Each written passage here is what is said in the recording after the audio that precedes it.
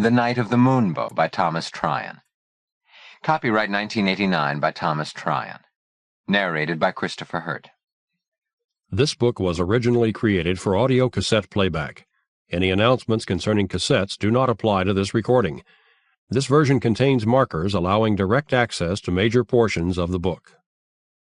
Annotation. In 1938, Leo Joaquim arrives at Camp Friend Indeed in Connecticut in mid-session to take the place of a camper who left under rather awkward circumstances. Leo, who is a prodigy on the violin, and at times rather shy and awkward, is assigned to the cabin which has the reputation as being the best. Leo's inability to pull his share of the load transforms his cabin mates into a group out for revenge, and Leo becomes a catalyst for an explosion of evil. 1989. From the book jacket. In The Night of the Moonbow, Thomas Tryon returns to the chilling, hypnotic mode of his pulse-quickening classic, The Other, the novel that numbers among its myriad admirers the authors of both Rebecca and Rosemary's Baby. He takes us back to 1938. He draws us into an idyllic landscape, a sunlit world that evokes the halcyon days of all our childhoods, a world destined little by little to be overtaken by the darkness that lies beneath its surface. It is summertime, at the Bible camp called Friend Indeed, nestled among tall pines on the shores of Moonbow Lake. The teenage boys of the cabin called Jeremiah, and their glamorous counselor, Reese Hartzig, in every way a star, a hero to the camp for his athletic prowess, his commanding presence, even his reputation as a heartbreaker, eagerly await the arrival of a new camper. He is to replace the homesick bedwetter, whose presence for the first 2 weeks of the season has cost the cabin its traditional place of honor as best of the best, holder of more trophies, winner of more prizes, mostly Bibles, than any other.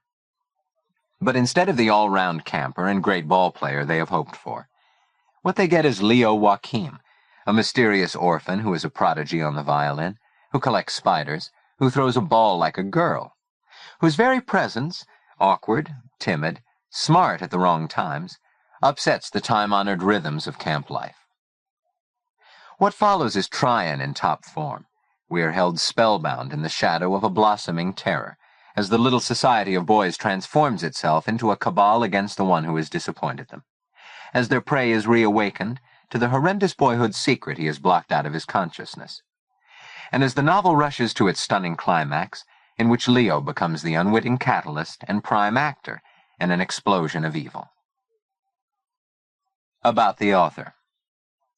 After a notable career as an actor on the stage, in television and in films, climaxed by his award-winning performance in The Cardinal, Thomas Tryon retired from acting to concentrate on writing. His first novel, The Other, published in 1971, became a huge bestseller and a movie, and is now taught in high schools and colleges across the country. 4 other novels followed, all bestsellers as well: Harvest Home, Lady, Crowned Heads, and All That Glitters. His novel for children, Opal and Cupid, will be published in 1990 by Viking Penguin. He lives in Beverly Hills. For Scott Tryon, 1957 to 1982.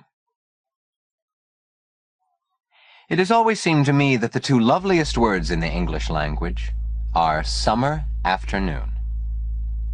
Henry James, in a letter to Edith Wharton.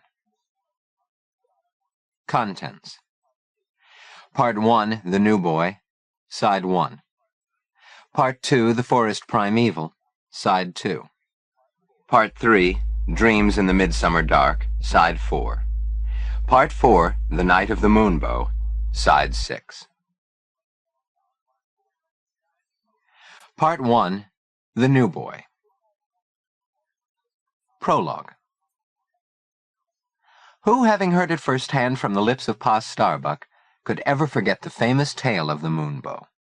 Who could account for its fatal charm, or explain of what singular enchantment the story was concocted? An aura it had, certainly, a unique kind of sorcery. But of what was it made? What caused it to happen?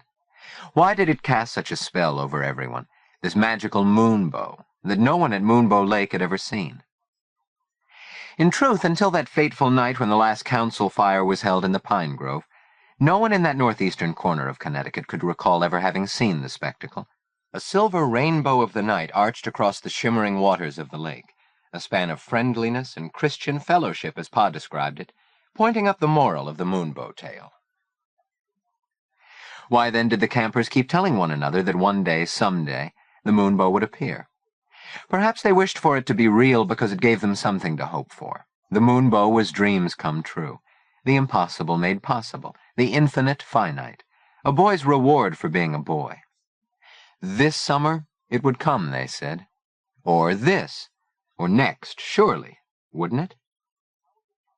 And when in that final camp season of 1938 it did come, how was it possible that there, at Camp Friend indeed, where the summer sang among the trees, where no Moonbow boy had ever raised his hand against another, hatred, rank and profound, should have shown its face? Someone with a bucket of paint and a brush should have daubed an X on the door of Cabin 7, the cabin called Jeremiah. For it was there that the red speckled death had first appeared, to pass among the boys, spreading contagion, until one by one it claimed them all, poor luckless boys of lucky Cabin 7. What had it been? Some momentary Moonbow madness? A bad dream? So Pa Starbuck often thought in those dolorous after years, when having been relieved of his long tenure as founder-director of the camp, he had come to eke out what time the Almighty had allotted to him in a squalid, sun-parched suburb of Miami, where whichever neon moons that rose above the withered palm trees behind his stucco bungalow were merely the bitter reminders of his sorrows. Perhaps it was only a dream, thought the Reverend wistfully, bathed in the silver glow of his Philco television screen. The kind of dream that is born of Moonbow magic, gossamer and gone. He sighed again and told himself the Lord knew he had tried. He did, didn't he? He had, hadn't he?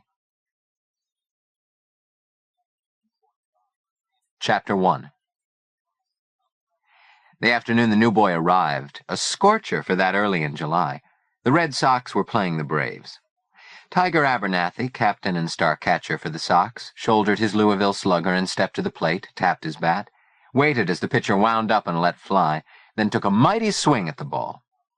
Dusty Rhodes, the Braves' first baseman, missed it altogether, and Augie Ogden, the outfielder, leaning sideways with outstretched glove, also came up empty-handed. And there went the ball smack through the back window of Ma Starbuck's office. A shattering of glass was briefly heard, then the victory cheer as Tiger beat it to home plate for his third run that afternoon. Hap Holliday, the camp athletic director, marched up and congratulated the boy. "But did you have to break Ma's window?" His laugh was bluff and hearty as he clapped Tiger on the back. Slewing the bill of his cap from back to front and shading his eyes, Tiger grinned up at the coach. "I guess I didn't have to, but it sure helped, didn't it?" Hap nodded. "Now maybe we'll get some action around here." His beefy red face covered with sweat. He wiped his brow as he scanned the baseball diamond, which lay close between the dining hall and the old farmhouse, whose rear quarter served as the camp office. For years the coach had been lobbying to have the ball field moved farther away from both buildings, but nothing had come of the idea. A few more broken windows and maybe Rolf Hartzig, the camp's benefactor, would see that the new field should be the next object of his largesse. As players and spectators alike abandoned the field for the hike down to the lower camp, Tiger blew out his cheeks emphatically and rubbed his scalp under his cap. "Well, I guess if we want our ball back, I better go get it from Ma. Dump, I'll see you back in Jeremiah," he called to his cabin mate, Dump Dilworth, busy storing their team's equipment in the shed. "Let me talk to Ma," Hap suggested. "I can get around her if she's going to be mad." "I can get around Ma good as anyone." Tiger knew his onions when it came to Ma Starbuck. He started off, then stopped. "Can I have my knife back?" The hunting knife was one of Tiger's most treasured possessions. He had won it 2 years before in the competition for Best All-Round Athlete. Rolf Hartzig had provided the prize, a Bowie knife purchased at Abercrombie & Fitch in New York. Hap handed over the knife in its leather sheath, then collected his golf bags and favorite driver, and headed off to whack some balls on the lower playing field, while Tiger dutifully trotted toward the farmhouse, a ramshackle structure whose sides seemed to slant toward each other as much for comfort as for support. Approaching it, he circled a clump of lilac shrubs, then mounted the red sandstone block that served as the office stoop, on both sides of which grew ragged clusters of sunflowers. He opened the screen door to find Ma with broom and dustpan sweeping up the broken glass. Jezebel, Ma's prized Persian, reclined the length of the windowsill, where a fatigued Sansevieria held up its mottled blades in the arid soil of a Majolica planter.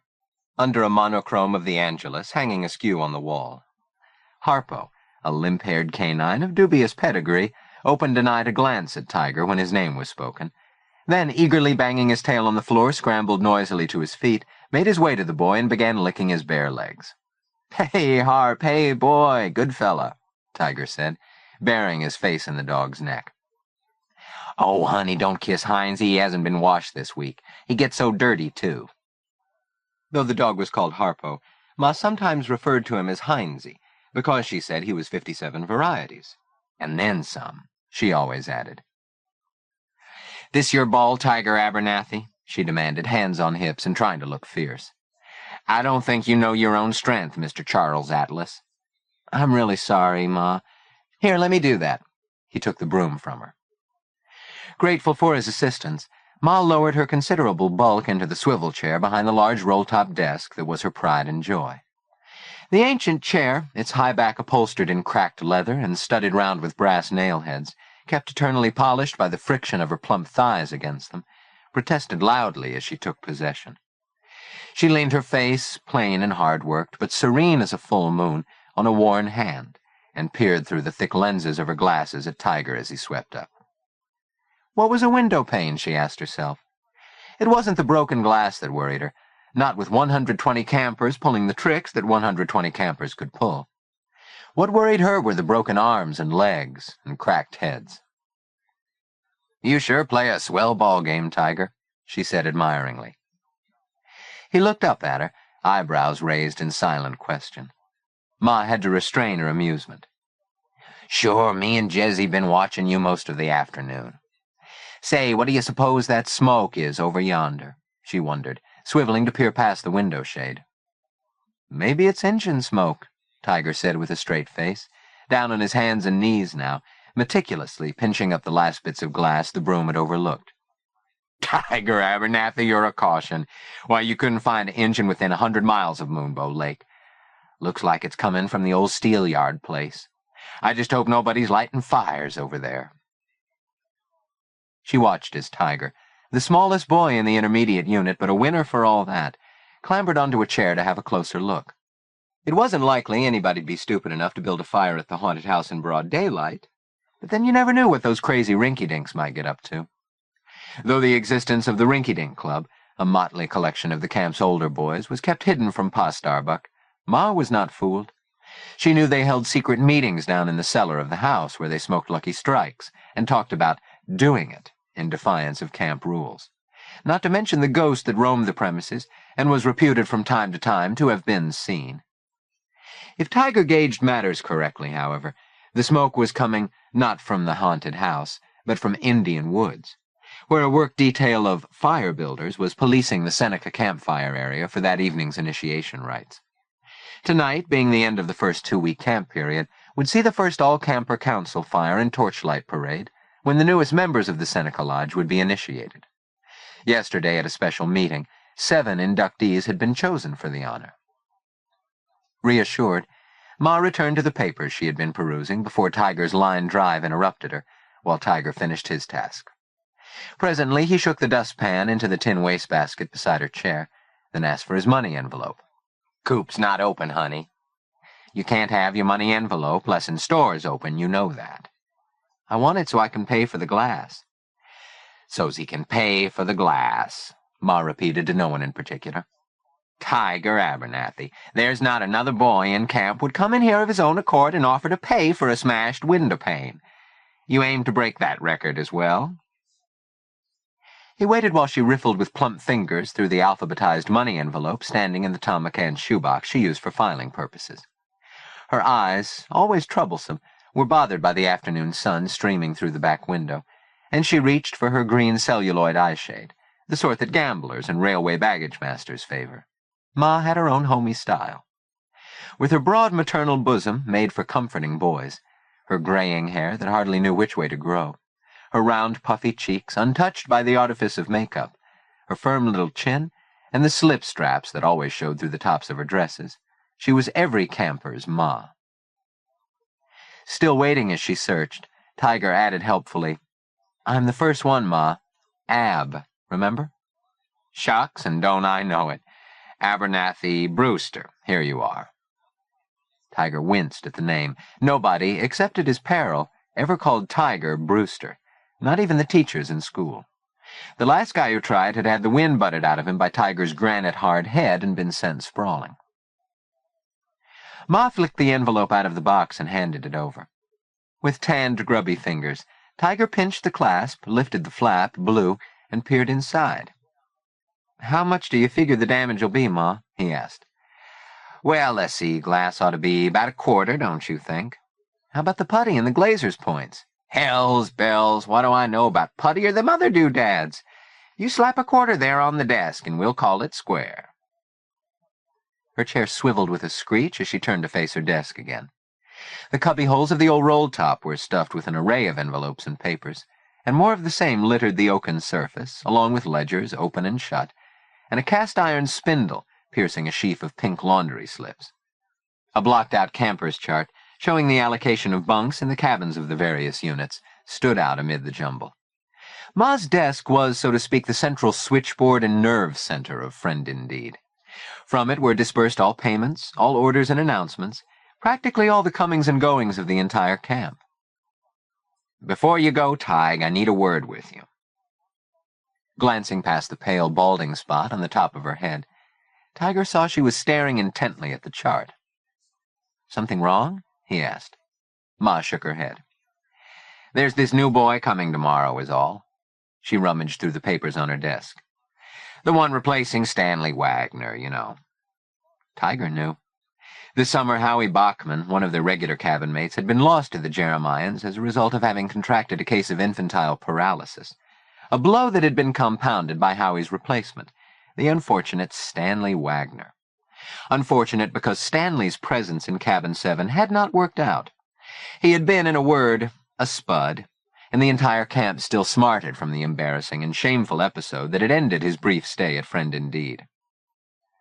"Not good camper, fodder," had been the judgment of Reese Hartzig, Jeremiah's counselor, and no one had disagreed. A bedwetter, at 14, a crybaby, and incurably homesick, Stanley had proved the wimpiest camper anyone could recall ever having come to the lake. Demerits had rained like hailstones upon Cabin 7 for Stanley's sundry errors and malfeasances, and the camel's back had been broken when, after a visit by a select group of campers to the castle, a crystal paperweight had been discovered missing, in consequence of which Ma's friend Dagmar Kronborg had declared her home and its trophy room off-limits for the remainder of the season. The paperweight had eventually turned up hidden at the bottom of Stanley's suitcase, and after an official meeting of the Sachem's Council, the camp's governing board, the culprit had been sent to Scarsdale, which meant nobody in camp was allowed to talk to him for 3 whole days. Then, having survived this trial, the next day Stanley had simply gone up in smoke, his parents spiriting him away with neither farewells nor apologies, and leaving behind only the yellow-stained length of canvas in his bunk. Now that bunk would get a new canvas and a new boy in it, and all the Jeremians were looking forward to his coming. Ma found what she was looking for, an already open letter.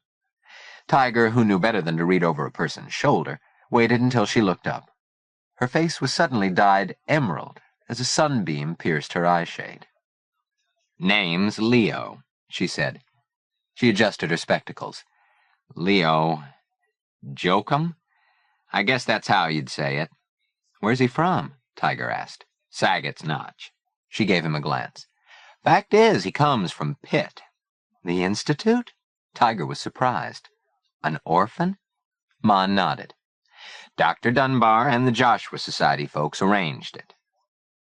Tiger mulled over this unexpected news. He didn't know any orphans that he could recall. Ma held up the 3 pages of script and explained. The letter had been written by one Elsie Meekum, an assistant to Edwin Poe, supervisor of the Institute, and that gentleman's liaison with Dr. Dunbar, the president of the Friends of Joshua. "It's a sad case," Ma said, her face expressing sympathy for the plight of this Leo Joaquim.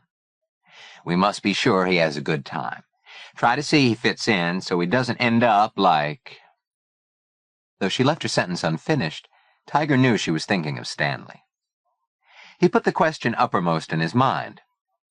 Does he play baseball? Ma was vague on this point. I don't really know. I should think so, though. Most boys play baseball, don't they? He plays on the violin, anyways.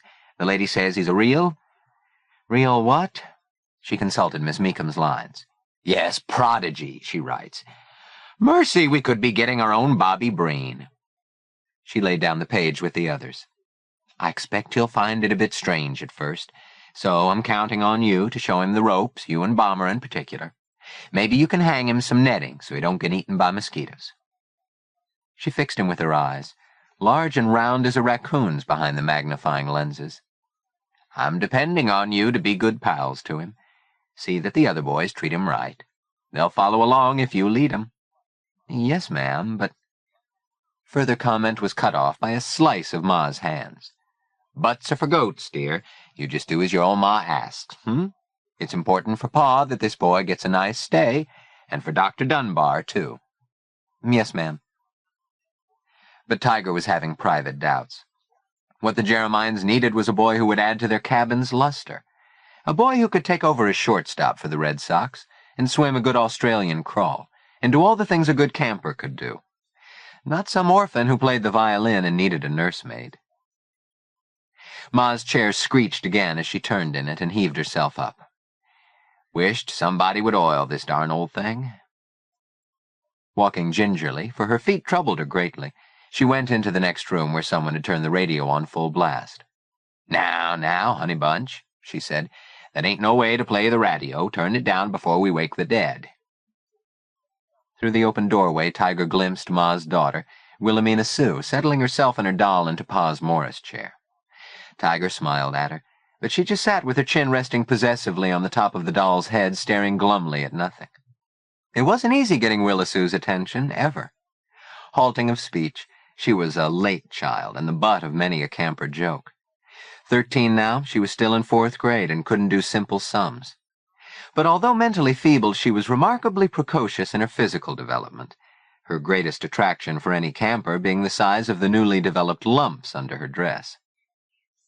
Tiger wiggled his fingers at her, but received no more response than he had before, and giving up trying to amuse the girl, he turned away. His eye happened to fall on the paperwork scattered across Ma's desktop. The letter about the new boy lay open before him, and he was unable to resist the opportunity of glancing at what it contained.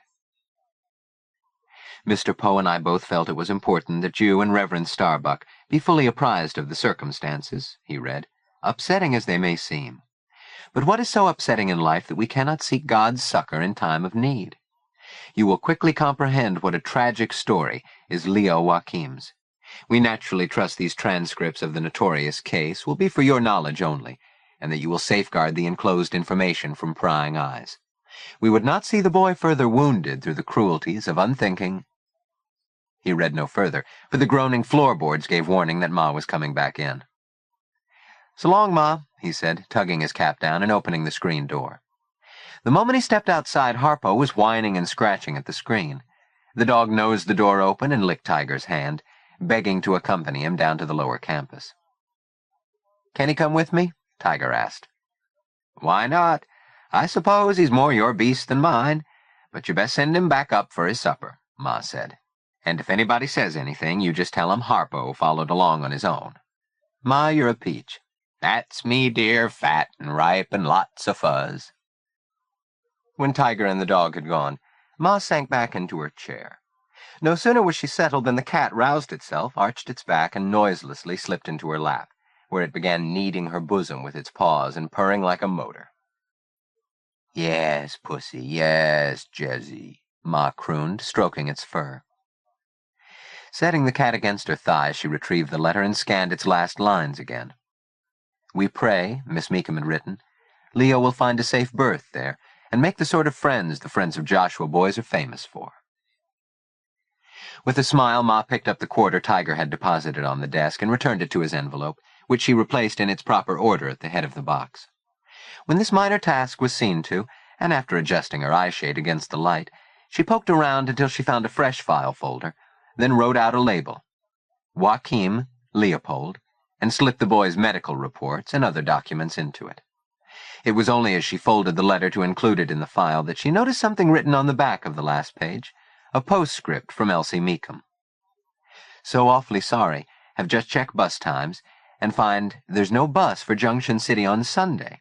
We'll have to send Leo Saturday afternoon. Now there was a fly in the ointment. Ma pondered matters. If the boy was coming today, that meant he was bound to arrive on the 5 o'clock bus from Hartford. She must get cracking so she could arrange with Henry Ives to meet him at Four Corners with the jitney. Henry could deliver him straight to Cabin 7, where Tiger would be on hand to look after him. She returned the letter to its envelope and placed it in the folder, which she set aside. From the back of the shoebox, she took a fresh, spending envelope like Tiger's, and across the top she began the name. She wrote, Leo, then stopped. What was that last name? She had reference to Miss Meekum's letter, then added, Joaquim. Joaquim, she murmured to herself as she wrote. Leo Joaquim. She slipped the envelope back in the box, then laughed to herself. The envelope was empty and likely to stay that way. In such times as these, who had spending money for a poor orphan boy? She opened her pocketbook and extracted 3 quarters, all the change she had. She had intended it for some new hair ribbons for Willa Sue, but there were better uses for money than fripperies. She closed up the envelope and reinserted it in its place among the others, then took the file folder and, pulling open the yellow-varnished cabinet drawer, filed it between Jackson Jerome and Jones Bertram. The clock chimed the quarter hour, and Ma's chair squeaked again as she started. Jessie hit the floor on 4 light feet. It was nearly powwow time. She must see to Willa Sue's supper. She hung her eyeshade on its hook and was about to shut the drawer when, her fingernail flicking along the row of tabs, she recalled Miss Meekum's admonition. Taking the new boy's folder, she opened the door of the old pie safe she used for important personals. The safe had a lock against snoopers. She placed the folder among the documents, shut and locked the door, then fed the key under her ink-stained blotter with its advertisements from Bloom's Stationery Emporium in Junction City, established 1926. Chapter 2. The string of 6 cabins making up Harmony, the intermediate or junior unit of Camp Friend indeed, that stretched between High Endeavor, seniors, and Virtue, cadets, were spread out along the line path leading to the council ring and the pine grove at the lakefront and the Teddy Roosevelt Memorial Nature Lodge, heart of the lower camp. Modest 9-bunk dwellings of brown creosoted tongue-and-groove siding set on blocks, identical in shape and size, each with its porch in front and clothesline beside or behind. The cabins had been built 20 years before to replace the original canvas tents, and had, instead of solid walls, sets of hinged side flaps that opened the entire structure up, bringing the outdoors inside. Each cabin had its name and number carved on a varnished pine plaque over the door. Ezekiel 6, Jeremiah 7, Hosea 8, Isaiah 9, and Obadiah 10.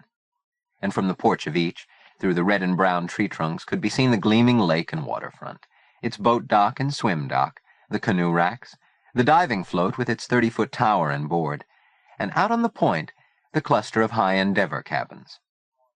A dozen feet in back of Jeremiah, between the chrome-piped faucet and wash rack that the cabin shared with Hosea and Ezekiel, stood Old Faithful, the geyser-like drinking fountain that was the social center of the Harmony unit, and farther along the path was the Dewdrop Inn, as the 6-hole privy was called, another social hub.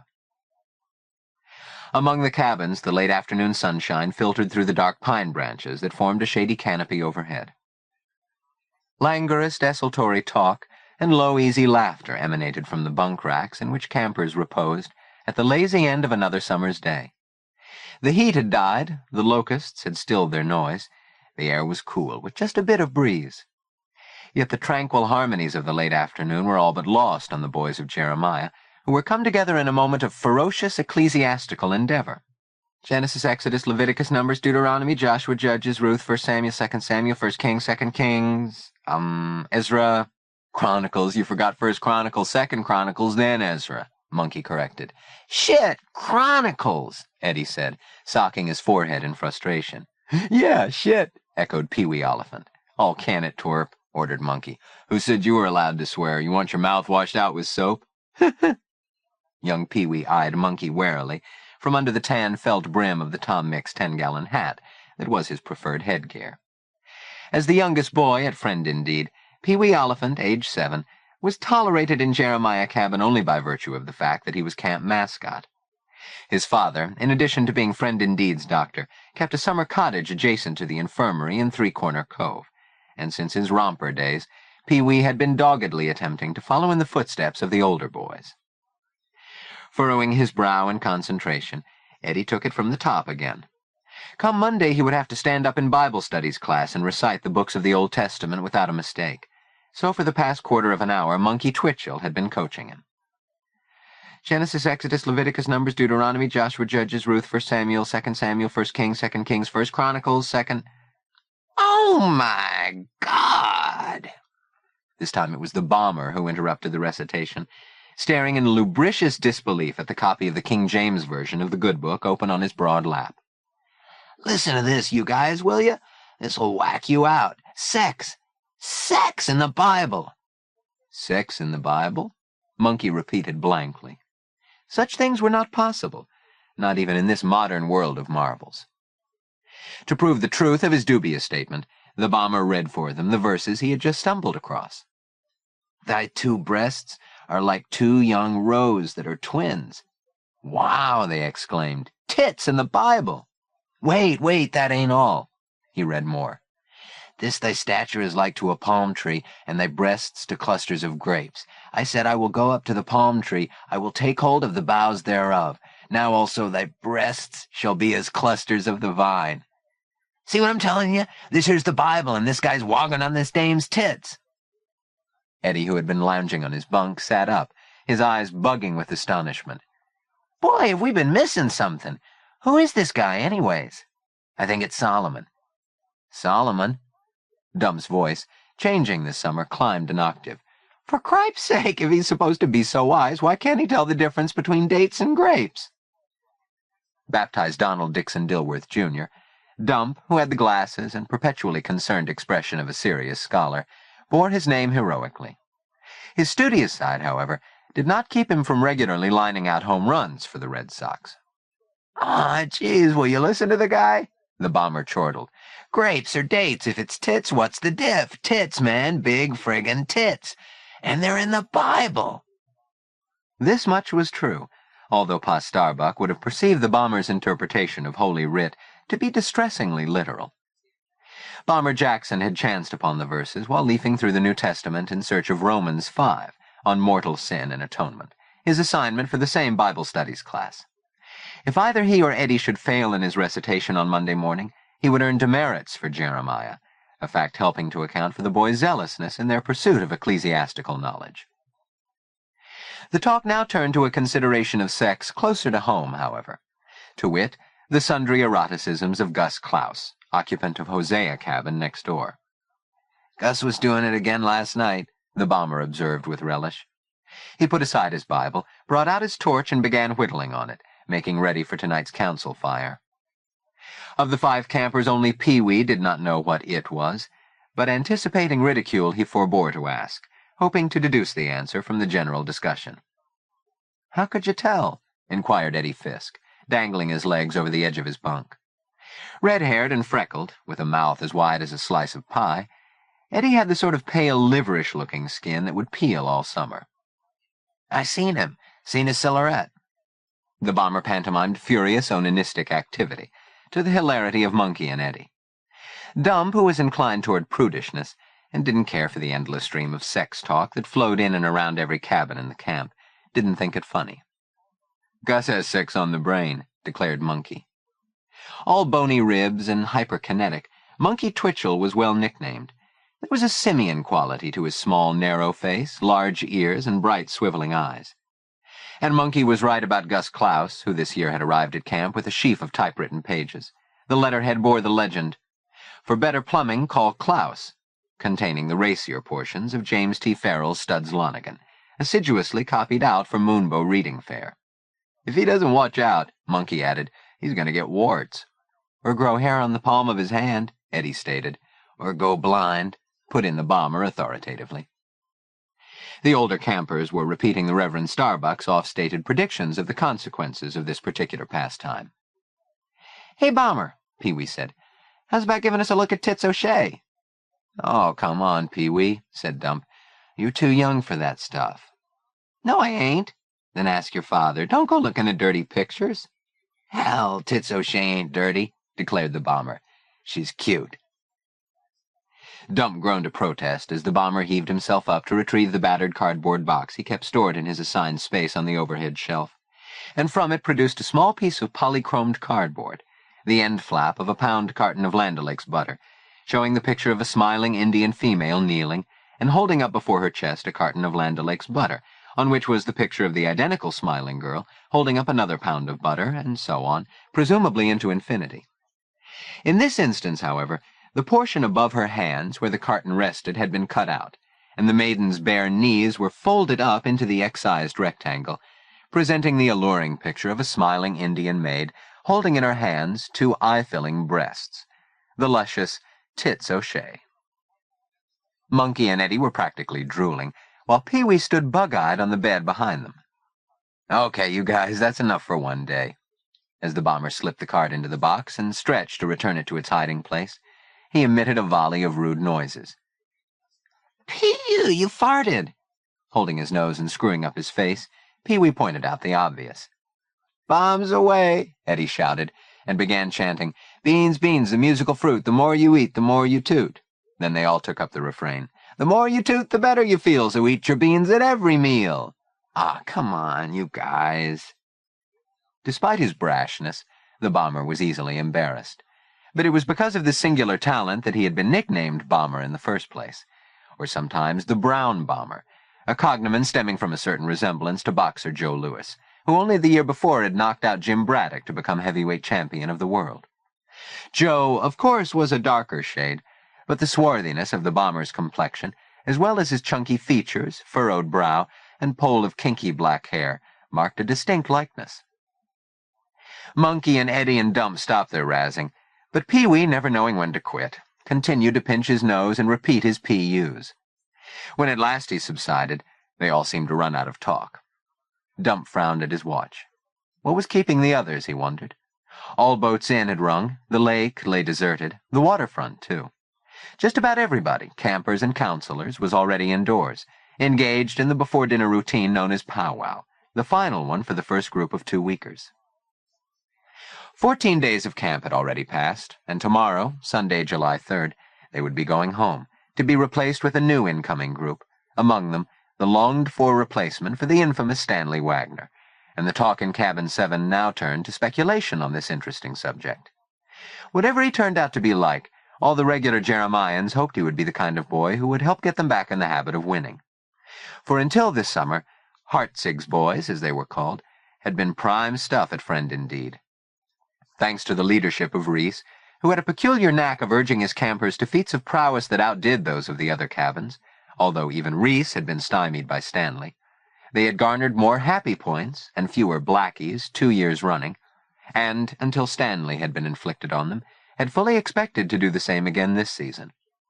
If the new boy lived up to expectations, if he could show some good old moxie and bring home the bacon, to use two of Reese's favorite expressions, and, well, just fit in, they might still pull it off.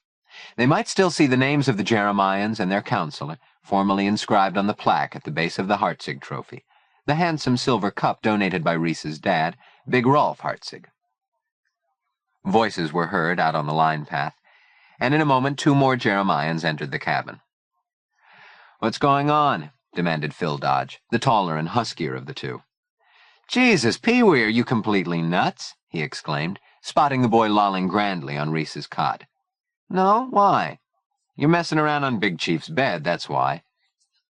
The counselor's cot stood in the center of the back wall, between the sets of double-decker bunks, 4 to a side, and was made up in the military style, with a footlocker at the foot, monogrammed R.A.H., Rah-Rah Reese, for Reese Adam Hartzig. Phil shagged Pee-wee off the cot and went about neatening the blankets and pillow. Meanwhile, Pee-wee had turned his attention to the frog dangling by its hind legs from the second boy's fist. Boy, that's a whopper. Where'd you get it? I caught it, said Wally Pfeiffer, his tongue bright pink from the Necco wafer he was sucking. I stunned him with the rock. Phil gave Wally an exasperated look. So what? Who waded in and grabbed him? Don't think you're so hot. And listen, kiddo, he added, didn't I tell you that candy'll make you break out? You know how Big Chief feels about pimples. Wally gave his pal a grim, tooth-clenched look and spat out his half-melted wafer. Phil Dodge, a square-headed boy with a hard-packed body, a spiky pineapple haircut, and eyes that never told you anything, was cabin monitor and Reese's second-in-command, enforcing the counselor's dictums as he could, which meant mostly in matters concerning the unassertive Wally, and even aping his mannerisms. All right, camper, let's hop to it, Phil would say, and, listen, kiddo, I don't want to have to tell you again. And when Reese said, listen, kiddo, Phil really did hop to it. Now, he couldn't mask a certain satisfaction in having bent Wally to his will, which made Wally burn silently. Wally could never hope to measure up to Phil. He was a skinny, dour-looking lad with limp flaxen hair and the pale, puffy-lidded eyes that resulted from an overactive thyroid, a condition that probably accounted for his perpetually drowsy expression and morose disposition. We both caught him, Phil asserted, willing now to be generous. He took the frog from Wally and gave the creature a shake. It emitted a croak of protest. Boy, he sure is fat, Pee-wee said admiringly. Can I have him? What for? I bet Oates would let me keep him in the lodge, Pee-wee said. Oates Gurley was the camp nature director. In a box, I could have him for a pet, or we could blow him up. What are you talking about, Runt? Phil demanded. You know, like a balloon, Pee-wee said, refusing to be cowed by Phil's contemptuous glare. I seen Reese do it once. He took a soda straw and shoved it up this frog's ass and blew it up. It floated in the water, but it couldn't swim. Oh, come on, Pee-wee, that's disgusting, Dump exclaimed. I didn't do it, Reese did, Pee-wee protested. A frog balloon was a good gag, after all. Didn't campers chloroform frogs for dissection in nature study? Not that Reese Hartzig would bother with anything so pedestrian as that. In fact, he would never do anything ordinary, even when it came to frogs. And when you got right down to it, there wasn't anything much Reese couldn't do, and do with style. Who else did the boys know whose sleek tanned features had turned up in the Sunday rotogravure, grinning among a group of important-looking individuals? Who else had surfed at Waikiki Beach and sailed to Europe with his parents to see the Berlin Olympics? Who else had climbed Mount Monadnock and paddled and portaged the Quinnebog clear down to New London? Who else wore a tux and went to country club dances and carried a silver flask on his hip? Who else had been courting the matchless Nancy Ryder, sub-deb daughter of the lieutenant governor of the Commonwealth of Pennsylvania? Had even, it was rumored, danced with Dixie Dunbar at the Rainbow Room in Radio City? Who else had left a trail of broken hearts, which was why the Jeremians sometimes liked to call him Heartless, up and down the whole of the eastern seaboard? Who else, after this, his last Moonbow summer, was going off to be a flyer in the Army Air Corps and get a pair of silver wings? At Friend Indeed, Reese was the Big Chief, former ace camper, a bunkie in Jeremiah, as his father had been before him, and current top-rated counselor. And it was a rare Moonbow boy who didn't look forward to the day when, like his hero, he too would have been made one of Pa's glad men from happy boys. Pa had dreamed up the camp motto and had decreed that it be painted on the sign at the highway turnoff. Who could take up smoking a pipe in public, the same kind of briar Reese's father had given him, in a smart gold-stamped leather case with a green satin interior, the kind you saw in an Esquire ad? Phil dumped the frog into the fire bucket and partially covered it with a box until Reese should decide its fate. No sooner had he and Wally hit their bunks than the missing Jeremian came in over the back sill. "Tiger!" Pee-wee crowed happily. "Hi, Sprout, what are you doing here? It's powwow time." "I'm powwowing with you guys." "Jay say it was all right?" J. St. John was the counselor of Habakkuk, Pee-wee's cabin.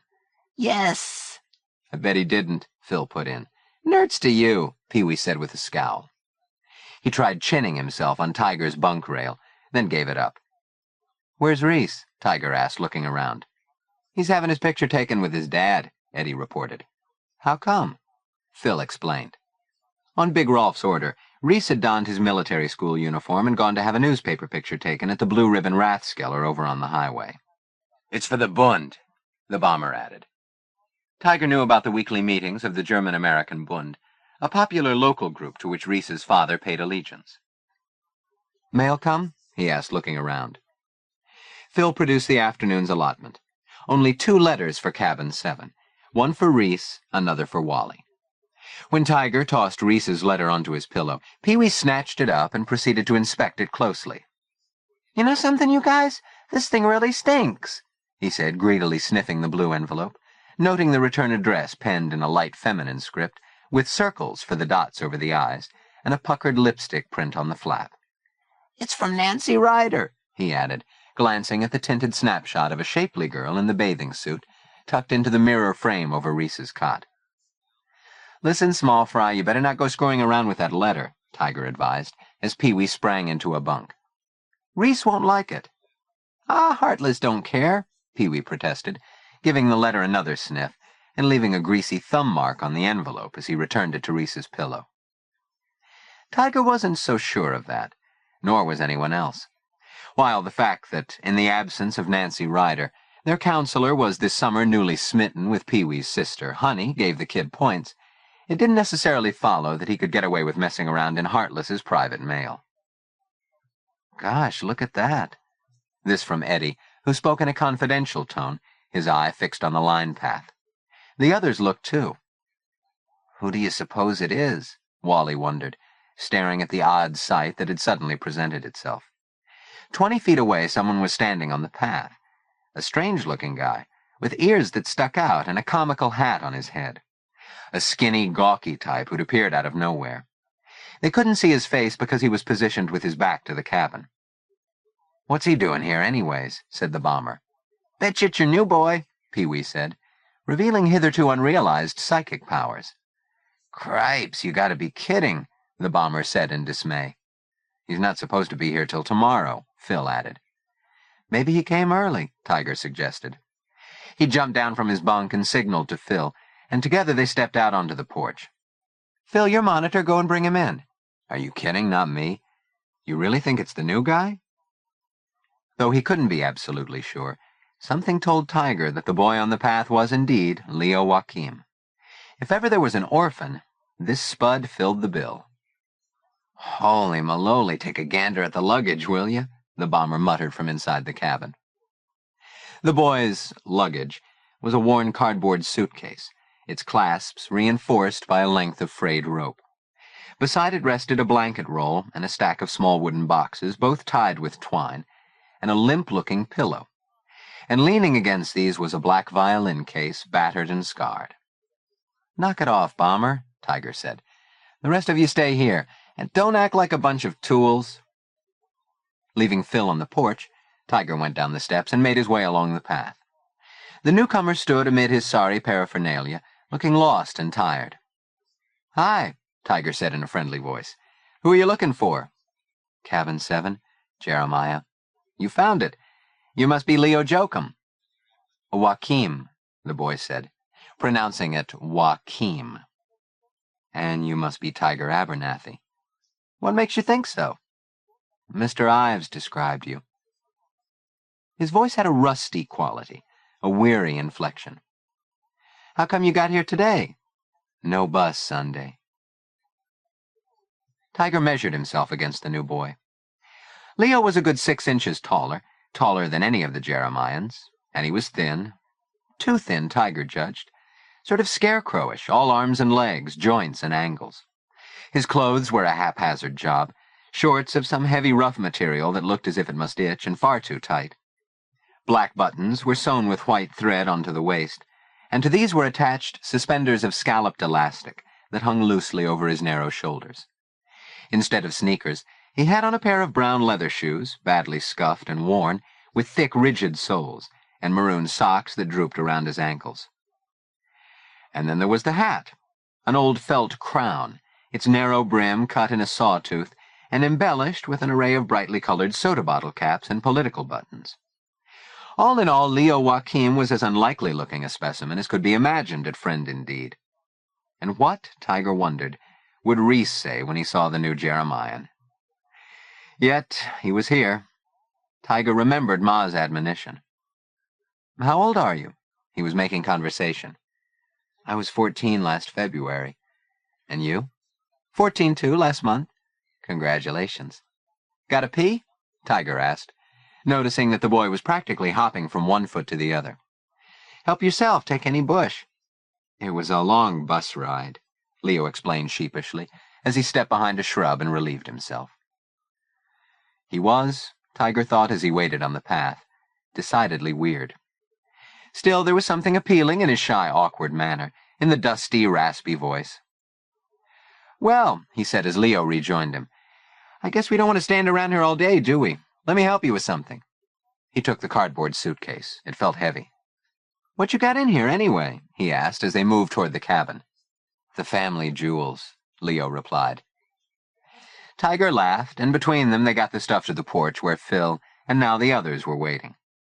There was a good deal of shuffling around while everyone said hiya and shook hands and scratched elbows, and the bomber dropped the torch he was holding and picked it up again, and they all tried to act natural and naturally failed. Tiger performed the solemn introduction, getting the new boy's name right, and one by one each of the Jeremians offered his hand and received in return an awkward hand jerk. Phil looked the newcomer up and down. My name's Dodge, he announced, a bit over-hearty. Mine's Jackson, the bomber offered, and then the rest told their names, and Dump's full title of Donald Dixon Dump Dilworth, Jr. was proclaimed amid much laughter and hoots of derision. And my name's Pee-wee Oliphant, crowed Pee-wee, whipping off his 10-gallon hat and sticking his mug out. And where is your trunk, Mr. Pee-wee Elephant? Came the new boy's quick reply. This made them all laugh, and the new boy laughed with them, then blinked his eyes once or twice as though they hurt, and said in his dry, sandpapery voice, Glad to know you all. His face was just a face, nothing extraordinary there, except perhaps for the large, dark eyes. They peered out with a kind of far-away expression that went past you, or even through you. The formalities seen to, the group filtered into the cabin, the Jeremians sending out silent signals to each other saying, What the heck? And beats me. As yet, Tiger had given no indication of how far they ought to extend their hospitality, and this was odd because Tiger usually provided them with guidelines regarding any new or unexpected situation. He now stood by the infamous yellow-stained bunk, as if to say, This is yours. Who slept here? Leo asked. He looked from the bunk to Tiger. Belonged to a fellow named Wagner, Tiger said. You're his replacement, the bomber added. What happened to him? He went home with his tail between his legs, Phil said. I see he left his yellow badge of cowardice. Tiger shot the new boy a look. That was a good one, especially for a guy from Pitt Institute. Leo was regarding the cot in the middle of the room, a scant yard away. Who sleeps there? He asked. Reese. Reese? He's our counselor. Where is he? Having his picture took, the bomber explained. For the newspaper, Wally chimed in. The Sunday paper, Monkey added with emphasis. Watching Leo trying to unknot the twine around his blanket roll, Tiger slid his knife from its sheath and handed it over. When the twine was cut, releasing the bedroll, Leo returned the knife. As he carefully moved his violin case aside and started to undo the dented clasps of his suitcase, the others, by ones and twos, crept into their bunks, watching, eyes filled with curiosity. The suitcase was unstrapped and the lid folded back on its wobbly hinges. It produced nothing remarkable, however, among its contents. Then Leo began to undo the twine holding together the stack of small wooden boxes. What you gonna do with those? The bomber inquired, trying not to sound overly curious. I'm going to collect things in them. What kind of things? Oh, flora and fauna. Flora who? Floradora. Ha ha. The bomber made a goony face to the others. Someone snickered. Leo, still having trouble with the knot, asked Tiger for the loan of his knife again. After he had cut the twine and unwound it from the boxes, he sat holding them, still stacked between his knees. And though every camper in the cabin was bursting to know their real purpose, the new boy did nothing further to relieve them of their curiosity. What are you playing baseball? The bomber asked, hanging his head over the end of the bunk. In baseball? Leo drawled the word, as though its meaning eluded him. Then, I don't play anything. The bomber sat up in surprise. You don't? I'm afraid not. Tiger's look went to dump in the opposite quarter of the cabin. "Well, there goes the ball game," it said. "Stanley Wagner's bunk must be jinxed." Just then the bell rang for dinner, breaking the tension, and all along the line path campers exploded from their cabins and streamed across the playing field, heading for the dining hall in the upper camp. Not inclined to hurry, the new boy sat on Stanley's bunk rail and emptied a pebble out of one of his shoes. "I see you brought your own pillow," Tiger remarked, waiting with the bomber at the door. "That was smart." "Was it? Good. I never go anywhere without Albert." "Who's Albert?" Pee-wee wanted to know. "My pillow." "Oh." When he had put his shoe back on and laced it up, Leo went to join Tiger and the bomber. As the second bell for dinner sounded, the three broke into a run. "Hey, Wacko, you forgot your hat!" cried Pee-wee, short legs churning as he tried gamely to catch up. In his hand, the bottle cap. Pee-wee didn't realize it then, but he had bestowed a new nickname on Stanley Wagner's replacement. Leo Joaquim, who played the violin and kept a pillow named Albert, who wore a funny-looking hat, and who didn't like baseball. Chapter 3. Altogether, the Jeremians could never just walk down the road from the dining hall to the lower camp, but as they did this evening, they would form loose, lollygagging knots, dragging dust, kicking fannies, elbowing ribs, clipping shoulders, tripping feet, now seeing which of them could throw a stone the farthest, or hold his breath the longest, or strike the deepest tone, now knitting together, now spreading to both sides of the road, now joining up again to make cracks about Willisu's busted brain, coming closer to delve into the mysteries of all womanhood, with the bomber was forever telling, about how he'd seen a naked female in the window of the tenement next to his tenement, and what that looked like, and always, Pee-wee Oliphant's plaintive cry behind, "Hey, you guys, wait up!" Tonight, though, there was a difference. Tonight they came down with Leo, the new boy in cabin 7. There was no doubt but that he'd made a splash at dinner. Campers couldn't take their eyes off him, and he was the subject of numerous jokes. "Hey, get a load of Mortimer Snurd. Where'd the yokel come from?" Jokes about his Adam's apple, and his ears, and his bottle cap hat. Things had quieted down some during the meal, but no one could ignore the fact that it seemed cabin 7 might have drawn another Stanley Wagner. But, Tiger thought, twisting the bill of his baseball cap, this boy really was nothing like Stanley. For one thing, he was smart. His odd-shaped skull looked like it housed a full quota of brains. They must eat a lot of fish at the Institute. Still, he was odd, with his pathetic suitcase and mysterious codfish boxes, his beat-up violin case and weird hat, and his pillow named Albert. There were other strange things about him, too. His gawky kind of walk, the jug ears that stuck out, the habit he had of ducking his head before he spoke, the surprising way he had of phrasing things, the kind of things he said. Like when the bomber asked him the question everybody else had been wanting to ask but refrained from. "How come you came by bus? Couldn't your mother and father bring you?" "I'm afraid they couldn't." That might have been the end of that, but the bomber was like a dog worrying a bone. "Father have to work?" he pressed. "No." "You don't have a car?" "That's correct, no car." He walked 1 or 2 more steps before adding, "No mother and father either." "Oh." That one was a shocker to all but Tiger. Pee-wee piped up. "Yikes, you an orphan? You live in an orphanage? Do they feed you gruel?" "Pee-wee, for cripes' sakes, give the guy a break, will you?" Tiger said. "I was only asking. Gruel's what they gave Oliver Twist in an orphanage." "Oliver Twist wasn't in any orphanage," Dump corrected. "He was in a workhouse." "What's the diff?" Pee-wee wanted to know. "Not much, to be truthful," Leo answered. "But don't you know who your mother and father are?" Pee-wee persisted. "Yes," Leo returned deadpan. "My mother was an Indian princess, and my father was the Emperor of China." The guys wanted to laugh outright, yet there was something in the way he spoke the words that made them hold back. Pee-wee, however, had to titter.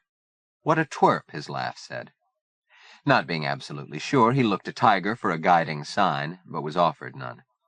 Then he looked to the bomber, who shrugged, then behind him to Eddie. Still nothing doing. "What did he do, your father?" Phil inquired. "About what?" "No, I mean, well, what did he do for a living? What was his job?" "Butcher." "Huh?" He was a butcher.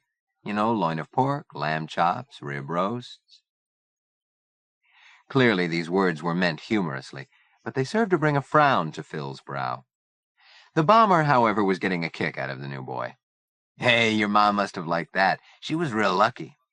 Yes, real lucky, Leo said. But there was something odd in his tone that made the bomber wonder. Tiger, too. What did you think of Ma Starbuck? He asked, having just introduced Leo to Ma outside the dining hall. I guess she runs the place, huh? How'd you guess? Said the bomber. Does everybody call her Ma? Everybody around here does. Ma. The boy repeated the word. Everybody's Ma. Well, every boy should have a ma, shouldn't he? A boy's best friend is his mother. Isn't that what they say? By now they had come onto the playing field, but instead of going over to watch the evening one-a-cat game, they split up, most of the Jeremians heading for the Dewdrop Inn, while Tiger took the new boy on toward the Pine Grove and Council Ring to introduce him to the setting for tonight's campfire. Though Tiger had known the Pine Grove for 7 summers, knew it as well as the palm of his own baseball mitt, this evening the place seemed to have taken on a tinge of mystery, of unnatural quietude. Occasionally a bird chirped, a brief fleeting melody of evensong, and now and then a call came from one of the canoes out on the lake, bright gold in the last of the sun. Beside him, Leo stood gazing at the giant flat-topped chunk of granite, Tabernacle Rock they called it, that lay altar-like at the foot of the tallest pine in the grove. What an extraordinary tree, he remarked, sighting up to the topmost branches. They call it the Methuselah tree, Tiger explained, because of its age. It's awesome. Hercules would have trouble felling it. How old is it? Oates Gurley thinks it must be over 200. Oates is our nature director. Head thrown back, Leo continued to stare up at the tip of the tree.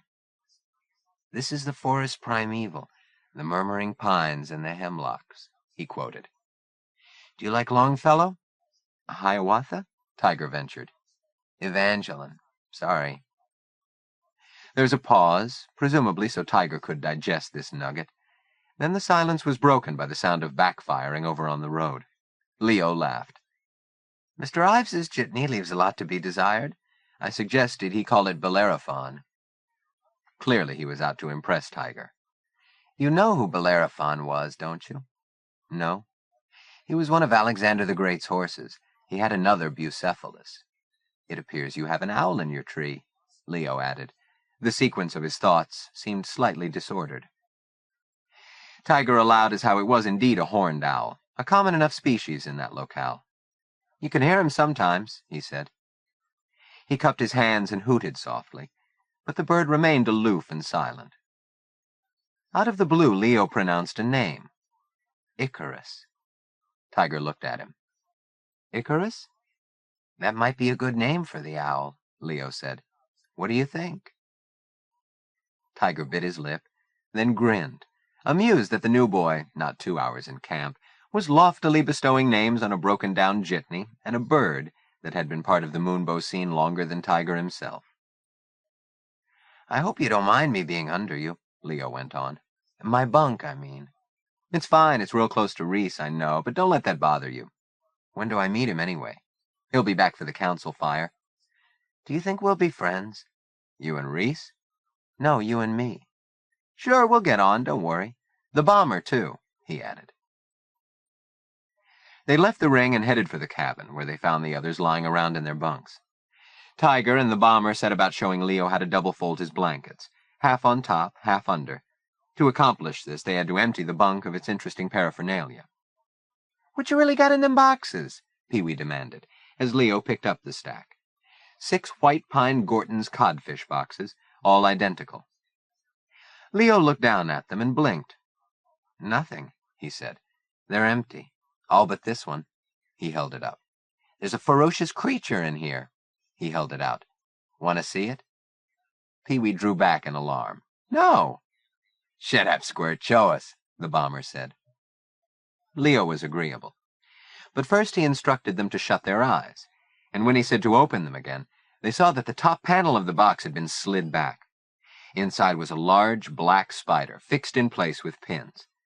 Yikes, cried Pee-wee, jumping backward. Tiger also shied from the sight of the hairy and fearsome-looking thing. "Holy maloli!" exclaimed the bomber, and no comment was made when he broke wind, clambering down from his bunk for a better view. "Is it a black widow?" he asked. "Nope," said Dump, who knew about such things. "I'll bet it's a tarantula." Leo nodded confirmation. "It's from New Mexico, and it's called Lycosa tarantula, a wolf spider." Eddie was impressed. "Boy, I'll bet it could kill you if it was alive." Leo shook his head. "Not true. Tarantulas can bite, but it's not fatal." The boys exchanged looks. Evidently, the new boy was something of an authority on spiders. In fact, he seemed to know a lot about a lot of things. Then everyone began talking at once, not directly to Leo, but speaking for his benefit all the same, expanding bit by bit, describing boat tests and canoe tests, and discussing next week's snipe hunt and the water carnival later in the month. Leo, who had been privately surveying the immaculate cot positioned a scant 3 feet from his own, the shiny footlocker with its brass studs and stenciled monogram, the row of neatly pressed garments hanging from an overpole, the Indian clubs against the wall, the tinted snapshot of a bathing beauty tucked into the frame of a mirror hung on a nail, ventured a question about their owner. "What's he like, anyway?" "He's Big Chief," Phil said proudly. "He's heartless," the bomber said. "Heartless Hartzig," Leo tried it out. "Better not let him hear you call him that," Wally said. "He doesn't like it." Phil spoke up again.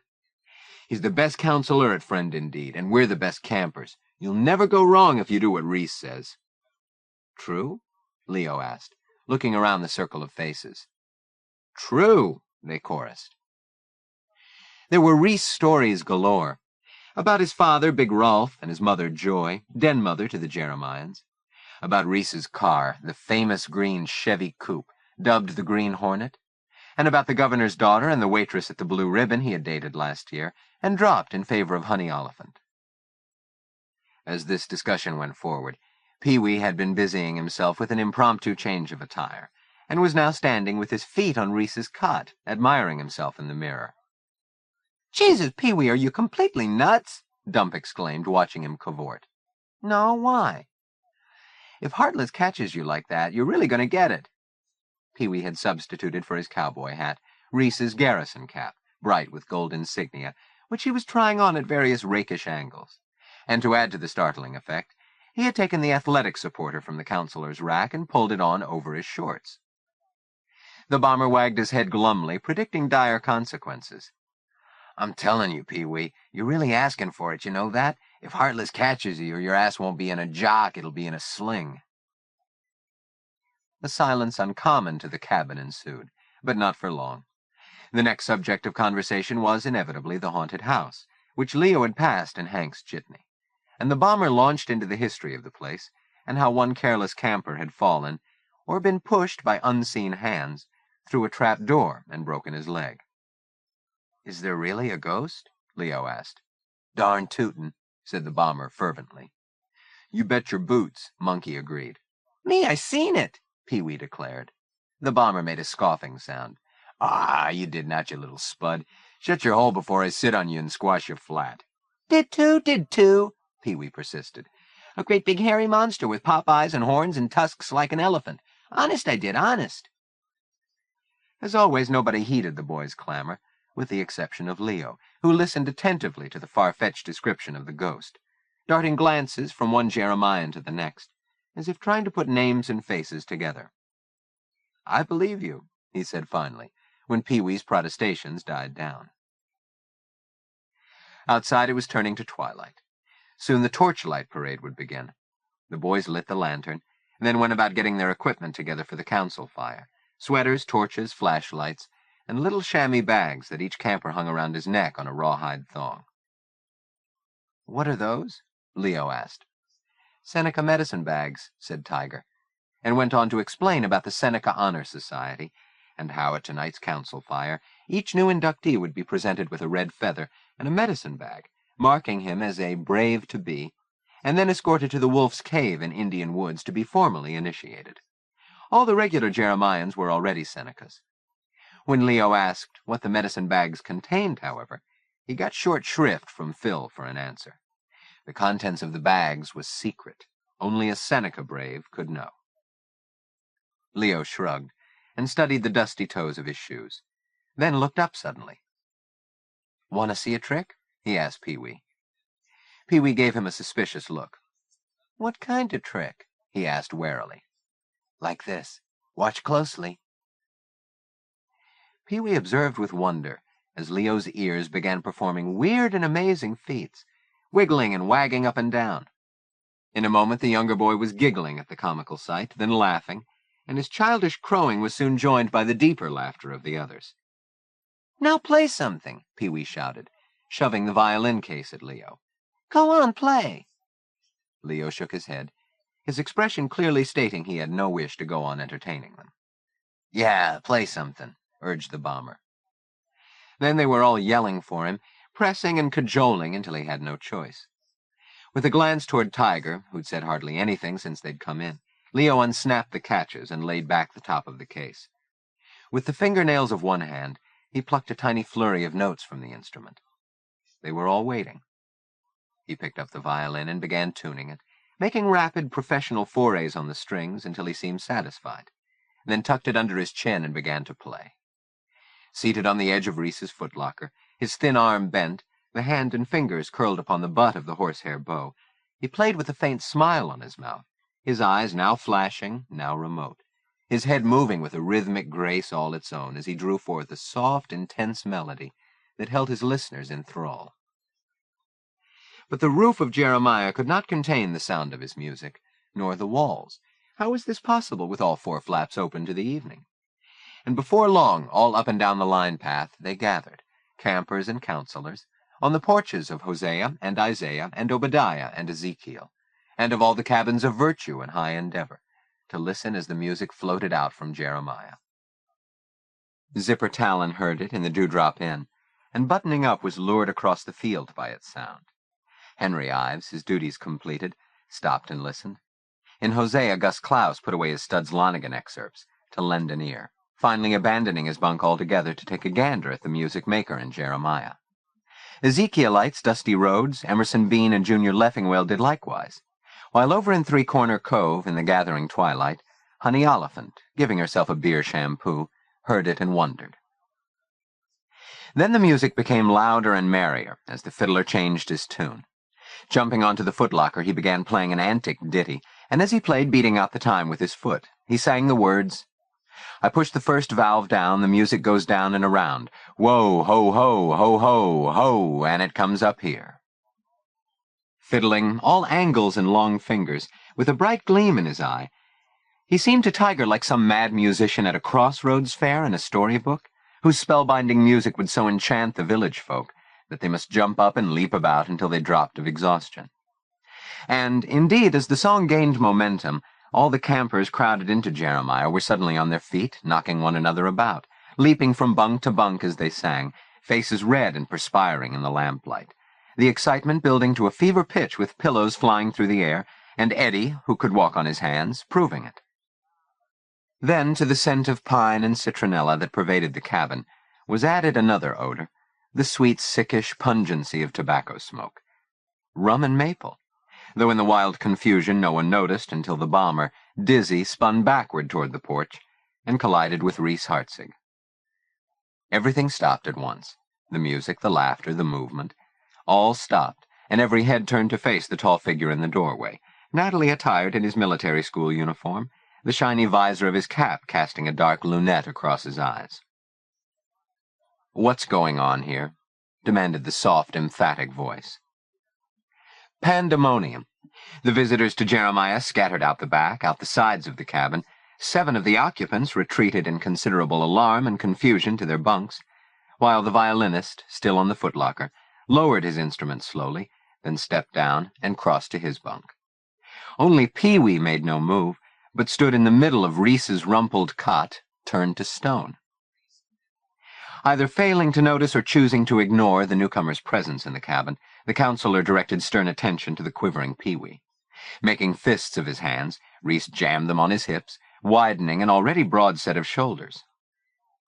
"Get off my bed," he commanded, still speaking softly. Pee-wee seemed to shrink visibly before getting down, presenting a sheepish and pathetic figure by anybody's standard. "All right, Kimosabe," Reese said, now snapping out the words. "Suppose you tell me what you think you're up to."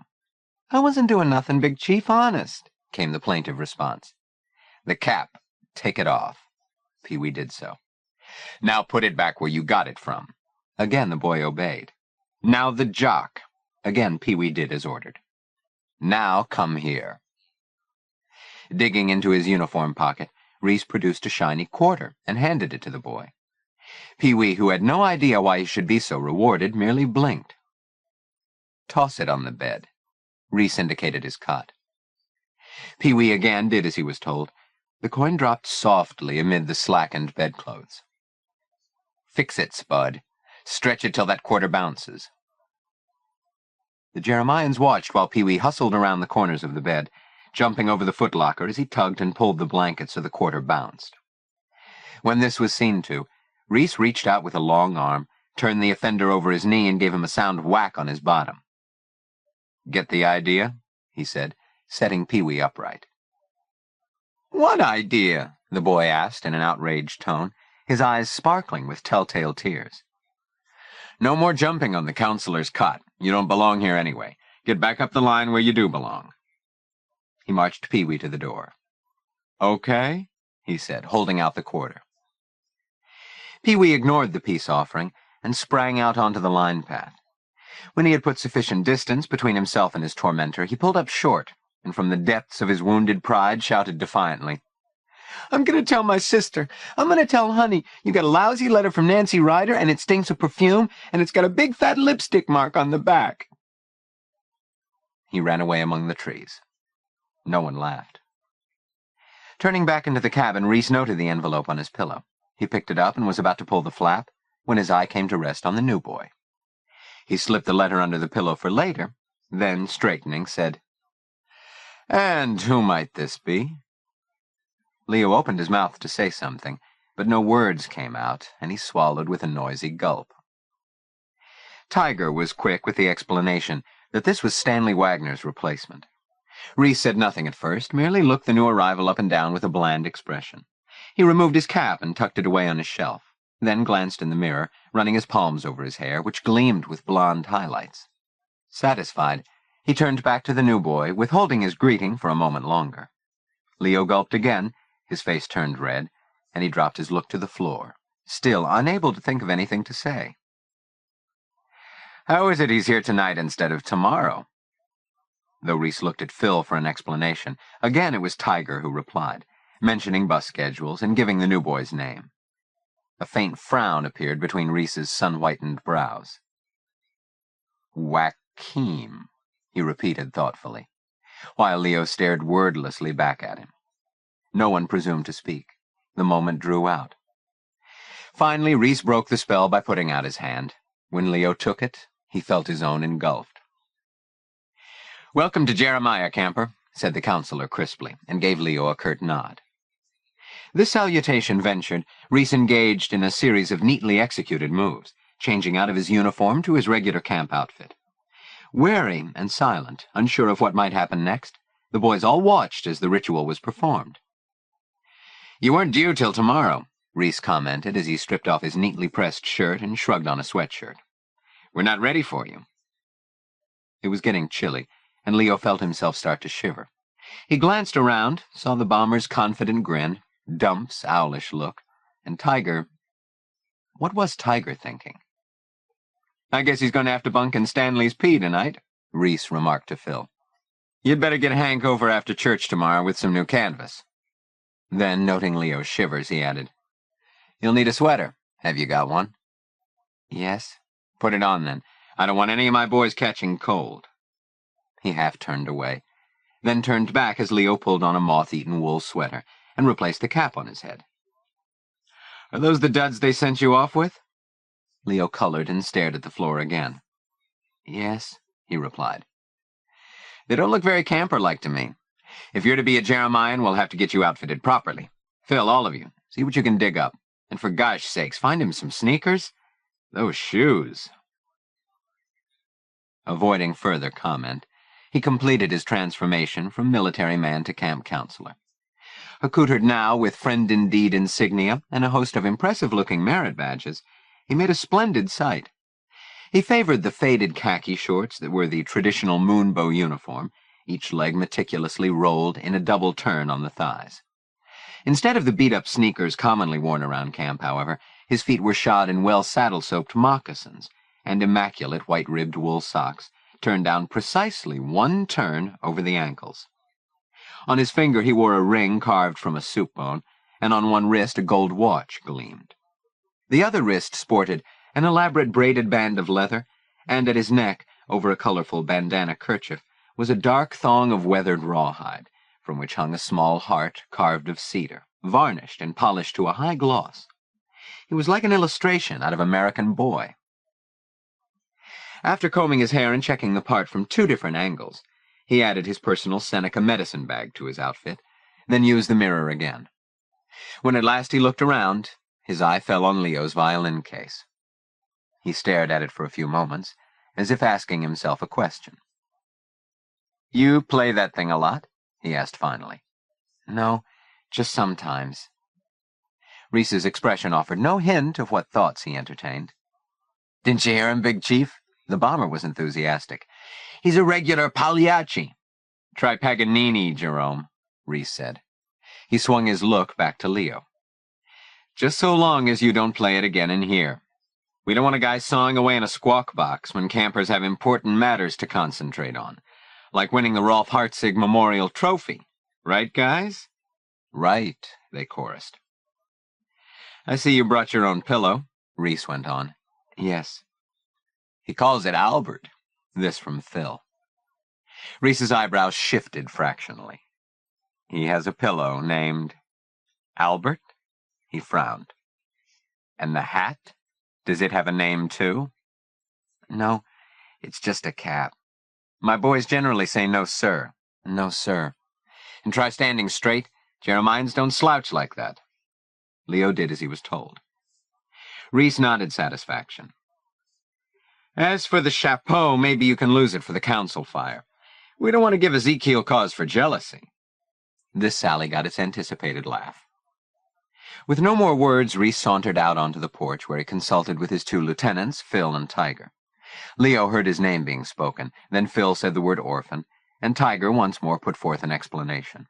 Ma Starbuck was mentioned, then something about a letter from the orphanage. Then Phil said something Leo missed. "What's that?" Reese said, his deep voice skating upward in surprise.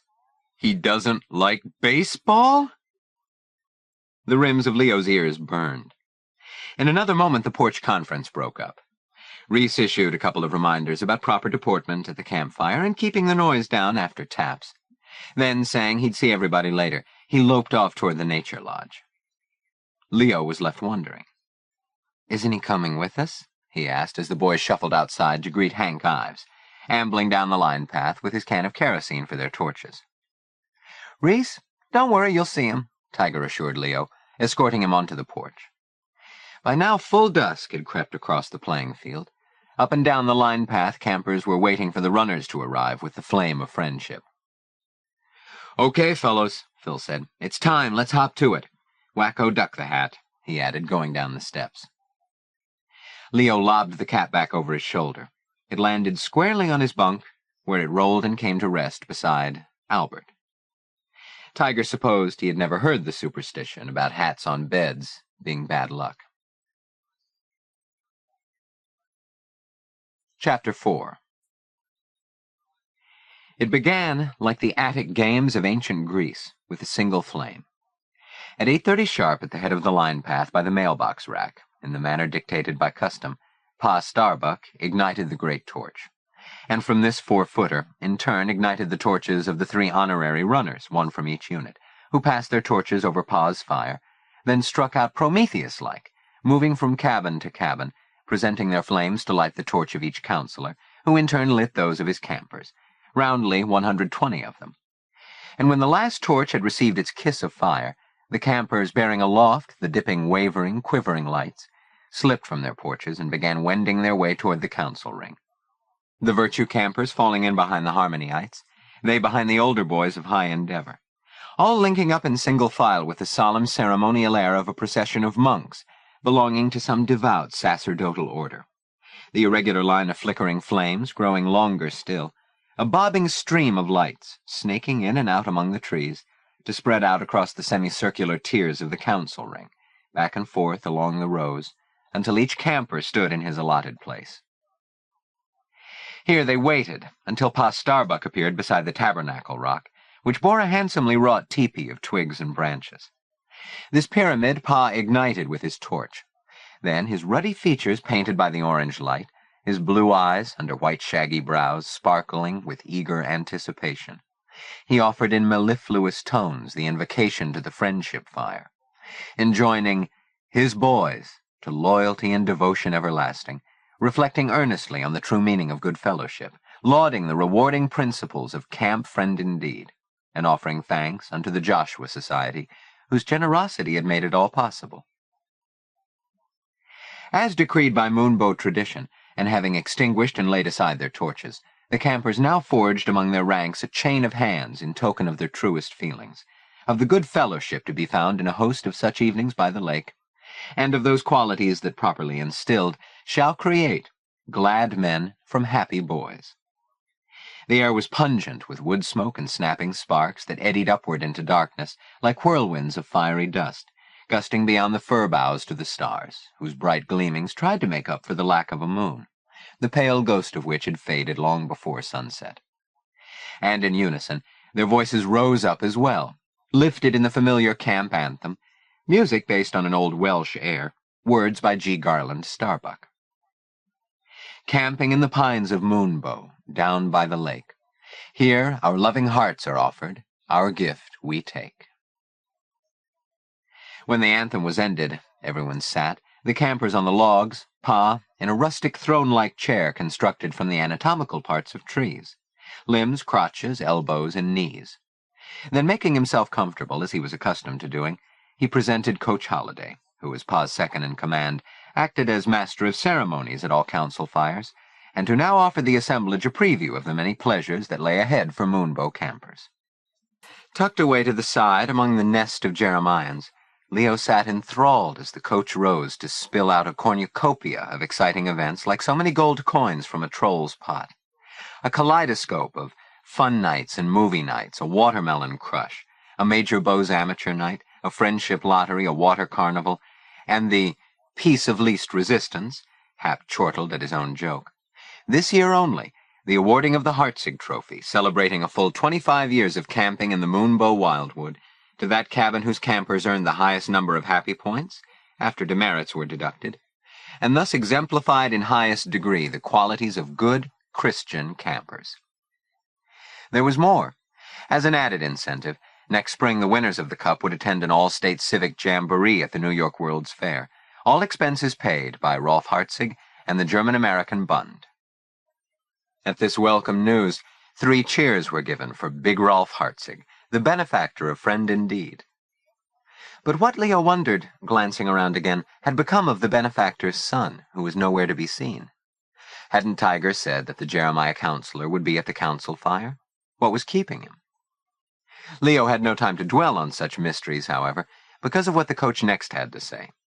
As of the end of the first 2-week period, not Jeremiah, the favorite, but Malachi, in the High Endeavor unit, was the front-runner in the trophy competition, all owing to the hapless Stanley Wagner, whose name Phil Dodge now muttered sotto voce, with accompanying descriptive epithets.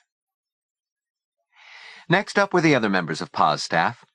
Rex Keniston, waterfront director, to announce the trial heats for the swimming competition in the annual water carnival. Oates Gurley, nature director and overseer of the dining hall, to solicit contributions to The Pine Cone, the camp newspaper of which he was the editor. And Fritz Auerbach, the new crafts supervisor, a wiry, dark-haired, intense-looking young man who rose to offer some general remarks about how much he had enjoyed his first 2 weeks in Moonbow Lake.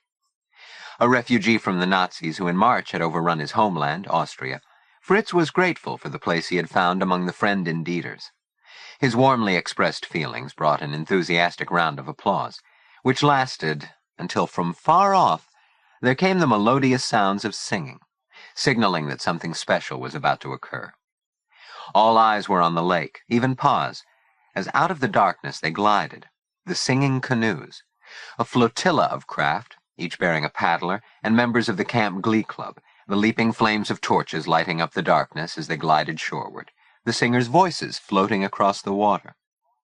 Applause swept the ring as the boys on land clapped for the singers, and for another Moonbow tradition, a blend of sound and sentiment, drama and glamour, that never failed to produce a sense of awe among the campers, and an awareness, no matter how dim, of belonging to a greater whole. Leo thought he'd never heard or seen anything so beautiful. When the canoes were beached, and the singers had joined their fellows in the council ring, the usual sing-along followed, starting with the camp pledge, as sung to Maryland, my Maryland. O friend indeed, my friend indeed, when I am a friend in need. As they sang, Leo, utterly unfamiliar with the words of the songs, yet gamely joining in, had intimations of a powerful bond being forged between him and the other campers, a warming comradeship that said he too was part of it all. From what did it spring, this sudden sense of belonging? From feeling the pressure of Tiger's knee, signifying the importance of a moment here or there? Or the mute, mirthful heave of the bomber's girth? From the fire's friendly glow, the fresh, outdoorsy fragrance of the pines? Leo couldn't tell.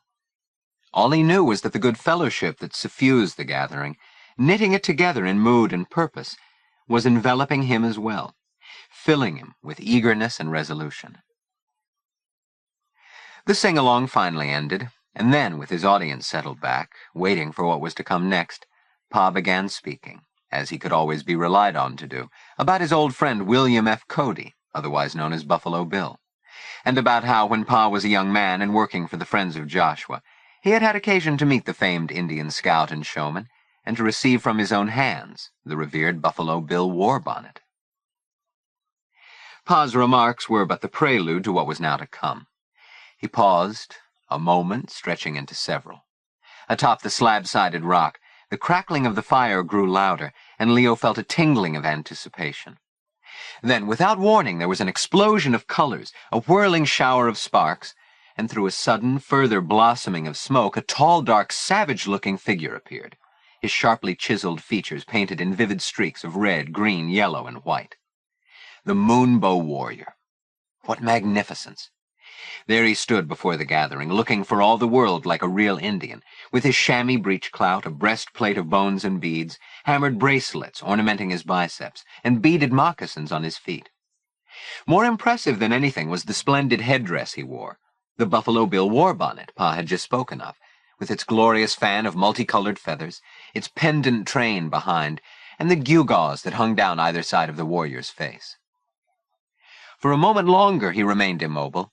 Then, folding his arms across his chest and stretching his neck muscles, he surveyed the semicircle of campers, his eyes glinting as they searched out those who had been chosen for induction into the Seneca Lodge. When he had spotted each of them, he gestured, and from the shadows beyond Tabernacle Rock, a tom-tom started beating out a slow, syncopated rhythm. The warrior dropped into a crouch and began a sinuous, prowling dance around the fire. Heel-toe, stamping the toe, then snapping the heel down smartly. Heel-toe, moving back and forth behind the campfire, and chanting as he moved. Awa tanahe, awa tanoho, hota, hotaha, nawa hanato. When he had made several circles around the fire, he proceeded along the first row of campers, bending to peer closely into each face. In one hand, he held a cluster of red feathers. In the other, empty medicine bags, like the ones the Jeremians wore. Pausing before a camper, he bestowed one each of these items on him, to warm applause from everyone. Then, winding up among the tiers, he graced another boy and another. As he drew nearer to the Jeremians, his painted features sharply etched by the vermilion light, Leo became aware of the overpowering presence of the half-naked figure, and he strained forward as the same tokens were offered to a fourth camper 2 rows ahead of them. "Attaboy, Bosie," someone whispered. Pivoting on his moccasin-shod feet, The Indian straightened for a moment, tensing his muscles, then crouched again and moved to the end of the next row where the boys of Cabin 7 sat. But every Jeremian had already become a Seneca, so there would be no feathers or bags handed out to them. And yet, Leo saw how the Indian was moving along the row, passing the Jeremians one after the other, coming toward the new boy. Suddenly, Leo felt a surge of excitement. Was such a thing possible? A new camper being made a Seneca, achieving brave status on his first night at camp? The crouching figure came nearer. Nearer he came, nearer, until he stood poised directly in front of Leo. Suddenly, the features disguised by the dark makeup made sense to Leo, and he realized that under the war paint, the warrior was Reese Hartzig. He wanted to lower his eyes, but found he could not. Hardly daring to return Reese's penetrating look, he waited, hoping, not daring to hope, the moment stretching out until, like a rubber band, it snapped and he blinked. And as the Indian passed on, Leo was filled with an incomprehensible sense of wrongdoing, as if his capricious thoughts might have been read. He sat glued to his log as the warrior retreated down the aisle, and at the foot of the ring, having presented the last feather and medicine bag to another camper, stood erect, and in a few panther strides emerged into the light again. Bringing his feet together and taking a deep breath that expanded his chest, he raised his two brown arms in a majestic salute, then lowered them as he bowed before Pa Starbuck. A single step backward out of the circle of firelight, and as magically as he had appeared, he disappeared again, swallowed up in the velvety dark. No sooner was he gone than, at a nod from Pa, the inductees rose and were ushered from the ring, to be instructed by the Moonbow warrior in what was to come later, when all the members of the Seneca Lodge would gather for the secret campfire at the Wolf's Cave. Applause followed their exit, and when the clapping had died away, a silence gradually fell along the tiers. From his chair beside Tabernacle Rock, Pa Starbuck coughed and hemmed a bit, then suggested that everyone have a stretch before the rest of the program began. After this general stirring about, they all sat again, gradually settling themselves into a renewed state of anticipation as the moment approached, the telling of the tale that by tradition crowned each council fire. Fresh logs were chucked onto the burning ones, sending sparks popping like Chinese firecrackers into the blackness, and the flames cast their amber glow along the sets of tanned legs picketing the front row, where rested pair upon pair of rubber-soled U.S. Keds, lined up as on the shelf of some outsized shoe store. Now is the time, the moment all the boys have been waiting for, time for the ancient tale, that mixture of old-time native lore and birch-bark legend that is the warp and woof of the camp, woven from stories far older than anyone present. Such moments as these are what make Camp Friend Indeed the place it is. The spirit of Moonbow Lake lies among the words the boys know they will soon hear, words that newcomers, like Leo Joaquim, have been told to pay attention to. A born teller of such tales, Pa addresses his listeners with adroit turns of phrase, conjuring the Moonbow princess who once lived in this same place, here within this very grove of pines, and the Moonbow warrior, her secret lover, whose lodge stood on the opposite shore among her foes, their rival tribes for decades warring with each other over some long-forgotten quarrel. Alone and lorn of love, Pa says, the maiden waits while deep night draws on apace, and the old star-maker takes out his tools to cut the shape and pattern of the stars, which he pins onto the dark cloak of night. He cuts the moon as well, full and round and silvery, to shed its light over all, while still the beauteous princess waits for her warrior to come to her across the shining water, secretly so no one will know. On her soft cheek a tear glistens, bright as the pole star itself, for she is resolved to rebel against the tribe and all her people, to be united in love with the man that Sagittai, the ancient seer, has foretold shall be hers. All along the rows the boys hearken, some leaning forward, some back, some gazing up at the star-strewn sky, some staring into the fire, all hanging on Pa's every word. How they relish the telling. How silky and intricate the design as the threads of the familiar story are drawn out. whimsy and enchantment, shot through with moonlight. For to have the Moonbow without a moon is impossible. Pa goes on. Alas, he declares, the princess waits in vain, for her warrior is by fate forestalled.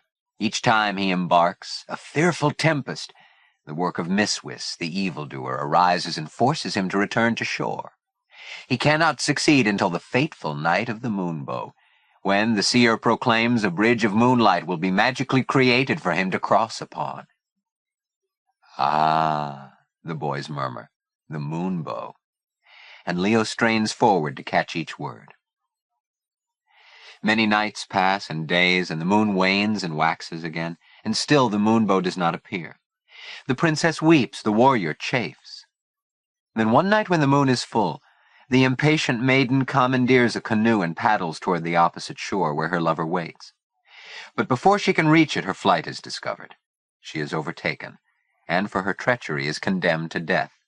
Nothing, no one can help her now. Her fate is sealed.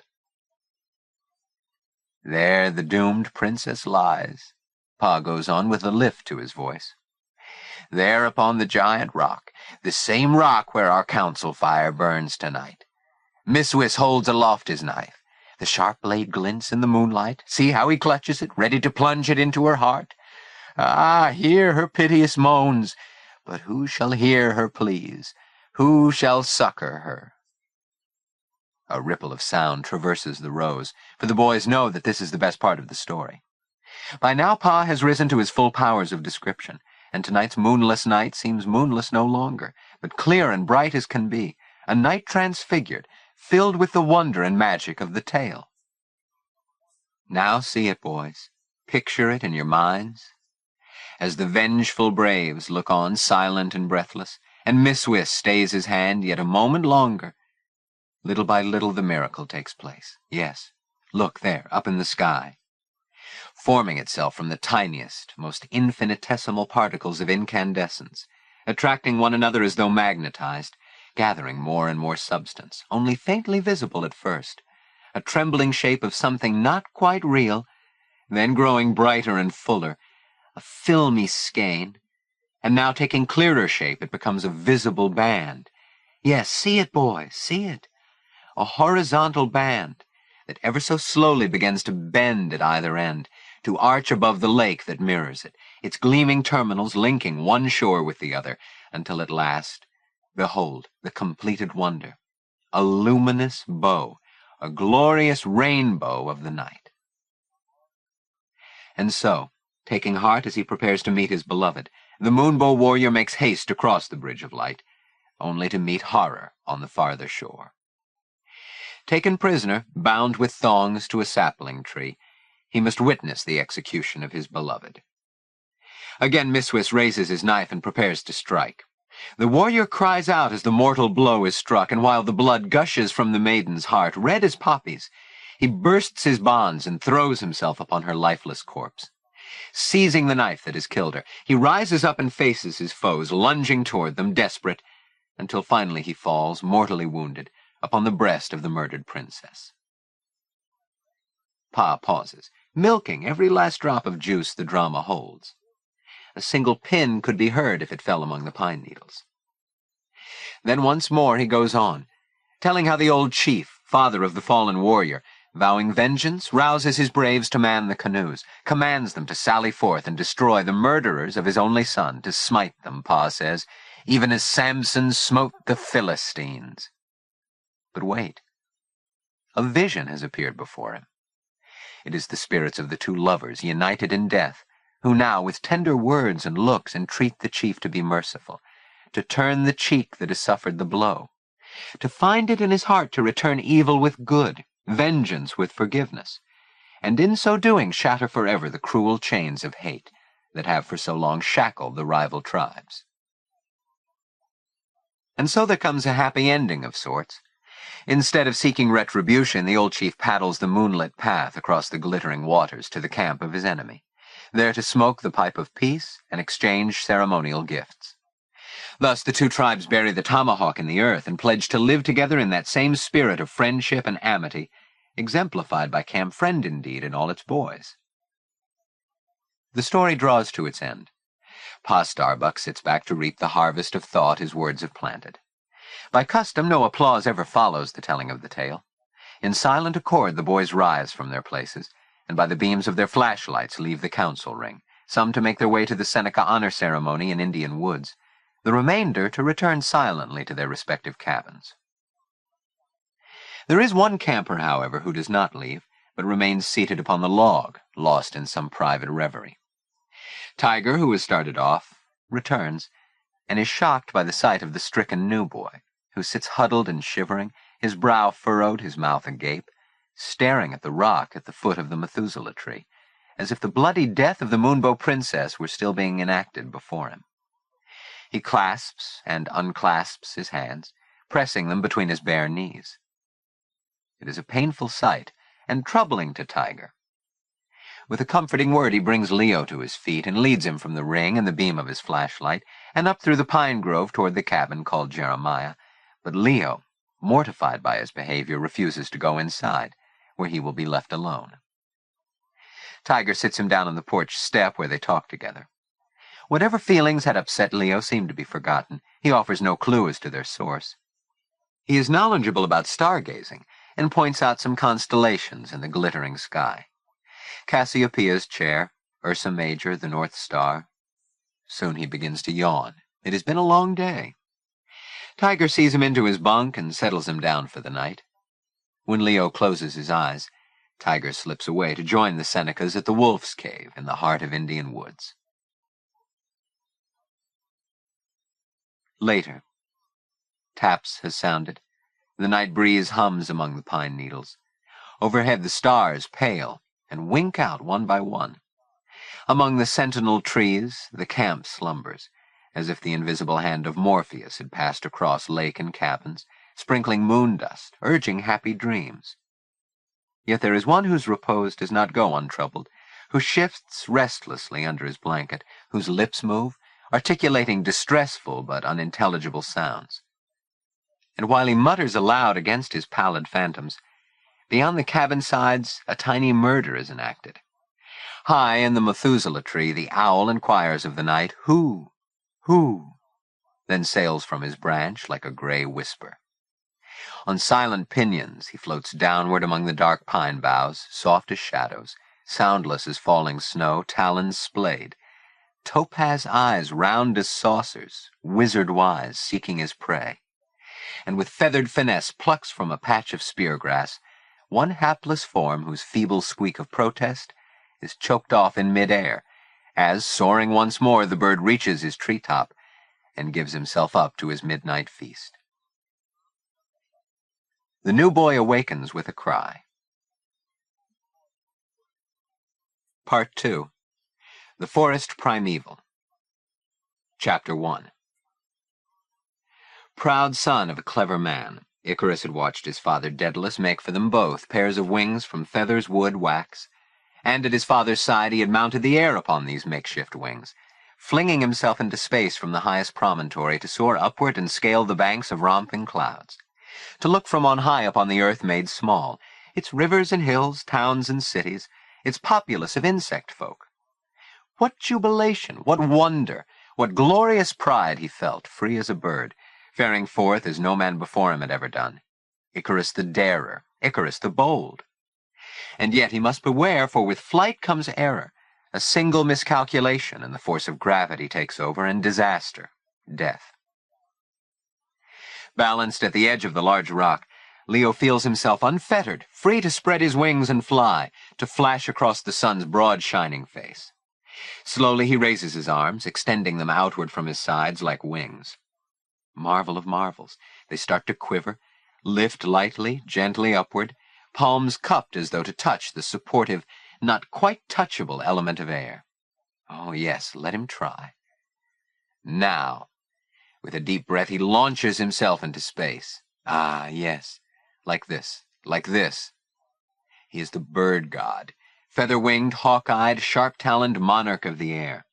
He soars, leveling out across the vast blue-white garden of clouds, his heart bursting with rapture. Too late he remembers. Even gods may not fly too high. Too close to the sun, their wings may be singed, the wax melt, the feathers loosen, upsetting the delicate aerodynamic balance. He will be dashed to pieces for his folly. Below him the starless void, spiral of darkness, never-ending night, and he is falling down and down and down and... Leo! Appearing as if by magic, Tiger Abernathy came dashing across the meadow to give him a hand up. Did you hurt yourself? Leo wasn't sure. He felt gingerly of an ankle, an elbow, his neck. I slipped. He laughed sheepishly. What must Tiger think of such crazy behavior?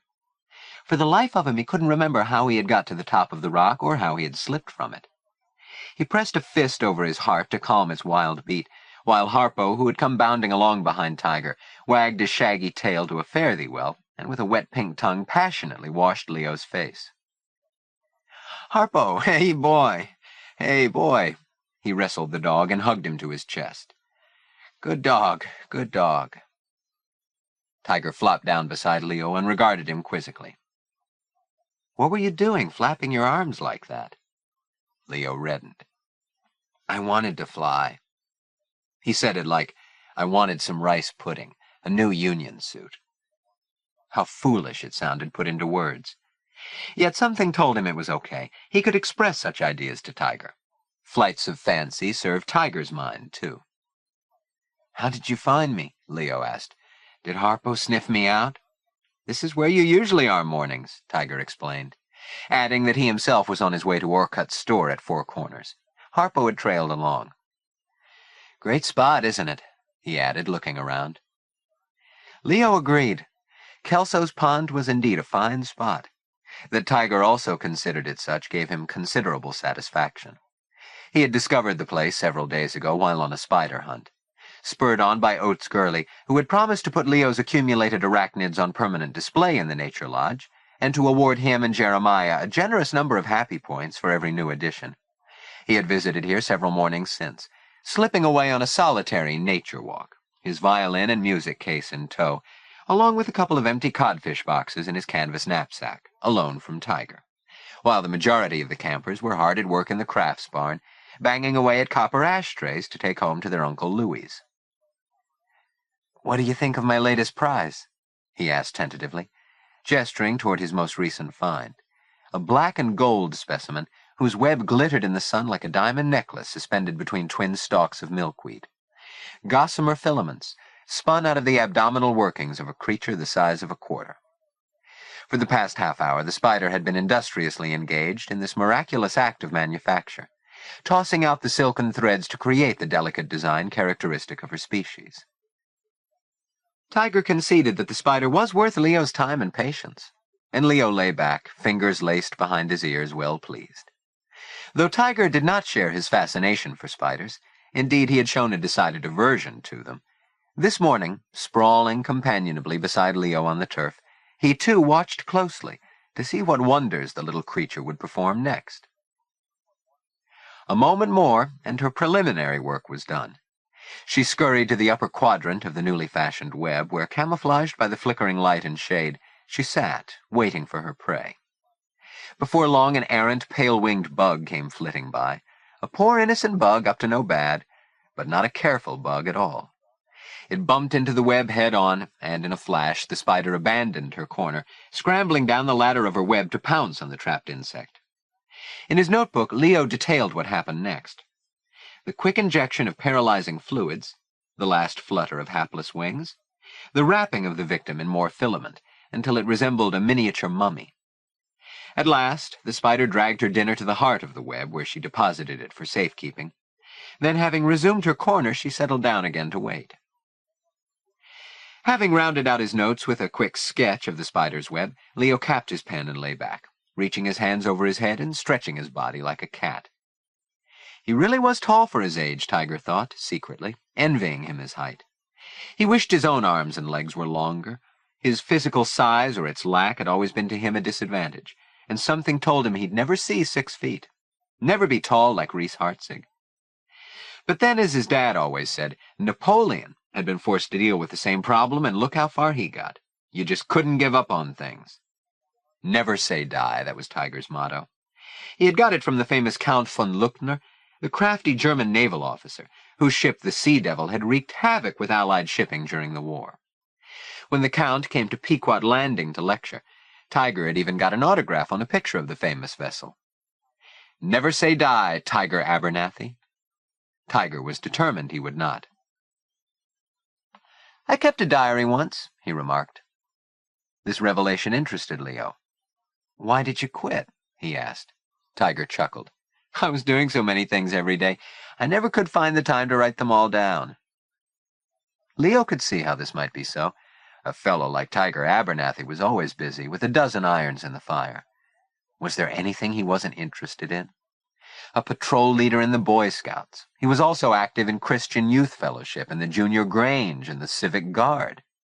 He had, moreover, a number of time-consuming interests and hobbies: stamp collecting, model airplane, and boat building, while the complicated layout of his electric train set was known to fill half the attic. All in all, he was a real powerhouse, with his bright, quick, lighting-up smile and the gleeful laugh that he made such generous use of. What he lacked in physical size he made up for in character, and compared with him all the boys Leo had known at the orphanage, even his pal Arnie Kretschmer, Kretsch the Wretch, seemed commonplace and lackluster. Leo congratulated himself on his good fortune.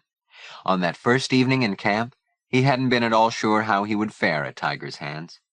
Tiger had been helpful enough, but he'd said so little, seemingly weighing the new boy in his mind, pondering whether they would be friends or not. And now they were friends, sort of. Leo felt it was so. Sometimes when he came here to the pond, Tiger would show up, like this morning. Leo frequently asked himself why the most popular boy in camp would bother with the likes of him, an orphan from Pitt Institute. Maybe he just felt sorry for him. Tiger was the kind of guy who always stuck up for the underdog. Still, to be singled out for his attention was deeply gratifying, and in the end Leo decided it was probably his music that had won Tiger over. He had laughed a lot at Leo's rendition of "The Music Goes Round and Around." Now, grinning his crooked, saw-toothed grin, Tiger said, "So tell me, how come you were trying to fly?" Leo's response was simple. "It's the thing I want most in the world, except for two other things." "Like what?" "First, to own a dog." "Yeah, what kind?" "Name it." "Didn't you ever have one?" "Sure, once." Leo blew out his cheeks. His eyelids fluttered and closed. "What happened to him?" "Got killed." "How?" "Curiosity." Tiger thought that was the cat, but before he could comment, Leo went on. "Actually, he got run over by a truck." "Gee, that's tough. Hit and run?" "No, it was my father's truck." "Gee, I bet he felt bad." "Not so's you'd notice. If you asked me, I'd say he enjoyed it." "What?" "You had to know him. He never liked Butch. He didn't like him in the house. Butch knew." "Knew what?" "Butch knew Rudy. That was his name, Rudy. His black heart. Rudy was the only person Butch didn't like. Rudy knew it. He was just looking for a chance to do him a bad turn." "So he deliberately?" Leo nodded somberly. "Butch was lying in the driveway. He liked the warm concrete. Rudy backed the truck out and just ran over him as nice as you please." "But maybe he didn't see him." "He saw him all right. Butch was asleep. Rudy gunned his motor and hit him before he could get out of the way." Tiger's eyelids lowered. His lips stretched in a grim line. He remained that way, wondering why Leo had made so personal a confession on such short acquaintance. It was, he decided, one way to cement a friendship. Leo spoke again. "That night I brushed all the dog hair off of Albert." Tiger's lids lifted again. "You mean Albert was Butch's pillow?" Leo nodded. "I cut the hairs up real fine, and whenever I carried the plates in from the kitchen, I sprinkled some of them on Rudy's food." "Did it make him sick?" "Not so's you'd notice, but it made me feel better." Tiger smiled, then grew thoughtful. "How'd he die?" he asked. "I just told you." "Oh, you mean Rudy. He had a bad accident in that same truck he ran Butch over with. The funny thing was," Leo went on, "I always thought for sure I'd die before Butch did. Then when I was dead, he would come and lie by me on my funeral pyre. You know, like a Viking's funeral? Tiger nodded. He had read Beau Geste. A Viking always took his farewell of life with a dog at his feet. And your mother? How'd she die? She, Leo gulped, and his jaws worked as he tried to articulate the words, but no sound materialized. His face flushed. That's okay, Tiger said. Let's skip it. Raising his wrist, he checked his Ingersoll. Geez, I better be getting to the store so I'm back in time for swim. He reflected for a moment, then framed a tactful question. Aren't you scheduled for ball practice with Coach this morning? Leo nodded, closed his eyes and lay back. The last thing he wanted to do right now was practice baseball, especially with Hap Holiday. Among the montage of images jumping around under his eyelids was a picture of the coach. The All-American jock strap, as Leo had dubbed him in his journal, glove in hand, waiting for Wacko Joaquim to field a few flies. But Wacko was not Coach's kind of guy, nor for that matter was Coach Leo's. That red jolly face seemed to corrugate with consternation and dismay the moment Leo came upon the scene. And what point was there in trying to measure up, when where Hap was concerned, the percentages were so low?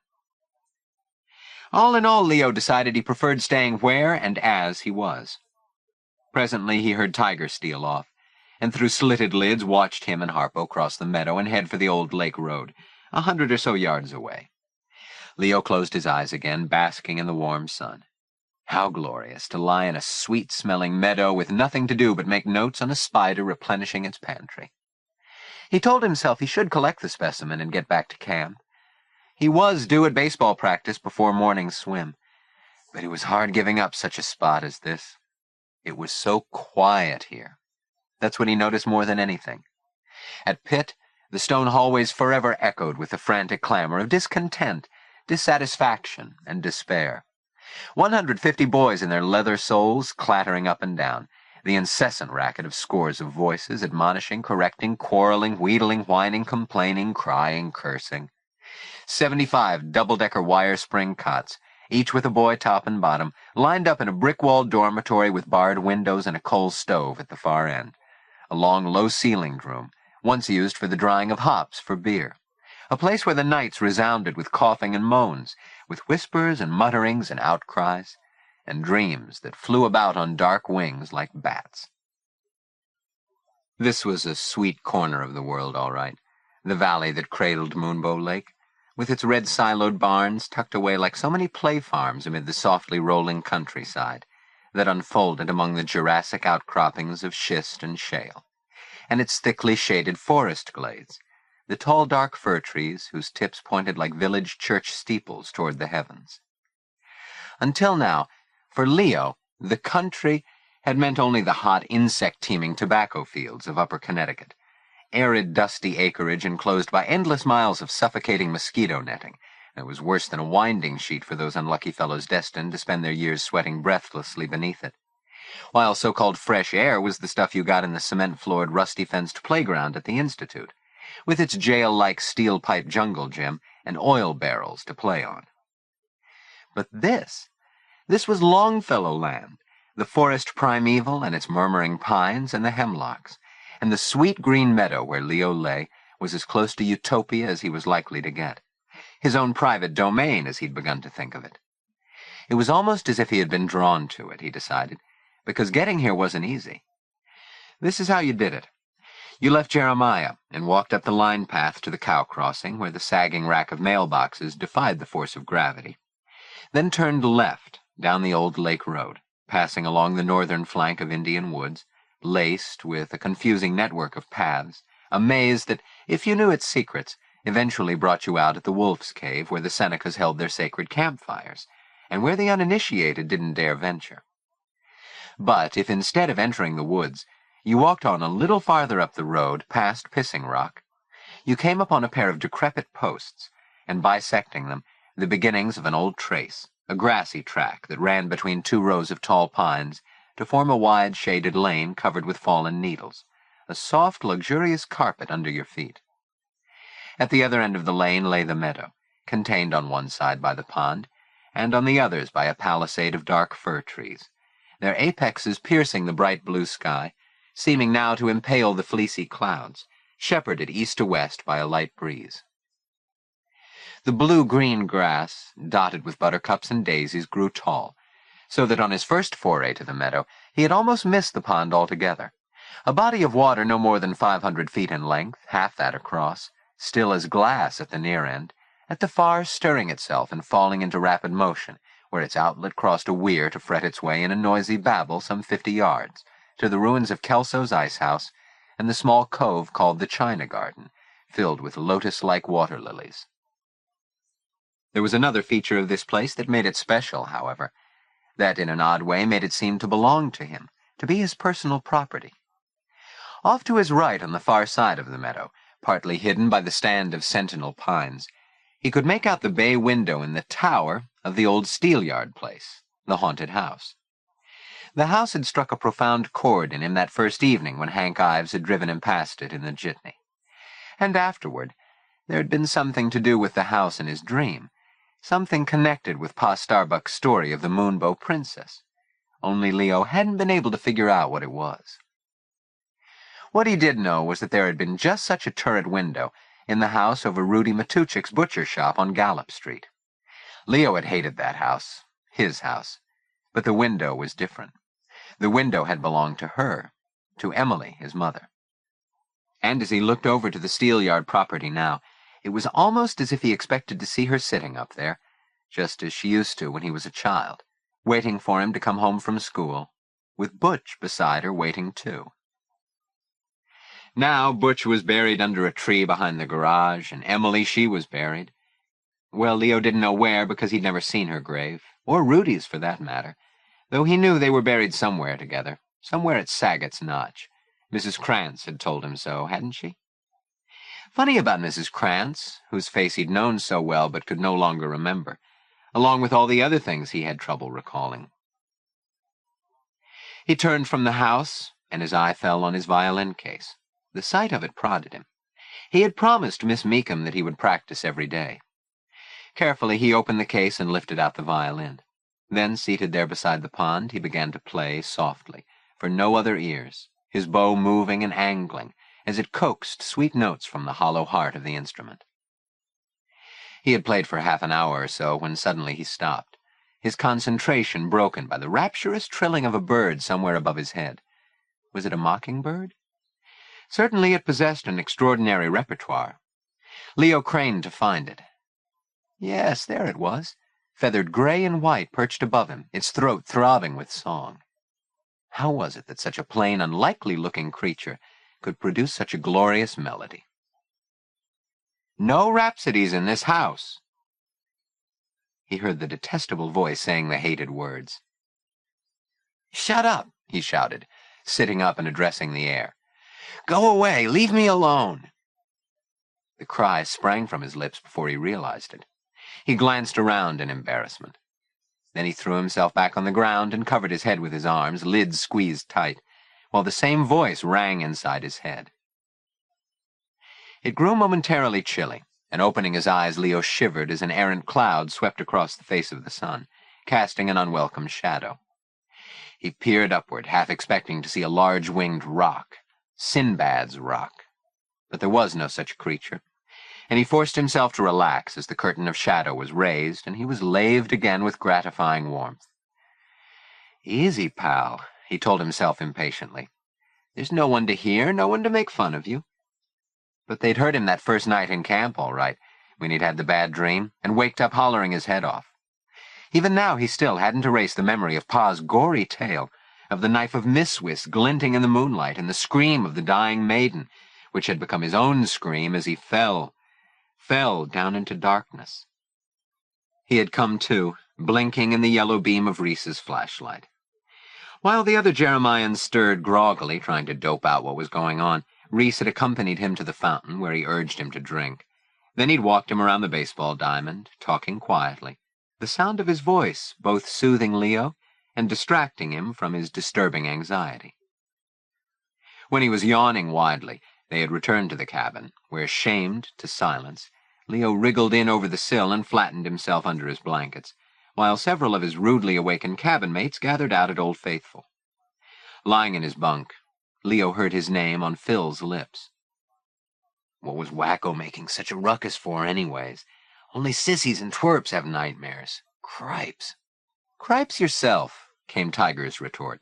You don't know what you're talking about. Everybody has dreams. In the morning, Leo had faced queer looks, especially from Phil and his shadow, Wally, as well as from some of the Ezekielites and the Hoseans on either side of Jeremiah, whose rest had likewise been disturbed.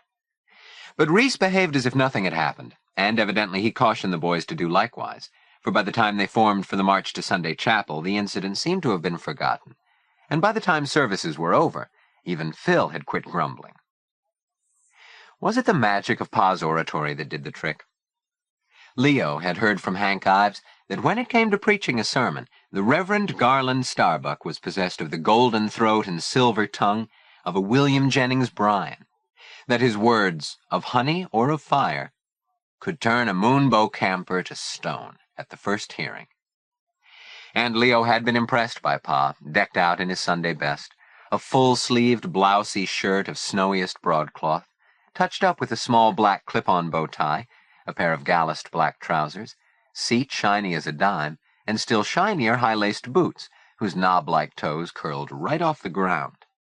Greeting his campers and staffers from his place beside Tabernacle Rock, thereafter speaking out boldly in the name of the Lord God Jehovah, entreating, cajoling, coaxing, and commanding these his sons and a single daughter to bow down and make obeisance to the Maker of us all.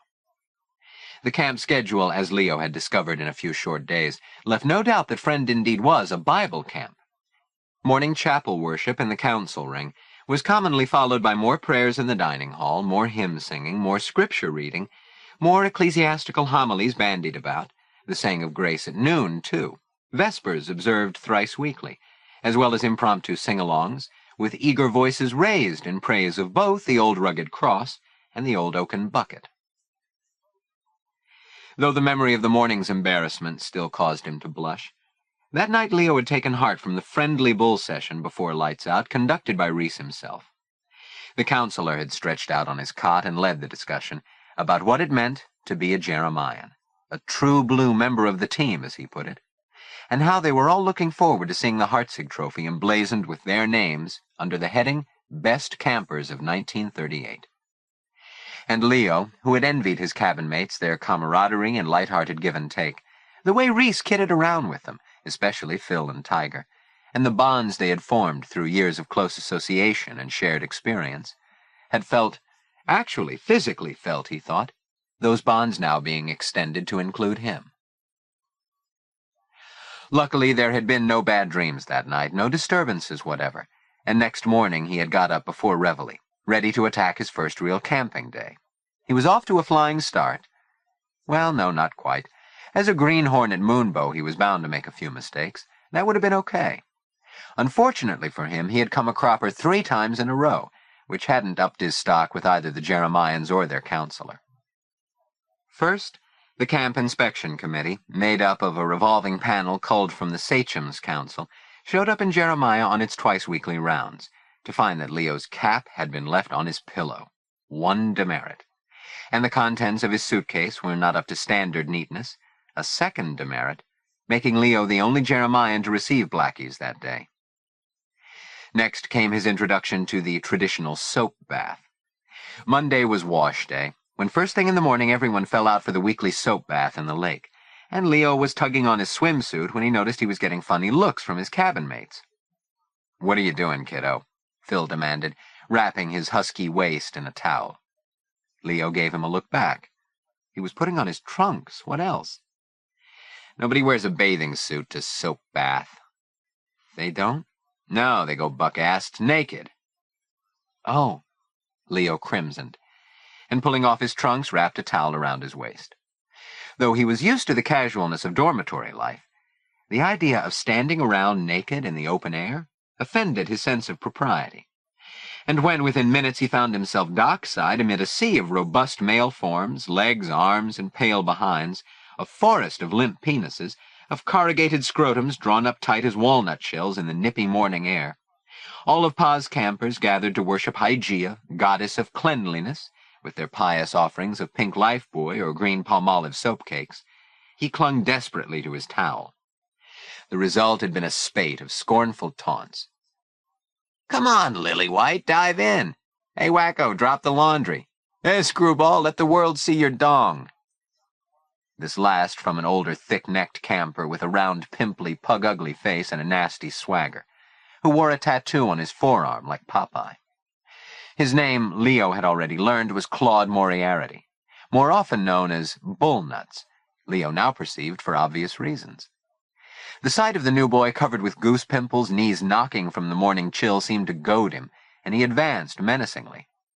"Okay, you guys," he boomed, "let's get him." And 5 or 6 campers had sprung on Leo and stripped away his towel, leaving him trying to cover his nakedness with both hands.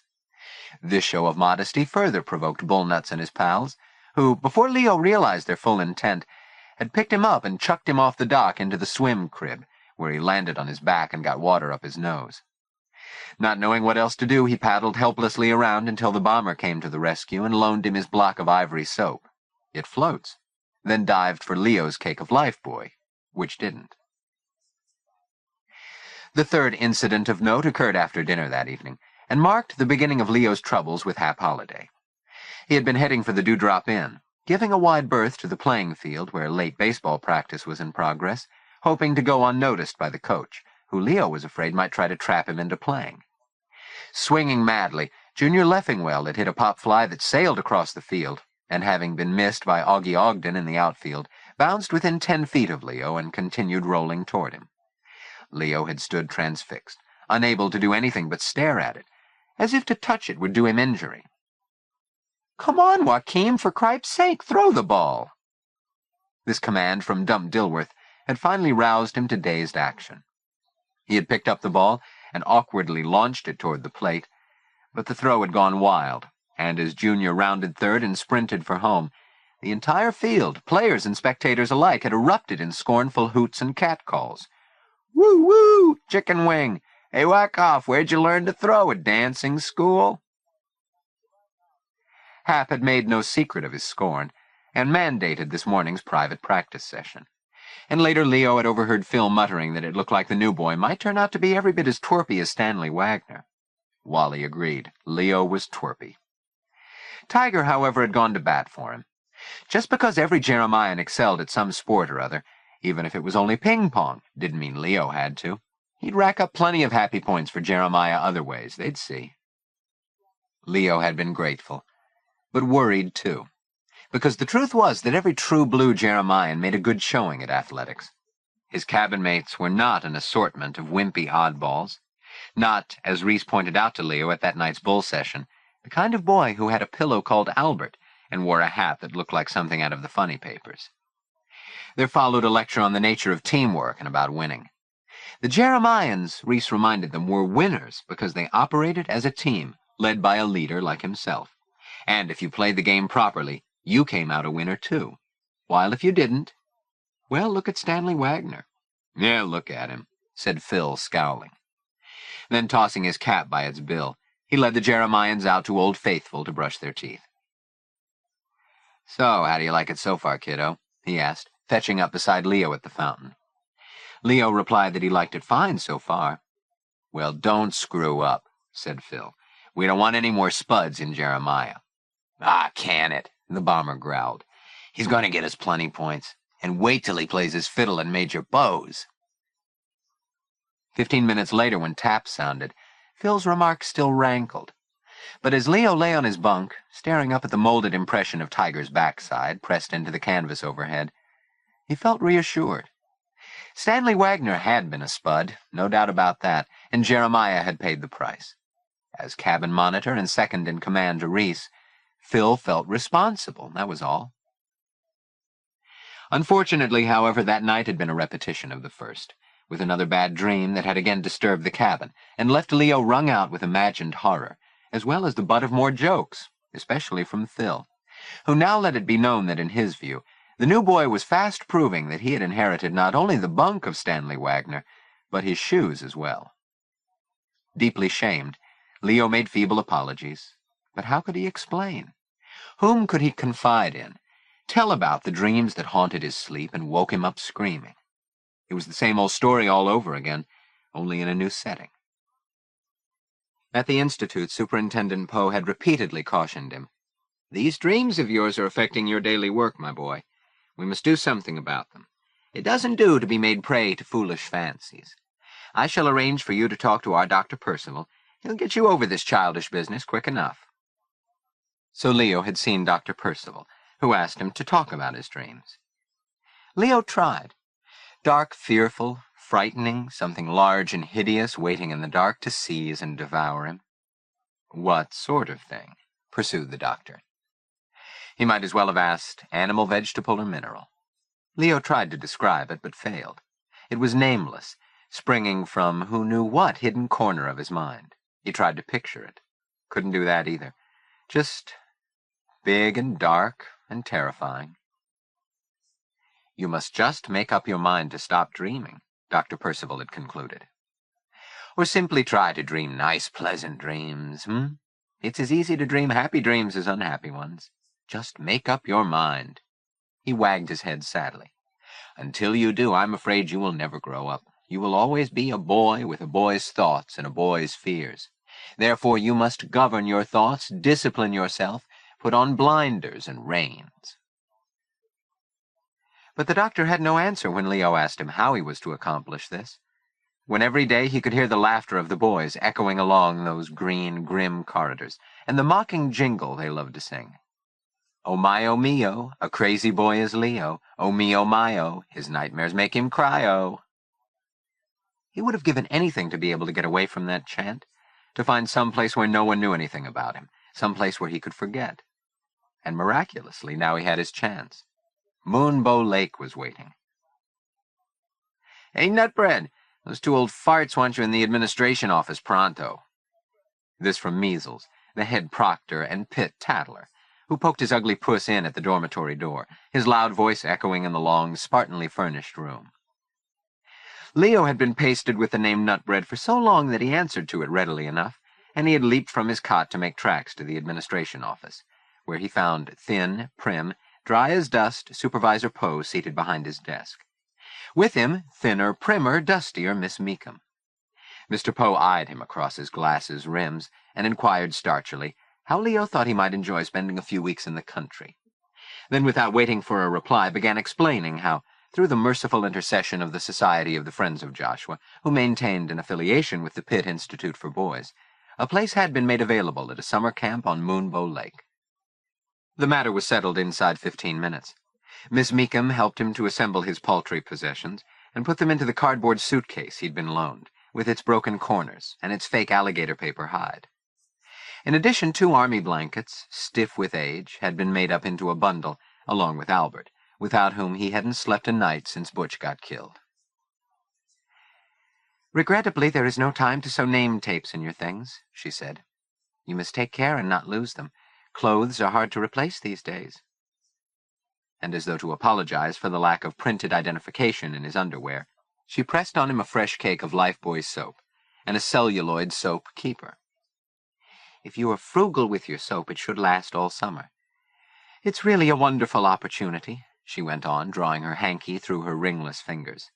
"Just imagine, a lovely lake and green trees and meadows and—" She paused in her recitation of the charms to be found in the Connecticut wildwood, her wrinkled face sobering, while behind her pinched-on steel glasses, her eyes, like the eyes of a doe, swam liquidly at the thought of his journeying all of 50 miles away for 8 weeks of camping. "You'll be able to get a fresh start, Leo, in a new place, where you can look forward, not back. And please, no talk about—" She trailed off, her lids fluttering. He regarded her solemnly, waiting for her to finish her sentence. "About the bridge and all of that. You must erase life's blackboard and put the past behind you. Will you do that?" "Yes," he had said, thinking how silly she was, Elsie Meekum. Foolish words just seemed to come bubbling out of her like knee-high root beer when you shook up the bottle. But there was a bridge, wasn't there? And carbonated though she might be at times, Miss Meekum was also often wise and prudent. He must remember. "And be truthful at all times," she went on. "You know you're pensioned for exaggeration." "Yes," he said. "And don't forget to practice your music. Practice every day. You'll be rewarded, and the boys will like you for it. Play that pretty Paganini piece you've worked so hard on. Promise now." Yes, he promised again. He was always promising her. Following these cautionary words, there was further bounty, as she presented him with, first, a fake tortoiseshell toothbrush holder, then a blue-covered spiral notebook with lined pages, a fountain pen, and a bottle of Parker blue-black quink. "Take these, my dear, and keep a record of the happy time that lies ahead of you," she said. "A few jottings every day, and long afterward, when you are older, you will be glad to have such a memento." She thrust out her face to kiss him. He had shivered at the touch of her withered lips, unused as he was to such intimate contact, and his eye caught the flecks of her pink face powder as they sifted from her cheeks. Poor shriveled, woe-begone Miss Meekum. Yet he honored her gentle claim on him, for who else was there for him to love? Besides, he owed her, he knew that, owed her plenty. Foolish, flat-chested spinster though she was, she'd proved a mother to him when he'd had no other, when his own mother was gone. Gone across the L Street Bridge. Chapter 2. Suddenly he was sobbing, his body racked by painful spasms. "Stop," he told himself. "Don't be such a jerk. She's dead and gone. Dead and gone, and where's the help for that? Who had the magic to bring her back?" He lifted his tear-stained face and pulled away bits of straw and grass. This wouldn't do at all. If there was one thing he couldn't stand, it was a crybaby. Once more, high in the sycamore tree, the mockingbird offered its light-hearted song, its practiced notes interrupting his thoughts. He stiffened his spine, staring at the violin in his hand. If he wasn't going to practice baseball, he had better practice some more music, not just because he'd promised Miss Meekum he would, but because he had been entered as a solo performer in the Major Bowes Amateur Night Contest. He was a cinch to take a prize, Tiger had declared, and if he did, he'd win extra points for Jeremiah. Extra points meant Reese would be pleased, and if Reese was pleased, everybody would be pleased. Taking up his violin again, he fiddled an impromptu accompaniment to the mockingbird's song, and when the singing stopped, Leo went on, segueing into an old favorite, Poor Butterfly. Of all the tunes from his earlier years, the ones his mother used to sing to him, this was the song he knew best. It had been her favorite. She'd heard it in a Broadway musical show she'd seen back during the World War. Such a wistful song, too. She always said it made her want to cry. Now, though she was gone, he remembered the song, and played it often. Poor butterfly, 'neath the blossoms waiting, the words went. Poor butterfly, for she loved him so. Leo had loved that song from the first moment. He loved watching his mother as she played it, her pale lids fluttering, a little blue vein beating in her temple, her eyes shining. Until there would come the brutal knocking from downstairs in the butcher shop. He would be pounding the broom handle on the ceiling, telling Emily to shut up. The noise was driving him crazy.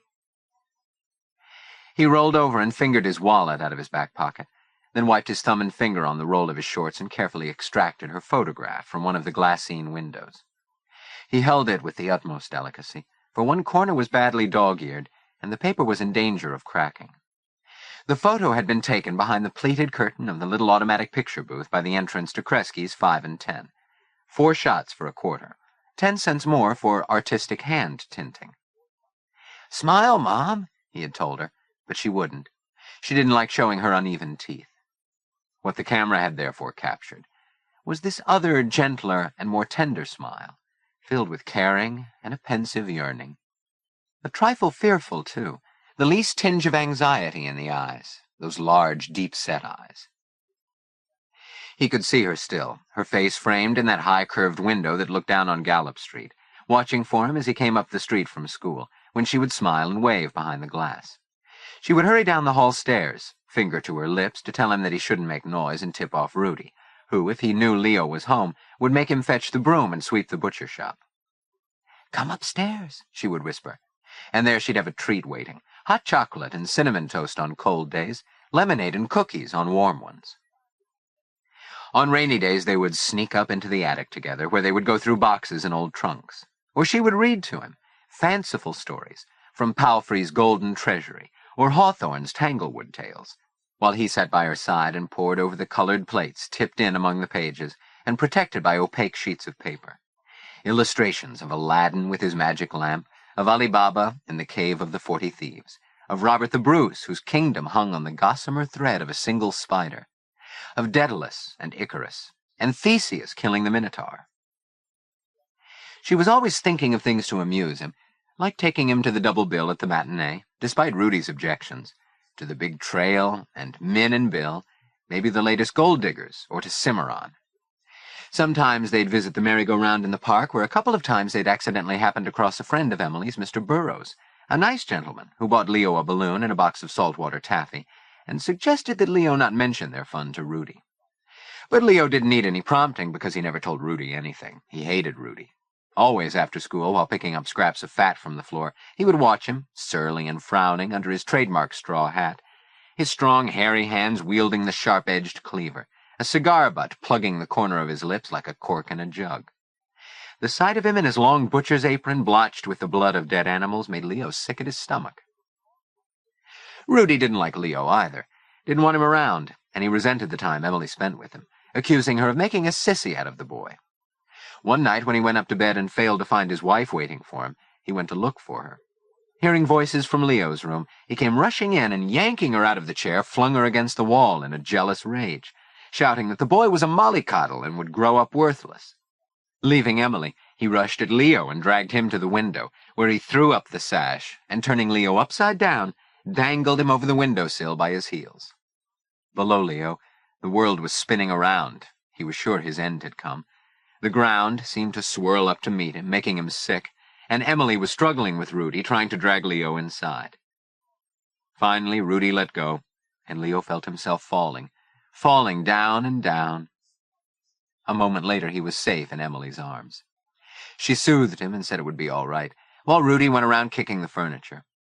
But when Leo was put to bed again and left alone, the panic rose in him, and he lay there sweating, afraid to shut his eyes. For as soon as he did, he saw himself looking down from a great height, and then he would start to fall, over and over, endlessly, falling, down into the darkness.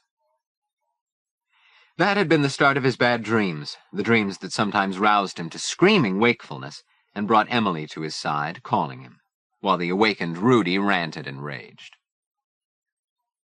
Rudy wasn't Leo's father. His real father had died when Leo was very young, and Emily had remarried. Why Rudy Matuchik? This was the subject of much speculation among the neighbors. Why a sweet, attractive young woman would ever marry a man like that? Leo had no answer. All he knew was that he had loved Emily more than anything in the whole world, and now she was dead. He blamed Rudy, and why not, since it was all his fault, making her cross the bridge with him when he knew it wasn't safe, leaving Leo with nothing but a cold bed in an old hop's drawing room. No, that wasn't true, not quite. For Emily had left him something beyond price, the music and her violin. One day when Emily had gone up street and Rudy was taking care of customers, Leo had sneaked into the front room and lifted down the black case from the shelf. He set it on the floor, unsnapped the catches. The instrument lay in its bed of shiny, worn purple plush, and as he took it out, his thumb struck the strings, and it made an interesting sound.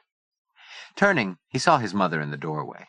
He was afraid she would be angry at him for touching her violin, but she had come toward him smiling, with outstretched arms and tears in her eyes. She wasn't angry. She was pleased. She told him about his famous ancestor, the composer and concert violinist, Joseph Joachim. The name had since received a minor alteration in spelling, who had played for the Emperor of Austria, and she showed him just how to tuck the instrument in the crook of his neck, moving his hand with her own, so the bow slid across the strings, pressing his fingers on the fingerboard there and there. That had been the start of Leo the violinist, and Emily put all her hopes and dreams of life in him. One day, she said, he would be a famous concert artist, like Jascha Heifetz or Yehudi Menuhin. Every afternoon she gave him a lesson, the same way her father had taught her, until he became technically proficient. She was patient and dogged. Leo was clever and persistent. He learned quickly.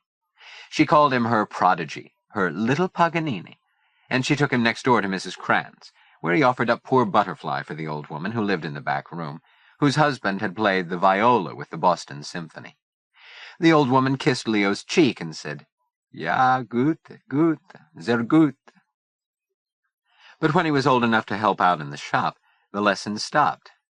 "We need a butcher here," Rudy barked, "not a music man. No rhapsodies in this house, hear me?" That was when Leo learned just how determined a person his mother was. Before sending him off to school next morning, she told him everything would be all right, and Leo divined that she intended he should continue with his lessons, but not here, not in the house. He must now begin with a professional teacher. There was only one teacher of the violin in the whole of Saget's Notch, a Mr. Schneiderman, who occupied the quarters over the law offices in the Worcester block at the end of L Street on the other side of the river. 3 days a week after school, Leo would get on the trolley car and ride the length of L Street to the corner stop, where he would get off for his lesson. Emily told Rudy that Leo had gone to the YMCA branch for a swim lesson, and to put him further off the scent, Leo would leave the empty case on the shelf and sneak the violin out under his jacket. Mr. Schneiderman was a kind man, and would never give Leo away, while this was a happy coincidence. The lawyer on the street floor proved to be the same Mr. Burroughs who'd bought Leo the saltwater taffy at the park, and he was happy to let Leo sneak up the back way, safe from prying eyes. Soon the trip on the green trolley to Mr. Schneiderman's became a regular part of Leo's routine. As he passed over the bridge, he would gaze from the streetcar window down into the river 30 feet below, where Mr. Krantz and his crew— Mr. Krantz was a foreman on the State Bridge and Highway Commission— were working to replace some badly rusted beams in the old King span. The view both exhilarated and repelled Leo. He knew he was safe on the streetcar. The gong went ding-ding, the wheels went rattle and clank, and on the overhead wire the little wheel that ran along gave off bright sparks. Yet what if the bridge were to give way? 2 years before, the thaw-swollen Cattaraugus River had overflowed its banks and risen to street level, carrying away entire houses. And though the bridge itself had held, a woman and her child had been drowned in the flood, and Leo imagined that the woman was Emily, he the child, and that the bridge actually did give way, and they both drowned in the foaming torrent. Sometimes when Rudy was too busy in the shop to miss her, Emily would go up street on the trolley car with Leo to listen to him play. And sometimes while Leo went upstairs for his lesson, Emily would wait downstairs in Mr. Burroughs' office. She could hear perfectly well, she assured Leo, and when the lesson was over, Mr. Burroughs, who said to call him John, would offer Leo taffy treats wrapped in colored waxed paper. For a time, Leo and Emily had been content in the belief that they were getting away with their subterfuge. Rudy seemingly paid no attention to their comings and goings. He was giving them enough rope to hang themselves, Leo later decided. All he cared about was his butcher shop. Then Leo had exciting news. John Burroughs arranged for Leo to travel by bus to Hartford to play an audition at the music school in that city, and Leo played so well that he was offered a special scholarship to continue his music education. Emily was ecstatic. Her dream, she said over and over, was to have Leo play for the great conductor Toscanini, and someday to be accepted into his radio orchestra, so she could tune in the program and hear Leo play. There was no doubt in her mind that she was raising a true musical prodigy, like Mozart or Chopin, and she craved the same sort of fame for her son. But it was not to be.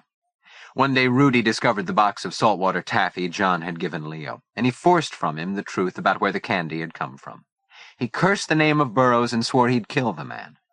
He dragged Emily by the hair into the bedroom and berated her. Then he beat her mercilessly, until the terrified Leo ran down the stairs, out through the door, and over to Mrs. Krantz. She called the police, who came and took Rudy away in the wagon, and Emily had a mouse in her eye for nearly a week, and an ankle she'd fallen on that had to be taped for her to walk. When they let Rudy out of jail, he came home sullen and unchastened, and snicked his belt out of his loops and bent Leo over his knee. And if the punishment failed to fit the crime, what did Rudy care? Leo was sent to bed without his supper, and Emily wasn't allowed near him. He cried himself to sleep, and awoke to cloudy skies. That day the rains came, and the river began to swell. The river that would free him from Rudy's tyranny, but lose Leo his beloved mother as well. He returned the photograph to his wallet, then rolled over on his stomach, feet crossed in the air, chin propped in his palms, as he regarded what he could see of the haunted house. Its yellow-painted clapboards and mermaid scales aged to an unappealing mustard shade, its tall, narrow windows bare of shutters, the glass broken out long ago, so that the empty oblongs stared out with a grim sort of blindness. Not surprising, Leo thought, when they had only a weed lot and a heap of coke cinders to gaze upon. Strange, the feeling the house gave him. What was it? Terrible things had taken place in those empty rooms that reminded him of... what? What did it remind him of? He shut his eyes tight, trying to squeeze out the dark thought that was like a slippery fish, an eel maybe. It came swimming out of the black ooze, to dart past his eyes in a bright flash, then before he could catch it to be swallowed up again in the inky blackness. It was like fishing at the bottom of the sea, where stinging, paralyzing creatures lurked, anemones that bloomed like flowers and then shocked you to death. A piece of the puzzle was missing, something he needed to put it all together, but like the little fish, it eluded him. Perhaps it was better this way. Sometimes it didn't do to pry into these matters too much. Lift up a rock and you never knew what might crawl out. Maybe that was why people got amnesia, so they wouldn't remember what they wanted so badly to forget. Leo knew a thing or two about amnesia. He remembered the doctor's face. Not Dr. Percival at the Institute, but the other doctor. Epstein was his name, who wore the white coat with the row of pens and pencils picketing the edge of his starched pocket. Eagle pencils they were. Funny how Leo could remember a minor detail like that when he couldn't remember. Again that little fish of thought swam into his ken, but though he baited a hook, he had no luck. Resettling himself in a more comfortable position, he took his pen and notebook and began writing. Miss Meekum had been right. The notebook would give him a record of his Moonbow summer, one he'd cherish at a later time.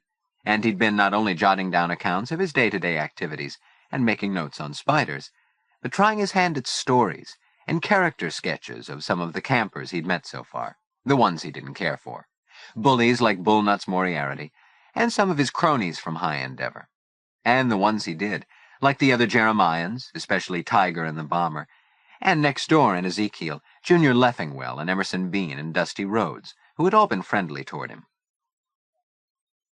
His concentration was broken as he heard a Tarzan yell, and looking up he saw Tiger and Harpo charging across the meadow. With them came Eddie Fisk and the Bomber, venting the throaty cry of the born berserker, charging at Leo head down, arms spread like airplane wings, palms flattening the tops of the Queen Anne's lace. He threw himself down beside Leo, narrowly missing the violin case, which Tiger yanked from destruction only at the last moment. "Cripes, Spud, watch where you're dumping that big can of yours, will you?" The Bomber looked around him. "I didn't do nothing. Jeez." "You would have crushed it if you'd sat on it." "But I didn't sit on it." "Yeah, but you almost did." "Nerds." The Bomber made himself comfortable, then pulled an O. Henry bar from his pocket and began peeling the wrapper. The three boys had met up at Orcutt's and made their purchases together. Tiger spilled out between his bare knees the contents of a small paper sack. Flat squares of brightly wrapped bubblegum packets, each one containing a card bearing a portrait of either a befeathered Indian chief or a famous baseball player. He offered Leo his choice of the packets to start his own gum card collection. Leo got Lefty Gomez. "Hey, Leo, aren't you supposed to be at Sandbag College?" the Bomber asked, munching on the O. Henry bar. Tiger darted Leo a look that said he agreed with the Bomber. It wouldn't do to rile Coach, who was already down on Leo because of his chicken wing. "That's okay," Leo said, more unwilling than ever to tear himself away from the meadow now that his friends had come. "I'd rather stay here. Besides, there's time. I can practice with Coach during swim." Tiger still looked doubtful. Coach didn't like changes in his plans, and Leo needed swim practice, too. But the Bomber, having consumed the remains of his candy bar at a bite and licked his sticky fingers, chose that moment to insert them into Harpo's mouth to finish the job. "Come on," said Tiger, disgusted. "He's not a napkin, you know. He's a dog." The Bomber looked properly chagrined, while the dog went on licking his chops. For a moment they were quiet. The stream bubbled over the weir, the birds sang in the trees. The scene was properly bucolic. In the distance they could hear the sound of the Moonbow maid, Doc Oliphant's new Chris-craft. "I bet that's Heartless and Honey," Eddie said, and they all jumped up for a better look. Out on the water they saw the bright flash of chrome and the glossy red mahogany hull of the gorgeous speedboat creating a feathery wake as it spanked across the water. And even at a distance they could make out the bare-chested figure of their counselor, a jaunty white yachting cap on his head and his pipe clenched in his mouth. He was lounging on the back of the seat, piloting the boat with his bare toes. And beside him, her golden hair flying, looking curvy and kissy in a yellow bathing suit, was Honey Oliphant. For a while it looked as if the boat might be headed for the China Garden. The ice house was reputed to be a heartless rendezvous, and the boys prepared to make themselves scarce. But Reese evidently had other things in mind. The boat went speeding off toward the opposite shore. As the sound of the motor faded, Eddie ventured a question. "Do you think he and Honey... you know what the guys are saying about going all the way?" he asked, his eyes rounding with the possibilities. The bomber also probed them. Honey Oliphant was a walking, breathing, ugly duckling story. For years, here was this scrawny kid, flat as a bed slat, with her chopped-off hair sticking out all over her head, and wow-wee! This summer the whole camp had been astonished by the incredible transformation, duckling into swan. "She sure got a build on her," the bomber said fondly. Leo agreed. In his brief stay at camp he had already suffered through several manifestations of that ineffable vision, whose name, it seemed, was upon the lips and in the heart of every camper over the age of 6. Honey, to use Reese's phrase, was a 4.0 girl. Despite his occasional proximity to the luscious creature, however, Honey remained a mystery to Leo. He had yet to address a syllable to her, or she to him. Still, as he imagined the scent of the traces of perfume that she must surely leave trailing behind her, he also imagined what it would be like to hold her in his arms and kiss her, and hear her say, "I love you, Leo Joaquim." But who was he kidding? And at this point his feelings about Reese became more complicated. For, along with the classy Nancy Ryder, whose snapshot graced Reese's mirror, Honey Oliphant was the sole and exclusive property of the counselor of Cabin 7. Now the others began kidding about Reese, about how he was a real Don Juan, a sailor with a girl in every port, who always kept a couple of prophylactics. He favored Trojans, the red and black pack, in the glove compartment of the Green Hornet, just in case. Leo enjoyed the notion of his counselor being a wolf. Certain romantic exploits just made a man that much more to be admired and envied. But when it came to Honey Oliphant, he wasn't so sure. The talk dwindled away, and for a few minutes the 4 boys again fell silent. Then, "You all set for the big hunt, Leo?" Eddie asked, referring to the annual snipe hunt, which was to take place that evening. "I still don't get what it's all about," Leo said. What exactly do we do?" "You'll find out," Eddie replied mysteriously. Leo felt a creeping suspicion. "Just where do we hunt these famous snipe?" he asked. "Over in Indian Woods," said Tiger, sitting up. "They build their nests there," the bomber added. Leo looked from one to the other, assaying their expressions. "If you ask me, I think there's something screwy about this whole deal," he said. "These birds must be awfully stupid. Why don't they just fly away?" Tiger shook his head. "They can't. They're like penguins. Their wings aren't big enough." Leo was not impressed. "I still think there's a catch to it," he insisted. "Sure there's a catch," the bomber said. "A catch of snipe." He rolled over and presented his amiable features at Leo. "Why don't you play something for us?" he urged, changing the subject. Obligingly, Leo again opened his case and took out the violin. "What's that supposed to mean?" the bomber asked, looking into the open lid, which showed a label of frayed gold silk printed with the words, Heindorp Brüder, Leipzig. "That's the name of the people who made the violin," Leo replied, adding that the Heindorp brothers were famous in Leipzig. "What about them initials?" The bomber indicated the almost worn-off gilt letters stamped on the forward rim of the case. "My mother's," Leo said. "This was her violin. What would you like to hear?" Before the bomber could respond, Tiger put in his request. "How's about the music goes round and around?" Fair enough. Taking up the violin, Leo began fiddling up the corny melody in a mock heroic style, with lots of exaggerated swoops and arpeggios, making the ditty sound comical, yet performing in the most straight-faced manner possible, with no trace of humor or mischief in his face. As he sawed off the whoa, ho, ho, ho part, his listeners laughed, then joined in on the bridge. I push the middle valve down, the music goes down around below, below. Deedle-dee, ho, ho, ho, listen to the jazz come out. Then, without finishing the piece, Leo segued into the Mendelssohn Spring Song, for a fillip, adding a clever bird whistle. The boys were impressed. This was what music-making was all about. But it was getting on toward morning swim, time to head back to camp, and at the conclusion of the piece, Leo laid his violin again in its case, shut the lid, and snapped the catches. When he looked up, he saw the bomber trotting off, not in the direction of the road, but heading for the haunted house, Harpo sniffing in his footsteps. "Here, boy," Tiger called, but the dog paid no attention as he tracked the bomber's spoor. When Tiger started off toward the Old Lake Road, Leo got up, tapped the spider from its web into the codfish box, slid the panel shut, then gathered up the remainder of his gear. "Hey, you guys, you coming?" the bomber called impatiently as he made his way around a clump of pricker bushes and marched across a patch of weeds to the line of trees separating the house from the meadow. Leo shot a querying glance at Tiger, who shook his head. The fact of Leo's failure to attend baseball practice ought not to be compounded by any illegal activity, and the steelyard house and property were strictly off-limits. "Skip it," Tiger said. "Let's hop it," and went on toward the road, while an irresolute Leo lagged behind with Eddie, both of them darting looks to where the bomber was just disappearing among the trees. Eddie winked at Leo. "Want to—" Leo was staring at the house now, at the window in the tower. "It's against the rules," he said half-heartedly. Part of him would go, part stay. "Oh, sure, but that doesn't stop anybody," Eddie replied blithely. "Come on, one look won't hurt.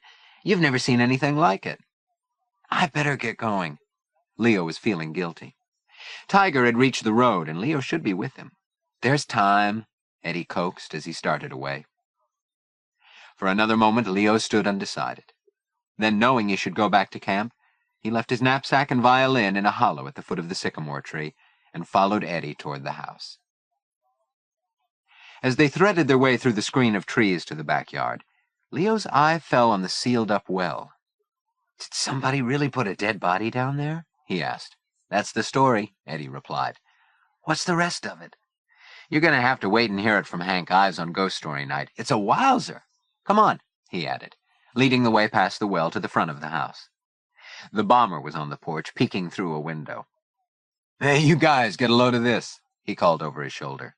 "What you got?" asked Eddie. "Wait till you see," said the bomber, his tone inviting their participation.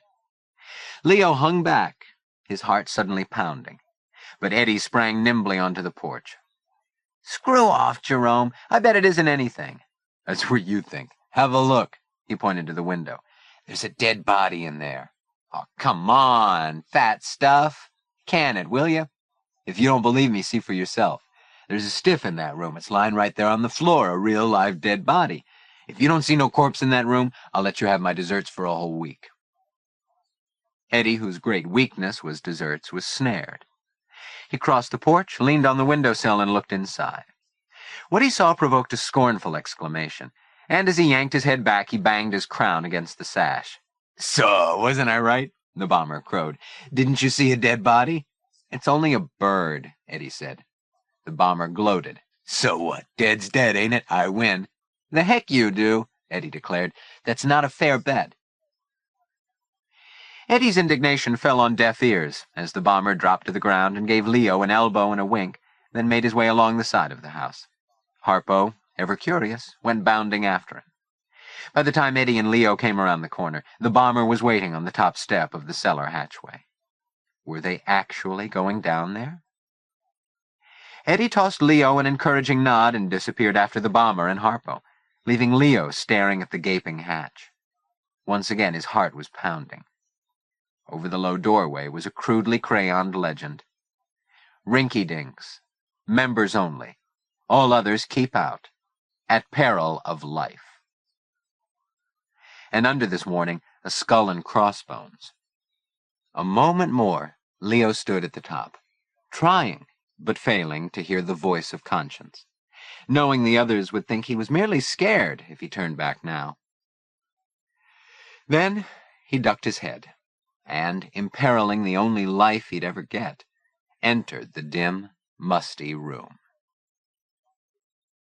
In the dim light he could just make out the other two, busy doing something in a corner. As his eyes grew accustomed to the gloom, he saw that the bomber was bending over a long bench, lighting a candle stub. Soon a wavering glow was making the shadows dance in the corners and along the ceiling. "So, what do you think?" the bomber asked, as if he were welcoming a guest to his new house. Leo shrugged. What could he say? The cellar was large and, well, spooky. It had a strange, earthy smell. But then what else could you expect from the cellar of a haunted house? Of ample proportions, it formed a spacious below-ground room with stone walls, a hard-packed dirt floor, and a low-beamed ceiling supported by squared-off posts, into which a hinged trap-door had been cut, and from which a broken stair-ladder hung at an angle. There was an old furnace and an empty coal bin, and a cobweb-covered fuse box was attached to one wall. The mixture of odors, of dampness, soil, must, dust, and rust, of stagnant rain pools in the corners, gave the place a special character that both attracted and repelled, a place for sinister doings. "What does the sign mean?" Leo asked. "What are rinky-dinks?" While Eddie described the illegal organization, the bomber marched over to a wall and paced out a distance along the footing, then knelt and dislodged a stone, from behind which he extracted a coffee can. Bringing it back to the bench, he removed the lid and pulled out a half-empty pack of old gold cigarettes, along with a finger-soiled envelope. "Smoke?" He fished a squashed cigarette from the crumpled pack and lit up. "Sure, give us a drag," Eddie said. The bomber handed over his butt, then watched Eddie draw and choke, expelling the smoke in 3 gusts through both mouth and nostrils. The bomber was contemptuous. "Cripes, Ed, you know something. You smoke just like an old lady. Why don't you learn to inhale like I showed you? It hurts my throat. You got to get it way down into your lungs and then blow it out, see? Like this." The bomber offered an eloquent demonstration of this procedure, puffing voluminously, then proceeded to blow 3 uniform smoke rings that waffled gracefully through the air. "You want a drag, Leo?" The bomber held out the fuming butt. "These have latakia in them," he pointed out. "Latakia is only a kind of Turkish tobacco, that's all," Leo said knowledgeably. He took a drag, inhaled it, then coughed it out in a thick cloud. "Must be the latakia," the bomber said with a smirk. Leo took another puff. The pungent tobacco was at once heady and dizzying. "Calf, calf," said Major Hoople, he said. Eddie and the bomber both chuckled. The blowhard major with the Shriner's fez was a comic strip favorite. The 3 continued puffing on the cigarette, passing it back and forth. While they smoked, the bomber made Leo privy to the contents of the envelope, 6 dog-eared photographs, which he ceremoniously tendered to Leo for perusal. Leo blushed. He had never gazed upon their like before, though he'd heard of such phenomena often enough at Pitt. The large buttocked women clad only in black stockings, the gentlemen self-conscious in funny-looking underwear, gartered socks. One of the men wore a derby hat, which rendered him ridiculous given his activity. "They're French," the bomber explained about the cards, "from Gay Paris." Leo nodded, hoping he appeared sophisticated. He wondered what Kretsch would have to say about all this. The bomber made a sudden move, holding out his hand for silence. "Cripes! What is it? Shh, button up. Somebody's up there. Here?" Leo cocked an ear, and indeed the bomber was right. From overhead came the sound of stealthy footsteps. Someone was tiptoeing around up there. Cripes! The bomber snatched the pictures from Leo's hand and stuffed them back in the coffee can, then hastily returned it to its hiding place. Leo listened hard, wondering whether to bolt or stay put. Yes, definitely. Someone was moving around up there. Now he was wishing they hadn't visited the cellar. It was a mistake. They should have obeyed the signs and avoided the place like a pest house. Suddenly the silence in the cellar was broken. Bounding toward the hatchway steps, Harpo began to bark. Harpo! His noise was bound to give them away. "Come on, let's scram out of here," the bomber said, and started toward the hatchway. But before they could gain the stairs, Bullnuts Moriarty came thundering down at them, bellowing like a blue Briton, followed by what seemed to Leo like a horde of savages, all yelling and waving their arms. Among the foe he glimpsed the moon-like features of Moon Mullins. Billy Bosey was there too, and Barty Tugwell, all bent on punishing the boys who had intruded into their sanctum. Leo felt himself slammed from side to side until he became dizzy. Someone gave him a jab in the ribs, while another had got his fingers into Leo's hair and was trying to yank it out. Then, using brute force, the bomber muscled his way through, dragging Leo along with him, Eddie in their wake. Before he knew it, Leo was out the lower door and scrambling up the hatchway steps to freedom. At the top, he barked his shin on the edge of the stone step. The pain was excruciating, and biting back his moans, he hopped around on one foot, then hobbled off to hide in a clump of sumac bushes. By this time, Eddie and the bomber had reached the road and were nearly around the bend. From the cellar came angry voices, disputing whether or not to give chase. Evidently, the decision was against pursuit, for no rinky-dink reappeared. Finally, feeling himself safe, Leo made his way back to the pond to collect his knapsack and violin.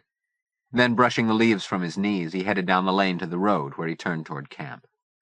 When he reached the bend, he glanced back over his shoulder, as if checking to make sure that the house was still there. As he looked, he saw, or had the impression of, a shadowy figure seated in the upstairs window, gazing out. At him, or at the view? He could not tell.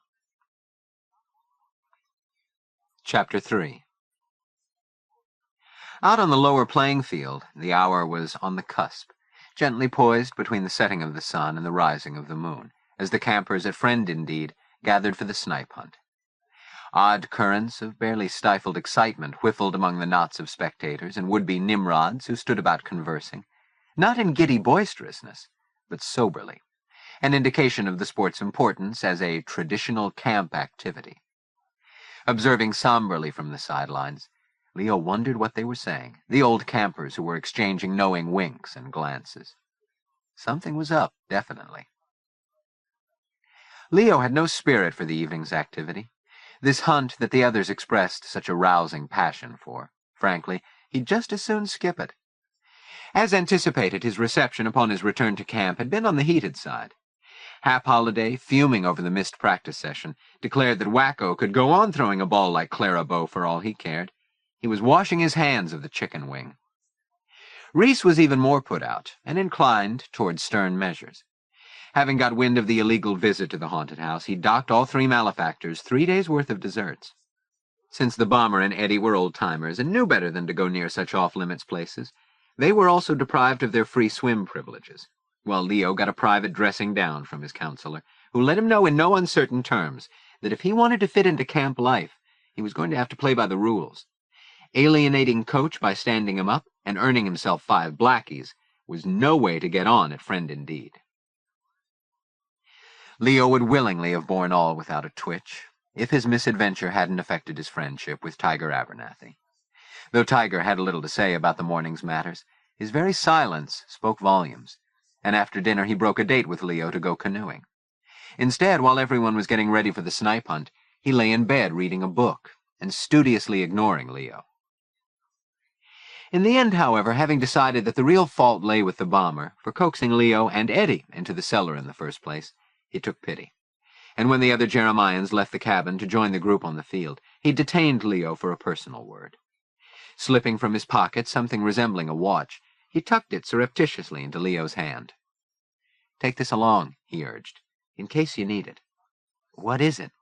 "A compass, see?" He unsnapped the case of crocodile leatherette. "Am I going to get lost?"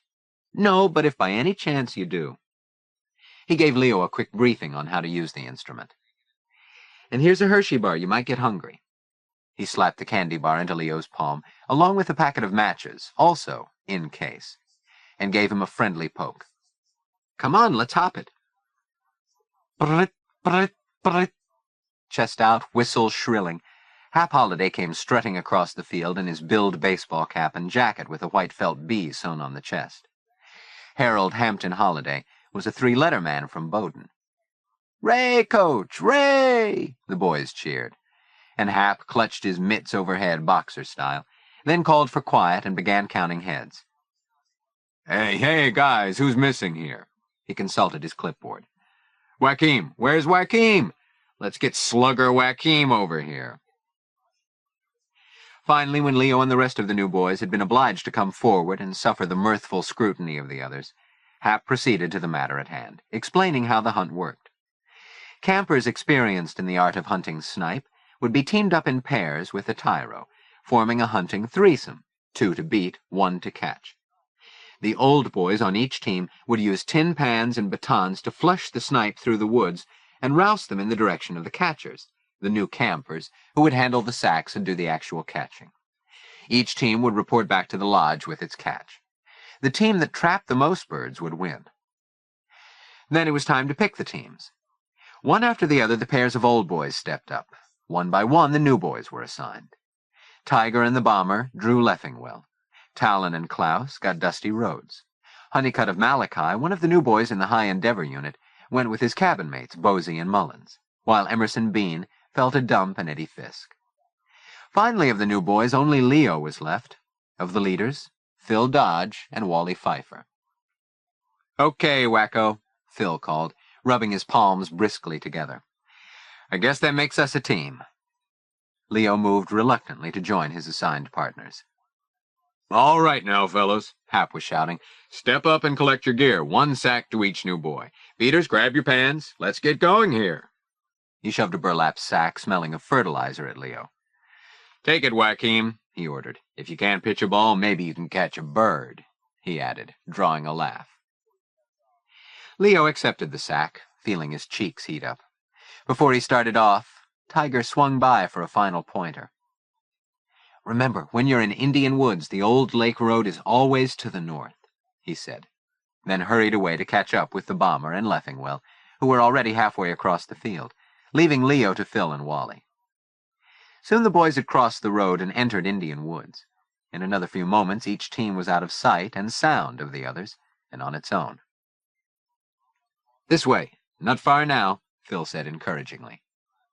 They tramped along a while longer, until Phil stopped and cupped a hand to his ear.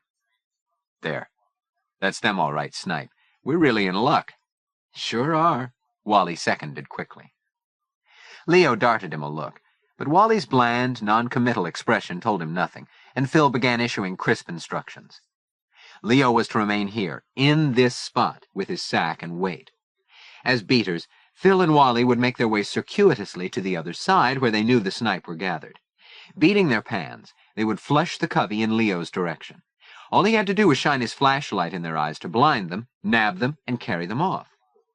"Where will you guys be?" Leo asked. "We'll meet you back at the lodge," Phil said. "Here, better have my flashlight," he added, exchanging it for Leo's. "It's got fresh batteries. You don't want to be caught in the dark out here." He jerked his head at Wally, and they moved off together, calling ever more remote encouragement until they had disappeared into the encroaching darkness. Leo waited. 1, 2, 5 minutes. Presently he heard the noisy clatter and bang of sticks against pans, a terrible racket, doubtless designed to flush the snipe from their hiding places. But one, Leo noted, that instead of coming nearer, was fading. The beaters were moving not closer but farther away. In a few more minutes the noises had stopped altogether. "Okay, you guys, that's it. How do we get out of here?" he called after his erstwhile teammates. There was no answer. He called again. Again no answer. Not a sound, not a peep, nothing. Just Leo Joaquim and the Forest Primeval. Letting the useless burlap sack slip to the ground, he squinted into the fading light, asking himself where the heck he'd been left. The silence was eerie, a different silence from the quiet of Kelso's meadow with its bird song and butterflies in the sunshine. A brooding, ominous silence filled with menace. And in it, Leo realized, there was a message. Like every last new boy in camp, he'd been had. There were no snipe. The snipe hunt was one of those Moonbow traditions that left dumb spuds like Wacko Joaquim holding the bag. "Hello, sucker. Ha, ha." Some joke. Standing there like a dope in the middle of Indian woods, he didn't think it so funny.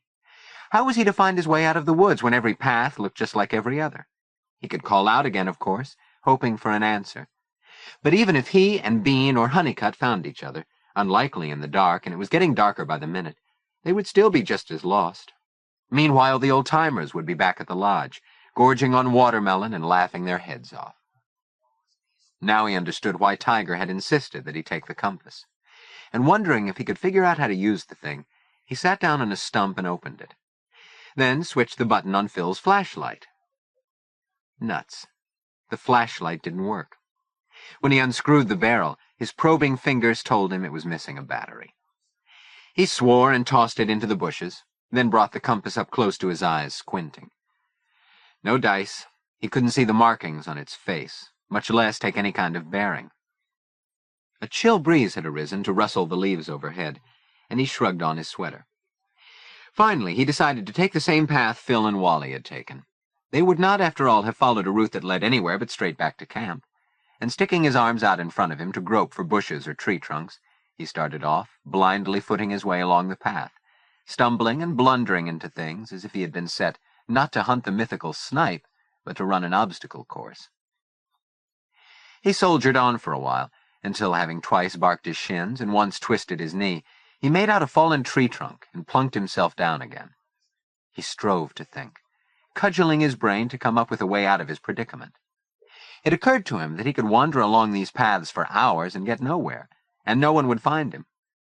He shivered, slapping at the mosquitoes that swarmed around his bare legs. They seemed to thrive on the citronella he had doused himself with. Then roused himself, telling himself he must do something. He couldn't sit here forever like a bump on a log. He arched his back and was about to get up when... What was that? A shaft of alarm nailed him in the chest. Out there in the dark. Something. Yes, squinting hard, he could just make it out. A dark shape over there. He could hear it moving around. Something was there. This was no joke. This wasn't his imagination working overtime. He peered along the path. If only he could see better. His teeth began to chatter. He would get up and run, but his legs were too weak. His knees were wax. What was it? Hardly daring to breathe, he stretched his eyes wide in an attempt to pierce the shadows. From the sounds in the underbrush, he supposed the thing to be large and clumsy, heedlessly shattering twigs and branches as it came lurching nearer. Nearer? Oh, God, there it was. He could almost feel its breath, hot and panting on his neck. A moan of fear escaped his lips, and raising his arm to ward off the attack, he struggled to his feet and began to run. Unable to see where he was going, he managed to move only a few yards before he tripped and went sprawling to the ground. The beast was upon him. The panic-stricken cow came crashing through the underbrush, apparently eager to make contact with a fellow creature, be it only a dumb camper as lost as she was. The disconsolate sound mocked Leo, marking him a greater fool than he already felt. What if someone had been watching? He'd never live it down. The cow looked so ridiculous and out of place. He shooed it off, then considered his situation, rubbing his chilled arms. Even under the wool sweater, his goosebumps wouldn't go down. Overhead, the pine boughs whispered softly in the breeze. He was panting with nerves and fatigue. He had no choice. He must move on. But further probings into the dark now failed to locate any trees to guide him along the path. There was no longer a path. None at all. In trying to get away from the cow, he must have stumbled into a clearing. Utterly discouraged and despondent, he kicked a stump and jammed his fists deep into his pockets. But wait. He had forgotten the packet of matches Tiger had given him. He could read the compass in the light of a match. He fumbled them out and lit one. The flame blew out before he could get even a quick look at the compass face. He lit another and another with similar results. There were only a few matches left. To conserve them, he would build a little fire to see by. He scrabbled up some tinder of needles and twigs and struck another match. The tinder caught quickly. When he had it going, he added some bigger twigs and pieces of branches, so the blaze lighted up the clearing sufficiently for him to get his bearings. What he found himself looking at caused him to blink in surprise and wonder. In the center of the open space was a circle of round rocks marking off a campfire site. There were charred bits of wood scattered about, and a little way off, the dark mouth of a cave. The trunks of the nearby pine trees were blazed with axe markings and knife carvings, Indian signs, like the ones on the old campers' torches, with initials and dates. As he peered around in wonder, it dawned on him that he had stumbled onto the site of the Seneca's council fire. It also occurred to him that he had no business here, that he was trespassing. In this sacred spot were performed those secret rites that were taboo for non-entities, like Leo Joaquim. He could picture the scene.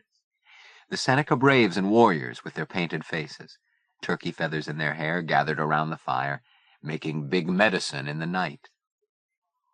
Eager to investigate further, he stifled his misgivings, and using a pine branch that when lighted proved a satisfactory torch, he made his way into the cave. The space was much larger than it appeared from the outside.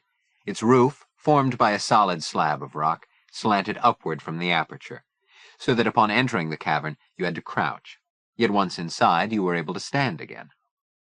Raising his torch higher, he proceeded farther into the room, following a trail of symbols and pictographs.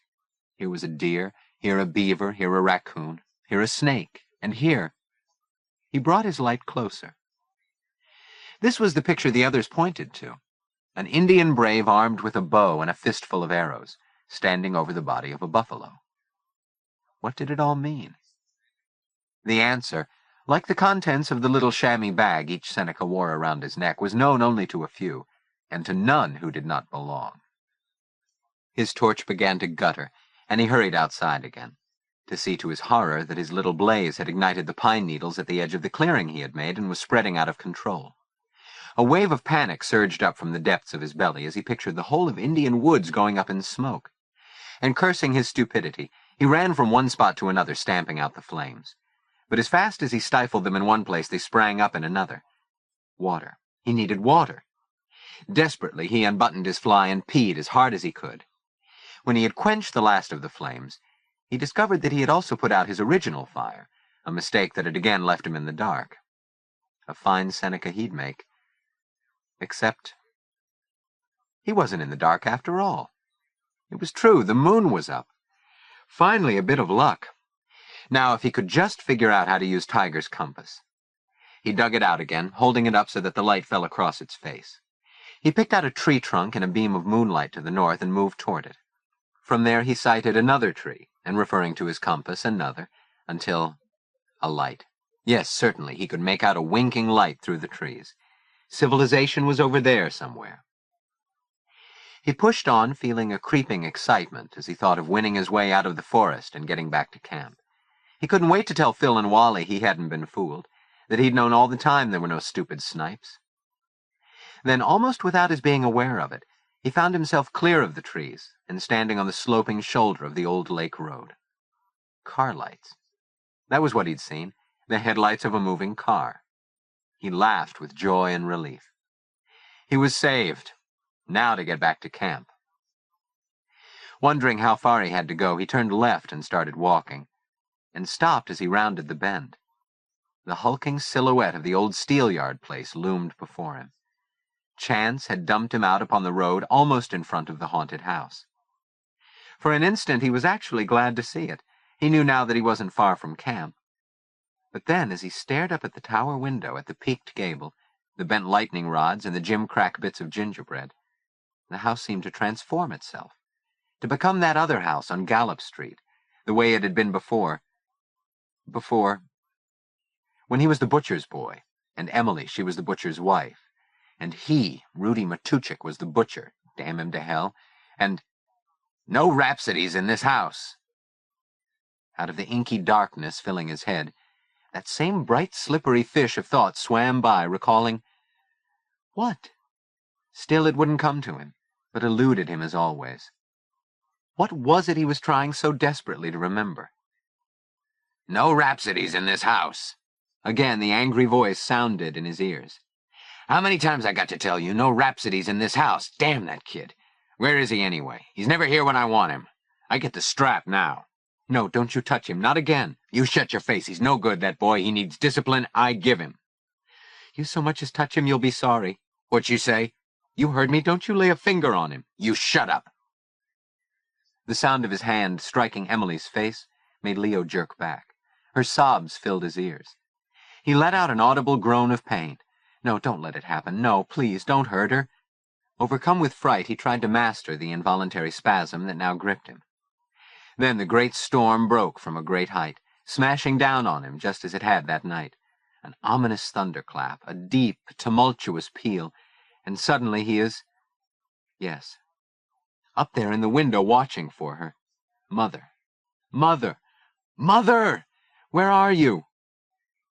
He can hear the heavy downpour beating against the window pane, drumming on the roof slates. The river is rising fast, to flood the dikes that laborers have spent 2 years throwing up, sweeping them away in a torrent. And the same tide is now loosening the footings of the L Street Bridge, and Emily is coming on the trolley car, the L Street car. Mother! And Rudy is shouting, and then the world begins to spin, a maelstrom sweeping everything away from him. Mother! He hears her cry, Leo, oh, Leo! That dread sound of agony, her white hand fluttering, and, oh, Mother! Suddenly he was running toward the house, up the crazy paving, up the steps, onto the porch to the open doorway gaping before him, and he stopped. He could go no farther. Whatever it was, he could do nothing about it. It was too late. She was gone. He was alone. Terrible sobs were wrenched from him. His eyes blurred with tears. Tremors ran through him like electric shocks. For a while he stood there on the threshold, trapped like a bug in a spider's newly spun web, felt himself cocooned in silk and gauze that spun around his body tighter and tighter, until he was made a neat, small package of. Then suddenly a cold wind drifted across his back, chilling his neck, and the spell was broken. He turned away from the house and broke into a trot, down the walk to the road, pelting hard along its shoulder, never stopping for breath until he reached the rack of mailboxes at the top of the line path, and beyond that, camp. He forced his disturbing thoughts from his mind, determined to have the last laugh on his erstwhile snipe-hunting partners. As he came down the line path, he heard from the lodge sounds of merriment and lusty singing. No doubt the old boys enjoying their watermelon and making fun of all the dumb suckers still wandering around in Indian woods. Shunning the lights, he made his way toward Jeremiah. He had an idea he wanted to execute. The cabin was dark and deserted when he reached it. He borrowed the bomber's extra flashlight, then hurried away to the tool shed behind the cottage where Fritz Auerbach stayed, and located a trowel and 2 small clay pots. From there he proceeded into the woods behind the cottage, and dug up 2 pine seedlings, which he quickly transplanted into the pots. Then, having returned the trowel to the shed, he hurried back to the cabin. He set one of the pots in the center of Phil's bunk, the other on Wally's, then stretched out on his own bunk to wait. He must have dozed off. He was suddenly aware of subdued laughter, and he glimpsed figures coming down the line path. I bet he'll never find his way out of there. He recognized Phil's voice, and there was a nasal chortle that sounded like Dump. We'll probably have to go out and wet nurse him home, Phil went on sourly. And in they came, 5 of the lucky 7. Tiger and the bomber had yet to show. In the dim light, no one noticed Leo at first, and he lay still, watching through slitted eyes, as Phil, slurping the remains of a slice of watermelon, went to his bunk. What's this junk doing here? He demanded, turning with the potted tree that had been set out on his pillow. Evening, all, Leo said, sitting up and grinning. It's a present. Wally has one, too. Like them? Phil ordered the lantern lighted, then strode over to Leo and stared down at him. What the heck do you think you're doing? You got dirt all over my pillow. Sorry for that, Leo replied with no spark of humility. How'd you get back so quick? Yeah, how? Echoed Wally. It didn't take long, did it? Leo was relishing the baffled looks on their faces. You cheated, Phil said. You followed us out. I never. You thought you'd gotten me good and lost, but you didn't. I knew where I was all the time. The heck you say. And before I forget, thanks a lot for the loan of your flashlight. It was really kind of you guys. It didn't work, though, so I threw it away. He dipped into his pocket and produced the compass. The reason I didn't get lost was because I had this. Phil's brows shot up. That's Abernathy's. Where'd you get it? As he reached for it, Leo put it behind his back. Tiger gave it to me. Liar, he never. Hand it over. Leo defied him. No, why should I? As he stuck the compass back in his pocket, Phil threw himself on him and shoved him back to the bunk rail. Ow! Leo cried, nursing an elbow. That hurt. What's going on? Tiger was standing in the doorway with the bomber. "He's got your compass, Tig," Phil said. "He stole it from your box." "No, he didn't. I gave it to him." Phil was stunned. "You gotta be kidding. You won that compass. It's a prize." "That's okay. I gave it to him." "Well, if that's not—" "Well, damn it anyway." "So how'd it go?" Tiger asked, turning to Leo. Leo swept the circle of faces with bright eyes. "It was grand," he said with profound satisfaction. Phil glowered and turned away. He grabbed up his seedling and chucked it with the pot through the door. Its fellow followed in short order. "What was that all about?" Tiger asked. Leo chuckled. "Those are the snipe I was supposed to bag." Tiger and the bomber looked puzzled. "He's just being a Weisenheimer," Phil said. "They're little pine trees." "I don't get it," Tiger said. "It's an anagram," Leo explained. "Pines. Pines, SNIPE. Tiger darted a look of covert amusement to the bomber. It wasn't easy getting a leg up on Phil Dodge. "What's the matter? Can't you take a joke?" the bomber said, laughing. His bunk squeaked as he heaved himself up and hauled out his pajamas. A moment later, an angry expletive was heard from the porch. "What the damn hell?" Reese boomed out as he tripped over a pot. When he appeared in the doorway, he clutched a pine sapling in each hand, the roots exposed, pots gone. "What's this crap lying around out here for?" he demanded, looking around for the guilty party. "It's nothing, Big Chief," said the bomber, hopping down to intercept him and forestall trouble. "Just a little gag is all." Reese wasn't to be put off.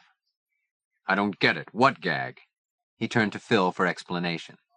"Ask Wacko," came the sullen reply. "All right, Joaquim, is this some of your doing?" Leo shrugged and feebly echoed the bomber's comment. "Just a joke." "I don't like jokes, not this kind anyway," Reese fumed. "What do you think this place is, a shithouse? This is no Dewdrop Inn, it's Jeremiah." "He's got Tiger's compass, too," Phil was compelled to say. "Is that true?" Reese demanded of Leo. "I used it, sure." "Give Tiger back his property." "That's okay, he can keep it," Tiger said. Reese scowled. "My dad awarded you that compass. It's a good one. You take it back." To avoid further argument, Tiger pocketed the compass. "And you can have 2 mornings extra KP in exchange," Reese said to Leo. "Post yourself for duty in the morning, and if anybody asks you why, tell them it's because you're a wise guy." "Oh, come on," the bomber protested. "Have a heart." "Yeah," Leo said. "Have a heart, heartless." There was an awkward silence in the cabin. What Leo had intended as a joke hadn't come off that way. Reese slowly turned his eyes on him. "What did you say?" he asked softly. Leo blanched. "I just said, have a heart." "You called me heartless." "Nobody calls me heartless. Got that?" "Yes." "Yes, sir. Yes, sir." "Now you take the broom and clean up that mess out there." Reese gestured toward the door. "Yes, sir." Leo took the broom and went out. He was disposing of the debris in the trash can when he saw Tiger waiting for him at the fountain. "I guess I screwed up," he said sheepishly. "We told you he doesn't like that name. The bomber gets away with it sometimes. You forget you ever heard it. But you done good, camper. Real smart." He gave Leo a clap on the shoulder. Leo warmed to the compliment. Praise from Caesar. Still, he wished it had not come from Tiger, but from Reese himself. Later, as he climbed into his bunk to settle down to sleep, he looked over at Reese in his cot, a scant 3 feet away. His eyes were slitted open, staring at him, it seemed. Charlie Chan eyes that made Leo nervous. "Shape up, wacko," they were saying. "Remember Stanley Wagner."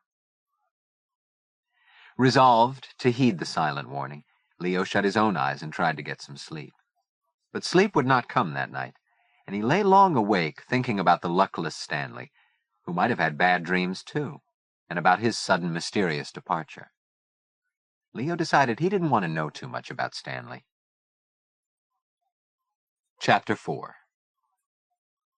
Ma Starbuck, seated with her ear as close to Pa's static-riddled Atwater Kent radio speaker as her bulk would allow, nodded emphatically. As usual, Ma Perkins was right. If Laura Lee, a modern housewife, really wanted to hold on to her mate Buzz Morgan, a real good garage mechanic who tuned up engines over at Zeke's service station, she was just going to have to quit flirting with every Tom, Dick, and Harry who happened by.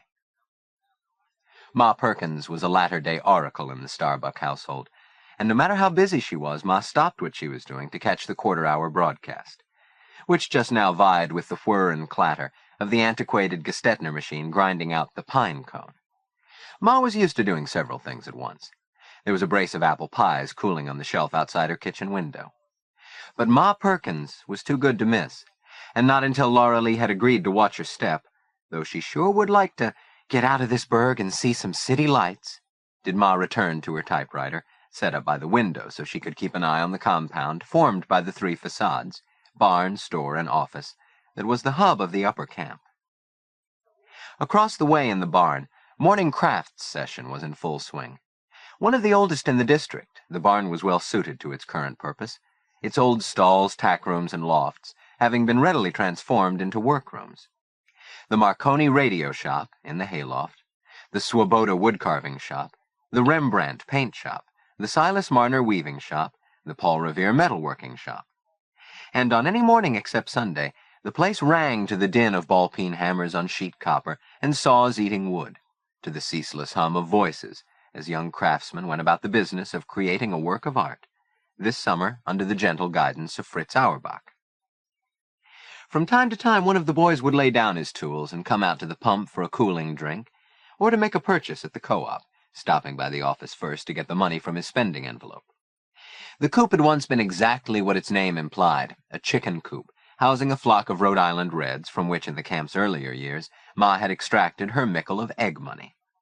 Nowadays, for 2 hours every morning and another in the evening, from behind its full-length oilcloth-covered counter, the counselors took turns vending materials for leathercraft, beadwork, wood-burning, and other handicraft projects, as well as candy bars and soda pop, kept chilled in an old cold box upon which the legend Moxie had all but worn away. Now, through the window of the barn that marked the Swoboda woodcarving shop, Ma glimpsed the feathered Tyrolean cap belonging to Fritz Auerbach. He was hard at work on his pet project, a scale model of a village in Austria called Durenstein, which, when completed, was intended as a special gift for Camp Friend Indeed.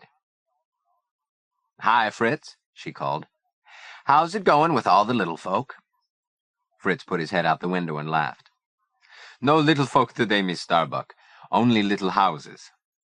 "I thought you was going to call me Ma like everybody else at camp." "Okay, Ma, you're the boss." He tipped his hat brim over his eye and withdrew, catching his feather in a knothole. Ma beamed approvingly. She liked Fritz. Everyone did. Though he supervised all arts and crafts activities, the Swoboda woodcarving shop was Fritz's personal duchy. Here he had set himself up with a sturdy workbench, a vise, chisels, knives, scroll saws, and other woodworking tools, and the adjacent walls were hung with tiny figures, human and animal, cleverly carved from chunks of wood and destined for the village. Bushy-tailed squirrels, a tortoise, a deer, a man in lederhosen, and a feathered cap. For Fritz was a master woodworker, and the Swoboda corner had become extremely popular with many of the campers, from the older boys in high endeavor, eager to learn his carving secrets, to the cadets from Virtue like Pee-wee Oliphant, who crowded around him as he perched on his stool amid the aromatic sawdust and wood shavings. Durenstein, the village on the outskirts of Vienna, was a place Fritz knew well, a little corner of his childhood that held many happy memories, unclouded by the misfortunes that had befallen him since. Sometimes as he worked, he would tell the campers stories about how on Sundays in springtime he and his family would drive out of the city in their big touring car to take lunch under the arbor at a little cafe where the Hassenpfeffer was tasty, and they would drink May wine with strawberries in each glass, and afterward sing the old German songs. But no more. Fritz did not care to hear those songs any longer. It saddened Ma, for it didn't seem likely he would ever see his family again, at Durenstein or anywhere else. The Auerbachs had been one of the oldest and most respected banking families in Vienna. Since the Austrian Nazis began their bid for power, they had coveted the fortune of the family of Jews, and one night This was some months before the Anschluss, when Hitler's panzer units had rolled across the border into Austria. The brown shirts had descended on the Auerbach house, breaking in at the front while the family escaped through the alley with only the clothes on their backs and a few bits of jewelry. Fritz, who had been away at school in Geneva, was sure his father would try to reach New York, and had himself made his way to America to wait, boarding with the family in Middletown and earning his tuition at Wesleyan by private tutoring in the German language. Among those he had taught had been Rex Keniston's younger brother, and it had been on Rex's recommendation that Fritz, though a Jew, had been offered the post at Camp Friend-Indeed. The results, Ma decided, had been gratifying. For Fritz, who had the most reason for complaint of all the young men on Pa's staff, gave the impression of being the most content, and was the most easygoing and pleasant to be around, doing his utmost to hide the anguish that had already touched his dark curly hair with silver. He was also, as Ma's friend Dagmar Kronborg had pointed out with satisfaction, responsible for bringing to Friend-Indeed something of the culture the boys had encountered heretofore only on occasional visits to the castle. Indeed, he had turned the so-called White House, the small cottage of which he was sole tenant, into the acknowledged cultural hub of the entire camp. Ma smiled to herself. Being a cultural hub suited the little house, she thought, picturing it set in the grove of slender birches, the low, narrow doorway elegantly fronted by a sliver of porch, with its decorative bits of curlicue and filigree, and boasting a pair of Doric columns that had once framed the doorway of a building in Junction City. The tiny one-room playhouse Pa had contrived with Henry Ives, in order to keep Ma close to him in that long-ago time when love was fresh, had in recent years been the residence of Hap Holliday, who had been far from pleased at being relegated for the season to a bunk at Bachelor's Haven, the staff dorm. But Ma had made up her mind as soon as she heard Fritz's tragic story from Dr. Dunbar. "That boy'll need a home," she had told Pa, "a place where he can be alone." And when Fritz had moved into the cottage with his meager possessions, the few treasures he'd brought with him from Switzerland, an antique chess set, an album of stamps, and a pewter-lidded stein reputed to have come from King Ludwig's castle at Neuschwanstein, a small shelf of books, and a collection of classical and jazz recordings that he played on an old Victrola he'd picked up in a Junction City second-hand shop, she knew she'd done the right thing. Besides, lately Fritz was proving an agreeable companion for Leo Joaquim, giving him a game of checkers and lending him books. A well-educated, cultured person like Fritz was bound to have an effect on the poor orphan, might even influence his entire future, help to mold him into the sort of person Ma believed him capable of becoming. Glad men from happy boys. Wasn't that the Moonbow motto, Pa's favorite slogan? The sun having crept into her eyes, she adjusted her celluloid eyeshade to cut the glare as she checked on Willa Sue, who was sitting on the slatted bench under the grape arbor among the ragged clumps of snapdragons and hollyhocks, cradling her doll, and watching Jezebel, who was on the hunt for mice among the arbor's sagging posts. Ma sighed. Pa himself had carpentered the arbor some 25 years before, and in those happier days he and she would sit side by side on that same bench, holding hands and planning the future, in anticipation of which Pa had also constructed a cradle. But it wasn't until the 13th year of their marriage that their union had been blessed by the precious gift of a child, a baby girl born just before Christmas. And when 2 whole summers had passed, and they had yet to hear her first words, it had dawned on Ma that there must be something wrong. Medical science and Doc Thomason had confirmed her suspicions. Pa had been broken-hearted, taking it as a personal insult. Starbuck males didn't breed mental defectives. And a new chapter had opened in the life story of Mary and Garland Starbuck. Pa took to sleeping in the spare room, in the narrow bed, and turned away from his daughter and his wife. Even the camp that he had founded, and its boys, seemed to lose their place in his heart. As for Ma, being by nature optimistic and resourceful, she had taken the disappointment in her stride. If Willa Sue was a bit slow, that was all right. At least she wasn't sickly or peaked the way some children were, and Ma could help her along with her lessons. The trouble was, the boys enjoyed making fun of her. One camper in particular, and that had been most upsetting because of who he was, though it had happened so many years ago now. Ma had never forgotten it. She had been sitting right here in this very chair in this same office. The boys were hiking past the window to the dining hall. A few had stopped to play with Willa Sue. Another, Reese Hartzig, then a camper in harmony, had impatiently urged them to hurry up. "Come on, you spuds. Leave the dummy alone and let's hop it." The dummy. "Dum-dum-dummy," the boy shouted and ran away. Ma had grabbed the child from her playpen and carried her inside as if she'd been burned by fire. Pa, connected up to his radio set by earphones, had missed it all. She never told him what had happened. It would have done no good. No good at all. It was then Ma finally realized that the man she lived with was no longer the man she had married. And nowadays, out for a walk among the Moonbow byways, he had his eyes forever on the treetops and the little birds that hopped about among their branches, and on the clouds floating above the trees, and on the sky beyond the clouds, and saw almost nothing of the doings of his boys. And this was too bad, because there were some problems Ma couldn't solve. In particular, those concerning that same Reese Hartzig and the new boy in Jeremiah, Leo Joaquim. The morning after the snipe hunt, Reese had come storming into the office griping about the dumb trick Leo had played on Phil and Wally, and demanding that Ma switch him with Talbot in Isaiah. The new boy, he said, would never make a Jeremiah and would cost the cabin the trophy. Ma wouldn't budge. To Jeremiah had Leo come. In Jeremiah would he stay. Frankly, she thought him real clever. Resourceful, too. Not many new campers so much as suspected the truth behind the snipe hunt. But even if she had been so inclined, she would not have acceded to Reese's request, which would have meant separating Leo from Tiger Abernathy. She had reminded the counselor of the happy points his new camper was already earning for Jeremiah with his spider collection, and Reese had seemed mollified. Still, Ma couldn't be sure. If only Pa would have a word with him. But she knew the likelihood of that was small. The summer would be gone before he did. She forced herself out of her morose reverie and returned to the task at hand. As she completed the last page of the pine cone and peeled it from the machine, Leo himself appeared in the barn doorway and headed for the pump.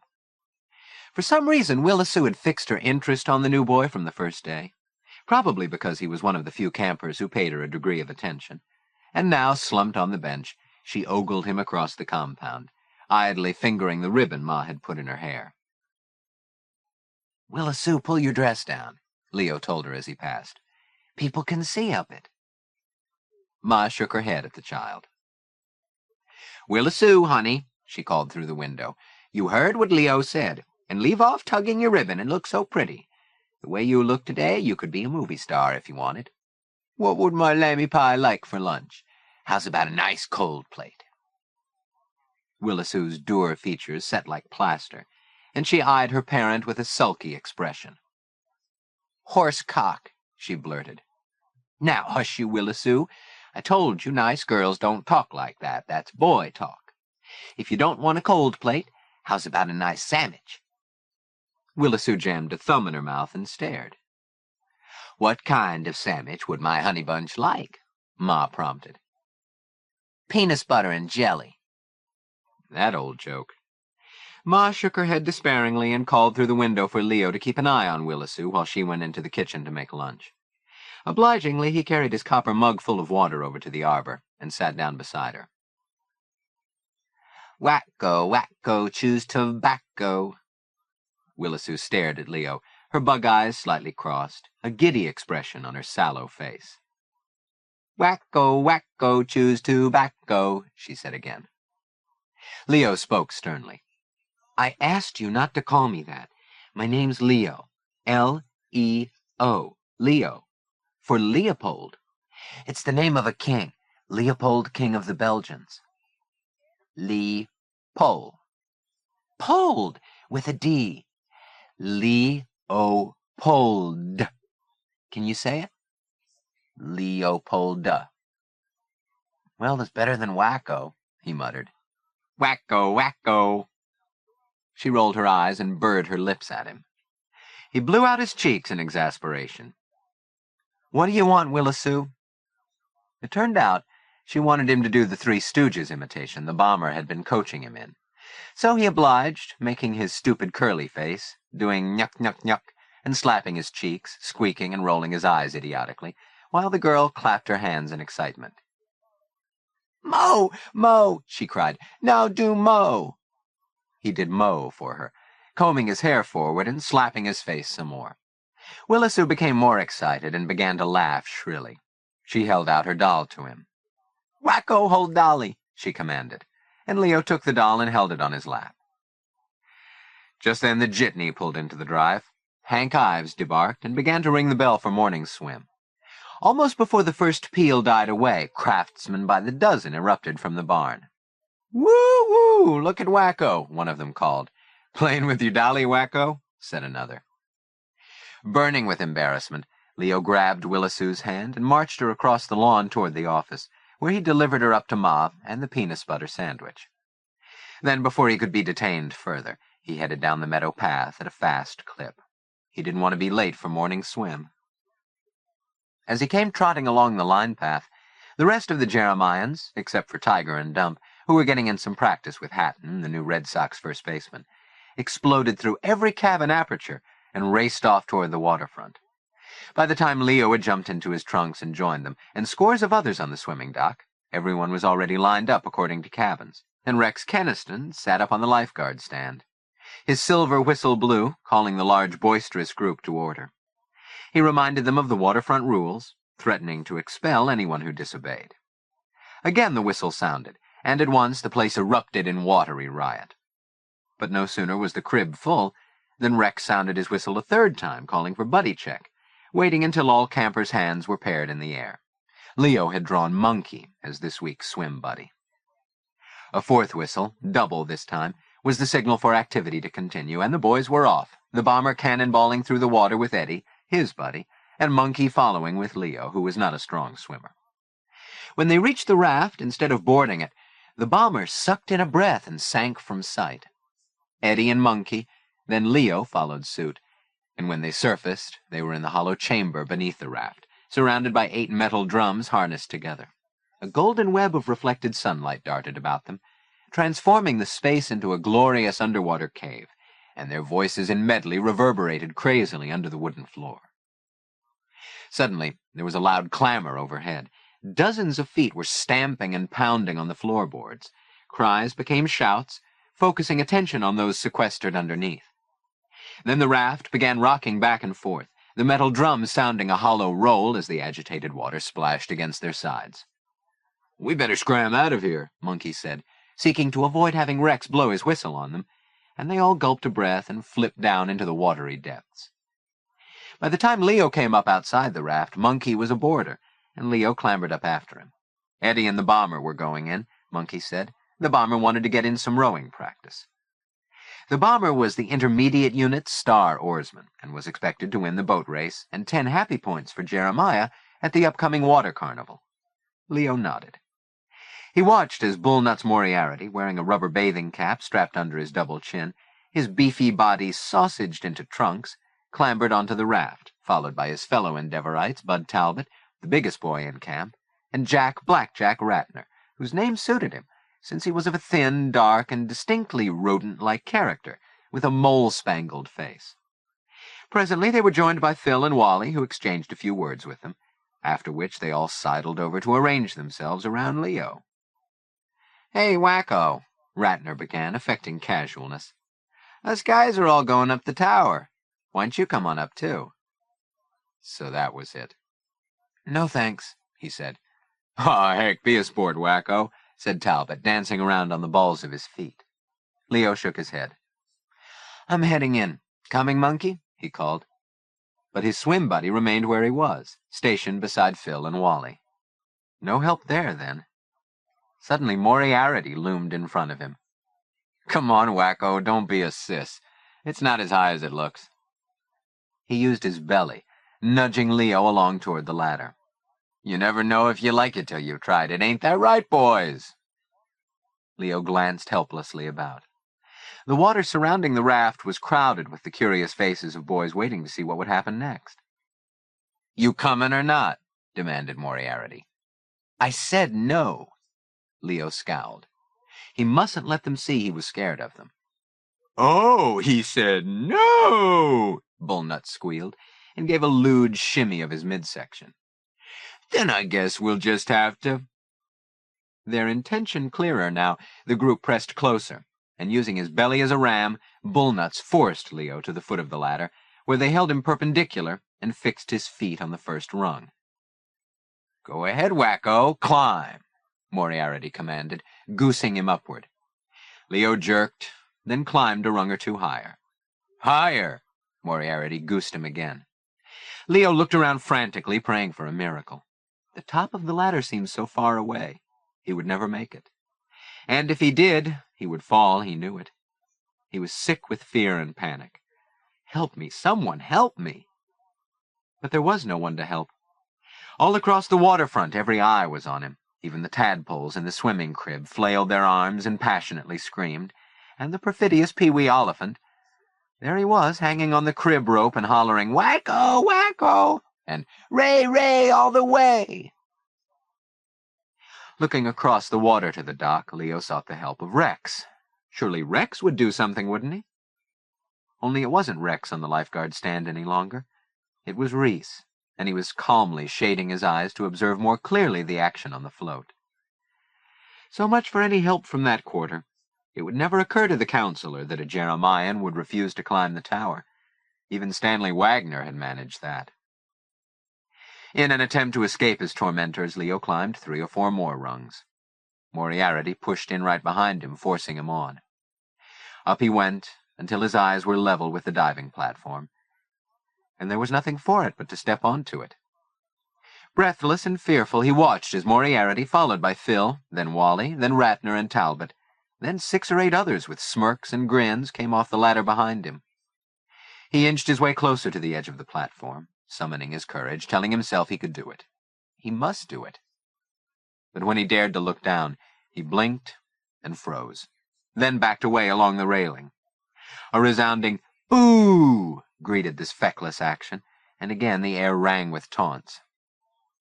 "What you waiting for, Wacko?" Moriarty jeered. "You gonna take the jump, or do we make you walk the plank?" Worse, much worse, were Phil's contemptuous words. "Come on, Joaquim. Don't make any more of a fool of yourself than you have to. Get it over." Leo looked from Phil's red, aggressive face to Wally's pale, pimply one, and hated them both. And Monkey, where was he? Down below, twiddling his thumbs. "Watch out you don't crack your skull on the cable," Phil added. "Go ahead, I dare you." Leo could see the thick steel rope receding at an angle to the bottom of the lake, and the heavy cement block that held both the float and its tower fast, and it seemed to him that if he were to jump, he would hit it. Yet the watery abyss pulled at him like a magnet. He must go over, must fall. Feeling Moriarty's hand pressing the small of his back, he gasped, then clutched the railing tighter. "Go on, coward," the piggy eyes seemed to say. "Go ahead and jump." Ashamed, Leo lowered his head. He could feel the sickish heave of his insides. His stomach gurgled and turned over, and then, losing all control, he threw up his breakfast. Moriarty, the recipient of this unexpected eruption, let out a roar of indignation, and with a bellow flung himself from the platform and plummeted into the water below. On the platform, still shaking with fright and mortification, Leo turned to face the rest of his tormentors.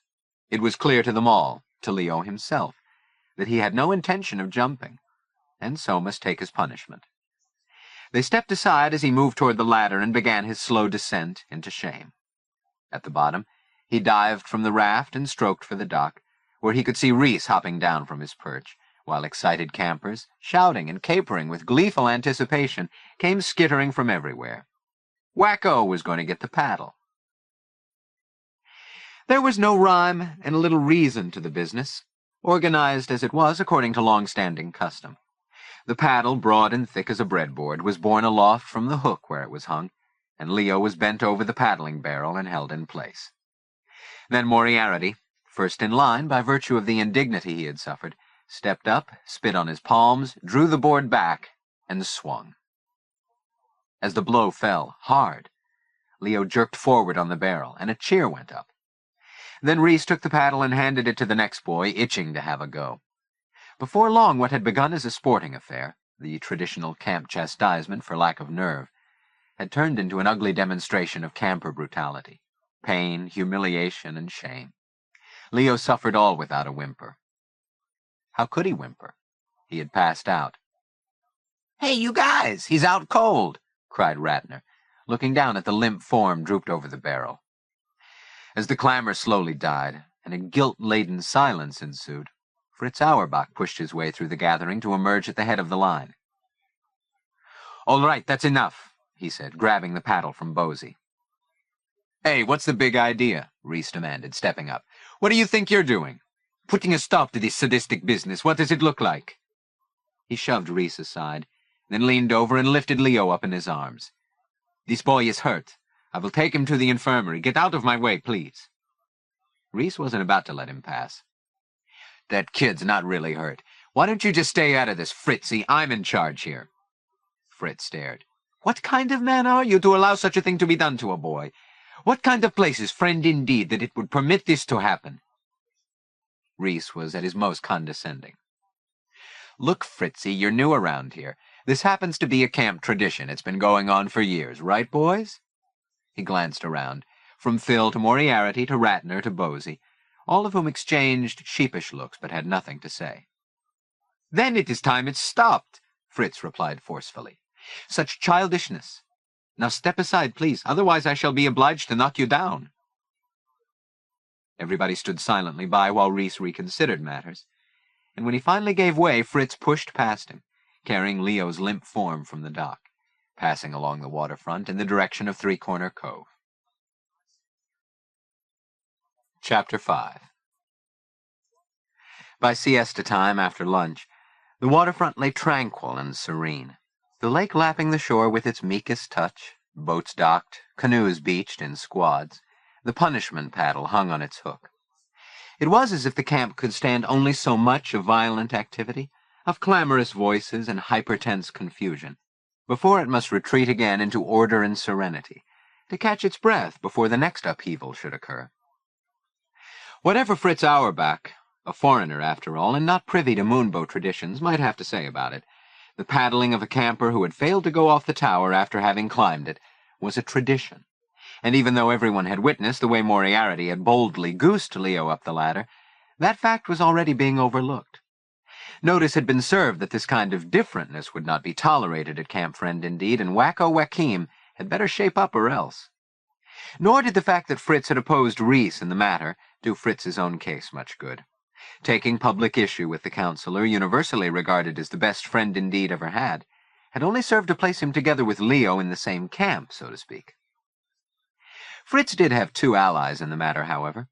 At the infirmary to which he had conveyed the sufferer, Wanda Kozlowski, the camp nurse, had been outraged. Leo's baganza, she declared, looked like an Italian sunset, and in short order she had popped him into a fresh, clean-smelling white bed, applied soothing lotions, given him a pill to relieve the pain, and positioned a pillow to jack up his hips and an ice pack to cradle his backside.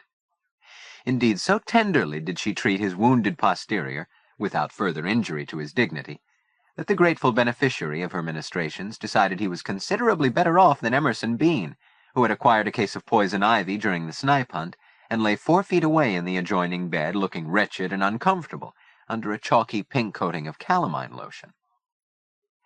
Fritz's other ally was Doc Oliphant, whose arrival at the infirmary just as Leo was getting settled required that the ice pack be removed.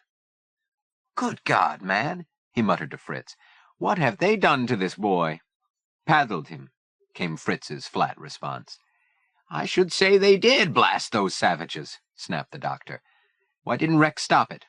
"Rex wasn't there, I'm afraid. He had to take a phone call." "Then who had charge of the waterfront?" "Reese Hartzig was on the bench. He said it was the tradition." "So it is," the doctor sighed.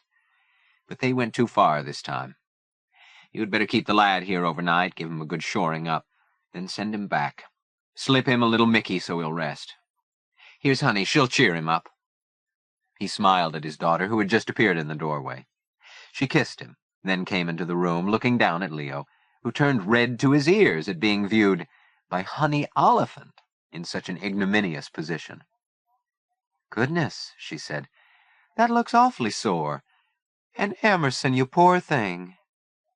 She clucked sympathetically and made the sort of mothering sounds that went straight to Leo's heart. Having Honey Oliphant in the same room with him was almost worth getting paddled for. Of course, he couldn't really talk to her. He wasn't given to conversing with goddesses. Or maybe not a goddess, maybe just an angel with a halo. All that bright yellow hair that reminded him of Emily's. But then he didn't have to talk because she did, chattering gaily in a way that made him forget his stinging backside, joking about Tilly, the skeleton that stood on a metal stand in the corner. A former camper, she said, who hadn't got enough to eat during his stay at Friend Indeed, which reminded Leo that he had missed lunch. Honey smiled. She and her mother were going to make strawberry ice cream for supper, and she'd bring over some for the patients. Meanwhile, here was Wanda with the trays. After Honey left the room, it seemed to dim, and nothing happened to brighten things much, since next to arrive was Heartless himself. He came striding through the door accompanied by Fritz and Wanda, who had had their heads together in the dispensary to check on his camper. Having lifted the ice pack and tugged down Leo's shorts, Reese humorously voiced the opinion that the Italian sunset didn't look so bad to him. "If you knew you weren't going to jump," he said to Leo, "why did you go up the tower in the first place?" "He didn't go up of his own accord," Fritz put in quickly. "He was forced. You were there. Surely you must have seen." Reese's teeth clenched, and the muscles in his jaws pulsed as he half-turned to reply, "This is my camper, Fritz. I'm sure he's perfectly capable of speaking for himself." "You talk about him as if he were a possession, something you own." Reese gave an angry snort. "He's a Jeremiah, isn't he? He may not be the best one, but he's still a Jeremiah, which makes him my camper." "Not now, it doesn't. Since he's in this infirmary, if he's anybody's camper, he's Wanda's. Besides, if you'd been looking after him properly, he wouldn't be here." He frowned. Reese was staring at him from under a cocked eyebrow. "Excuse me, please," Fritz said stiffly. "But is there something about me that offends you?" Reese's eye was on Fritz's chest. The Star of David he always wore on a chain around his neck was hanging outside his shirt. "What do you wear that thing for, anyway?" Fritz glanced down. "Why should I not?" Reese scowled. "Maybe you didn't know it, Fritzy, but we don't wear stuff like that around here." "You do." "What are you talking about?" "I mean the cedar heart you wear, and your Seneca knot as well." Reese's hand went to his throat. "That's different. The Seneca knot's a badge of honor. Members of the lodge have always worn it. It's something we believe in." "As I believe in this," Fritz replied calmly. "Really, I don't see that there's a great deal of difference, is there?" Reese gave him an exasperated look. "Okay, Katzenjammer, don't make a big thing out of it." Fritz's eyes flashed. "Please, don't call me that." "Why not?" "I don't like it. It is the name of a pack of low German comics in the funny papers, and to tell the truth, I don't happen to think Germans are very funny folk these days." He turned to Wanda. "Now, if you will all excuse me, I have things to do. I'm sure Leo is in good hands with you." With a nod to Leo and Emerson, he left the room. "Gee," Reese said to Wanda, "I didn't know your boyfriend was such a prima donna." He gave Leo's elastic waistband a brisk snap, then dropped the ice pack on the table with a bang. "Okay, kiddo, hop out of there. We got things to do." Wanda was outraged. "He'll do nothing of the sort. He's staying right where he is, in bed." Reese showed surprise. "You don't mean to say you intend to keep him lolling around just because he got a couple of bruises on his fanny?" "It's not just a couple of bruises. He can barely move. Besides, he's under doctor's orders. He's to stay here overnight at least." Reese looked genuinely puzzled. "Gee, Goldilocks, I just don't get it. A guy gets a little paddling, and you want to treat him like he's the dying gladiator or something. That stuff doesn't go in Jeremiah. I won't stand for any of my boys malingering." "He's not malingering," Wanda retorted. "He has quite a painful hematoma. A boy can't take a beating like that and then be expected to go hopping around on both feet. Tomorrow will be soon enough. Why don't you just scram on out of here?" "Now don't get yourself in an uproar, Nursey," Reese began playfully. But Nursey wasn't in a playful mood. "Oh, get out," she growled, and pushing him from the sick room, she went to fetch some more cubes for Leo's ice pack. Wanda Kozlowski was, Leo and Emerson decided, just what a camp nurse ought to be. With her cap, with the 2 blue stripes on it, identifying her as a graduate of St. Francis Hospital in Hartford, and the crisp crackle of her starched uniform, the slippery slide of her white stockings, the puckery tread of her rubber-soled Oxfords on the green linoleum floor. They liked the brisk, efficient way she went about looking after them, and especially the way, When she leaned over to administer the thermometer, the feminine swell of her bosom, embellished with a nurse's pin of red, blue, and gold enamel, pressed against them. The afternoon wore on, bringing no more visitors, but enlivened by the sight of Honey Oliphant over at Three Corner Cove. She had taken her drum majorette's baton down to the dock to practice, and was tossing the flashing rod into the air and catching it in a series of deft moves, never missing once. Togged out in her white shorts and halter, with her lissom figure and her golden hair and dimpled smile, Honey was, the boys decided, like a petty girl out of Esquire magazine. At powwow time, Fritz came back with Rex Keniston, who expressed sympathy and blamed himself for having left his post. "I'm okay," Leo said. "Are you kidding?" said Fritz. "I'd like to be in a nice clean bed such as yours, weighted on hand and foot by this Valkyrie." He grinned at Wanda, who gave his hand a push. "I brought you this," Fritz went on, holding up a book he had under his arm. "We'll speak of it when you're feeling better. In the meantime, you must get well if you're going to play for us in the Major Bowes Amateur Night Contest." Fritz said he'd stop by again in the morning. Rex said good night, and they left. Leo glanced through the book Fritz had left him, a collection of stories, tales in verse, old classics, some of which Emily had once read to Leo, and which he was now free to enjoy again. But right now he did not feel like reading. Where were the Jeremians, he wondered? Why hadn't they dropped by to say hello? Were they mad at him? Finally, not long before bedtime, they appeared. Tiger, Bomber, Dump, Monkey, and Eddie. All but Phil and Wally. Still, 5 visitors was plenty. The room was small, and their talk and laughter reverberated off the tongue-and-groove walls. No direct references were made to Leo's injuries, and they all seemed bent on speaking of other things. There'd been a baseball game, and then powwow, and after supper an archery contest, which Reese naturally expected all Jeremians to attend. Then 2 more visitors arrived, Honey accompanied by her mother Mary Ann, bringing the ice cream, dishes, and spoons. Honey had thoughtfully brought along her radio, which she left with the boys so they could listen to Lights Out. At 9 o'clock, except for the invalids, they all prepared to head back to camp, but Leo asked that Tiger and the Bomber be allowed to stay a little longer. There was something he wanted to tell them. Wanda okayed the request, and when she had dispatched Emerson to the dewdrop, Leo called the Bomber to come away from the windowsill where he was perched. He wanted to explain, he said, why he'd been unable to jump off the tower. It's okay, you don't have to explain," the Bomber said. "You'll get over it anyways. By the end of the summer, you'll be doing swan dives off the tower." Leo shook his head. He would never go up that ladder again, would never jump off the platform. The mere thought sickened him. Acrophobia. That's what Dr. Epstein called it. "Who's Dr. Epstein?" the Bomber asked. "The doctor at the He tried to get the word out, but couldn't. "Never mind," Tiger said. "You don't have to talk about it if you don't want to." "But I do. I want to. Only it's hard. I never told anyone. Dr. Epstein was at the asylum." "You mean?" The Bomber showed surprise. "The loony bin?" Leo nodded. "Why? What happened to you?" Leo giggled. "I guess they must have thought I was loony." There was a bit of a laugh over that. Leo was feeling better. "Yeah, but really, why were you there?" the Bomber insisted. Leo shrugged. "I couldn't remember anything. My mind just went bluey. You know." He imitated the cuckoo in a cuckoo clock. "That's when they told me my mother was dead." "Jeez," said a sympathetic Bomber. "How'd that happen, anyways?" There was a pause. Tiger watched and listened, saying nothing. Leo interlaced his fingers and rotated his palms together, thinking it out. "There was this bridge," he said at last. "The L Street Bridge. It was old and rusty. They'd been working on it, trying to repair it. The river overflowed. It just carried the bridge away." The Bomber leaned on the foot of the bed. "And your folks were on it?" "Yes, on it." Leo was staring out the window. All he had to do was close his eyes and he would see them.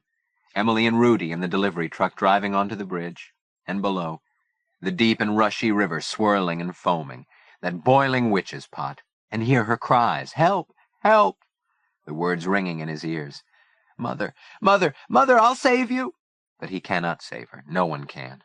The bridge begins to sway, it humps up like a camel's back and buckles, and all at once goes crashing down into the river, taking with it all the stars in the sky, all of them falling and drowning in the Cat River. And Leo had a siege of coughing that he relieved with a full tumbler of water. When he had drained the glass, the bomber took it, and Leo lay back against the pillow. His backside was hurting again. Maybe Wanda would give him another one of those little pills. Nobody said anything more until Emerson came back from taking his pee and climbed stiffly into bed, pulling up the sheet until only his itchy, swollen, bunny-pink face was visible. "Geez, Emmy," the bomber boomed, "you should have heard what we just heard." "Yeah, what was it?" Emerson asked. "Forget it, Emmy," Tiger said. "You didn't miss anything." He slipped Leo a wink and leaned closer to the bed, his gray eyes shining in the lamplight. "It's getting late," he said. "We'd better break it up." A look to the bomber forced him reluctantly to his feet just as Wanda reappeared to send the two visitors on their way and get her patients ready for bed. Deftly, she touched up Emerson's calamine lotion, then gave Leo a refreshing witch hazel sponging, afterward folding down his coverlet a precise 8 inches and smoothing it with deft professional strokes. It was like being put to bed by Emily a little. "Do I get another pill?" Leo asked in a small voice, looking as pathetic as he knew how. "Is your baganza hurting again?" She brushed his hair back. "I'll go get one for you," she said, and went out. Her pharmacopoeia was in Doc Oliphant's keeping at Three-Corner Cove. No sooner had she gone than Tiger's crew-cut head reappeared at the windowsill. He leaned over and tossed a pillow onto Leo's bed, following it with a small cardboard box that rattled. The pillow was Albert. The box contained black crows. "In case you get hungry," Tiger explained. "Don't say anything to Wanda." "Thanks," Leo said. "Any time. Listen." Tiger's voice sank to a whisper. "I'm really sorry. About what happened, I mean. It wasn't fair of Reese to let it go on that way. You shouldn't have been paddled.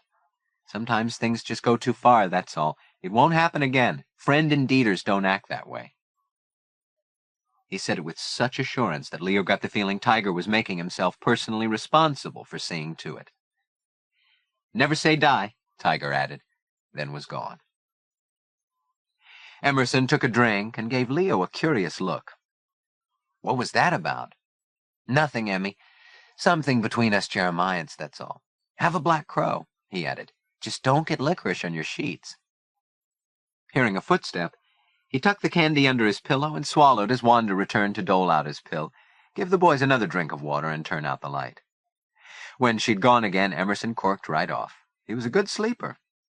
10 minutes later, however, Leo was still awake, and lying there, he turned his head and stared out the window into the velvety summer dark, where gleaming fireflies hung in luminous clusters, and the thick air hummed with the persistent twang of night peepers. It was such sights and sounds that reminded him of earlier childhood days when Emily was still alive, when he and she would sit sipping lemonade on the back porch, watching the night peepers at the bottom of the yard, just before. His last living memory of her was on the evening of the big storm, when he was alone with Rudy in the Gallup Street house, anxiously waiting for her to come home. He would never forget the storm raging outside, the wind that banged the shutters against the clapboards and threatened to loosen the chimney bricks, and the river rising hourly, the Cat River, that threatened to carry the whole bridge away. The L Street Bridge that would bring her home on the trolley, the bridge everyone feared would wash out. It had rained so hard all day that Rudy hadn't opened the shop. Few customers would have come, and the streets ran with water.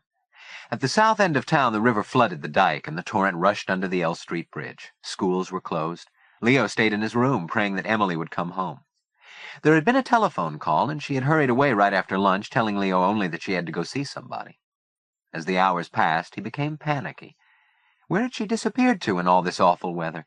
If she was going up street, she would have to cross the L Street Bridge. It was the only way. What if... No, he wouldn't think it. He mustn't. Suddenly, he wanted to go and shout at Rudy, tell him to do something to save her. Rudy was downstairs in the front room, drinking whiskey from a glass, his ear glued to the radio for the latest bulletins. And from time to time, Leo would go lean over the stair railing and listen to the announcer giving further details. Roads were being washed out.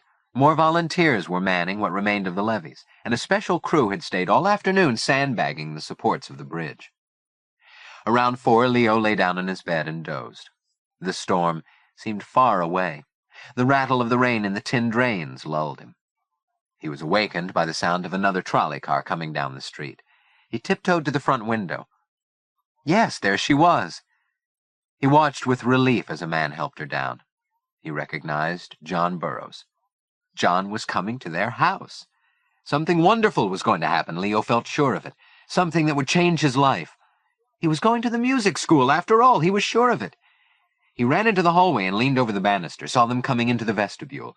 Glimpsing him from below, Emily motioned for him to stay upstairs and wait. The doors to the front room closed behind him. To calm himself, Leo found his violin and began to play. The song was Poor Butterfly. But then had come Rudy's footsteps on the stairs. The door was flung open. "No rhapsodies in this house," he shouted, and Leo put the violin away. When he heard the parlor doors slam shut again, he crept to the head of the stairs and listened. He heard their voices, Emily's, Rudy's, John's. "Didn't I say? No rhapsodies in this house?" came the angry roar from below. When John spoke in a reasonable tone, Rudy only shouted more angrily. Then Emily was crying out, and John was saying he would take Emily away, Leo too. "You don't love her, Matuchik," John went on. "You use her badly. She is a good woman and doesn't deserve such treatment." "You call her a good woman when you have her in your bed? What kind of man are you?" Rudy ranted. "To run off with another man's wife." From that moment, Leo's memories remained a blur. He recalled a series of images, yet all occurring at the same time, frozen, as in a tableau, and illuminated by blinding flashes of lightning while the storm raged outside. "You can't take her," Rudy is shouting. "She'll never go with you. If you want the kid so much, go ahead, take him." "I'm taking him with me." That is Emily's voice. "Shut your mouth, you whore." Rudy must have struck her then, for she cries out in pain. Leo can bear it no longer. He starts down the stairs, then stops, cowering against the wall as the doors slide open and Emily comes hurrying through, John behind her, then Rudy. Rudy grabs John by the shoulder and swings him around, and the two men struggle. Catching sight of Leo on the staircase, Emily reaches out to him. He wants to rush down, to fly to her and throw his arms around her, hide his eyes so he can't see.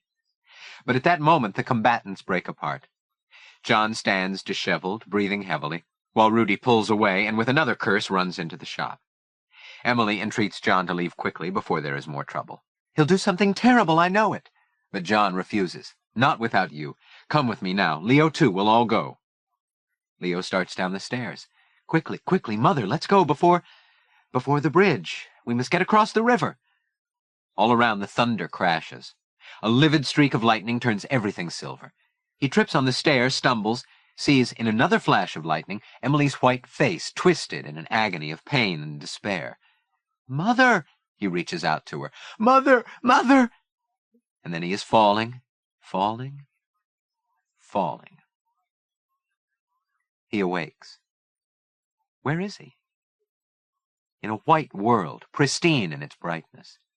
A white room, in a white bed with white sheets and coverlet. White, everything is white. In the corner someone sits, a nurse. She wears a white uniform and cap. Is he in a hospital then? Shortly afterward a doctor comes in. Leo is sure he's a doctor because of the stethoscope around his neck. He talks in a coaxing sort of voice, asking lots of questions. Later the nurse talks to him. Her name is Miss Holmes. He doesn't like her much. She is determined to amuse him. She lays out cards for a game, authors. Right off, Leo draws 4 Longfellows and a pair of Hawthorns. It is not hard to beat someone as dumb as Miss Holmes. She has a mustache like the bearded lady in Barnum and Bailey's. Later he has a visitor, a woman calling herself Mrs. Krantz who says she knows him. Is she crazy? Leo has never seen her before. A friend, she tells him. She is a friend of his mother's. "I want my mother," he says, as if the saying would produce Emily's corporeal form. Mrs. Krantz's face is all screwed up. Tears are squeezed from her puffy eyes. "Gone. She's gone," she sobs into his hair. "Poor child, poor boy, what is to become of you now?" "Mother? Mother? Where is she?" The pain in his head is bad. The darkness is coming back. The white room is turning to black, and out of the blackness the terrible jolt of memory. Something about the bridge. Yes, that's it. The bridge, the L Street Bridge. His mother, the bridge. "Did she go over the bridge?" he asks. "Did she go across?" Mrs. Krantz stares at him, biting her lips, the tears running down beside her large nose.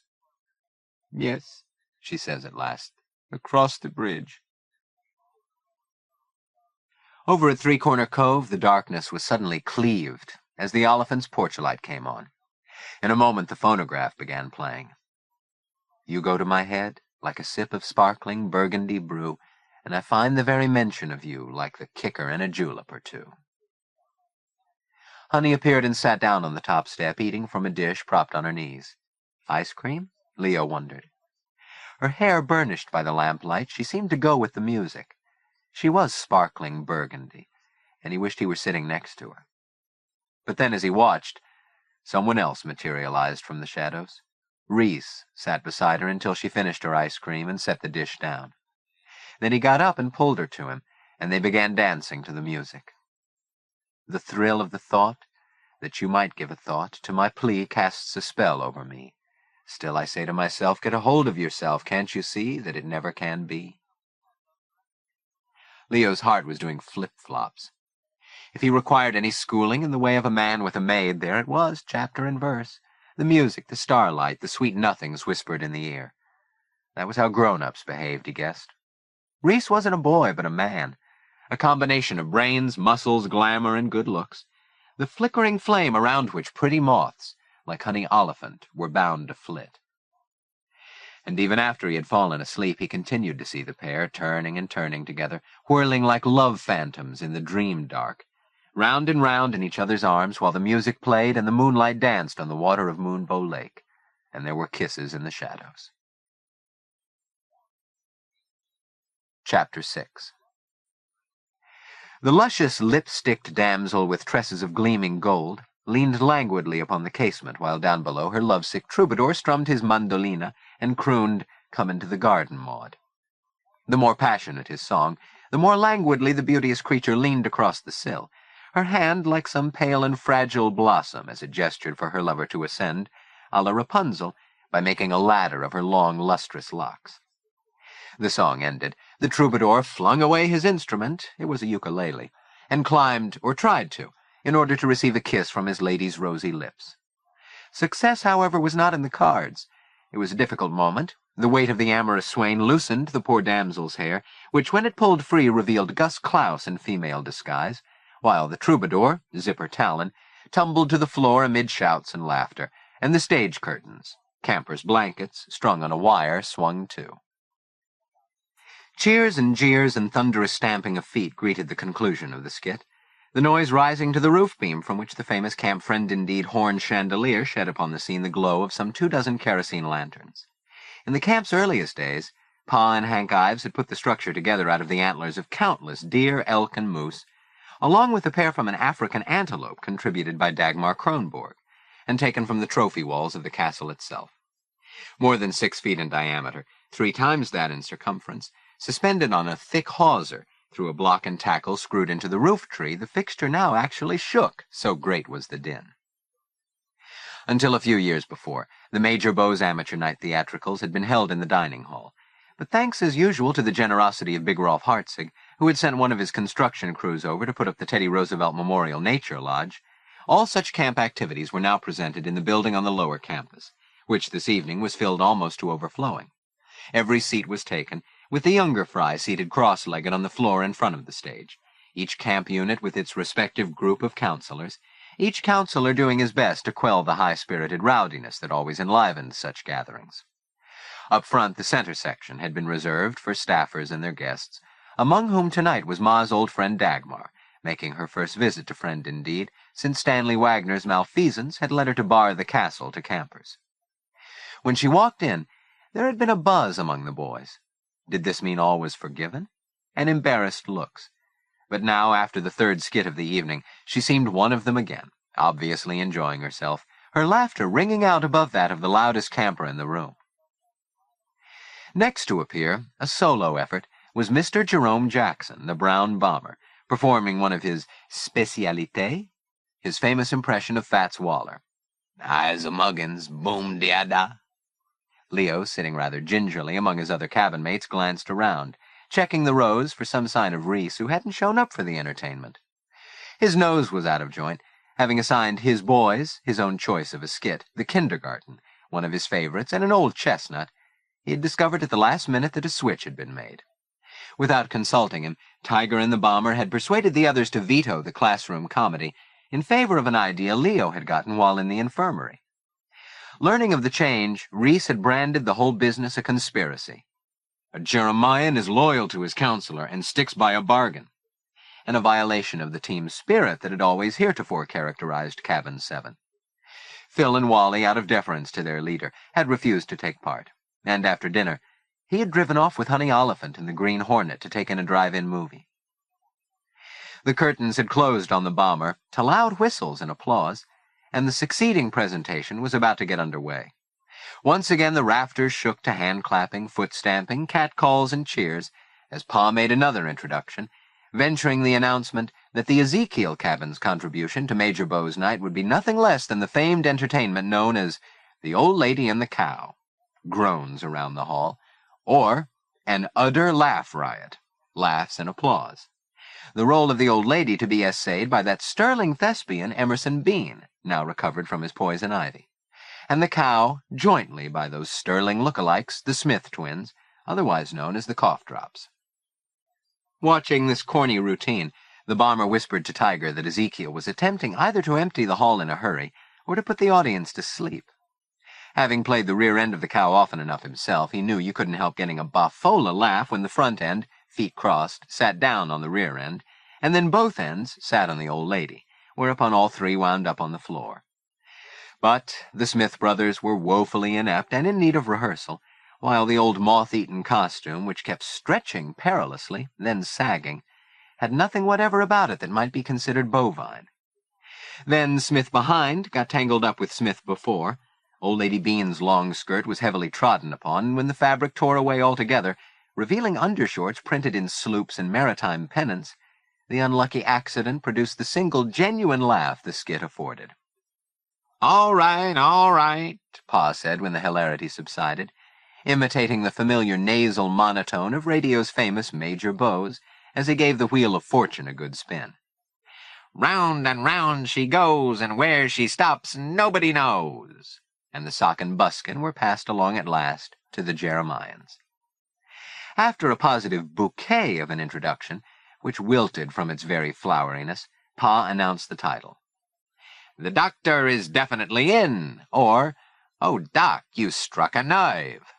And no sooner had the performance begun than everyone in the audience knew that here was surely the hit of the evening. The stage curtains parted to reveal a large bedsheet stretched taut across a wooden frame. A spotlight from behind illuminated this makeshift screen, and there appeared upon it the silhouette of a figure who pantomimed being afflicted with a bad stomachache. Next, the audience was treated to the sight of a buxom nurse featuring an oversized poitrine and derriere, who assisted the patient in ridding himself of his coat, then proceeded to take his temperature with a 3-foot-long outdoor thermometer. The nurse, the Bomber, grew considerably agitated, while the patient, Monkey Twitchell, became sicker by the moment. Presently an off-stage bell rang, and a voice announced, "Dr. Mackenschleiser, call surgery." Now onto the sheet were tossed the capering shadows of 3 assistants, Fisk and Dilworth, and one shorter than the rest, Abernathy, of course. And the nurse proceeded with a remarkable amount of ado to scrub up, using a jumbo sponge and a basin the size of a potato tub. Ablutions completed, the 3 assistants heaved the protesting patient onto the operating table, then stumbled over one another getting out of the way as the gangly silhouette of the doctor was catapulted onto the screen as though shot from a cannon. Tall, thin, and of an antic disposition, Dr. Mackenschleiser, hero of the piece, was rendered the more hilarious by his very two-dimensionality. Alternately tipping his derby like a boulevardier, and furiously twirling his furled umbrella, which he spun between his fingers like a drum major's baton, he brought down the house as soon as he appeared on stage. By the time he had executed the complex business of removing his gloves, starting each fingertip with a neat clip of his choppers, and finally rolling the gloves into a ball, popping them into his mouth and devouring them, Tears of laughter could be observed. Now, opening his Gladstone bag, the doctor pulled out a stethoscope, whose rubber cords he first snapped at the nurses behind, then got stuck in his eye as he attempted to fit the instrument into his ears. Keenly listening to the patient's heartbeat, he wagged a disconsolate head. The prognosis was bad. Not so bad, however, that the patient might not once or twice lift his head from the table, for which trouble he received a whack with the doctor's oversized mallet. At last, after some tricky mathematical calculations with a jumbo set of calipers upon the patient's chest, presumably to determine the location of the heart, the incision was made, by means of the vigorous employment of a lumberman's cross-cut saw. The body cavity was exposed, held open by a pair of carpenter's clamps, and the doctor proceeded to remove the sundry causes of the patient's discomfort. A pair of hip boots, a baseball bat, a hot water bottle, a tennis racket with 3 balls, a pocketbook, some ladies' hosiery, a string of breakfast sausages, a toilet plunger, assorted crockery, cutlery, and cookware, a head of cabbage, a waiter's tray, plus yards of stuffing, which even in silhouette looked suspiciously like Excelsior.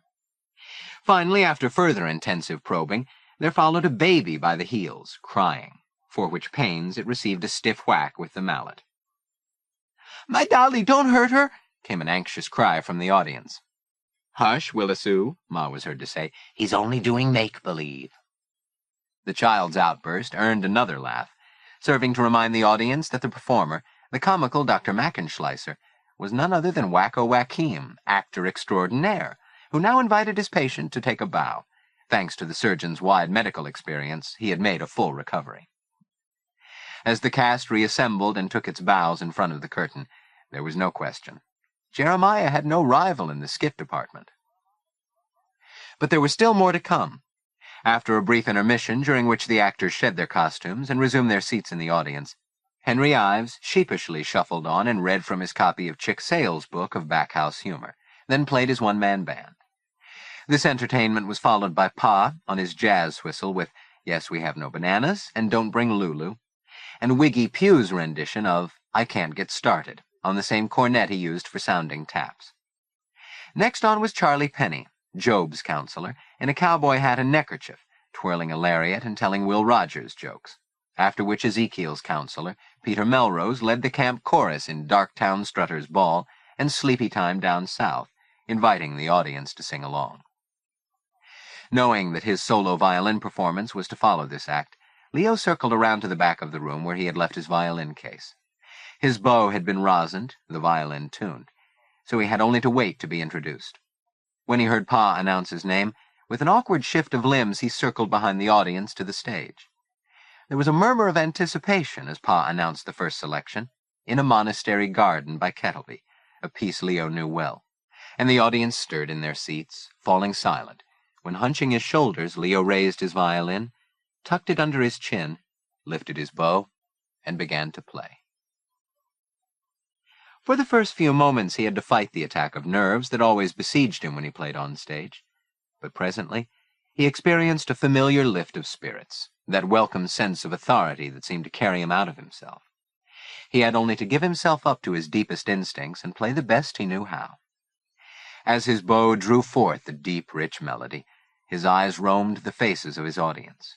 Then the section reserved for the harmony unit, where Tiger and the Bomber sat among the other Jeremians. Across the tip of the moving bow, he saw the look of rapt anticipation on their faces, as if they were just waiting for Leo to show what he could do. But at that moment Leo was most aware of Dagmar Kronborg, who sat calmly in her place, her eyes alive with interest, a bit quizzical, but appreciative. He could tell from her frequent nods that she approved, and this heartened him, spurring him to play his absolute best. Well, he thought, as he approached the final bars of the piece, it's all going well as he'd hoped it would. First the skit, now his own recital. When the number ended, the applause was generous, the audience eager for more. Leo made a brief adjustment to his strings, tested them once or twice, and prepared himself for his encore. The room fell quickly silent. He had started to raise his instrument and slide it under his chin again, when a loud sound was heard at the entrance. The double screen doors had opened, then slammed with a clatter. Heads turned at the disturbance, and a murmur of recognition swept through the crowd. The newcomer was Reese Hartzig. With him was Honey, her waist encircled by his arm. Appearing to enjoy the stir their entrance had caused, Reese tipped his cap in greeting to Ma and winked at Dagmar. He made no attempt to sit down, but rather, keeping Honey close beside him, remained standing in full view of all, lounging against a post as he looked toward the stage. Leo swallowed, felt a rush of panic. Suddenly, inexplicably, his fingers began to tremble, and his Adam's apple bobbed nervously in his throat. Then, mustering his courage, he took a deep breath, shut his eyes for a moment, and began. Almost from the instant he first drew his bow across the strings, the audience was aware that something had happened. The performer was no longer exhibiting the ease and assurance he had demonstrated before. His eyes had taken on a harried expression, never lighting anywhere, but always returning as if drawn by a magnet to the back of the room, where Reese still leaned against the post, his arm around Honey's waist. A jarring off note set teeth on edge, an unexpected sharpness, then quickly a second mistake. The bow faltered, slurring clumsily across the strings, producing a shocking series of dissonances. Ma glanced at Dagmar, who stiffened in her chair. Tiger's brow was creased with bewilderment. Then the final humiliation. Leo broke off midway through the bridge, halting with dismaying finality, and just stood there, awkward and embarrassed, blinking into the light. For a moment it seemed he might take up his melody again, but instead the violin slid away from the notch of his shoulder. He made a short oblique movement backward, paused for a moment. Then, clutching the violin in one hand, the bow in the other, he swerved abruptly and headed for the nearest exit. Eyes still lowered, shoulders hiked up, he reached the door, fumbled with the screen, trying to pull it toward him when it wanted pushing. Then outside fled into the engulfing dark, while in the excitement that greeted his precipitate departure, Pa rose from his seat and, hands clasped, announced the final presentation. Above the sound of the audience, clearly audible, came the voice of Claude Moriarty. "Wacko forgot his machine gun case." His joke produced a wave of jeers and laughter that spread throughout the hall, until Pa had to call, all right now," so the closing act might begin. Only Dagmar Kronborg, silent and rigid in her place, and Tiger Abernathy, flushed with embarrassment at the humiliation of his friend, refused to join in the merriment, as on stage Joey Ripley of Malachi and his ocarina had a go at Dardanella. Part 3. Dreams in the Midsummer Dark. Chapter 1. July 17th, the date of the annual water carnival, had a big red circle drawn around it on Ma Starbuck's calendar, for not only was the event another long-standing friend-indeed tradition, attracting families and friends of campers from as far away as Hartford, but it was also customarily attended by the elders of the Joshua Society and their spouses. Some had arrived in time for morning chapel in order to hear Pa's sermon, and afterward to attend Sunday dinner in the dining hall, an occasion that proved somewhat embarrassing to Leo, who was called to the staff table in order to shake hands with Dr. Dunbar and his wife. Blushing and stammering, he obeyed Pa's promptings in matters of appreciation, thanking the four-eyed pair for his Moonbow summer, and they in turn beamed and called him our little orphan boy, after which he stumbled away, relieved to have got through it all. As it did every Sunday noontime, even before the dinner hour ended, the lower playing field had begun filling up with honking automobiles disgorging visitors in a holiday mood. Uncles and aunts and cousins swelling the ranks of parents, smoothing the wrinkles out of their sticky garments after the drive from the city, and wide-eyed little sisters trying to pick out big brothers from among the throng of campers. Some of the moms, as they had on previous Sundays, displayed to other lesser cooks the fresh-baked goods they'd brought along, while their spouses, in straw skimmers, two-tone shoes, and jackets with swing-backs, glad-handed one another, and said things like, "Swell day for the race, huh? Which race?" "The human race." Oh, boy. Soon the line of vehicles bordered the entire length of the field, clear to the end of the Harmony unit, and by the time the boys got down to the lower camp, the whole place had a festive air. Among the last to leave the dining hall was Leo, who along with Eddie Fisk had pulled waiter's duty, and who had to pass inspection, not only with Oates Gurley, but with Bullnuts Moriarty, dining hall captain for the week. "Hey, wacko," he bawled, as Leo headed for the door. "Why don't you place another tune on your ukulele?" Leo ignored the crack, but as he hiked down the road with Eddie, who chattered away in his eager fashion, Leo scarcely heard him, still feeling the sting of Moriarity's remark, and lost in thoughts of his own. Whatever foolish hopes he had entertained that his contribution to Major Bow's night would redeem his reputation at Friend Indeed, after his failure to go off the diving tower had come to naught, the success of the skit, 60 points for Jeremiah, having been vitiated by his embarrassing performance afterward, which had made him a laughing-stock. How, he had asked himself, how could something that had begun with such promise have gone so awry? Why had the sudden appearance of Reese and honey caused his fingers to become as wax, the notes to blur in his mind, turning what should have been a rousing success into the single most humiliating experience of his life? After stumbling out of the lodge in shame and mortification, he had hidden out at the infirmary dock, where he was sure no one would bother looking for him. But he was wrong. Tiger and the bomber had tracked him down. When he tried to thank them for their support, Tiger had merely winked. "All for one for all," he had said. "Isn't that right, Bomber?" And that had made Leo feel special. More than a Jeremian, one of the 3 musketeers. They had coaxed him back to the cabin, where he was forced to face his cabin mates. No one had said much while they were getting ready for bed, but after taps there had been fits of giggles sputtering in the dark. Mercifully, Reese had not been present. Phil announced that he'd gone off somewhere in his roadster. With honey or without, who could say? Lying awake, Leo imagined them together laughing about him, heads close. Reese touching, holding her, nuzzling her neck, smelling her cologne, whispering in her ear. She making jokes about Wacko Joaquim. Pin the tail on the donkey, Leo. Strangely, however, breakfast the next morning had come and gone with no mention by Reese of Major Bow's. It was almost as if, having revenged himself for Leo's violation of Jeremiah's hard-and-fast principle of teamwork by showing up in that disquieting way at the lodge, the counselor had made his point, whatever point that might be. And no one else had said anything more on the subject either, except Ma, who asked why she hadn't heard Leo practicing. He needed to replace a broken string, he told her. Until last night's powwow, before the torches were lit for the second bi-weekly council fire. Then Reese had given his boys one of his pep talks, announcing that, all things considered, they'd done good in the last week, though unfortunately the results of the Major Bow's amateur night had been less than expected. Jeremiah had certainly taken top honors in the skit department, but had lost the hoped-for points from Leo's recital. Hatton's insidious ice cream cone had scored first. Still, he thought he could say without fear of contradiction that though they were going to have to sweat their underpants to bring home the bacon in the next day's competitions, if they all pulled together, they would doubtless pick up enough points to erase the most recent blot from the family escutcheon. He didn't have to remind them, did he?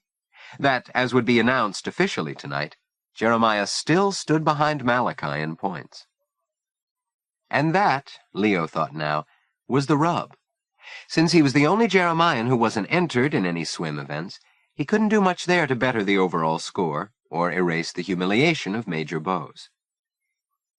Eddie had made a stop at the Dewdrop Inn before going off to find his folks, and Leo was alone, crossing the lower playing field, where he overheard 2 campers making snide remarks about a couple of visitors.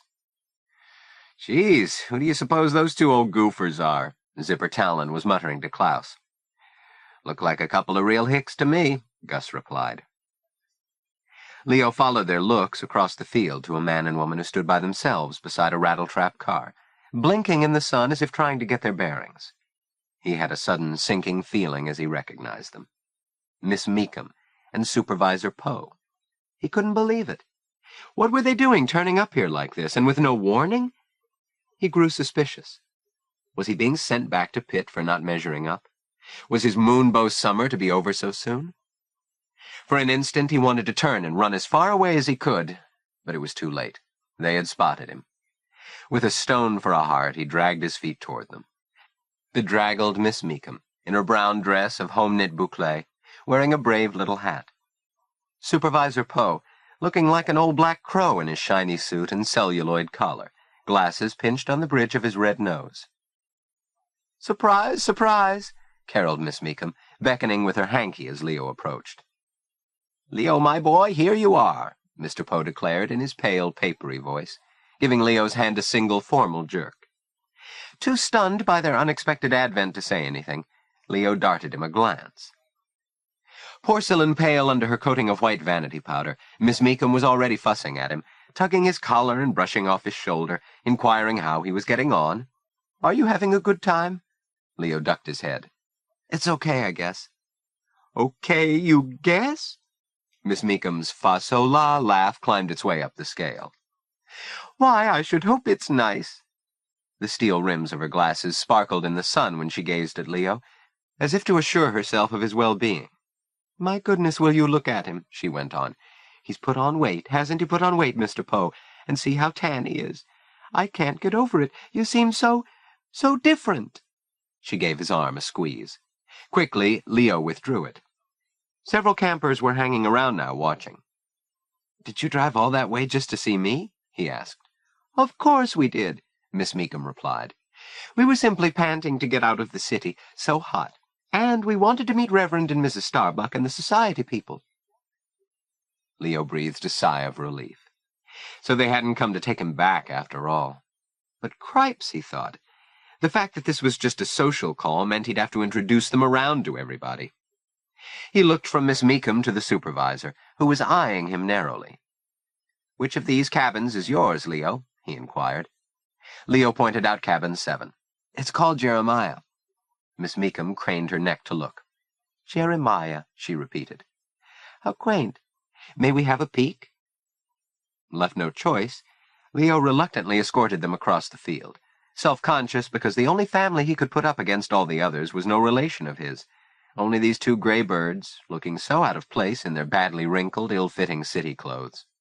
Why hadn't they at least given him warning, so he could have cooked up some kind of story about them? Mercifully, Jeremiah was vacant when they got there, so Leo, in his chagrin, was not required to deal immediately with making introductions. But as Miss Meekum exclaimed over his ceremonial torch, the carving of a ceremonial torch was one of the most important traditions at camp, and each incoming camper must perform the ritual of cutting a branch in Indian woods and decorating it with occult Indian symbols. And Dr. Poe noted approvingly the military neatness of the cabin. He spotted Tiger and the bomber. Thank goodness it was them, coming along the line path with a man and woman who turned out to be the Abernathys, pleasant-looking people with kind, sympathetic faces, who had driven up for the big event from their cottage on Long Island Sound. The bomber's folks never came on Sundays, or any other day either. "My old lady's glad to get rid of me," he bragged. His father, a school janitor with a yen for booze, never seemed to know what his son was up to, or care. They all walked right inside, and in his easygoing, cheerful way, Tiger presented himself, his parents, and "our friend Jerome," to the older couple. Leo was ready to jump out of his skin. What would Supervisor Poe and Miss Meekum talk to the Abernathys about? He quailed at the thought of some inadvertent disclosure about the goings-on at Pitt, or the unhappy events that had seen him brought to the Institute in the first place. And though the skies were blue with no sign of rain, in the echo chamber of his mind he heard the alarming crash of thunder, and the familiar sound of rain rattling in the downspout, heard the chink of Rudy's bottle against the glass, and his angry voice, "Tell him, you bitch, no rhapsodies." "I hope you'll play your violin for us, Leo," Miss Meekum was saying, as if reading his mind. "I hope you've been practicing. Have you?" "Yes'm."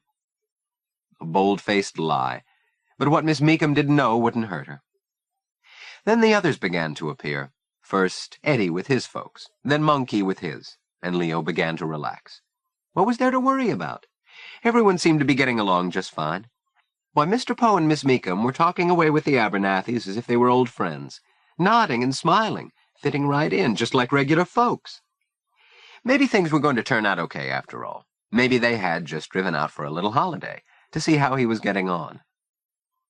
Before long, the Dodges, the Pfeiffers, and the Dilworths had joined the group, and as the crowd spilled out onto the porch, Reese Hartzig, Counselor Supreme, moved among the parents of his boys, speaking with each in turn, discussing with Dump's father the chances of St. Louis winning the pennant this year, now that Dizzy Dean had been traded to the Cubs, confiding a new joke to Wally's dad, raising his stock with Phil's parents by remarking on the fine job of work their son was doing on his radio transmitter project, even complimenting Miss Meekum on her hat. Then across the field, a disconcerting one-bar melody was heard, an automobile horn blaring the 4 zany notes of "How Dry I Am," and a shiny new car The latest model Lincoln Zephyr rolled over the rise and came to a stop in front of cabin 7. The Hartzigs Sr. had arrived. Big Rolf, a large, florid-faced man in a wrinkled seersucker suit, with a Zeiss camera hung around his neck, and shoved back from his warm brow a straw hat with a band of striped silk, and his wife Joy, a petite woman with a shingled bob of bright blondined hair, lots of lipstick and rouge, and a gay laugh, who was attired, in honor of the day's nautical theme, in a sailor outfit, with a striped collar and gob's cap emblazoned with an anchor and cord and little gold stars. "How do you like her, fellows?" Rolf bawled heartily, flourishing his skimmer at the car, which was now surrounded by campers admiring their reflections in the glossy black finish and the liberally applied chromium trim. Then, with his wife on his arm, he made his way up the porch steps to greet the parents of the Jeremians, most of whom were old friends, and regale them with the tale of how he'd come by his new $200 Swiss watch. "Got it for cash off this little sheeny on a street corner. Hot goods," he joshed, and they all laughed immoderately. While inside the cabin, Joy sat herself down on Reese's cot.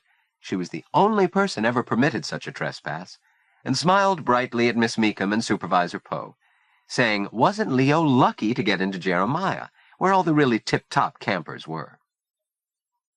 By this time, the crush inside the cabin had become considerable, and Leo, saying that Miss Meekum and Mr. Poe were in safe hands, ducked outside, where he found the bomber leaning on the porch rail and observing the arrival of yet another vehicle, a Pierce Arrow with black lacquered fenders and a dark green cab, taller than that of any of the other autos on the field. "It's Dagmar," the bomber informed him, as the chauffeur, a colored man wearing a straw hat and no jacket, "His name's Augie," said the bomber, got out and opened the rear door, and Leo recognized Ma's friend from Major Bow's night, witness to his humiliation. He had decided when he first saw her that in no way could Dagmar Kronborg be called conventional, and now, in close proximity, he found her both compelling and intimidating. Her blue eyes sparkled with such a bright blueness, keen eyes that missed nothing. He suspected she might be older than she looked, 65, 70 maybe. She had salt-and-pepper hair and leathery skin, tanned and wrinkled, and beyond a careless use of lipstick on her puckered lips, she wore no makeup. He was intrigued by the husky timbre of her voice and the forceful energy behind it. Her English bore only traces of her Swedish origins, and when she laughed, the sound was a rich, robust explosion of mirth. "Hello, hello all," she called, nodding to the line-up of boys and adults who now crowded the porch of Jeremiah, for the express purpose, it seemed, of greeting her arrival. "Well, Dag, how are you?" Big Rolf pushed his way through, and enfolded her in a bear-like embrace, loudly kissing her. "I'm fine, but don't call me Dag, I don't like it." She gave him a sock on his shoulder and put her cheek out for Joy to kiss. "And here's Mr. Jack-in-the-Box himself," she added, as Reese sprang out the side of the cabin to land in front of her. "Hello, Auntie. How are you?" He threw his arms around her, and lifting her off her feet, bussed her roundly on both cheeks. "Come on up to the porch and take a load off. It's time to catch Dad's Sunday broadcast." Nearly every Sunday afternoon around this time, Reese's father tuned in to the weekly preachments of Father Coughlin, the radio priest, whose multitude of admirers were convinced he was America's savior and would keep its people from falling victim to the Red Menace. Since this host of advocates included Pa Starbuck as well as Big Rolf, not many at Friend Indeed disparaged the prelate openly, though Fritz Auerbach had declared that the man was a rabble-rouser and demagogue and should be silenced. Dagmar evidently was not a Coughlin admirer either. While the priest held forth on how Franklin Delano Rosenfeld was selling America short, Rolf had thrown open every door of his car so all could hear. She excused herself and marched over to the fountain for a drink. Leo stepped up beside her and gallantly pushed the button, and as she straightened and blotted her lips, accepting his courtesy as a matter of course, she found his eyes studying her. "Eh? What's this?" she demanded. "Do you think I'm funny-looking, then? You'll see a lot funnier sights before you grow up, young man, and learn some manners." Leo was speechless in the face of this outburst. He felt his face blazing scarlet and mumbled an apology. "Gott gut," Dagmar exclaimed in Swedish, lifting her glass to her eye. "It's the violinist. Now why didn't I recognize you? What a stupid old thing I am." Leo was mortified. She had noticed him then at Major Bow's, and now recalled his shame. But she cocked her head at him, and in a quicksilver change of course, she said, "You were very amusing in the skit the other evening, too. Very funny." "He was," she assured the cluster of visitors who had been watching the exchange. "And he thought the whole thing up himself," she added. "How do I know that? Because Ma told me."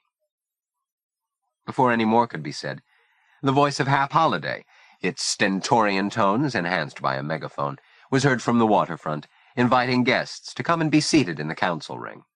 The afternoon's events were about to begin. As Pee-wee Oliphant came pelting down the line path, waving his arms to a fare-thee-well and hollering for all campers to get a wiggle on, Coach wanted all boat parade participants at the lodge in 5 minutes to get into costume.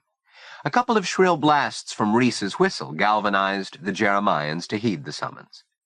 Then Reese himself headed for the dock to confer with Rex and Hap on matters pertaining to the swim competition, while Dagmar rejoined the Hartzigs, and the entire adult contingent connected with Jeremiah headed toward the council ring. Even Father Coughlin could offer no competition to the prospect ahead of them. The Abernathys, Leo observed, had Mr. Poe and Miss Meekum in tow, and when the cabin was empty of visitors, he scrambled about, snatching up items of gear, and ran off to join the others, forgetting his humiliation, for the moment at least, in anticipation of things to come. All around the council ring, campers, counselors, and guests alike were dispersed among the tiers, the overflow scattered along the waterfront, the ladies wafting improvised fans, pleated programs, ensconced in folding chairs, the gentlemen seated on cushions on the ground beside them. And here was Pa Starbuck making his official progress through the assemblage of parents and guests, nodding and smiling and generally behaving as if all this, every glint of sunlight, every lap of the waves, every glittering splash and dive, every foot of cloudless sky, every joyful camper and approving parent, was the work of his own hand and no other's. Until, exhibiting enviable spryness for a man his age, he climbed onto the flat top of Tabernacle Rock to offer a welcoming address whose floweriness embraced the piney fragrance of the grove. How happy he was to gaze upon so many happy faces. The salubriousness of the day God hath wrought for the proceedings, and the one or two special guests of note.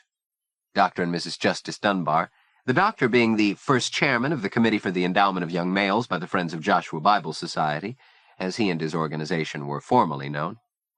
Then, with a gracious wave of the hand, Pa brought on Fritz Auerbach, our visitor from foreign lands, to whom Dr. Dunbar and the Friends of Joshua have seen fit to offer sanctuary, who, as Arts and Crafts Director, was the guiding spirit behind the famous parade of ships that led off the afternoon's program.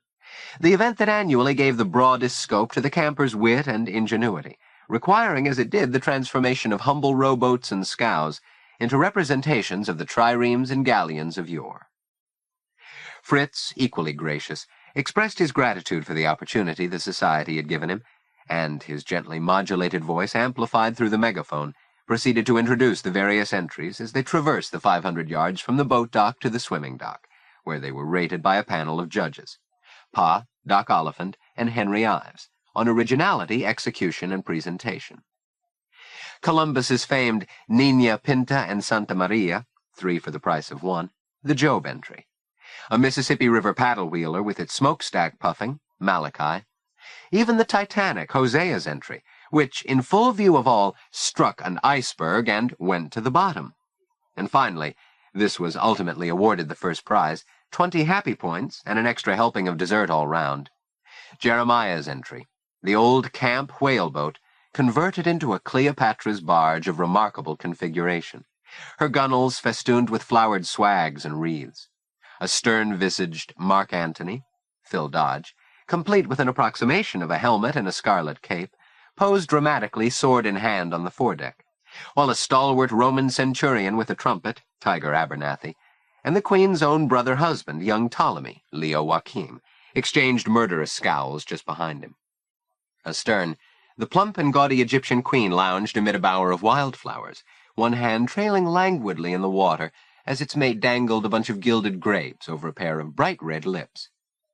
Mr. Jerome Jackson, ludicrously lipsticked and rouged, bedecked in an outrageous wig and a tin brassiere cleverly wrought from a pair of kitchen funnels. An outsized diamond was ingeniously attached to his navel, and his husky physique was swathed in folds of gauzy fabric, dyed cheesecloth, yards of which drapery trailed prodigally in the barge's wake. While everyone awaited the judge's decision, and those entered in the swim competitions went off to change into trunks, Leo, having performed his part in the proceedings, headed toward the council ring, making his way through the boisterous throng now jamming the docks. Campers of all sizes clad in swimming trunks, skinny young boys with bat ears and xylophone ribs, older boys exhibiting burgeoning musculature. As they pranced around snapping towels and giving Indian rubs, waiting for the first event of the meet to start, their collective eye was fixed on Hap Holliday, who, as master of ceremonies, was huddled with Rex Keniston over the list of contestants on his clipboard.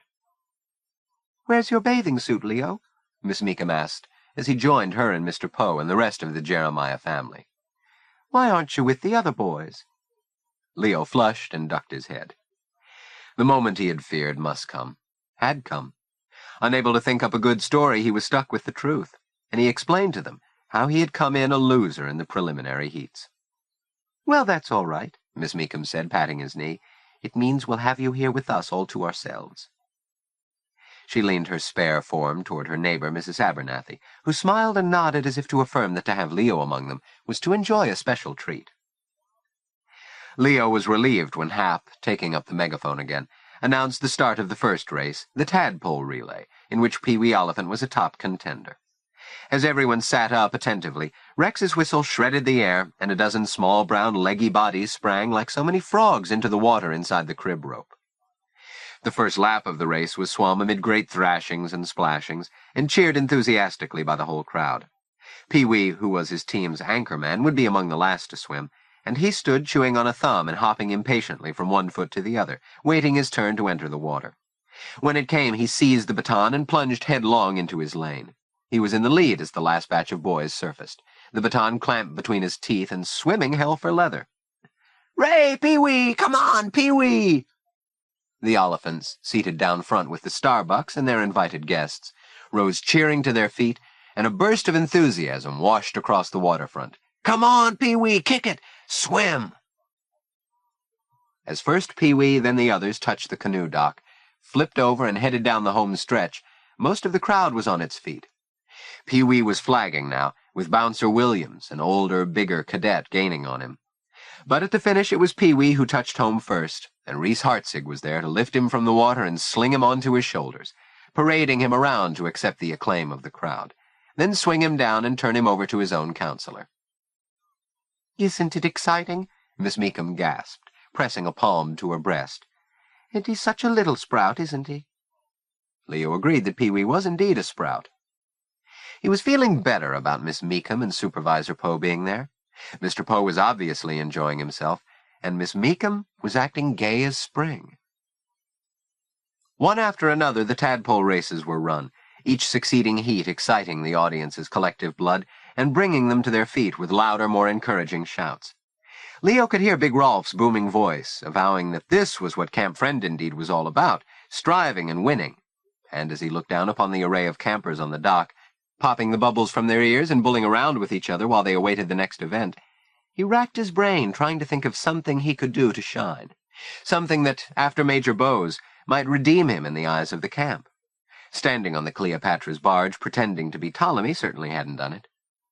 But nothing came to mind, and so he sat there like a bump on a log, a face in the crowd, while the tadpole events came to an end and the Harmonyites marched out onto the dock. As the fans of Jeremiah, Leo included, rose up to cheer, the bomber did a Joe Louis hand clasp over his head, jumped into number 12, flung himself upon his oars, and proceeded to win the rowboat race hands down. Monkey Twitchell, who more aptly might have been nicknamed Fish, for that was how he swam, copped the 2:20 freestyle medley, while Tiger took the crawl. Watkins of Obadiah and the Smith brothers all won firsts in other events, but Phil Dodge won top honors in the breaststroke. Husky arms and shoulders and a strong frog kick made him a winner here. Eddie Fisk came in second in the 100-meter, losing by a hair to Dusty Rhodes of Ezekiel, and the bomber took a first in the underwater race. Like some subaqueous leviathan, he remained submerged for 2 minutes and 50 seconds, traversing the crib 4 times, a new camp record. Wally, poor fellow, came in third in each of his events. Still, Leo thought it was better than nothing, and he watched enviously as Reese strode about the dock beaming, congratulating his winners. "Isn't this fun?" Miss Meekum said to him, hugging her knees and smiling. She leaned over to speak to Mrs. Abernathy. "We were so happy that Leo was able to come to camp, and to be in cabin 7. Mrs. Abernathy agreed loyally that Jeremiah was the best cabin to be in. "Leo tells us your son is his friend," Miss Meekum went on. "Everyone seems to think very highly of Tiger." Mrs. Abernathy was both modest and friendly. "Pat and I are glad Leo likes Tiger. We're very proud of our Brewster, but of course we're prejudiced. And don't tell him I called him Brewster. He'll kill me." She turned to include Leo and Mr. Poe in her next remark. "Perhaps when camp is over, Leo might like to come and spend the weekend with us. We've plenty of room, haven't we, Pat?" Pat Abernathy nodded amiably. "Yes, indeed, Tiger's got the whole attic for a room, bunks and all. Leo would be most welcome." The conversation was interrupted as, down at the lifeguard stand, Rex reached for his megaphone and addressed the crowd with mock solemnity. "Ladies and gentlemen, your attention, please. My colleague, I refer to the estimable Hap Holliday, has instructed me to announce that the scheduled proceedings will be delayed some 15 minutes to allow the presentation of an extra added attraction to mark the final year of Friend Indeed camping on the part of Reese Hartzig. Yes, folks," Rex went on, "the counselor of Jeremiah Cabin has agreed to provide us with an exhibition of authentic athletic prowess by executing several spectacular dives from the high springboard." Ardent sounds of approval rippled through the crowd. Cheers, whistles, and applause rang out, as, with an unaccustomed display of modesty, Reese emerged from the crowd and doffed his cap, then proffered it with exaggerated formality to Rex and dived off the dock. When he reached the float, he once more saluted his enthusiastic fans, then mounted the ladder and trotted to the tip of the diving board, testing it with a controlled spring that flexed his heavy thigh muscles. Moving back, he meticulously aligned his feet, palms flat at his sides, rolled his shoulders, and then took a neat 3-step approach and jump-struck the board, which catapulted him into the air. His sharp jackknife seemed to be over before it had begun, as legs and feet slipped into the circle of water that his head, hands, and shoulders had already made. "Ray, Big Chief!" the bomber shouted, his voice carrying above the applause. "Yay, Heartless!" Other boys took up the cry, while their elders laughed indulgently at the epithet. More applause greeted the counselor as he surfaced, cleaved a neat economic path through the water, and ran nimbly up the ladder for a second demonstration, this time an elegant swan dive, which was succeeded by a 1.5 gainer, the dive he was best known for, then the more difficult double gainer with a half twist. When he came out of the water the last time, his tanned body glistening in the sun as if dripping with diamonds, it was on the dock, and the cheers of the crowd, which thought the display must be over, rose mightily. But Reese made no bow. Instead, he bounced on each foot to pop his ears, then marched over to Rex and spoke to him. The pair were subsequently joined by Hap, who attended with a grave expression. Was something wrong? As a murmur compounded of curiosity and excitement swept the crowd, the talk among the staffers went back and forth for a few moments more. Then, while Hap went off in one direction and Reese dived once more into the water and headed toward the raft, Rex again resorted to his megaphone. "Ladies and gentlemen, your attention, please. Will Tiger Abernathy please come forward?" At this, the bomber, who had been leaning against the lifeguard tower, dove into a knot of boys, from which he emerged in a moment, shoving Tiger into full view. "Ray Tiger! Ray Tiger!" The eager shout was taken up all across the waterfront, as Tiger trotted out onto the dock for a quick conference with Rex, which was followed by a second announcement. "Ladies and gentlemen, Mr. Brewster Abernathy, excuse me, folks, Mr. Tiger Abernathy, has consented to perform for us today, in tandem with Mr. Hartzig, a piggyback swan dive."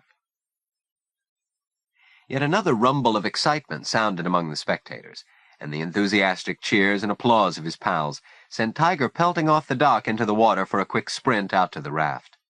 On the high platform, Reese hoisted him onto his shoulders, then, supporting him by his hands, with perfect ease and coordination, he stepped onto the board and moved to the end, where he paused, adjusted his hands to clasp Tiger's ankles, and breaking his knees slightly, straightening them with a snap, he sent a forceful jolt into the board, whose limber spring propelled the pair into space.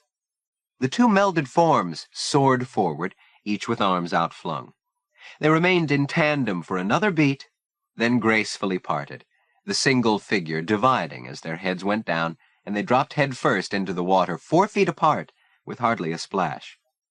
The crowd went wild.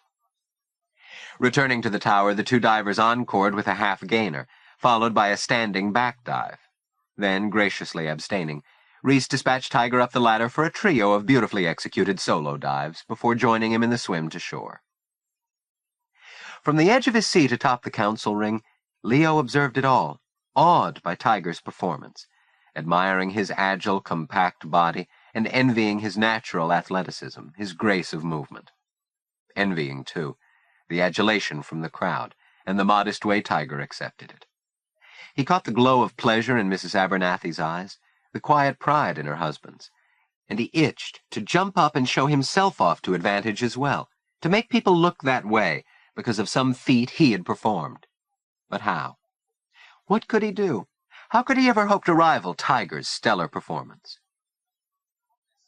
He sat back as the 2 divers came dripping onto the swim dock and disappeared among the huddle of contestants. The applause died down, but the scheduled proceedings were further delayed when, instead of the Endeavorites, the white-clad figure of Pa Starbuck appeared suddenly upon the dock. Waving his hands about his head, he gestured for Rex's megaphone. "I wish to pause a moment more in this afternoon's program," he declared through the varnished mouthpiece, "to say before this gathering how privileged we of Camp Friend indeed have been to have known Reese Hartzig, a young man of rare qualities, who began here at Moonbow Lake at an age not much more advanced than our Pee-wee Oliphant is today." Appreciative laughter and applause greeted this sally. "And I know my own good wife and helpmeet, my Mayrie," he pronounced it Mayrie, concurs in these sentiments, for she has been ma to Reese, as she has been to all the other boys. I say to you that no camper, staffer, or counselor who has passed up the line path has brought more honor to our blessed camp. This is his last summer of moonbowing, and I say that when he departs our shores, a glad man made from a happy boy, he shall be sorely missed. "Don't worry, he'll be back," Big Rolf called out through cupped hands. "You haven't seen the last of our boy, Gar. He'll plunk that plane of his down on the playing field. He'll give the fellows a spin." "Hear, hear!" Louder cheers and more enthusiastic shouts among the adults greeted these sentiments, while the boys went crazy. "Ray, Big Chief!" they shouted, after which Pa gave Reese a warm handshake and returned to his chair. Left alone, Reese spoke a few words of thanks, then, modest to a fault, retired into the crowd of congratulating admirers as the senior events got underway. Watching his counselor, who stood beside Tiger now, taking in the senior freestyle race, Leo brooded on the image of the pair flying off the tower, hearing again the tumultuous applause and cheering, his heart pounding with excitement at the memory. No matter how many races Jeremiah won, or how many happy points they earned today, in Leo's mind nothing would match the sight of those glorious dives. And over again the burning thought, what could he do to shine? Then, suddenly, he knew. He jumped up and pushed his way along the row to race up the aisle, leaving a perplexed Miss Meekum staring at his sudden departure. He was still absent when the contests among the high Endeavorites came to an end, with Malachi the leader in unit points. Since Jeremiah had come out ahead in Harmony's swim events, as well as taken first prize in the parade of ships, the 2 cabins were running neck and neck in overall camp point score as the popular and dramatic canoe-tilting contest began, and the excitement was intense when, after several elimination rounds, the 2 finalists paddled to center stage. Tiger and the Bomber up for Jeremiah, Blackjack Ratner and Moon Mullins for Malachi. The winning team stood to put its cabin in the lead for the Hartzig Trophy. Given that Tiger was an expert canoeer, while the Bomber was noted for his balance and deadly aim, the contest was expected to be an easy win for Jeremiah. Still, the audience was tense as they watched the Jeremiah, spraddle-legged and precariously balanced in the bow of the canoe, the tip of his long bamboo lance inserted into the neck of a rubber toilet plunger, face his challengers, Ratner in the bow, Mullins paddling. Like 2 knights in a medieval tourney, the rivals began jousting with each other, each warrior trying to knock the other into the water. Wearing the Joe Louis frown of concentration that had earned him his nickname, The bomber skillfully parried and thrust, and the outcome seemed assured when an unexpected distraction from on shore caught his attention, enabling Blackjack to catch him off balance and smack him alongside the head, toppling him into the lake. Over went the canoe as well, tossing Tiger into the water, too, while the bomber, surfacing, hollered, "We was robbed!" But no one was attending. Something of livelier interest was taking place at the top of the council ring, where a fantastic figure had appeared, with a grotesquely made-up clown's face, and slung about his shoulders a red cape, which, as he tore down the path to the lakefront, rippled out behind him like Superman's. Then, as the spectators laughed and began to applaud his antics, he pranced to the end of the dock, where, shedding the cape, he executed a burlesque dive into the water and stroked energetically toward the raft. Reaching it, he hauled himself aboard, ran for the tower ladder, and clambered upward. At the top, he threw his head back and beat on his chest while uttering a savage Tarzan yell, then, without missing a beat, rushed to the platform edge, launched his body into space, and went plummeting downward. His victorious cry seemed to hang in the air for a moment after he had struck the water and sunk from sight. The crowd sat now in a hush, waiting for the diver to surface. Where was he? Who was he? They whispered. Having righted his canoe, Tiger paddled toward shore, peering into the water. But there was no sign of the daredevil, until moments later came the cry, "There he is!" and a pale frog-like form appeared at the foot of the dock, where it slowly surfaced. An arousing cheer went up as Leo Joaquim climbed onto the dock and stood in full view, bowing to his audience, flexing his muscles, and tipping an imaginary hat. As all good things must, the water carnival reached its end, and the overall winners were formally announced, with Malachi beating out Jeremiah at the last. When the individual campers had been awarded their ribbons, each one stamped, "Honorary Presentation of the Bible Society of the Friends of Joshua," little by little the waterfront quieted, while in the grove the guests stood about, getting the good of the breeze coming off the water, and asking one another if it wasn't time to think about leaving. Those consulting timepieces discovered to their surprise that it was nearly 4 o'clock. Sunday traffic would be heavy. Already automobiles were being loaded up with families and belongings, while some of the second allotment of 2-week campers were bidding reluctant goodbyes to new friends before going back to city sidewalks. Equally sad to be leaving camp were Leo's guests, and in a strange way he was now sorry to see them go. With traces of his clown makeup still visible around his ears, he lingered as Miss Meekum and Supervisor Poe prepared to be on their way. "What an extraordinary afternoon!" Miss Meekum exclaimed in a tremulous voice, her eyes dewy behind her spectacles, as she smiled her sweet, sad smile all around. "We're certainly proud of you, Leo. Aren't we, Mr. Poe?" "Yes, I believe we may say that, most proud." Leo felt a vivifying sense of relief. He'd got through the day with flying colors. He was nuts to have thought Miss Meekum and Supervisor Poe had come there to cause him trouble. Everything was Jake again. "Take care of Leo, won't you, young man?" Miss Meekum entreated Reese. "And when he comes back to you next summer, maybe you won't recognize him. Oh, but you won't be here, will you? You'll be off piloting your aeroplane." Again the supervisor reminded her that the hour was late. Reese insisted on escorting them to the car, offering Miss Meekum his arm and again complimenting her on her hat. "Just remember," she said to Leo, as she got into Mr. Poe's Tin Lizzie, "if you need me, I'm only a penny postcard away." And her wafting hanky could be seen waving wistfully out the window long after her face disappeared from view. "I wouldn't count on that." Leo was surprised to find Reese still standing nearby watching the departing car. "On what?" "On what your lady friend just said about coming back next year. That doesn't seem a very likely thing to me under the circumstances. Suppose you tell me what you thought you were doing. Showing off, grandstanding in front of the whole place, losing us the canoe tilt. Had enough people laughing at you. You had them laughing at me, too. Tipping your cap like that." Leo was speechless. Reese had it all wrong. Tipping your cap was just something you did after a performance. It was only a joke. But even as he stammered a feeble explanation, he realized the futility. If it was a joke, as far as Reese was concerned, the joke was on him, and he didn't like it. "And what was the idea of that nutty outfit?" he demanded. "Where'd you get it, anyway?" Leo faltered. How could he explain that he couldn't just get up in front of all those people and do his stunt as well as just Leo Joaquim? That he had to pretend he was someone else, like Dr. Mackenschleiser or Donald Duck or Superman. Otherwise he could never have done what he had. So he'd borrowed Phil's Mark Antony cape from the boat parade and used some of Fritz's stage paint. I just wanted to prove I could do it, he managed weakly. You wanted to show off, you mean? But we don't like show-offs here. Now hop to it, camper, it's time for powwow. And hiking his shoulders, he marched across the playing field to where Hap was once again driving a bucket of golf balls into the baseball backstop.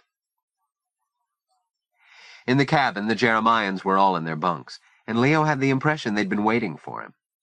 As soon as he stepped across the threshold, Wally gave him the fisheye, Phil an angry scowl. Dump's stare was indifferent, while Monkey averted his gaze altogether, and Eddie offered an unoffensive little shrug, marking his desire to remain neutral. Only the Bomber's and Tiger's expressions said they were still in Leo's corner. Well, well, Phil began. Our hero home from the wars. I hope you're satisfied, wacko. Leo was about to make a retort, but catching Tiger's look, he turned away and went to his bunk, where he sat on the rail and retied the laces of his sneakers. Furiously, Phil sprang to the floor, his weight causing Reese's footlocker to leap. Don't you sit down like that when I'm talking to you, kiddo. Stand up. Stand at attention. Easy there, Tiger cautioned him. Nobody's robbed a bank or committed murder. He may as well have. Phil turned back to Leo. I guess you know what your smart alecking cost us this afternoon. We would have come out first, except for your screwing around. I guess you're really proud of yourself. Well, speak up. Are you proud of yourself? No. He looked from face to face. I guess I just didn't think. Yes, we know you never think. Geez, don't you get it, wacko? We want to win around here. That's what it's all about. Reese wants that cup. It's his last year at Moonbow. We have to get it for him. If we don't, well, whoever screws up, that's his lookout.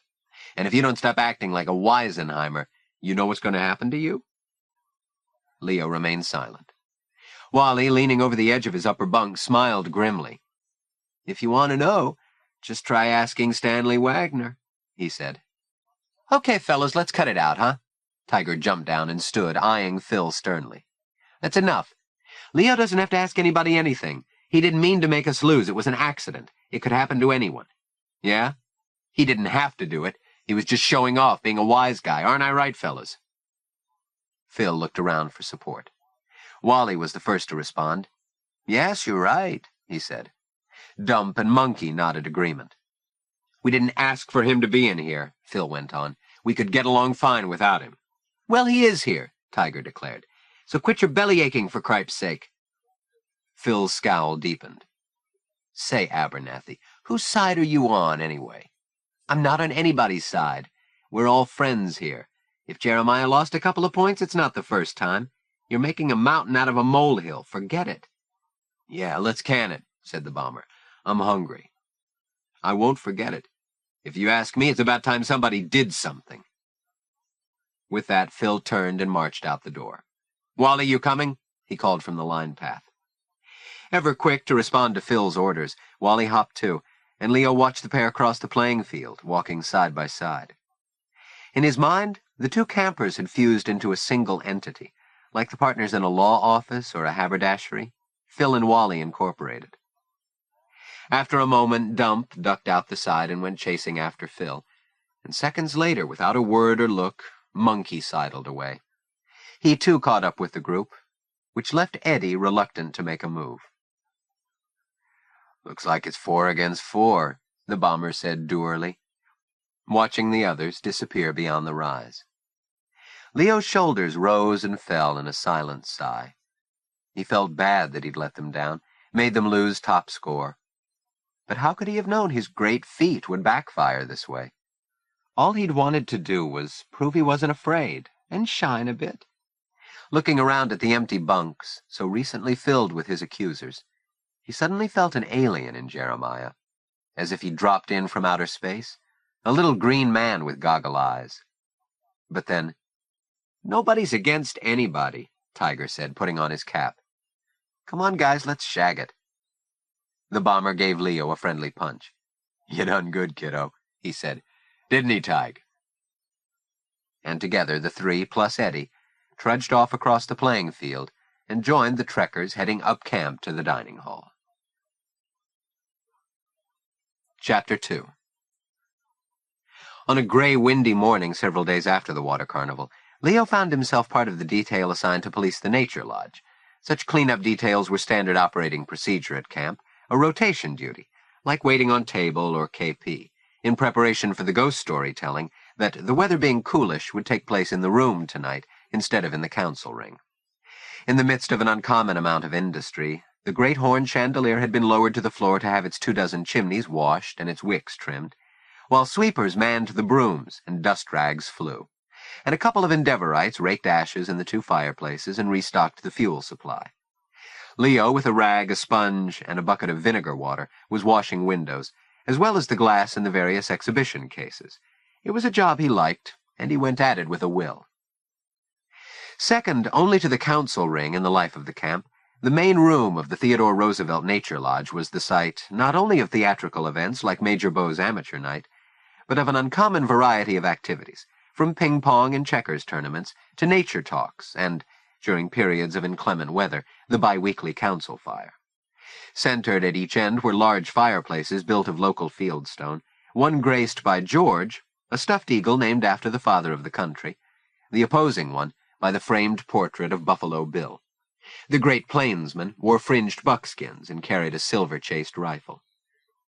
In addition to the nature exhibits arrayed along the walls between multiple windows, a horned owl, a gray fox with a still bushy tail, a collection of snakeskins, the deadly-looking rattles of a diamondback, Leo's growing collection of spiders, and in its own cage the bullfrog that had become Pee-wee Oliphant's special pet, and the Indian exhibits, assorted masks and headdresses, even a beaded buckskin dress, all on loan from Dagmar. The room contained the 2 objects of primary importance at Friend Indeed: the Hartzig Memorial Trophy Cup, which rested in a position of prominence in the center of the 8x8 beam built into the stonework of the north fireplace, where its silver shape gleamed lustrously, even on the dullest days, and the Buffalo Bill war bonnet, which, when not being worn by the camp's designated Moonbow warrior, was displayed on a stand of pine wood in a tall glass case nearby. Now, as the dust and talk both flew, Oates Gurley, in whose loose and liberal charge the cleanup detail went about its business, was himself dusting the shelves of books that were his personal library, a collection of well-thumbed volumes on various natural phenomena, including the local flora and fauna. Volumes, especially one on spiders, with which Leo was by now familiar. Achoo! Achoo! Achoo! Sweeping the floor with commendable zeal, Emerson Bean had raised a cloud of dust whose particles floated in the air. Tactful as always, Oates quietly suggested to the camper that he lower his energy level by half and damp down the dust with a good sprinkling of water. Leo, giving one last swipe to the spider case, moved along to the Hartzig trophy, noting his distorted reflection in its silvery orotund curves, huffing his breath to shine up the plaque, on which at summer's end the names of the lucky winners would be engraved. More than ever, Leo was determined to prove that he could be a true blue Jeremiah, not just another Stanley Wagner. He wanted his name on the cup as much as any of the others, and despite his screw-ups, wasn't he doing his best to make that happen? His spider exhibit alone had already assured Jeremiah of a full 100 points, more than Dump's arrowhead display, which was merely an addition to a collection started by others. And his article on tarantulas in the pine cone had brought in several points more. Unfortunately, he had garnered his share of blackies as well. One for a wet bathing suit accidentally left on the line before inspection. Another for having a sheaf of Katzenjammer comics hidden under his pillow. 2 for rolling his shorts more than the permissible double turn. So that with Jeremiah's unexpected defeat in the canoe tilt, undeniably his fault, he was now responsible for more minuses than any other Jeremiah. He was going to have to try even harder, that was all, as Reese had gone to the trouble of pointing out to Tiger. The fact was that since Sunday, Reese had not only been unwilling to let bygones be bygones, he had chosen deliberately to misunderstand Leo's innocent intention, and to misrepresent it to others, which had put Leo in a bad light, and not just among the Jeremians. Cadets and seniors alike were saying Wacko had been acting wacko. Almost nobody would believe he hadn't been burlesquing Reese. In his bunk with a book yesterday evening during the after-supper free period, Leo had caught snatches of a conversation coming from the vicinity of Old Faithful.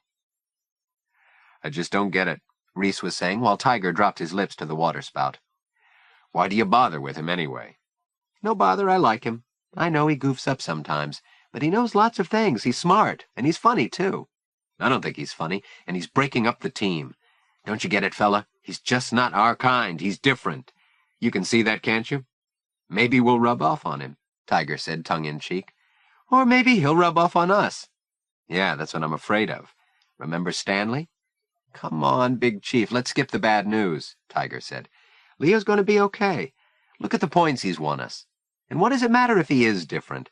Everybody can't be the same. He'll damn well measure up to Jeremiah, or I'll know the reason why. He's turning into a real troublemaker around here." "Maybe a taste of—" Tiger had been bailed out when Hap's whistle started off the scheduled game of Kick the Can, and Leo had heaved himself up from his bunk to join the fray. Kick the Can was a favorite game of his. He was good at it. His thin frame seemed suited to skulking around in the dusty shadows, suddenly to come rushing out of nowhere to kick the can and free the prisoners, then escape himself and rack up a score. Unfortunately, there were not many points to be won in so haphazard a sport, especially since Coach Holliday inevitably assigned Leo to teams that were bound to lose. Speak of the devil. Through the lodge doors, Leo could see the coach emerging from the path at 5 points. Reese was with him, and Leo watched as the two, carrying several sheets of paper, marched up to the bulletin board at the foot of the lodge steps and posted them, removing several outdated ones to do so.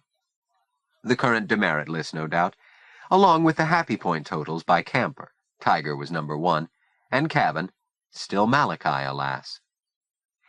They made an ill-assorted pair, the stocky, thick-necked Hap, and Reese, much the taller and leaner of the two, his skin so darkly tanned by now that Leo thought he resembled a cigar-store Indian. Leo returned to his polishing, and when he glanced out again he saw Reese dressing down one of the new campers, whom he'd evidently caught in some infraction.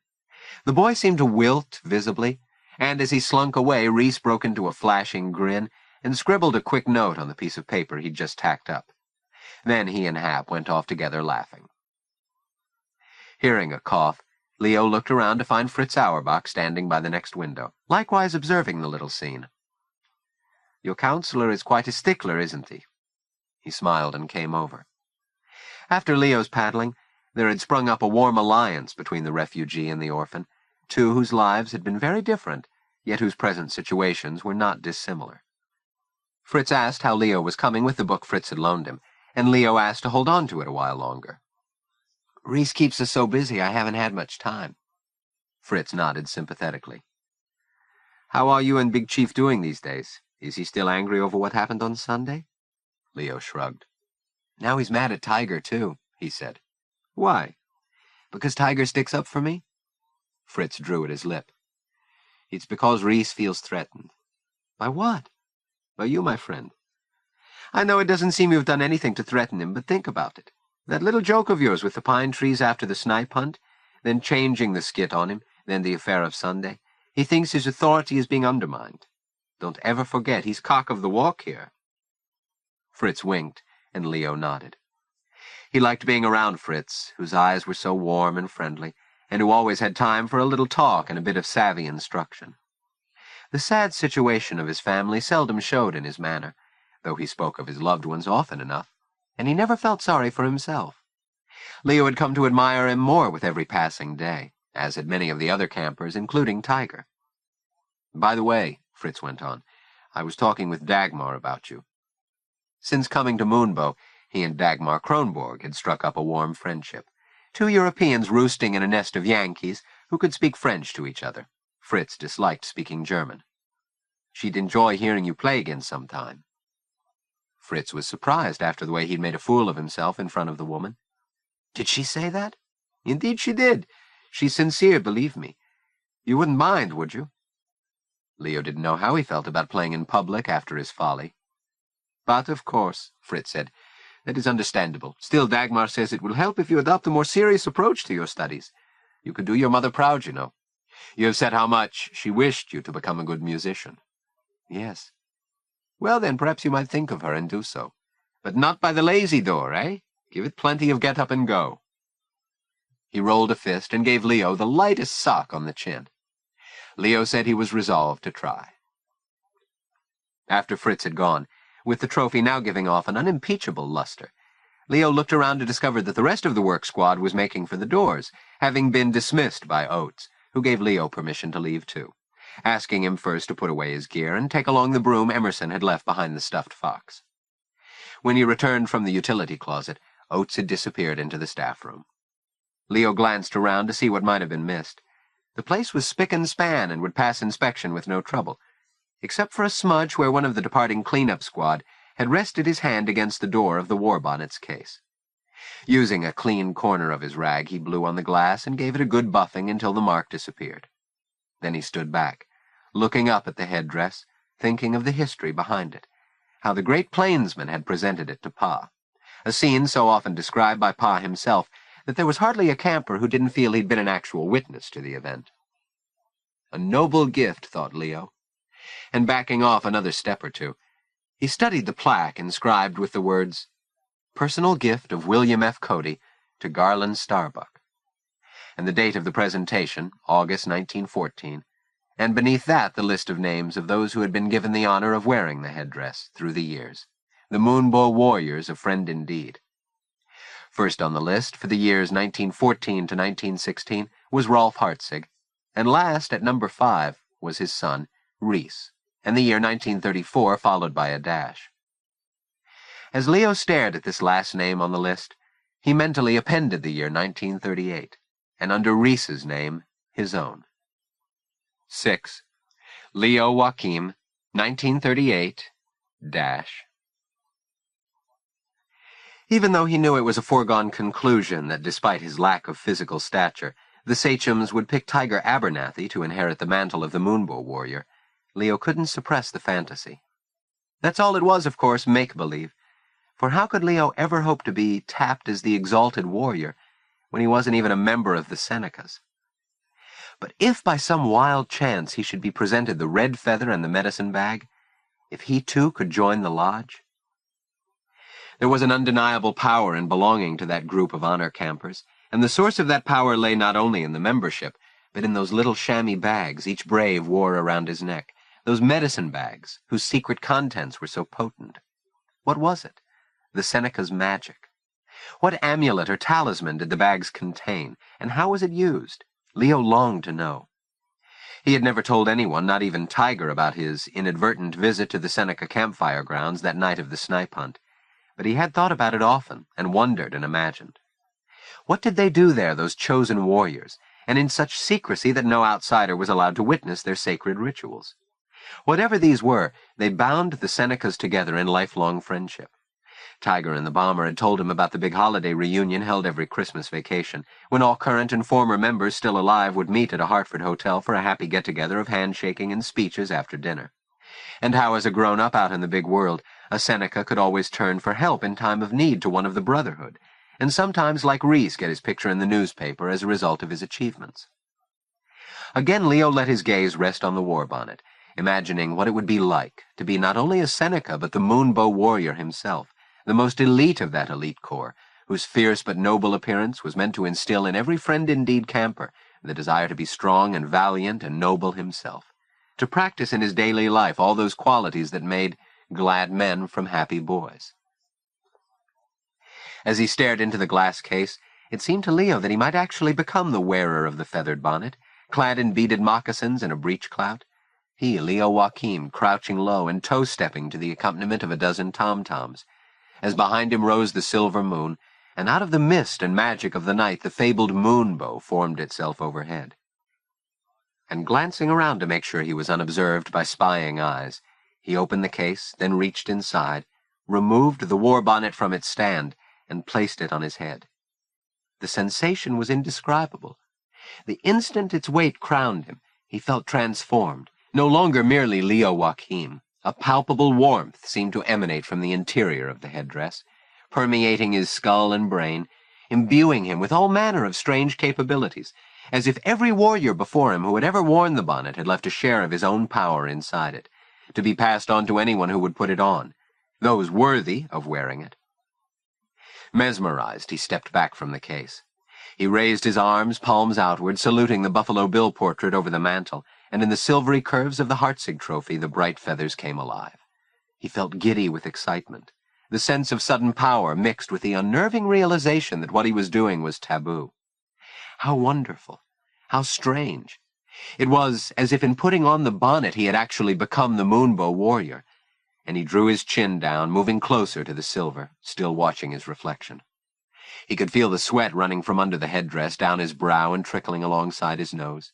He shivered, his skin prickled with gooseflesh, and the hairs rose along his arms. The feeling passed. Whatever it was, it melted away. He was just a two-bit camper, and what he was doing was terribly wrong. If he were to be caught, the consequences would be dire. He must return the bonnet immediately. As he turned from the fireplace, he stopped short, sounding a gasp of alarm. Pa Starbuck stood in the open doorway, an expression of shocked indignation on his face. "What can you be thinking of?" he demanded, advancing on Leo like some aroused Old Testament patriarch, his eyes flashing beneath his beetling brows. The hapless Leo stared back, groping for an answer. "Nothing. I mean, I was only—" Pa raised his hand in a hieratic gesture. "Surely you must be aware that no one is allowed to don this headdress without being duly elected Moonbow warrior, chief of the Senecas. How do you come to be wearing it?" Leo was at a loss to explain. "I just wanted to see how I looked. It had all seemed so simple, really. But as he stammered this excuse, he could hear how lame it must sound. He flinched as the bonnet was lifted from his head. Reverently, Pa replaced it in the case, then again turned his watery blue gaze on the culprit. "You were making fun of the warrior," he said, "but the warrior is not a figure for sport. He has a profound meaning for every single boy at camp. I am sorry you yourself do not feel his power." Again he raised his hand as Leo sought to protest. My boy," he went on, "haven't you been here long enough to realize that this—" He rested a hand on the glass case. "This is a sacred trust, never to be violated, never handled or touched by the uninitiated. You leave me to wonder just what sort of camper it is, what sort of careless, unthinking boy who would deliberately flout the rules and the most sacred tenets of Camp Friend, indeed." He clicked his tongue in dismay. "What, I wonder, will the Senecas think when they learn of this impious act? What measures will they be forced to take against such a sacrilege?"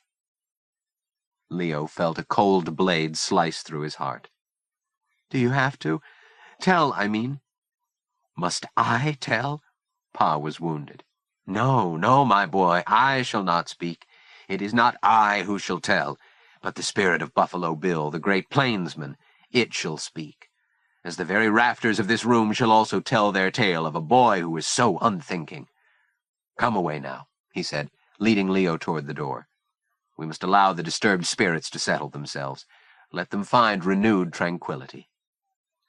He turned, and with upraised hands paid obeisance to the portrait over the mantel, then strode from the room, shaking his head and rolling his eyes to heaven, as if to consult with his Maker over this renegade who had dared to put a feathered bonnet on his head.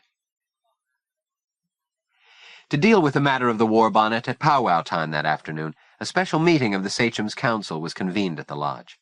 The meeting took some time, and when finally they all came out again, the dinner bell was ringing. Leo wished he didn't have to go, but there was no way out. He hiked slowly up to the dining hall, entered, and headed for Jeremiah's table, blushing furiously, as feeling every eye upon him, he took his customary seat and bowed his head for grace. What was the verdict, he wondered. Whatever it was, he wasn't likely to learn about it from Reese, who was acting as if nothing had happened at all. "Pass the potatoes, Wally," he said, and "May I have the milk?" as his eye kept flicking to the staff table where Pa Starbuck sat, benign and jovial, and like Reese giving no sign that Leo could observe that anything was amiss. Nodding and beaming at his fellow diners, now buttering a roll and crunching it between his store-bought teeth. The meal continued to unfold as usual, except that this evening there was an unusual amount of whispering, of looks exchanged, and neither Tiger nor the bomber had much to say to anyone. Leo couldn't eat, his stomach was fluttering so, and he made only token passes at his plate. Finally, when the chinking of the kitchen silver on chinaware had died away, and only the dull hubbub of many voices could be heard, he knew the moment had come. The large hall grew quiet. "Friends and campers," Pa began, rising and speaking in a warm, natural tone. "It pleases me greatly to gaze upon your happy faces this evening, and I trust we all have spent a profitable day in our sundry pursuits. I myself had the pleasure of viewing one of our feathered friends, a scarlet tanager, perched on a fence post along the roadside. It has a nest with 2 fledglings, and for those among you who would care to investigate this rarity, I am tomorrow at your disposal." Leo drew a breath of relief. It was going to be all right. Pa wouldn't be going on about his feathered friends if he were planning to drop the axe on Leo's head. But he was wrong. No sooner had Pa closed his mouth than he opened it again. He coughed and cleared his throat, then mopping his brow went on. Yes, I regret to say that there has come about a certain matter which deeply saddens me, and since this matter deals with the rights and privileges of the sworn members of the Seneca Lodge, I must of necessity turn these proceedings over to the chief of the Senecas. He looked across the hall to the Jeremiah table. As occupant of this exalted post, Reese swung his legs over the bench and walked to the center of the room, where, folding his arms across his chest, he began speaking of his deep affection for the Seneca Lodge, and of the honor of having for the 5th year in a row been elected its leader, the Moonbow warrior.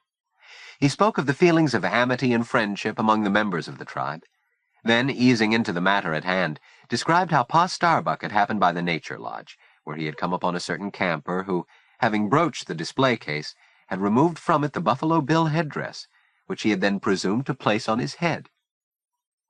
At this announcement, a wave of indignation and disapproval rippled through the hall.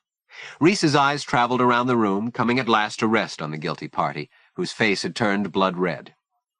"I now call upon the misguided camper, who ran so roughshod over our friend-indeed traditions, and dared to imagine that he was the Moonbow warrior." "Get up, stupid," Phil hissed. Dump nudged Leo with an elbow. Leo gulped. As he made a move to stand, campers began pounding with their water tumblers and spoons, and a lively chant broke out. "Whack-go, whack-go, whack-go!" "Get up!" Phil gave Leo's thigh a painful pinch. Leo jerked to his feet, but once standing, gazing around at the sea of cold, scornful faces, he felt his knees go weak. He darted a look to Tiger, who answered it with a helpless one. Clearly Leo was on his own. "I'm sorry," he managed at last. "I didn't mean. I only wanted to see how it felt. I didn't mean to insult the Senecas. I won't do it again." "Darn tootin' you won't," a deep voice rang out. "You won't be able to." Moriarty began to laugh, and the others joined in till it seemed everyone was laughing. Those were almost the last words any camper or staffer addressed to Leo on that day, and for several days thereafter. For at the meeting of the sachems, it had been determined that, found guilty of flouting the camp's most honored traditions, the culprit was to suffer an undisclosed period of silence. Leo was dispatched to Scarsdale, where he would remain until the required steps to recall him were undertaken. No camper or staffer would be permitted to address so much as a word to him. He was banished to Siberia, the outer reaches of Mongolia, the craters of the moon. Chapter 3. 7 o'clock that evening saw the lodge filling up for the scheduled ghost storytelling, a venerable Moonbow institution that always drew an enthusiastic crowd. Tonight the boys seemed in uncommonly boisterous spirits, chanting, clapping, and stamping their feet, and otherwise demonstrating their impatience, as Hank Ives, wearing a windbreaker with a green Sinclair oil dinosaur embroidered on the back, oversaw the traditional dimming of the lights. The chandelier was lowered, the rope uncleated at the post and run through the seaman's block and tackle that served as a pulley, with Bud Talbot and Blackjack Ratner weighing on the rope. The contraption was so heavy, and one by one the lamps were extinguished. As the chandelier was again hoisted aloft and tied off, the last of the campers filed in, among them Leo Joaquim. Looking neither right nor left, he took a seat at the end of a bench. He knew he was not welcome among the Jeremiahans, seated several rows ahead of him. He was in Scarsdale now, and not even Tiger and the Bomber could make a public display of friendliness, though they had covertly shown him a tacit sympathy. Ankles crossed, leaning forward, Leo kept his head well down, trying to ignore the whispers and jibes and fingers pointing at him, to act as if he didn't care. When Fritz came in with Wanda, they sat as close to the miscreant as they could, and Fritz gave him his usual friendly nod, Wanda a little wave, as if to say they weren't going to cut him off simply because he'd put an old Indian bonnet on his head for a minute or two. Close behind them, however, came Reese to take his place among the Jeremians. Desolately, Leo watched as the counselor struck his lighter and applied the flame horizontally to his pipe bowl, his lips emitting puffs of blue smoke that hung about his head. The lighter remaining lit, the flame illuminated his face, and his eyes, dark and piercing, seemed fixed on Leo. It was only a fleeting impression.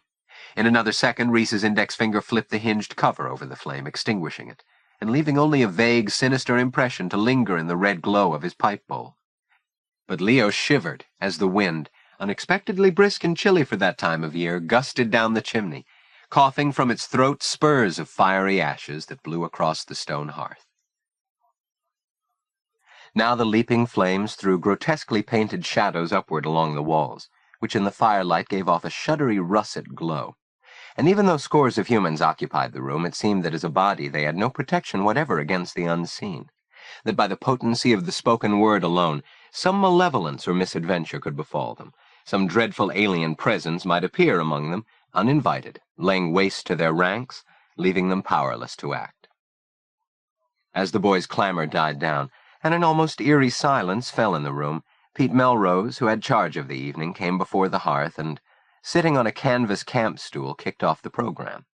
His tale was one familiar to many campers, but not to Leo, about the old lighthouse keeper to whom late one night there appeared the vengeful spirit of the woman he had betrayed as a young man, a grisly beckoning phantom luring him from his warm bed to dash himself on the rocks below. Pete was followed by J. St. John, and then Charlie Penny, each holding forth with a tale more lurid than the one that had come before, until the campers jumped with every snapping of a log, giving themselves up willingly to the spell. Finally the way was prepared for Henry Ives, who unfolded his lanky frame and shuffled to the front of the room, dug out the dottle from his pipe, refilled it, and began to talk. "Ah," the boys murmured, "the story of the haunted house, their haunted house. The strange and tragic tale that had thrilled generations of friend-indeed campers." Old Man Steelyard, a notorious miser, had once been a prominent Windham County banker. Bilked by his partners of a large number of treasury notes, he had renounced his former society, and removing his wife and daughter to Moonbow Lake, had put up the house on the Old Lake Road. There the family lived in sparely furnished rooms, and the old man's wife died of influenza when he refused to put sufficient coal in the grate, though it was rumored that, having cashed in his remaining notes for gold, and now distrustful of all banks, he had squirreled away a treasure somewhere among the foundations of the house. To guard his miser's hoard, he bought a fierce dog, which, though a trial to peddlers and inquisitive neighbor boys, here Hank paused, became the pet of Mary, the old man's daughter. They called it Lobo because the dog was like a wolf, and it was good that Mary had a pet, for she was not permitted to mix with the local children or even to attend school with them. Steelyard saw to the girl's education himself. Time passed. The girl grew to womanhood. Then one spring, the well went dry. Hank puffed thoughtfully for a few moments, so that in the firelight his long, dour features were wreathed in blue smoke. He went on. "Old Man Steelyard, he drove into town to find himself a likely feller with divining know-how, and this feller come out to give the job a go. He must have been good at his trade, for the folks hereabouts called him Digger. He went to pacing the property with his divining rod, and sure enough the stick drew. They dug down, and they come to water. So the job was seen to, and being a mean old skinflint, Steelyard was anxious to get rid of Digger. But Digger said someone was needed to shovel out the new well, and since he was Johnny on the spot, he got to stick around. And while he stuck around, Mary, she took a fancy to him, and Digger, he was making sheep's eyes right back at her. Then when Digger got to laying in the new plumbing pipes to replace the old ones, his spade struck something along the cellar wall. It wasn't called Digger for nothing. He dug up old man Steelyard's box of gold. He didn't let on he'd found it, but keeping mum, he persuaded Mary to run off with him, proposed right in the old man's parlor, and together they planned to elope." Leo pictured the scene. Digger sitting close to Mary, whispering his plans into her ear, as Hank's voice rose and fell, and outside the wind moaned among the trees and rattled the window panes like a skeleton's bones. He missed having Tiger beside him, the bomber too, Tiger nudging him in the ribs before the good parts. Now Hank had come to the night of the elopement, when Digger made an excuse to work late down in the cellar. "And that," Hank went on, was Digger's mistake. For the old man caught the thief red-handed and slammed him hard with his own spade, and afterwards he hauled the body up the cellar steps and dumped it in the well. Not the new one, the old one that has that big old slab of cement over it. Digger wasn't dead yet, he was still breathing, but that didn't matter. Steelyard was a generous fellow. He'd give him all the time he'd need to suffocate, nice and slow, the way a Chinee likes to do. And no sooner had he sealed over the well than he dragged poor Mary up to that corner room where he locked her up, saying she could sit there by her window and look out on the well where Digger lay a-dying. After that something crept over the place, something like a spell. So come evening, drivers would hurry their buggies past. A man afoot would hurry his step. And up there in the window, there she'd be, Mary, a-staring out. She never spoke to the old man again for having killed her man in such a cruel, inhuman way, and the old man, he hated Mary for her betrayal. So, though the two lived side by side, the house, it was silent as the tomb where Digger lay. Mary had only the dog Lobo for company, and at night when that critter went out, he set up such a deal of noise over there in Injun Woods, why, 'twas like a wolf's howl, a fitting sound in a place where murder's been done. That winter was bitter cold, and Mary sitting there by her window, till one day she was dead too. Some said she died of grief, that, or froze, and when she went, the old man drove Lobo off the property and lived alone, until on a gusty night, a night like this one, when he was tucked to bed, he waked to the sound of a wolf howling outside his window. He jumped up and run to look out.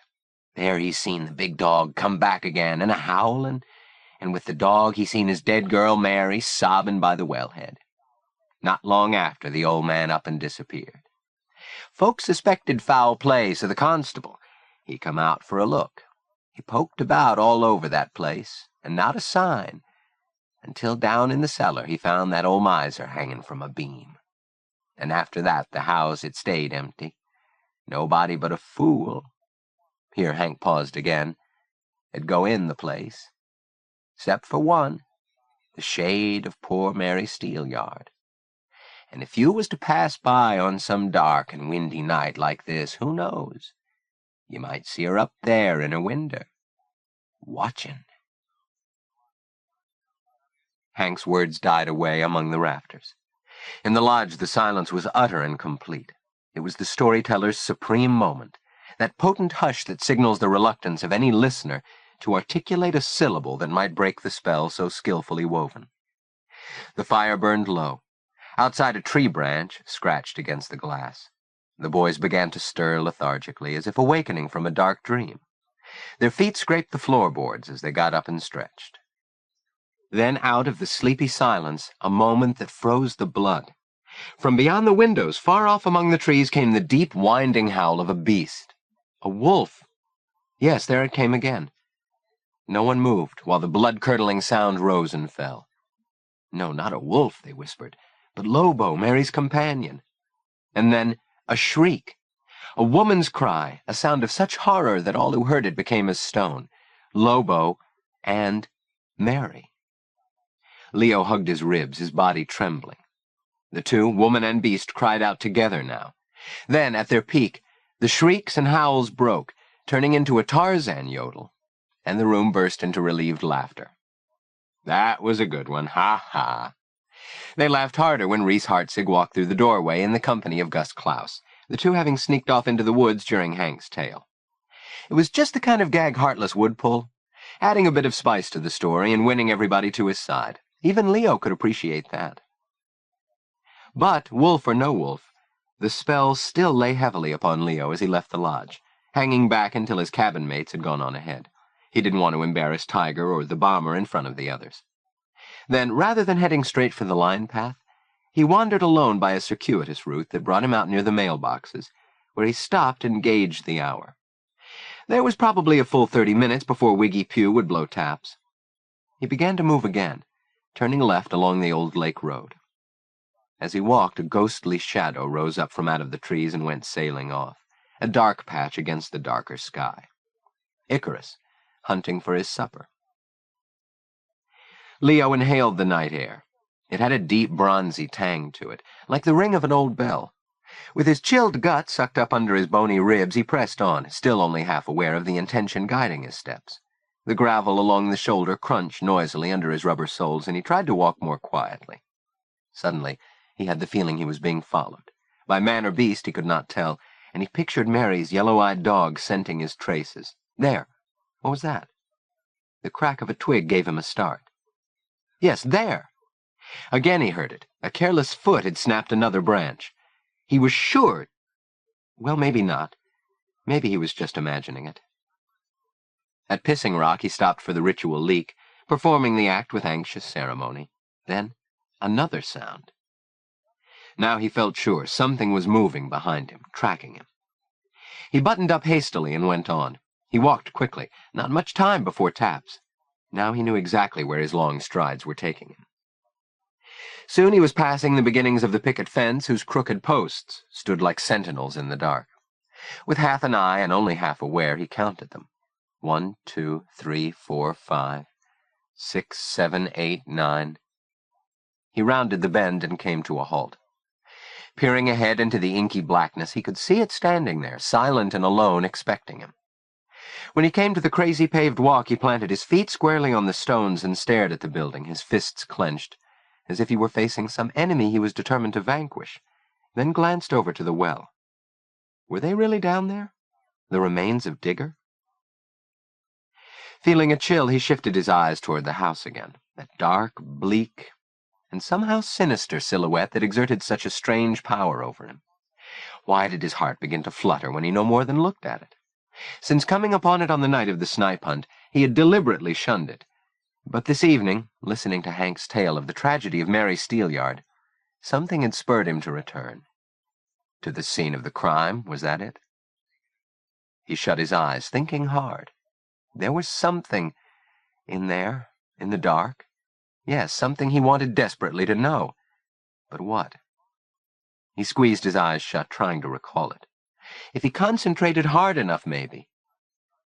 A thought struck him.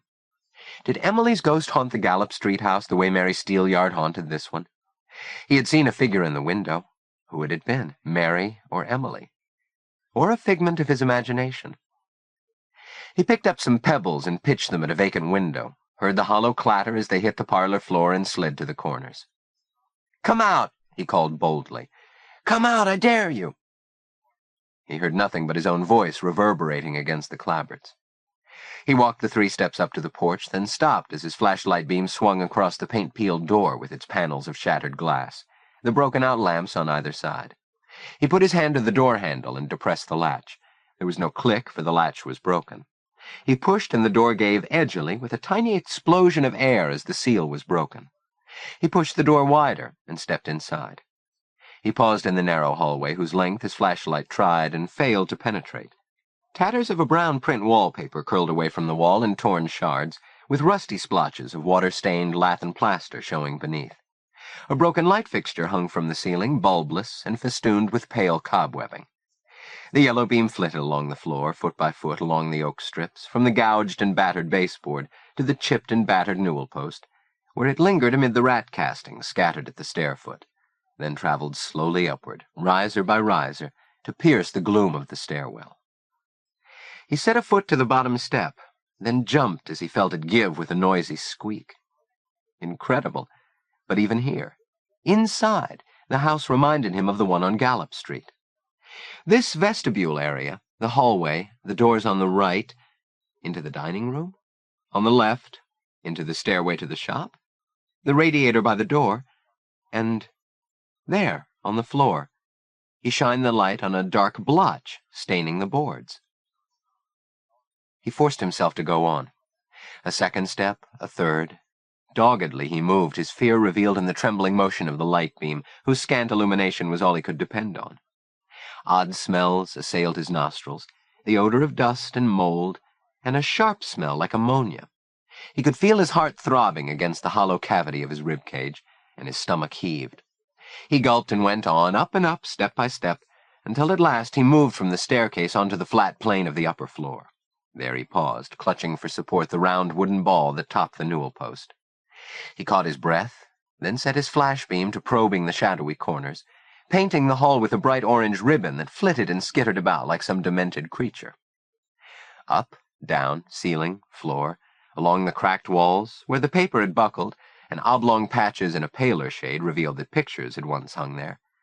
In the light he examined with care each of the closed doors, the empty wall spaces between the doors. He moved forward again, consciously locking his knees and trudging along, his feet crunching in the gritty dust that covered the floor so that no matter how soft his tread, it was amplified and easily heard. He reached the first door and tried the knob. The door opened inward to profound darkness, which the flashlight beam instantly probed. Here the stench, moldy and dry, stung his nostrils. Pinching his nose, he backed out and shut the door, and then moved slowly down the hallway, finding one deserted, derelict room after the other.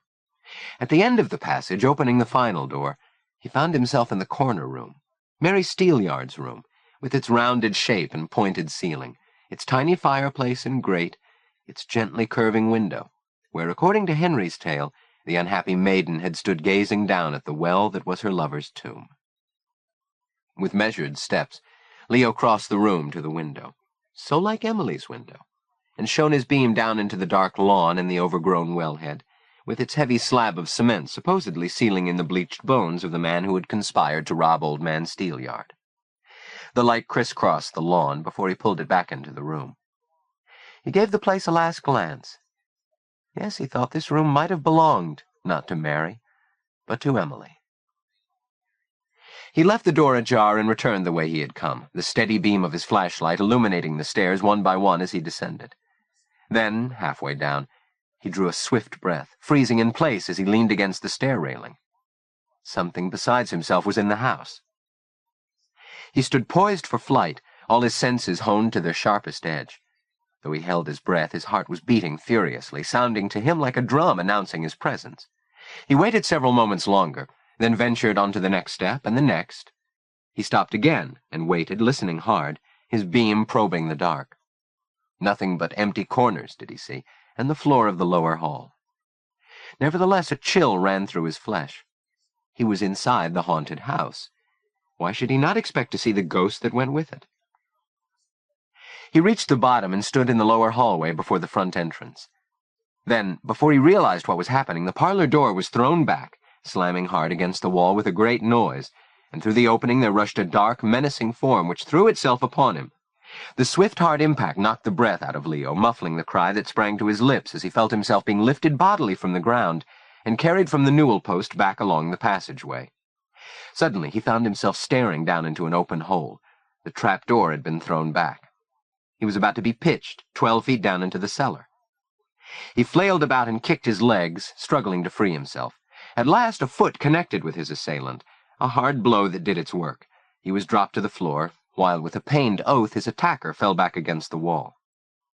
Leo scrambled up, and dodging past the hole in the floor, ran out the door. Down the walk he fled, away from the dark house, stumbling, then sprawling. The cinders bit painfully into the flesh of his palms and his bare knees. Oblivious to the angry sting, he picked himself up again and without looking back headed down the road, racing along it as fast as his steps could carry him, while the dark trees overhead seemed to enfold him, and no moon shone to dispel the ghosts that threaded the deep and somnolent night. Chapter 4. Once returned to Jeremiah, stretched out in his bunk, the jinxed bunk of cabin 7, Leo tossed and turned against the canvas, threading dark, waking dreams of what he had seen and what had happened in those dusty rooms of the haunted house, willing himself not to sleep so that he would not dream for real and cry out. Over and over he asked himself what it was that had driven him to the house in the first place, and found no answer. But of one thing he was sure. Staring at Reese's empty cot, then feigning sleep as the counselor came in sometime between midnight and dawn and stood for a heart-stopping few minutes beside Leo's bunk before settling into his own, he was sure who his silent attacker had been, the monster in the hallway. And indeed the next morning told the tale, for Reese rolled out of bed with a badly swollen eye, a circumstance concerning which he brooked no discussion in any quarter, but one that provoked deepest surmise, not only among the Jeremians, but throughout the entire camp. Leo alone knew the truth, and he kept his own counsel, which wasn't hard, given that no one was permitted to speak to him, and he was unable to communicate with any other party. His trip to Scarsdale lasted for 3 days. This form of punishment was not unknown to him. At the Institute, a boy might easily be sent to Siberia when he had incurred the resentment of the powers that be. But he had never experienced it himself, never seen boys deliberately turn their backs and snub him, not exchanging any word of greeting day or night. Now he did see it, and he might as well have been a Martian, so remote did he feel from his fellow campers. Of his friends at Friend Indeed, only Wanda and Fritz, who had made no secret of their contempt for the whole business. Fritz had even entreated Pa that reason and fair play should prevail, but Pa had replied that the matter was beyond his province to mitigate, and that the camp's honored traditions must be upheld. Ma, who would have cut off her arm before turning her back on any camper, no matter what his crime, and Willa Sue spoke to him, the latter oblivious to Leo's status, and going out of her way to engage him in a babble of fractured conversation at every opportunity, usually in front of others, and making him appear more foolish than before. As for Tiger, he was too old and devoted a Friend Indeeder to go against the rules, though he told Leo by diverse silent signals that he sympathized with his plight and was still in his corner. One bright note. After discussion with Ma, who had given him the okay, Fritz invited Leo to help out with the completion of the Austrian village, and the next day Leo was mustering his talents to work on turning out Lilliputian trees from sponge rubber and matchsticks, carving balsa wood houses, and creating a bell tower for the Burgomaster's Hall. But while he was grateful to Fritz for this special show of support, Leo was aware that in taking him on as his assistant, Fritz was making enemies of his own. In the end, it was Tiger who saw Leo rescued from his ignominy. He appealed personally to the Sachem's Council, petitioning them to restore the wrongdoer to the camper community. Wasn't their motto, "A friend in need is a friend indeed"? Wasn't that what everyone here at Moonbow believed in? And when the vote was taken, the majority found in Leo's favor. That evening, the edict was formally rescinded, and the bomber proclaimed Leo's new status by loudly saying, "Hey, wacko, pass the bread and butter, will you?" Now, several days after his return to general favor, as the normal roster of Moonbow handicrafters pursued their usual projects during morning craft session, Leo, seated across the work table from Fritz, was hard at work on a miniature paddle wheeler for the model. Already on a platform temporarily attached to a work stand in the Swoboda woodcarving shop, the model's substructure was on view. A tiny corner of the Danube Valley in miniature, with the river sculpted from plaster of Paris, and a mountain, crumpled chicken wire mesh overlaid with papier-mâché made from cut newspaper strips soaked in flour and water paste. On the peak of the mountain would be sited the castle that was to be the crowning feature of the village. The paddle wheeler was by far the most complicated construction Leo had ever attempted, and he found the work both engaging and enormously satisfying, more satisfying even than collecting spiders, he decided, and for the moment he was content. When the sections of the tiny vessel lay pinned to a template, he straightened, kneading a fist in the small of his back. The muffled ringing of the bell startled him, and he glanced out the barn door. Across the compound at the west corner of the porch, Hank Ives was perched on a ladder, buffing up the bell's bright chrome and keeping a watchful eye on Willa Sue, who was sitting in the glider playing with her doll. Through the office window, Leo could make out Ma's green eyeshade as she sat in her swivel chair at her roll-top desk, cashing allowance chits for some of the campers and putting the cash into their envelopes. Just inside the door, Honey Oliphant was speaking on the wall telephone, and he observed her through the rusty screen. She had on the white sharkskin shorts she liked to wear and a pink halter. As she hung up, paid Ma for the use of the telephone, then came out onto the stoop to pet Harpo, sprawled on the warm brownstone. After a moment, she crossed the compound and came to stand in the barn doorway. Leo's mouth went dry, and his hand began to tremble. "Gosh, haven't you been busy?" she said, stepping to Fritz's side. "May I look?" "Look your fill, by all means," said Fritz, showing off the meticulously executed details added to the model in the past few days.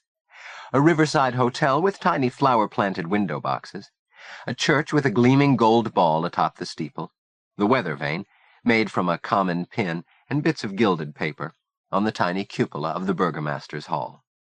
The sign on the outdoor cafe by the river, which you could actually read. Die zwei schwarzer Schwanen, the two black swans, and Leo's unfinished paddle boat. "What's the boat called?" Honey asked Leo. Blushing furiously, he couldn't answer. "It's called the Guldenbraut," Fritz said, filling the awkward gap. "It means golden bride." Still Leo remained tongue-tied, and Fritz went on, describing how the summit of the mountain would be the site of the famous castle where the wicked Austrian Duke Philip had held Richard the Lionheart for ransom on his way back to England from the Crusades. "I want Leo to tell me about the castle," Honey said, dimpling with enthusiasm. "Please?" She was teasing him, but he liked it, and somehow his shyness vanished. Hitching up his stool, he recounted the old tale, complete with once upon a time, how Richard waited in vain to be rescued by his treacherous brother, Prince John, who wanted the English throne for himself. "And then?" Honey asked, playing the game. "Richard had a faithful servant, a troubadour called Blondel, and he went in quest of the king, his master. And everywhere he went to let the king know he was looking for him, he played a song he'd written, a favorite of Richard's." "Did Richard hear it?" Leo nodded soberly. "And he called down from his prison, 'Blondel, Blondel, here am I, your king imprisoned, come free me.' So Blondel helped the king escape his chains, and together they returned to England, where Richard was greeted lovingly by all his faithful subjects, and lived happily ever after." Honey's gay laugh rang out, and she clapped her hands like a child. Leo smiled. "I guess maybe he did." She laughed her bubbly laugh again, but Leo now was staring down at the barn floor, where the sun had suddenly cast a long shadow. Reese Hartzig sauntered into the Swoboda corner. "What are you doing around here?" he said, eyeing Honey. "I stopped by to see how the work was going. See the pretty steamboat Leo is making, and the flags?" Reese tossed a glance at the table, but made no comment. "You never did tell us what happened to your eye," she said teasingly.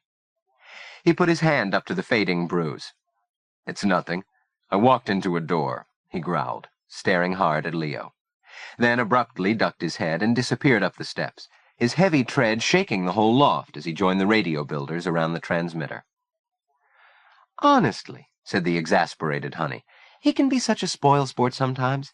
If you ask me, he's jealous." Her laugh lingered behind as she left the barn and took her bike from the rack near the office door. Leo watched her pedal away, then sat down on his stool again. "Come on, don't look like that," Fritz said, noting Leo's downcast expression.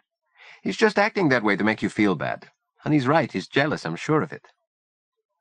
He washed his brush in his jelly jar. He'd been adding some highlights to the foliage, then took the cross-cut saw from the tool rack and went over to the dining hall to even up the legs of Pa Starbuck's chair. Preoccupied with fitting the paddle wheel to the boat hull, Leo was only vaguely aware of the sound of idle humming outside the barn, until glancing through the window he noticed Willa Sue sitting in the front seat of the Green Hornet. She was playing around with Reese's radio. "Willa Sue," he said, keeping his voice down, "you better scram out of there." But she just stood up on the seat and stuck her tongue out at him. He shook his head.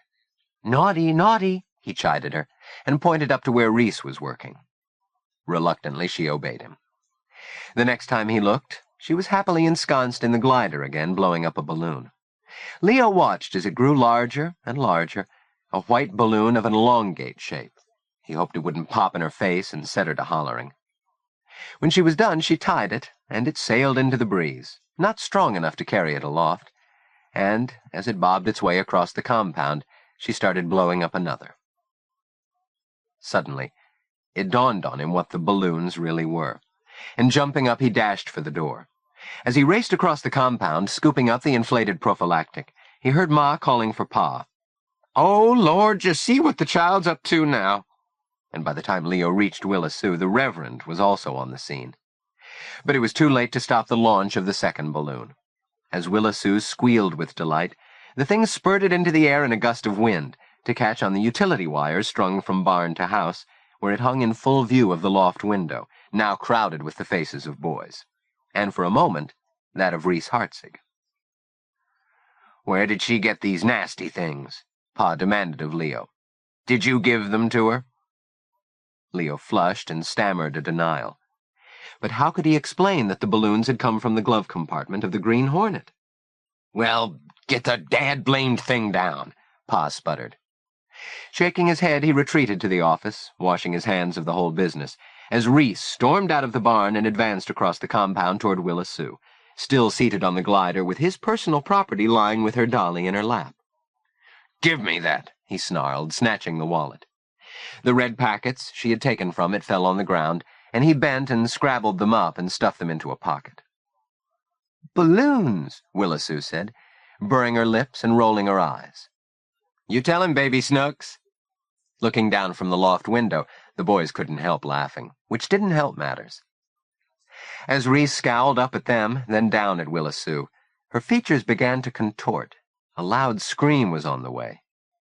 Reese, the color drained from his face, seized her and began to shake her. But the effect, though hardly surprising, was the opposite of what he intended. Willa Sue began to screech as if she were being murdered. In an attempt to silence her squalling, Reese shook her harder. "Don't do that!" Leo raced across the turf and tried to grab Reese's arms to restrain him. From every barn window, campers hung their heads out, shouting that Big Chief was being jumped by Leo Joaquim, and Pa reappeared on the porch, now with Ma in tow, calling for Willa Sue to come inside. In the midst of this bedlam, Dagmar Kronborg's Pierce Arrow pulled into the drive. The car door opened, and she hurried toward the porch to see what the trouble was. By the time she reached Reese, he had yanked Willa Sue's doll from her hand. He raised it overhead, then brought it savagely down against the mouth of the pump, smashing the china head into fragments. Screaming louder than ever, Willa Sue ran to hide her tear-stained face in her mother's skirts, and while Ma tried vainly to comfort her, Dagmar retrieved the headless doll from Reese. "What can you be thinking of?" she demanded, outraged. "A grown man picking on a child like that." "She was in my car, the little nitwit," Reese thundered. "In my glove compartment. She embarrassed me." Dagmar made a sour face. "Oh, that is too bad," she said tartly. "You know what she is as well as I do. Allowances must be made. Grown men don't do this sort of thing, only spoiled little boys. Look at what you have done to this poor doll." She shook the broken toy in his face. Humiliated in front of the campers ogling the scene from the barn, Reese turned away. His gaze fell on Leo. "It's all his fault," he said. "He was supposed to be watching her." "No, he wasn't," declared Hank, who had by now climbed down from his ladder and walked over. "I was supposed to watch her. Guess I got carried away with my polishing. But don't blame Leo, 'twasn't his fault." "Henry is right," said Dagmar to Reese. "And it will do you no good looking for a scapegoat. Why should Leo be made responsible for the child? He's always playing with her, isn't he? Encouraging her to act nutty. Don't be asinine. You know you are talking utter nonsense." Reese glowered at her. His frown deepened as he saw Augie taking a drink at the pump. "What's he doing, drinking from our cup?" he muttered. "He is thirsty, I expect," Dagmar snapped. "Would you have him drink from the spigot?" But Reese was no longer listening. He had stormed away to the Green Hornet, where he vaulted neatly over the side and sped off in a cloud of dust. As he disappeared around the corner, Dagmar stared sadly at the broken doll. "What a shame. I wonder if it can be repaired." Leo, down on his hands and knees, picking the pieces from the dirt, looked up at her. "It's a little like Humpty Dumpty, but I'll try." "Good," she said, giving him an approving nod. Then she went into the office with Ma, while Leo, having retrieved all the pieces he could find, retreated to the barn to see what could be done about making the doll whole again. A quarter of an hour later, order had been restored around the compound. The craft workers had, for the most part, returned to their beaded belts and hammered ashtrays. Tears dried. Willa Sue now swung in the rubber tire under the catalpa tree, while Leo, back in the Swoboda corner, tried to fit the fragments of the doll's head together. When Dagmar reappeared, instead of driving away, she came across the compound to lean in at the barn window. "But that's wonderful," she exclaimed of his work. "You're meticulous," she added. "I like that." Leo blushed. He thought he was making a botch of it. The pieces of the doll's head were chipped and made uneven joints, giving the face the look of a Frankenstein's monster. "It will be better when the eyes are in," Dagmar said. Leo shook his head. Though he'd scoured the area, he had found only one eye. "Well, in the kingdom of the blind, the one-eyed doll is king," Dagmar said, laughing, and Leo was forced to laugh too, though it embarrassed him to have her there while he worked. She waited until he set the doll down. Then when he looked up, she nodded approvingly. I like your boat, too, she said. You are making strides. It's really Fritz's work, Leo said. I'm just helping him out. Don't be so modest, she retorted. According to Ma, Fritz says you are very clever. Again he blushed. But because she seemed genuinely interested, he soon forgot his shyness and opened up a bit.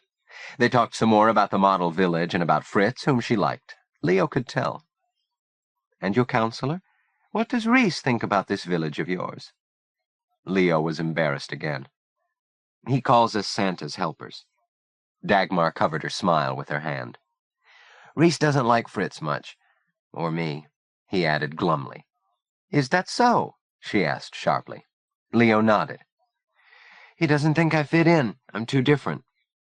Dagmar became indignant. Well, I should hope you are different. The only reason the world turns is because some people dare to be different. Most people are like so many sheep. You just go right on being as different as you like. As for His Majesty, don't pay him any mind. He doesn't own the whole world, you know, nor his father either. Just the whole of Tolland County. They laughed together. Then, crooking her finger, Dagmar motioned him from the barn. Leo left his stool and covered his work, saying he had to quit anyway. It was time for swim. Come along with us, Dagmar said. It's on our way. We can drop you off, and you can tell your friends you had a ride in my auto. Leo was speechless. He knew it was against the rules for any vehicle except Hank's jitney to ride the campers. Dagmar, however, obviously paid no attention to such strictures, and led him to her automobile, where she introduced him to Augie. He smelled of shaving lotion, and his smile made Leo like him right away. Tak, Dagmar said, as Augie held the door and helped her in, Leo after her. What's tak? He asked. Swedish means thanks, she said, pushing her short, sturdy legs out in front of her and propping her small feet on the footrest. He liked that. Tak had an interesting sound. He settled himself comfortably in the handsomely appointed interior, impressed by the folding footrests, the little chrome ash receiver cleverly set into the armrest, the tasseled handles, the shades of amber silk that drew up and down on slender braided cords, the tops of magazines revealing their names in the puckered side pockets. The motor purred like a leopard, and the upholstered seat felt soft and bouncy, as if he were riding on a feather bed. They went over a bump, and Leo's head touched the upholstered ceiling above his head. Whoopee, bump! Exclaimed Dagmar, and they laughed again together. Then suddenly she turned to him and said, I was surprised when Ma mentioned that you'd stopped playing your violin. Is it true? You're not practicing these days? Leo shrugged, but offered no comment. But you must practice. It's very important if you're going to have a career in music. You do plan to take it up, don't you? I don't know, Leo stammered. Don't know? She exclaimed. Of course you do. Gracious, don't talk nonsense. She sucked in her cheeks and ran her tongue around her teeth. See here, I don't know what silliness came over you at Major Bow's, but these things happen at times. A string breaks, you hit a clinker, you forget where you are in a piece. She eyed him intently. Look at me, please, when I'm talking to you. Don't you want to be a musician? Don't you want to be an artist? She demanded. Yes, I want to play on the radio with Toscanini, he blurted. Dagmar clapped her hands. Well, then, to be a fine musician requires not only diligence and practice, but the will to be. No matter who tries to get in your way. All great artists have a sense of destiny, you know, she went on. That is what helps them become great. And they are strong, like steel, hard, because they cannot let anything or anyone stand in the way of their talent. They make the most of the moment when it comes. Carpe diem. You know what that means, don't you? Seize the day. And fly on wings of song. On wings of song. Leo stared at her wonderingly. She smiled her crusty, wrinkled smile. Your mother would like that, wouldn't she? Yes. Leo looked at her. How did she know about Emily? Dagmar nodded with satisfaction. I thought so. You loved your mother very much, didn't you? Yes. She used a hand strap to redistribute her weight into her corner of the seat. You haven't told me how you lost her. It was an accident, a train accident. Oh? She drew down the upholstered arm and leaned toward him. That is a tragedy indeed. She straightened and lit one of her camels. "See here," she said, picking a fleck of tobacco from the tip of her tongue. "Suppose I invited you to the castle, you and your friends. Would you like that?" Would he? He had thought to leave camp without ever clapping an eye on the famous shrunken head, and here was Dagmar suggesting a visit. And what a feather in his cap if he could walk into Jeremiah and make the announcement that they were going to the castle. "Oh, yes, very much," he said. "Well, you shall come, then, and see the shrunken head." She paused, eyeing him. "And afterward, if you happen to bring along your violin, we might have a spot of music. Would you like that?" "Perhaps. Who would listen?" "I would, for one, and our friend Fritz. I know you like Fritz. And why, the boys of Harmony. You must invite them all, every one. Do you have any music?" "Just some old pieces." "Sometimes the old pieces are the best ones. Do you know Träumerei?" Yes, Leo knew the piece. "Paganini's Caprice in A minor?" Yes, he knew the Paganini, too. "Suppose you just brush up a bit, then," Dagmar said. "I shall have the piano tuned for the occasion. We shall play duets in the music room." Leo stared. If he played with her, surely he could do it then, how would she put it? Fly on wings of song. And see the castle. He could hardly wait to get back and tell the guys. "We'll leave you here, then," Dagmar said as Augie pulled over at the mailboxes. "Goodbye. Don't forget, practice. It won't make perfect, but it helps." She waved, and he waved back, cupping his hands and shouting, "Tak, tak, tak." Then he made tracks for Jeremiah to tell Tiger and the others all about it. The moment he walked into the cabin, however, he met trouble. Not unnaturally, it originated in Garbage Gulch, which was what, in his journal, he dubbed Phil and Wally's bunk rack. Tiger wasn't around. Leo had forgotten there was a meeting of the sachems, who'd asked Tiger to attend. But Phil was there. "We saw you," he said, getting out of Dagmar's car. "Doesn't she know it's against the rules giving campers rides?" He draped his swim towel around his neck. "Gosh, I don't know," Leo said, feigning innocence as he kicked off his sneakers. "Maybe you can remind her on Saturday, at the castle." They didn't get it. "What are you talking about?" Monkey asked. "Everybody knows we're not allowed to go to the castle anymore." "That's where you're wrong," Leo retorted, flipping his hole card, an ace. "Because we're invited to visit Dagmar there next Saturday." Phil chose not to believe it. "Who are you kidding?" he scoffed. "I'm not kidding. I fixed it with her for lunch and everything." Phil was astonished. "You fixed it?" Dump snorted. "Aw, come on, wacko. What do you mean, fixed it? How?" "It wasn't hard. I just talked her into it, that's all. I said it would be nice. A lot of the guys haven't seen it." "Including you, I suppose." "Why not? There'll be music, too," he added, tugging on his trunks. "Dagmar and I are going to play duets." "Hope it's better playing than at Major Bow's," Wally muttered, as Leo hopped outside to pull his towel from the line. "Don't worry, Wally," the bomber said, saluting the news with a stupefying chain of farts. "You can always stop your ears." Phil and Wally's expressions said there was something fishy in it all, but Monkey and Dump, and on the opposite side of the cabin, Eddie Fisk, signaled approval. And in a few minutes the news was being spread among the assembled swimmers at the dock that the friend Indeeders had been invited back to the castle. And according to the way he told it, all thanks to Wacko Joaquim. Chapter 5. In the age of the electric Frigidaire, Kelso's ice house was less a building than a relic of an earlier time, less a fact of life than a sentimentalized tradition. For years, Moonbow campers had been hearing from Pa and Henry Ives tales of the good old days when the friends of Joshua would come out from Putnam in wintertime, sleighing and jingle-belling over the backcountry roads, bringing their saws to cut the ice and their bailing hooks to haul the blocks up the tin-sheathed ramp from the shore to be stored, covered with sawdust, and battened down under tarpaulins against the coming hot summer months. Decidedly smaller than a barn, the ice house nonetheless had the atmosphere of one, with its lofty, shadowy spaces, its thick roof tree, and timbers set with trunnels, mortised and tenoned. There was hardly a nail in the whole place.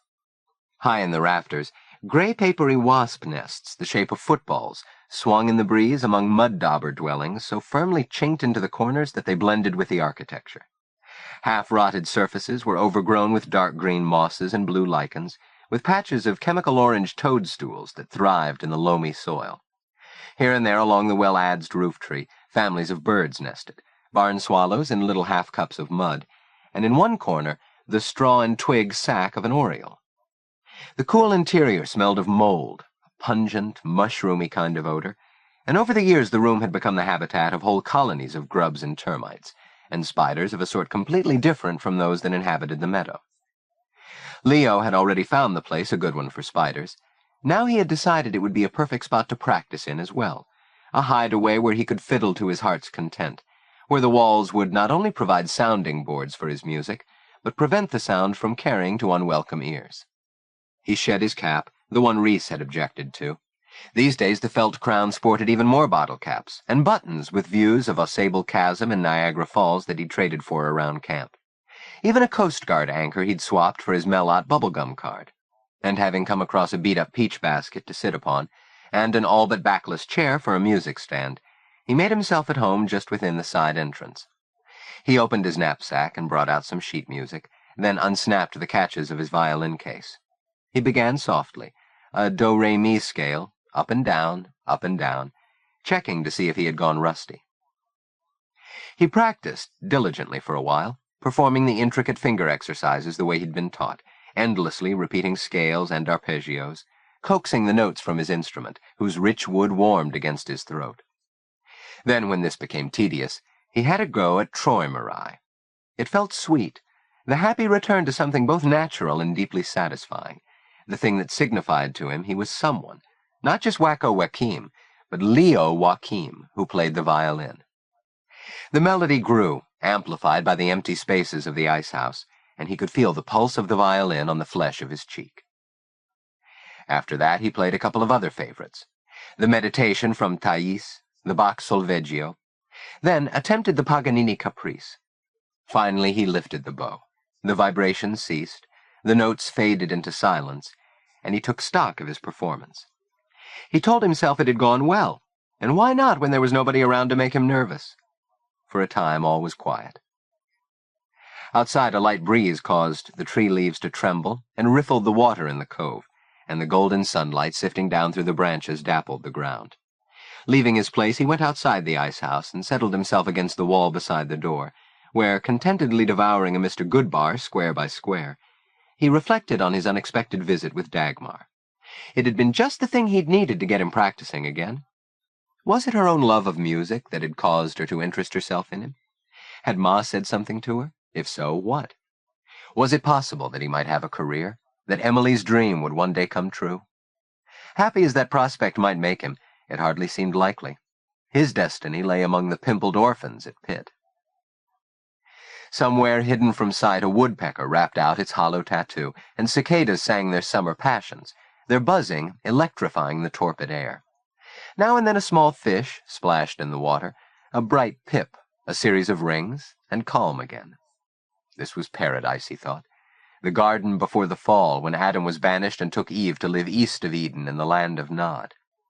The high, bright, sultry heat of midsummer had come on, the gorgeous cloud-fleeced days, each one more perfect than the last, and reason enough for Leo to forget the trials he had endured. He lay back on his elbows and gazed up at the trembling blue sky, and drawing his deepest breath, held it. Then, shutting his eyes, he began to count. 1, 2, 3, 4, out loud.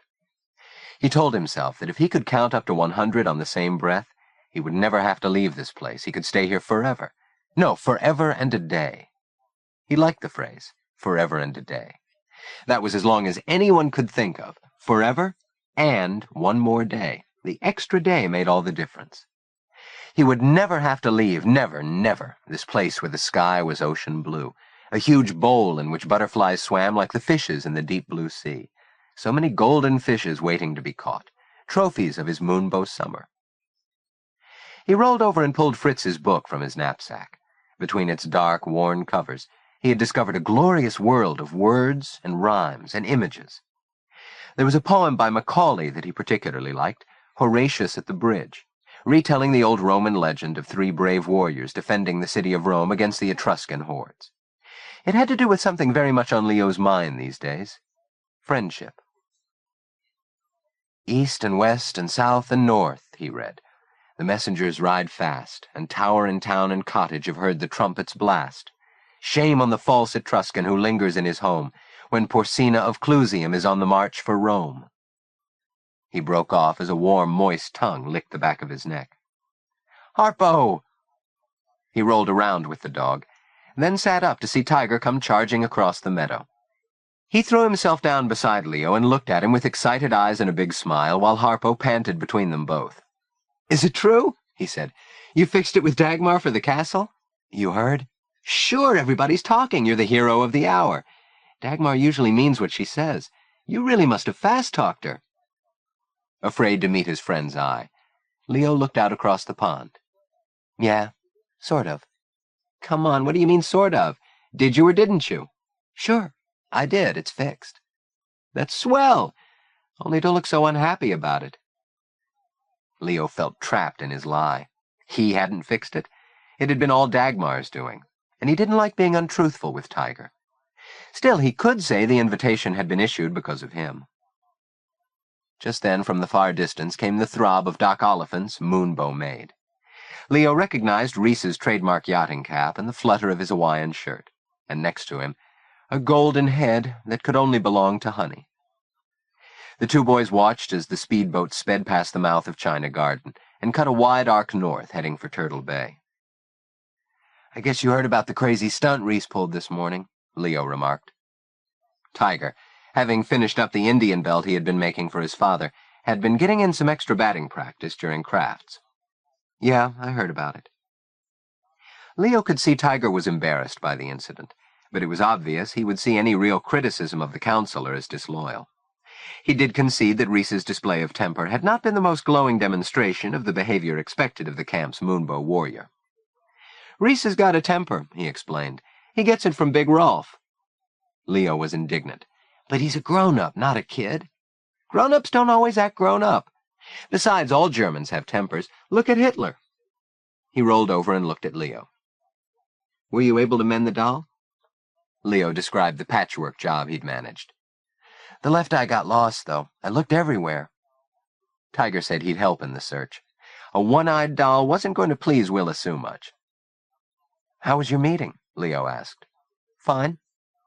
Leo waited.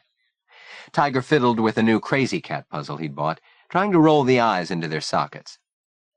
"If you were wondering about the Red Feather Saturday night, don't. Was I blackballed again?" Tiger's expression indicated the answer was yes. For Leo, this was bad news. There wouldn't be too many more chances for him to be taken into the Senecas.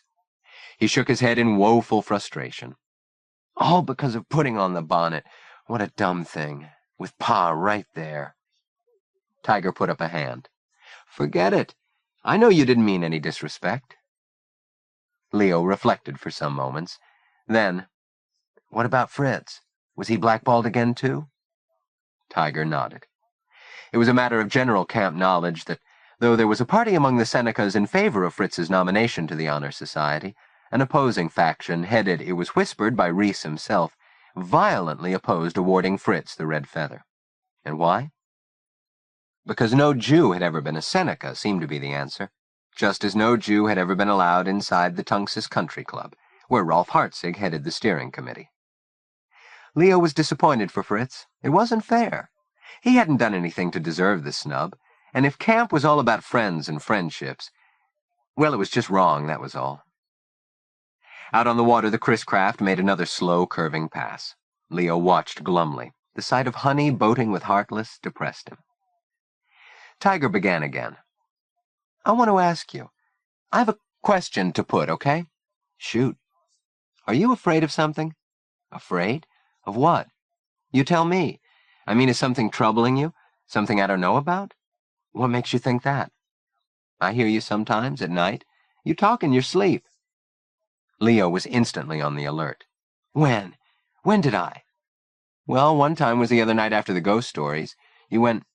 Where did you go to, anyway?" Leo rolled over and looked at the steelyard house. "Over there." "Are you kidding? What made you do that?" Leo shrugged. "I guess it was Hank's story about Mary and the murder.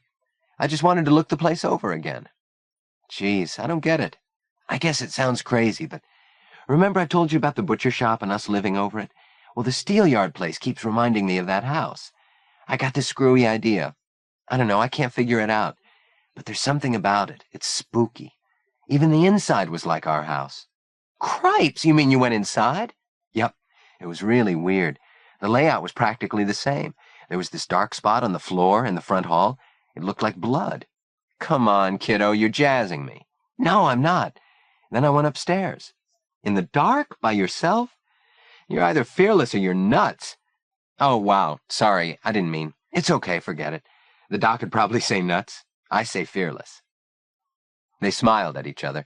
Then Tiger asked, Did anything happen? Yes. You're kidding. Tiger was on his knees, his eyes flashing his eagerness. I went into Mary Steelyard's room, the corner room. It was like my mother's room. Oh, jeez. You're not going to tell me you saw the ghost? Worse. As I was coming down the stairs, I knew there was something there. Something was hiding. I couldn't hear it, but I could feel it. When I reached the bottom step, the door flew open, and this thing rushed in. Thing? What thing? It was just a thing. A big dark thing. I couldn't see what it was, but it grabbed me and it picked me up. I was hollering. I knew I was going to die. It was going to throw me into the cellar, but I kicked myself free. You kicked? That's right, I kicked him. In the eye. Get it? Oh my gosh, in the... Oh, cripes, you mean to say... Tiger's eyes grew wider. Leo was nodding to beat the band. So that's how he got the shiner. Tiger hooted, then launched himself at Leo, and they rolled over together in the grass, laughing as hard as they could.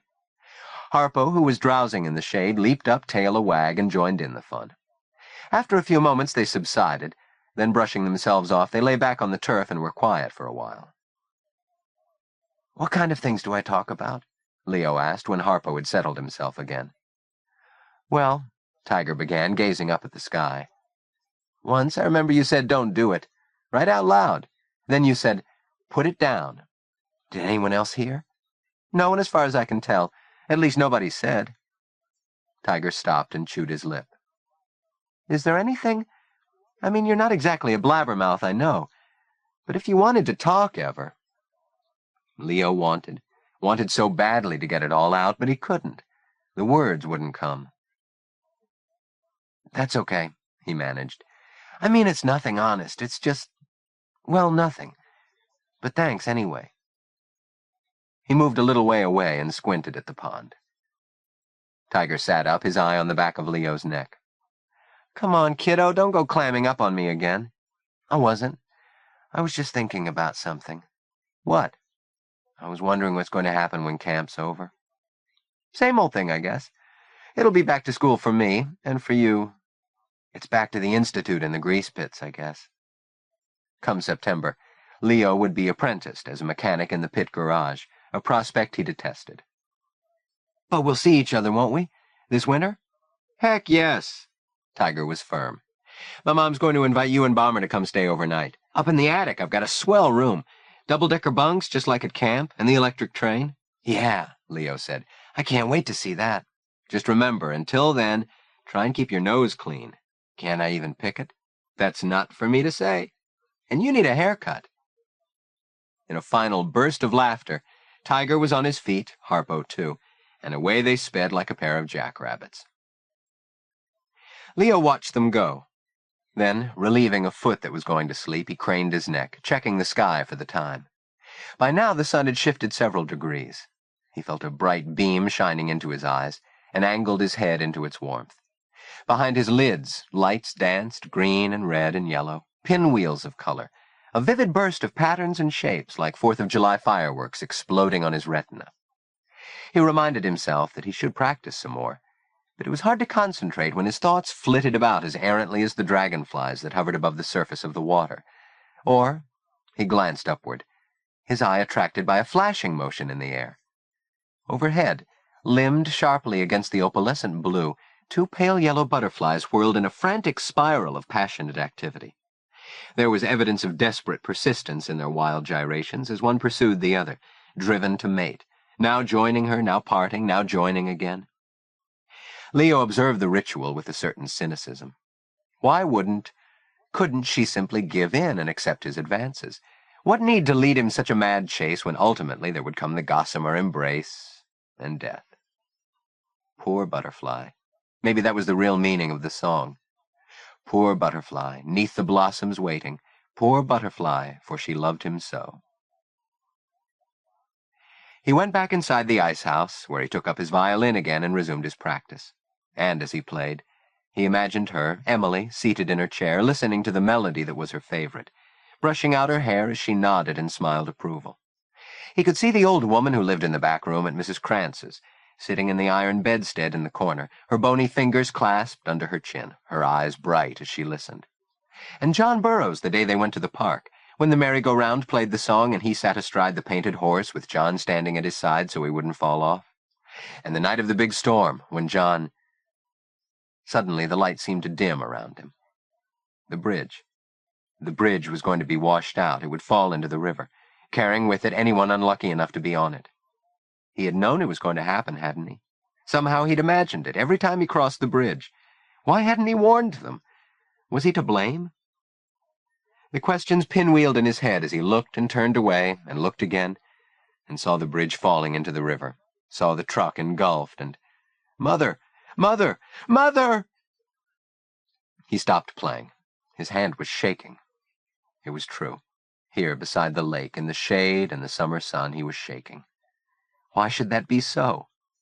Here, beside Moonbow Lake, he still felt afraid. The sun had moved on. He didn't need a watch to tell him it was already 3 and that he should get back to camp. No more practice today. He replaced his violin carefully in its case, gathered up his music, then turned to retrieve his knapsack. As he did so, in a shaft of light at the back of the ice house, he spotted a spider, a big, fat, black and yellow one.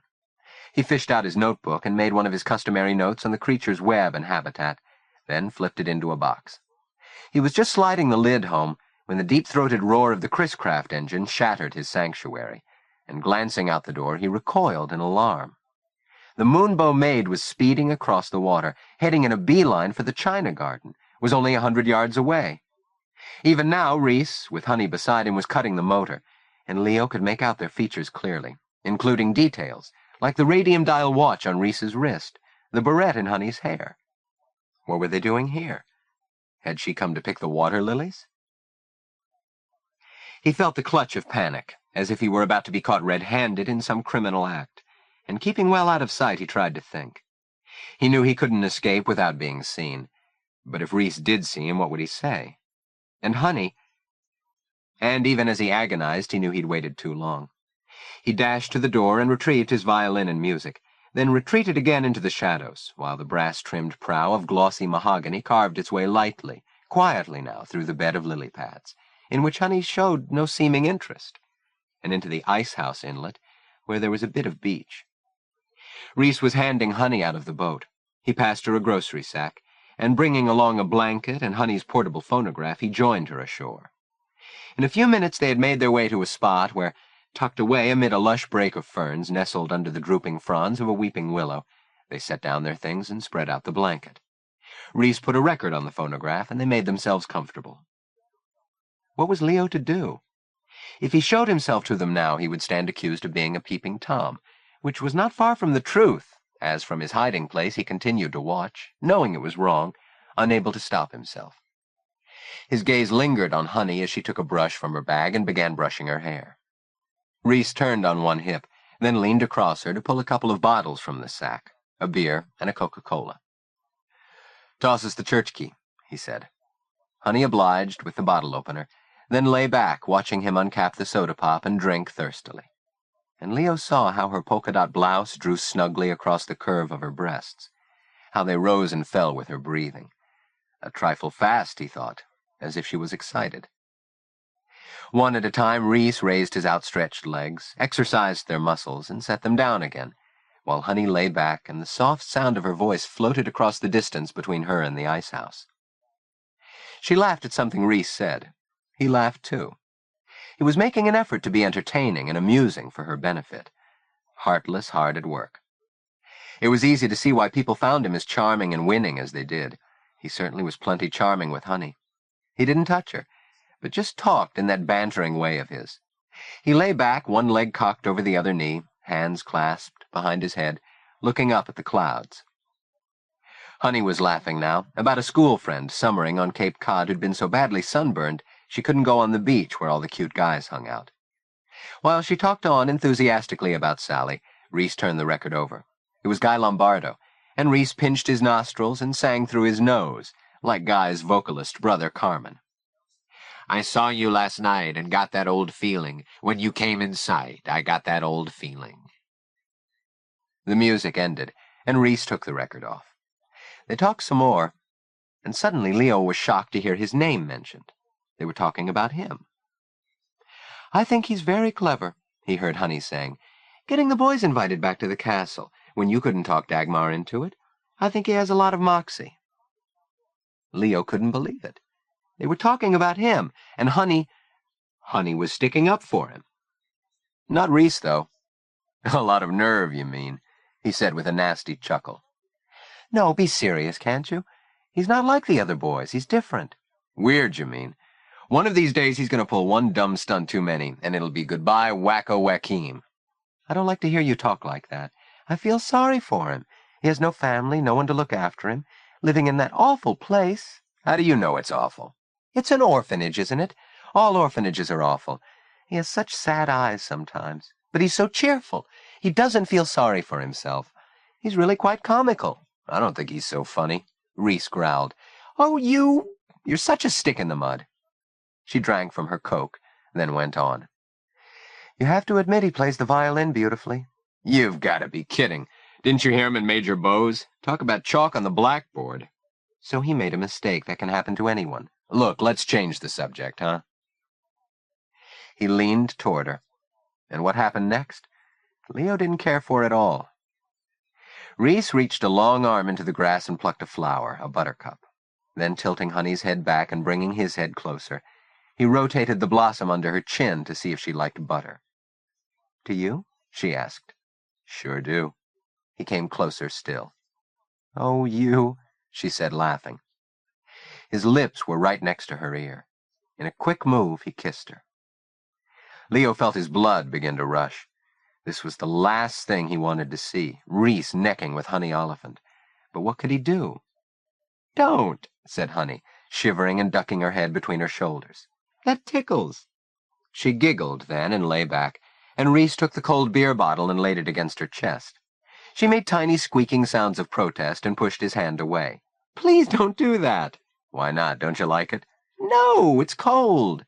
I can fix that, Reese said, chuckling again. Here's something warmer. And he set the bottle down and laid his cheek where the cold glass had touched her, between her breasts. Unable to look away, Leo swallowed and licked his lips, adjusted his position slightly, froze as Honey sat up again. What was that? She said, peering toward the ice house. I think someone's there. It's a wolf, Reese said with a mock leer, and he's coming to eat you all up. Gobble, gobble, gulp. If you ask me, you're the one who's the wolf. What if somebody should come along and find us? So what? We're not doing anything illegal, are we? Besides, looking at his watch with the phosphorescent face, it's swim time. Relax. I'm sure I heard something. Go and see, Honey urged. Over there in the ice house. Okay, let's have a quick look. Reese got up, vaulted the stream, and cut across the plot of grass in the direction of the ice house. Frantically, Leo looked around for some place to hide. There was none that he could see. He crouched down, not really out of sight, praying that among the shadows he wouldn't be discovered. He held his breath, listening to the sound of Reese's footsteps, eyes shut tight, as if that alone might ward off discovery. For a moment or two, everything was quiet. Then he heard the sound of water. Opening his eyes and raising his head a little, he saw Reese standing just inside the doorway, peeing against the wall, now glancing back over his shoulder at a large fly buzzing around him. Leo ducked. When he took another look, Reese was buttoning his shorts, glancing up at the rafters where the swallows were flying about. Then, apparently satisfied, he left the building and trotted back to Honey. Leo quickly resumed his lookout, but now he had difficulty seeing. Honey and Reese were no longer sitting up. They were lying side by side on the blanket. Reese was stripping off his shirt, tossing it aside as he slid an arm around Honey's waist, drawing her to him. Though Leo had seen them together before, though he'd seen them dancing close together, their bodies touching as they bent and swayed to the music, that distressing sight had been nothing compared with this. This was horizontal stuff. His heart began to pound. He tried improving his angle of sight, but it was no good. Honey was mostly hidden by Reese, who was stretched alongside her on the blanket.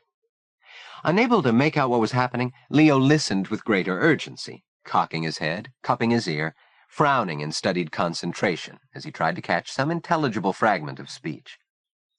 No dice, it was all mumbles. Risking discovery, he ventured from the ice house, creeping around the door frame and wriggling through the grass to get closer. Reese was sitting up now, and he had Honey lying on her back across his thighs. His fingers were unfastening the buttons of her blouse. As she murmured protestingly, one by one he undid them, and then slipped the blouse down, baring her tanned shoulders, drawing it away little by little until her pink brassiere was exposed. "No, don't. We mustn't," Leo heard her murmur. "Why not?" "Because." "Because why?" "Because my mother wants me to be a good girl." She tried to do up the buttons. He fussed with her hands. "You are a good girl," he said huskily. "But listen, what did we come here for?" "We came to have a nice time. You said you wanted to talk." "I do, dream girl, I really do. Only you got me so darned excited. You really send me." "Then suppose you just come back from wherever I sent you." "I think we should be going. Honest. We can't sit here all day, can we?" "I don't know why not." She started to get up, and he reached out and pulled her down again, clasping her to him. He cupped his palms behind her head, gripping it while he kissed her hard on the mouth. Kissed her until she began to struggle, until, as if she were drowning, her arms began to flail about, her fists to beat helplessly at him. At last their lips parted, and pulling back she stared at him in shocked surprise, then tried to break away from him, but his hands gripped her shoulders. With his mouth buried in her neck, he forced her back onto the blanket, and in a quick move rolled on top of her, tearing at her blouse. Now he had his fingers entangled in her hair, his face buried between her breasts. Her features were half hidden by locks of hair plastered across them, and she moaned and called out as she thrashed about under the weight of his torso sprawled across her. "Oh, no, don't!" she cried in a frightened voice. "Please don't! You're hurting me!" She began sobbing so hard that he released her. Then, when she had got to her knees and was struggling with her torn clothing, he took her by surprise and dragged her down again. "Hey, not so fast," he drawled. "Daddy's still got something coming to him." He pinned her down as before, working at her with his whole body while she struggled to free herself. "Help! Help!" she called out. Leo caught a glimpse of her face, pale and terrified. Saw Reese's face, too. He was panting like an animal. And then suddenly, Leo was watching him smash the doll, seeing the broken pieces on the ground. Was this what he planned for Honey? To smash her, too? "Damn you, Reese Hartzig!" Suddenly, Leo was on his feet, running across the grass, hollering at the top of his lungs. Without stopping, he flung himself onto Reese's back, pummeling him until he rolled off of Honey, carrying his assailant with him. "Jesus, what the hell?" Twisting around, Reese got a look at his attacker, Leo Joaquim.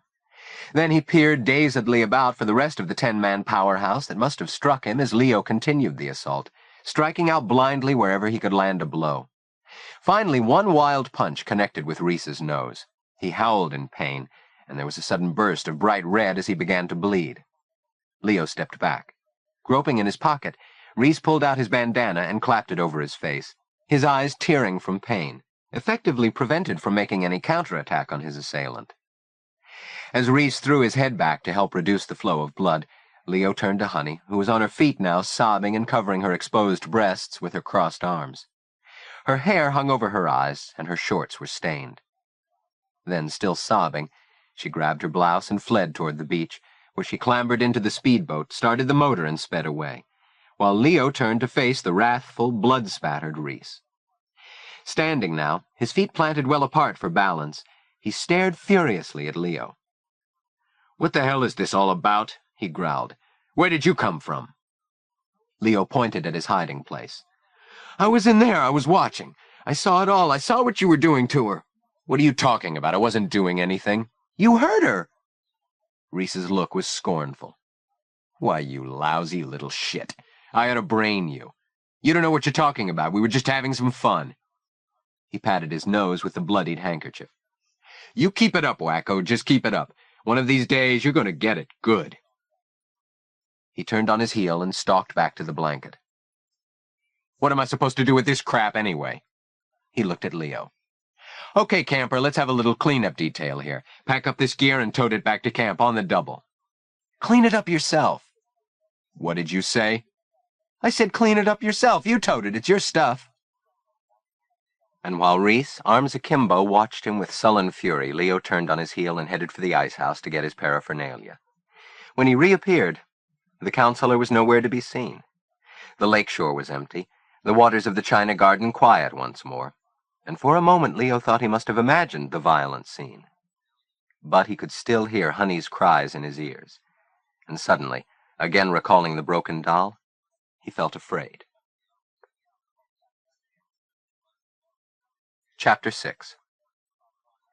During the warm forenoon of the following Saturday, Leo stood in the blinding July sunlight, gazing out from the parapet of the tall stone tower at the castle. The view was dazzling. 6 miles off, across the billowing treetops, he could just glimpse a wedge of glittering water that was a reach of Moonbow Lake, and intermittent sections of the old lake road winding through the countryside. Above his head the Stars and Stripes snapped at the white-painted flagmast, casting its shadow across the worn slates beneath his feet, and the tower itself, girdled by its crenellated fortifications, seemed to him like the forecastle of a medieval galleon plying a dark green sea. Nothing he had yet heard from Fritz or Tiger about the castle had prepared him for all that he had discovered here. Designed by an architect known for his advanced ideas, built of local materials, oak and pine, fieldstone and quarried slate, the house had been constructed in tiers against the mountain, out of whose side it seemed to grow. The tower where Leo stood had been built almost single-handedly by Dagmar's husband, Canute. The thousands upon thousands of stones making up its walls, staircase, and crenellations, gathered from fields all around the countryside, or dug out of the earth of Mount Zion itself, to lend a touch of the European past to a country that had never known it. Leo, who had climbed to the summit with a group led by Fritz Auerbach, reveled in the feeling of airy spaciousness, in the astonishing sense of freedom and glorious release. Only if he stared straight down at the gallery and terrace, where numbers of harmonyites sprawled about on the redwood furniture, luxuriating in the sunshine, while under the vocal supervision of Bullnut's Moriarty, the collapsible lunch tables were being carried from the camp truck and the food pans readied, did he become prey to the sensation of vertigo. He blinked, shut his eyes, to get himself under control. Today was no time for that sort of nonsense. Today was high adventure, the fulfillment of his hopes of getting a look at Dagmar's treasures, the impossible somehow come true. Nothing must spoil it, not even Reese Hartzig, who mercifully had not yet put in an appearance on the scene. Leo had replayed in his mind the scene at Kelso's ice house 1,000 times in the days since it had occurred, and always it had a different, uglier, more tragic end. For, in his thoughts, he never got to Reese in time, never did save Honey. Of course he knew that wasn't what had happened at all, that Honey was safe. On the pretext of visiting her friend Sally down on Cape Cod, she had removed herself from Moonbow without a word to anyone except her family. Not even Pee-wee was able to predict when she would return, and her departure from Friend Indeed had left an undeniable hole in the fabric of the summer. Perhaps, Leo thought, it was the fact that she was gone, while Reese remained and went on as before. Thus far not a word appeared to have been circulated about what had happened, that made him replay the scene as he did.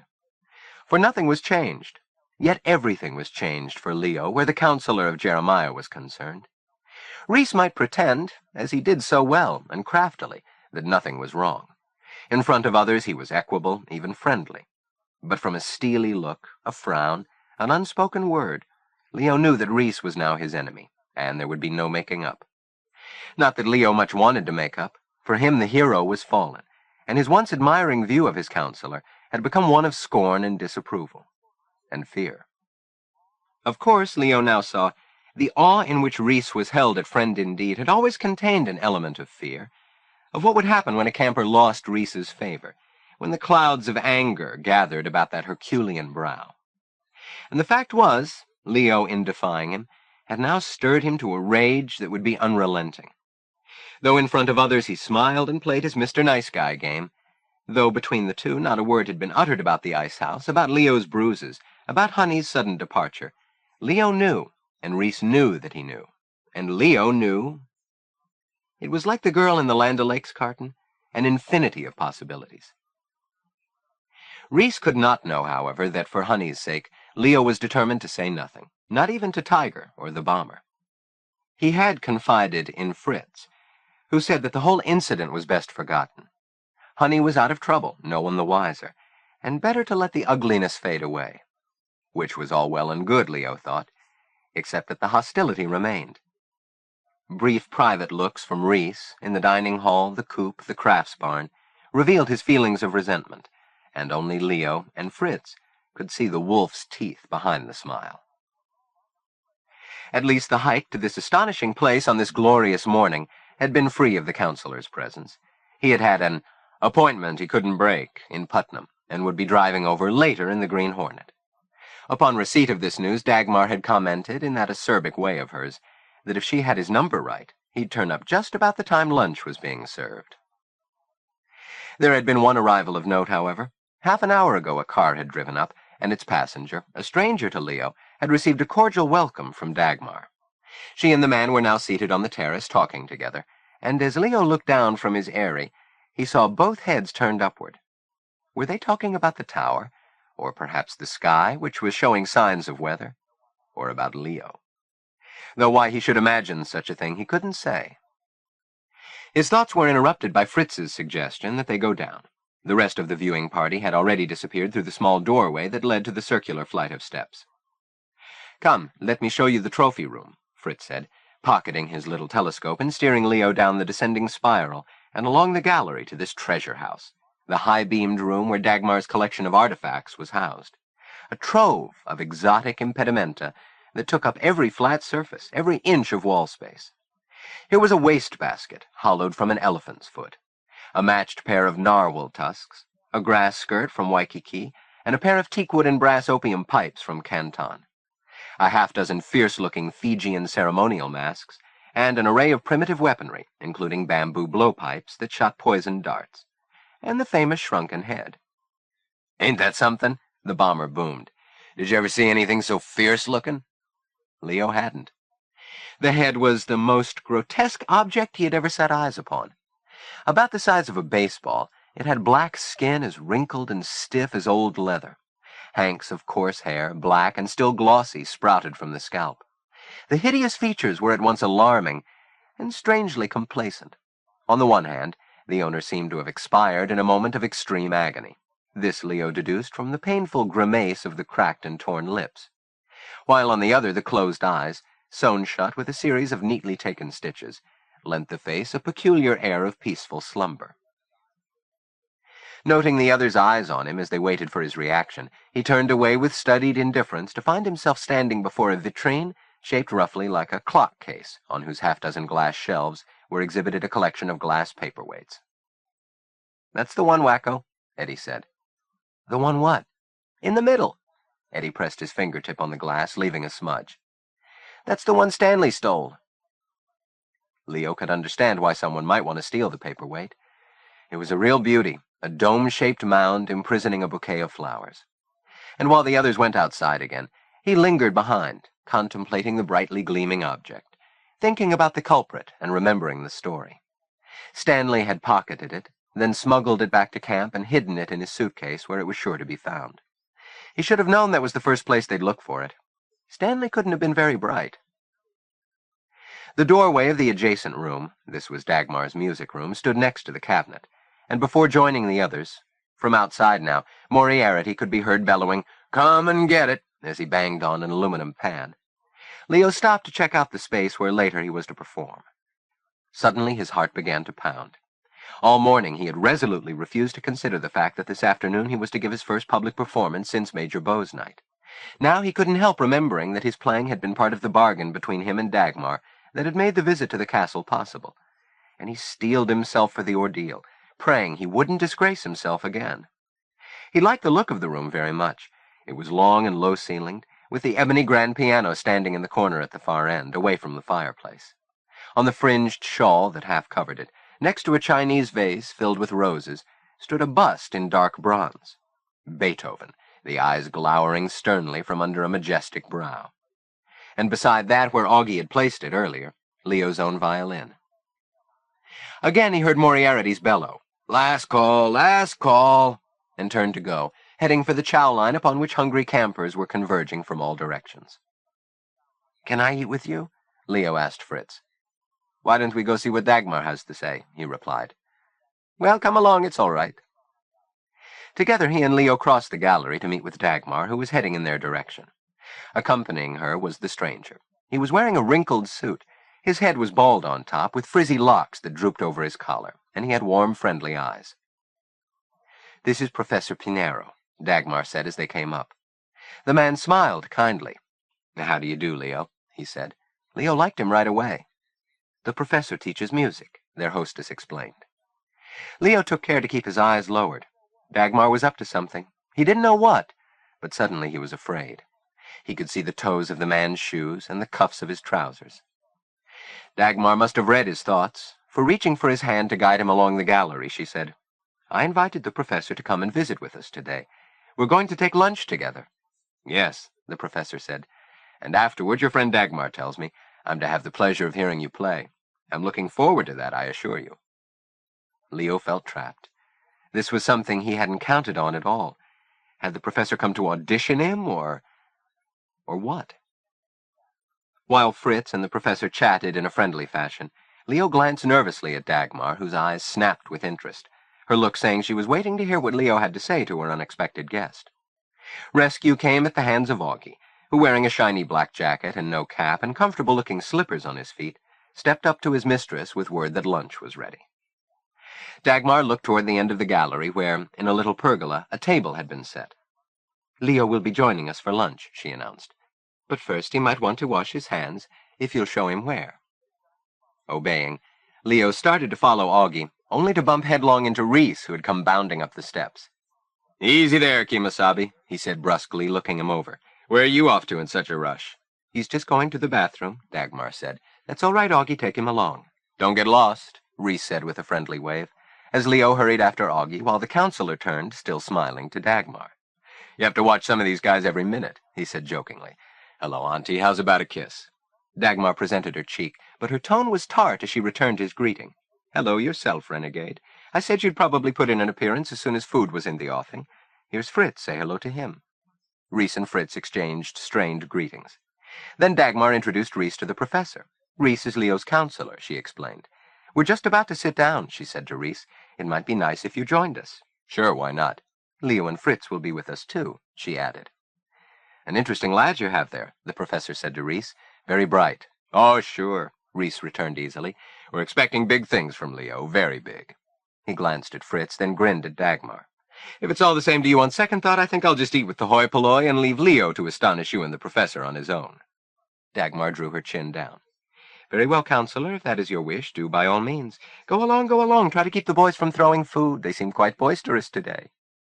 As Reese trotted down the steps, Dagmar escorted her guests into the pergola, where they seated themselves at the round glass-top table. "A handsome young man, very intelligent-looking. Tell me something about him," Professor Pinero said, unfolding his napkin and laying it across his lap. "Is there some difficulty between him and our young camper?" Dagmar hesitated, turning the ring on her finger while considering. Then, including Fritz in her remark, she said, "I don't think our young camper, as you call him, is exactly Reese's notion of a proper Moonbow camper." She glanced down to where Reese leaned against the parapet, talking to a group of boys. "He sometimes... Qu'est-ce qu'on peut dire de ce jeune homme-là?" she said to Fritz. "Madame is finding it hard to be tactful," Fritz explained. "Though one of our camp mainstays, Reese is sometimes forceful and demanding in his expectations of people. But Leo is a good camper," Dagmar said firmly. "It's not easy for a boy of his background to fit in with a pack of savages like these." She laughed indulgently at the boisterous crowd. Leo returned to the table with spotless hands, and no sooner had he settled into his chair than Augie arrived with a tray of tempting-looking lobster salads. which he set out on the table with tall glasses of iced tea. When he disappeared, Dagmar used the tines of her fork to poke among the leaves of Hartford bronze lettuce, turning over bits and pieces of lobster and celery, checking the quality of their preparation. She ate with precision, chewing each mouthful carefully and patting her lips with her napkin at intervals. While the adults made small talk, Leo endeavored to keep his eyes on his plate, employing his cutlery as best he knew how, and listening to the conversation. He learned several interesting bits he had not been aware of before. One, Dagmar had not been a childless wife, as Leo had assumed, but had borne a son, who had died in the Great War at Ypres. "But having lost my own boy," she said, "I have found so many other boys to take his place, which is why I enjoy having them running about our castle. They make me merry, and I'm glad I've got them back." Then Fritz disclosed that 2 Swiss Red Cross officials, who were expected to arrive in Washington, D.C. sometime next month, might have word about his family. He hoped to be able to talk with them. From time to time, the professor's friendly look would make sure to include Leo, as if to say, "Isn't it nice that we can share this bit of time together?" But what was he doing here? Obviously, Dagmar had invited him for some reason. He hadn't just dropped in out of the blue. Leo's hand made a sudden, almost involuntary movement toward his water goblet, and instead of taking it by the stem, he knocked it over. The water spilled across the tabletop and dripped between the glass and the wrought iron frame. "It's all right, no harm done," said Dagmar, mopping up, while Fritz shifted his gaze to the sky, which had turned a darker, more ominous shade. "I wonder if our fine day hasn't ended," he murmured. The wind had freshened, and the trees were showing the pale undersides of their leaves. Dagmar, too, scanned the heavens for signs. "Rain, Augie?" she asked. "Didn't I say?" Augie replied. "Barometer's dropping." "And not a word in the paper. Perhaps you'd better close a few windows. Now," she went on, briskly rubbing her palms together and looking first at Fritz, then at the professor, "I think perhaps it is time for us to have a little music, eh? What do you say, Leo? Shall we go along and see if my player is in good tune?" She leaned toward him to scrutinize him more closely. "Leo, are you all right? You're not ill, are you?" "No." "Good.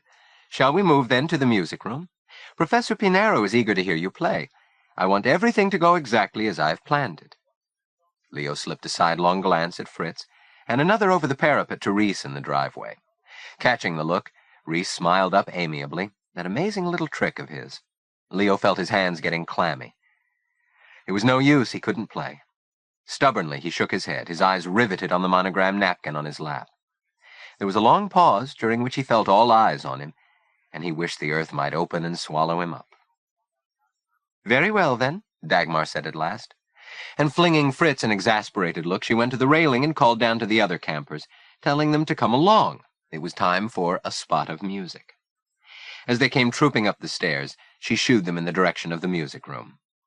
"Come in, boys, come in, don't be shy," she cried, leading the way as knots of them hung about in various doorways, reluctant to intrude into so hallowed a place.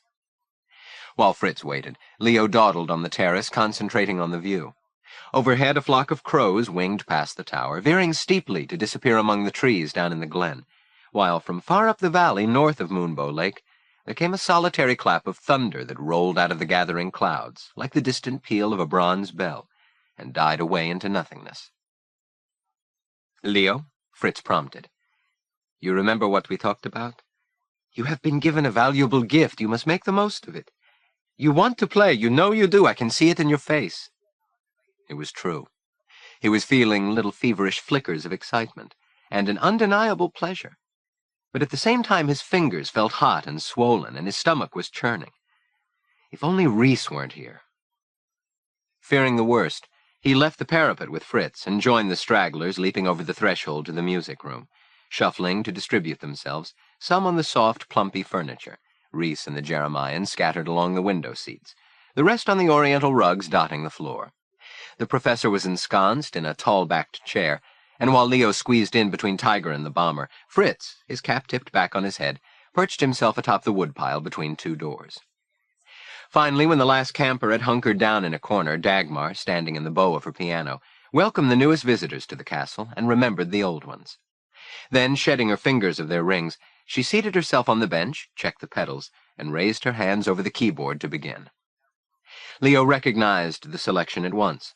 Tchaikovsky's Marsh Slav. a sonorous piece that brought out the best that the Pleyel had to offer. Despite the arthritis in her fingers, Dagmar played expertly, with grace and élan, and as she played, she looked over the top of the music rack and smiled at Leo. In that smile, he read a variety of things, wishing and disappointment, and the fleeting expression of a stout will that seemed to be telling him that any musician who could execute such lyric passages should never be thwarted, only encouraged to play, and that music, oh, such music, was the soul's balm. Let no one stand in the way of its purest expression. When she had brought the final passage to its close, she let her hands drop into her lap while the boys' applause echoed about the room. As a group, they had settled down now and become serious music appreciators. No one fidgeted, no one giggled, no one looked bored. Dagmar smiled at the professor and at Fritz, and after a moment she began again, this time the Moonlight Sonata. Her strong, wrinkled face expressed a simplicity of effort, as if the creation of such perfection of sound were the easiest trick in the world to manage. And once or 2 times more Leo felt that her wandering eye was seeking him out. Then, rather than following the sonata's first slow movement with the second faster one, she stopped playing, and before anyone could react, tiddled the notes of Kitten on the Keys, her little joke. "More, more! Encore!" the boys called, laughing. But instead she sat, neck straight, head erect, her eyes now resting on Leo. "Well," they seemed to say, "what about it, my young friend? Are you willing? Or will you still sit there on my pretty velvet settee, stubborn and afraid? This is your last chance. Will you let the moment pass?" Leo hesitated. He knew that everyone was waiting for Dagmar to say or do something, unaware that she was waiting for him. He slid his eyes to Reese, who leaned casually against the wall, his expression unreadable behind his dark glasses, then drew another breath. And in that breath, suddenly in his mind, he stood apart from himself. It was as if he had become another person, a disinterested party, someone else altogether. He saw himself getting to his feet, nodding to the professor, who sat very straight, his look filled with anticipation, saw himself walking away from the settee toward the piano, toward those blue-gray eyes.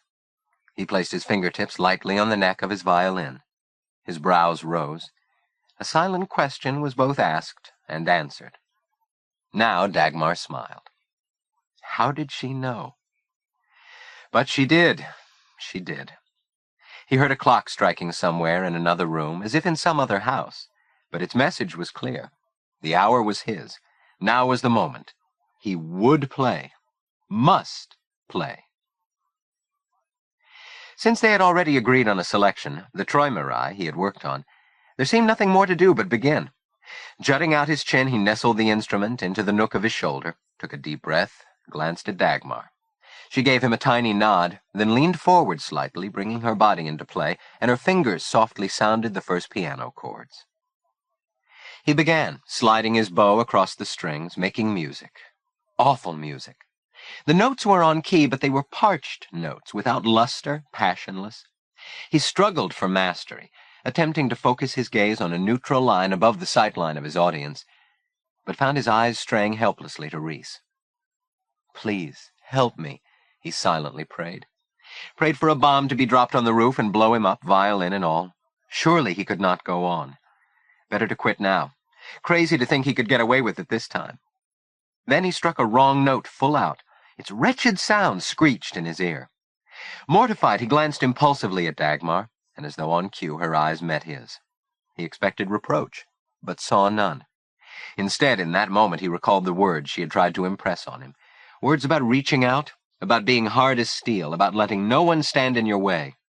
Make the most of your moment when it comes. Seize it, he heard her say. Carpe diem, carpe diem. He must go on, he must. As he repeated these words over and over in his mind, something began to happen. A warm, comforting wave washed over him, and suddenly he felt safer, calmer, more relaxed. His breathing came more easily. Then the musical tone itself began to alter. The notes vibrated differently. They stretched themselves out, richly, roundly. His bow glided more smoothly and effortlessly. Again his eye swung to Dagmar, bent over the keys, her body helping the music, playing effortlessly with great delicacy. Traces of a smile now on her lips. Yes, she seemed to be saying, this is what I hoped to hear. These notes, this music. This, my young friend. Beyond the doors and windows, the sky had darkened, so that additional lights had to be switched on to illuminate the room, their beams throwing circles across the plastered ceiling. As Dagmar took a hand from the keyboard to switch on the little vellum-shaded lamp at her shoulder, Leo's glance flicked along the row of faces, moving from one camper to the next, from Tiger to the Bomber, to Emerson Bean and Junior Leffingwell, from Pete Melrose to Gus Klaus and Augie Ogden, all listening to him. The piece ended too soon, he thought, and marveled that it had gone so quickly. On wings of song. Wasn't that what she'd said? To fly on wings? He heard the applause, saw Fritz's nod of approval, and he glanced again at Dagmar, waiting awkwardly while she riffled through the stack of music at her elbow. Approving a selection, she beckoned him to her side. When he saw its title, he felt a pang of fear. It was the Paganini Caprice in A minor. But before he could protest, she was off. He must follow. He touched his bow lightly to the strings, jerked his chin up, and he was off too. There, you've got it, he told himself as the notes danced into the air, light and bright and intricate, like so many children at play. His bowing hand flew, and his spirit soared with the music. He glanced at Professor Pinero, who sat now with his head against the back of his chair, eyes almost closed, on his face what Leo judged to be a look of approval. Glancing sideways now, he kept his eye on the tip of his bow. It was moving with control and rhythm, the angle changing as it made itself felt upon the strings, the bony wrist and long, thin fingers drawing forth the music. And the music. The melody seemed to pour from the curved belly of the violin, to float upward to the ceiling, then come flooding down and out, filling all ears.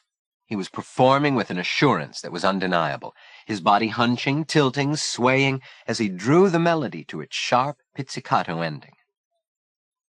There was a moment's silence. Dagmar took her fingers from the keys, eyes shining with pleasure, while Leo, stiffly dropping his arms and instrument to his sides, stared at the floor. Then the wave of applause washed over him. A deep peal of thunder sounded, rolling across the valley, ominous in the way of all thunderclaps, heralding storms, yet for Leo somehow a sovereign sign of his victory. He glanced at Reese, who was applauding perfunctorily with the others. Swallow that, Heartless, he thought, giddy with happiness. Chew on those glissandos a while. Not knowing what else to do, he bowed slightly, catching sight of the smiling professor, who called, Encore, encore, to which solicitation Dagmar added her own, beckoning him with a curled finger, and asking what piece he would give his audience now. Poor Butterfly was Leo's choice. He plucked a string, giving Dagmar the key, and the room quieted again.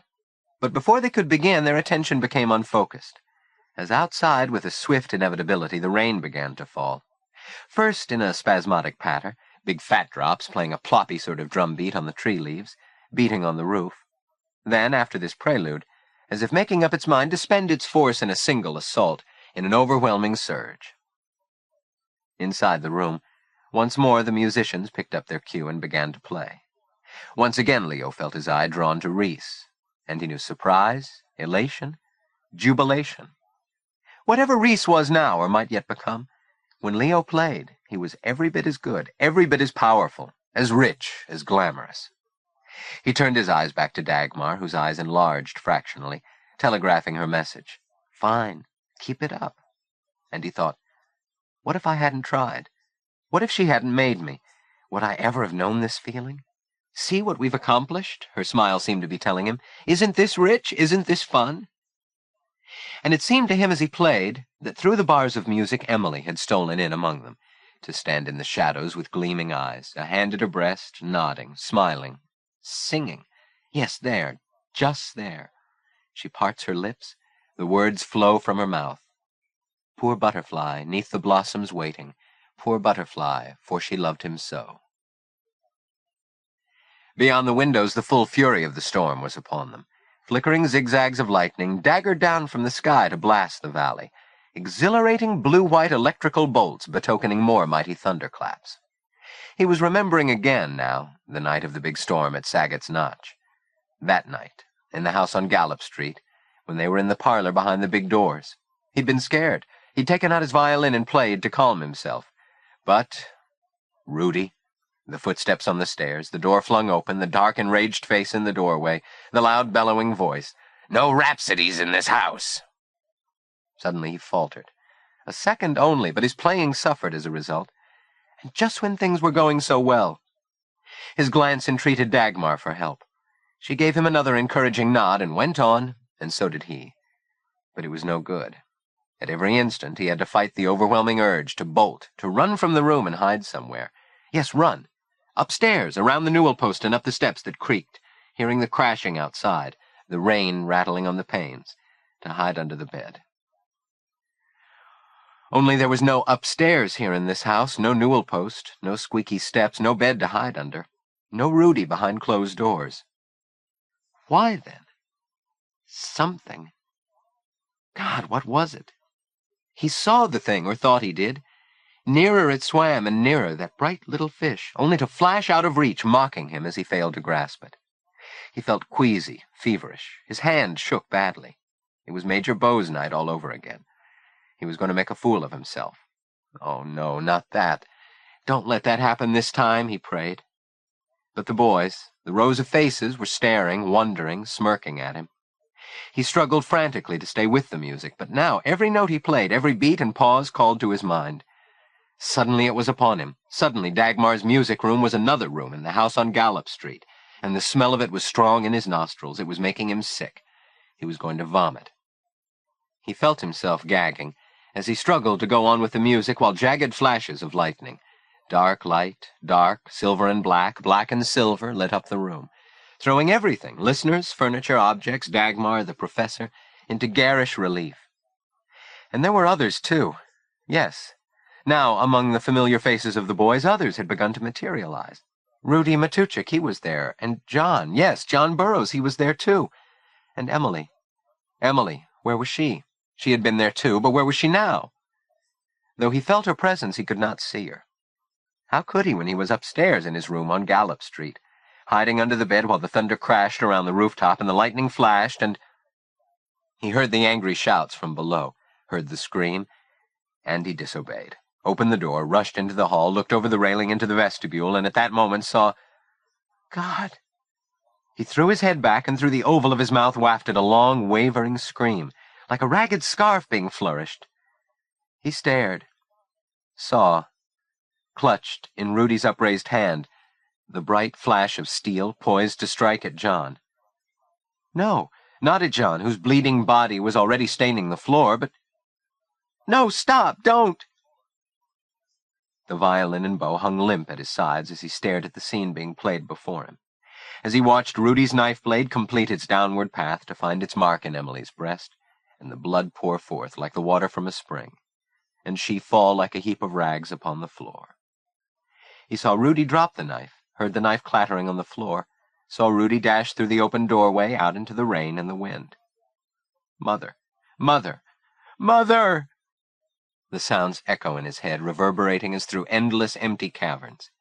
And the icy rain sweeps in across the door-sill and into the front hall, soaking the rug, while Leo lies on the floor beside Emily, staring at her face, which even as he watches loses color, never moves, becomes a dead face. Another thunderous blast shook the music room. Leo cringed, staring at the ranks of questioning faces, hearing the strangled noises pouring from his mouth, unable to stop them. His violin and bow had both fallen from his hands. Panicking, he crabbed his fingers on the ebony piano top, and his fingernails dug savagely into the silken threads of the Spanish shawl. His knuckles turned white as he gripped the fabric, the roses red as blood. Then, as Dagmar, still at the keyboard, came to her feet, he jerked backward in a quick, stumbling move, his fingers dragging the shawl from the piano top, carrying with it the bust of Beethoven, the Chinese vase, everything crashing to the floor and shattering. He saw Dagmar reaching out her hands toward him, but before she could prevent him, he eluded her touch and rushed blindly from the room. Fritz, who had sprung to his feet, hurried after him, while behind Dagmar, Professor Pinero barred the door to the others. "Where is he?" Fritz called to Augie, who pointed to the music cupboard. Fritz opened it and peered into the narrow space. In the corner, eyes large and staring, Leo cowered. "Leo, what is it? What's the trouble?" "He killed her," he cried, staring. What's he saying?" asked Dagmar, coming in behind Fritz. "He killed her!" Leo shouted again, his eyes filled with terror. "Mother! Mother!" He burst into an agony of sobs. "Hush, hush, my dear," Dagmar said. And kneeling next to Leo, she took his hands and tried to reassure him. "Come, child, you mustn't do this." She looked frantically at Fritz as Leo scuttled toward the wall like a frightened animal. Hugging his knees, he sank into the corner and buried his head in his arms. His shoulders shook, his sobs mounted hysterically, and he cried out once more, "He killed her," while beyond the 100 window panes in the library, the thunder rolled down the darkened valley, like 10 pins being toppled in a giant's game of skittles, a chain of echoes dying away from one another into silence, dull, unnatural, and forbidding. Part 4. The Night of the Moonbow. Chapter 1. And so it had begun, the most besetting calamity that can happen at any summer camp. A solid week of rain. And just when the end of the month saw a troop of fresh arrivals being registered by Ma Starbuck and settled into the bunks reluctantly surrendered by departing campers. This was no way for new boys out to enjoy themselves for the rest of the season, to be introduced to camping among the pines of Moonbow. From Virtue through Harmony to High Endeavor, the cabins were shut up like so many wooden boxes, each a dark, damp, lantern-lit world of its own, inside which random campers, bored and restless, idly resorted to games of Parcheesi and Monopoly, to gum-card scaling tournaments and hours-long bull sessions. Corn silk consumption rose, and there was a brisk trafficking in printed contraband like Film Fun, the Police Gazette, and Pick and Click. Gus Klaus upped his status all along the line path by reading once again to all comers the smuttiest passages from Studs Lonergan, while the most adventuresome campers, in quest of the bizarre, the prurient, or anyway the novel, ducked into the mephitic atmosphere of Malachi to take a gander at Big Billy Bosey, exhibiting his boner from under an Indian blanket. At intervals, dreary, sodden processions of rainwear-clad boys slogged their way about, from lower to upper campus for meals and crafts sessions, though the rain came in through holes in the barn roof. Then back again, and a seemingly endless stream of disgruntled campers flowed through Wanda Kozlowski's dispensary, exhibiting swollen thumbs pinched in falling cabin flaps, burns from the careless lighting of kerosene wicks, bruises and contusions from slides in the wet mud, even a sprained ankle. Emerson Bean, ever Fortune's fool, slipped off the lodge porch on the second day of the deluge. And many was the camper obliged to force the hint of a smile in response to the hoary chestnut Pa Starbuck loved to pull on any unsuspecting passer-by. "I sure hope this rain keeps up." "Why's that, Pa?" "'Cause if it keeps up, it won't come down." Ha ha. Joe Miller lived. A primary victim of the camp's darkened mood was Leo, who, unable to comprehend fully the knowledge that had been thrust so blindingly upon him at the castle, felt more keenly than the others the growing disquiet along the line path.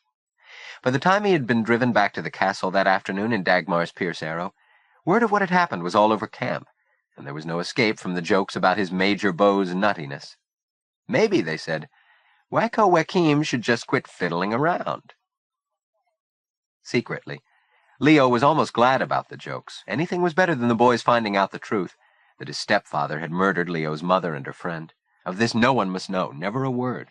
For the rest of his stay at Friend Indeed, he must confide in no one, not even Tiger, who, whatever questions he might have been itching to ask, like the true friend he was, by neither sign nor word indicated that he expected or even wanted to be let in on things. Loyally, he took Leo's part, standing up for him and telling the others to shut up and mind their own business. But his defense only caused Leo pangs of guilt. For what did friendship mean without trust? Yet how could he level with Tiger when doing so would only brand Leo a liar? How could he confess what he now knew to be so, that Rudy the Butcher was still doing time in the state pen for manslaughter? Rudy Matuchik, the notorious butcher of Saget's Notch, whose picture had been in all the newspapers. At the council fire that night, moved into the lodge because of the rain, he watched the traditional rites and ceremonies, but for him they had now lost their magic. He was nervous and jumpy, couldn't concentrate. He never even felt the usually warm clasp of hands in the friendship circle. He never heard the groans of his cabin mates when Hap announced that Malachi was still ahead in the competition for the Hartzig Trophy. Then Reese made his customary entrance in a puff of smoke, in the doorway of the staff room with his Indian two-step illuminated, not by the moon but by the great horn chandelier, and as he made his progress among the rows, dispensing the biweekly total of red feathers, Leo's eyes tracked the bobbing tips of the warrior's headdress as closer he came, and closer, his eyes gleaming like red coals, turning at last into the row where the Jeremians sat, moving toward Leo. Could he see into Leo's false heart? Then passing him by. No feather for Wacko, never any feather for him, and disappearing into the shadows of the back hallway. And then Pa had told the Moonbow tale. And later, after taps had sounded from the porch lodge, where Wiggy Pew blew his cornet into the sheeting rain, Leo's nightmare returned. Not the same old dream, but close enough, and even more disturbing. There she lay, the Moonbow princess, atop the rock, the evil medicine man looming over her. The watching Leo yearned to save her, was compelled to make an attempt, yet he could not. His feet were fastened to the ground and would not obey him. Nothing could free him, nothing save her. He stared helplessly as the dark arm was raised. The blade flashed in the light and descended. The knife was plunged into her heart.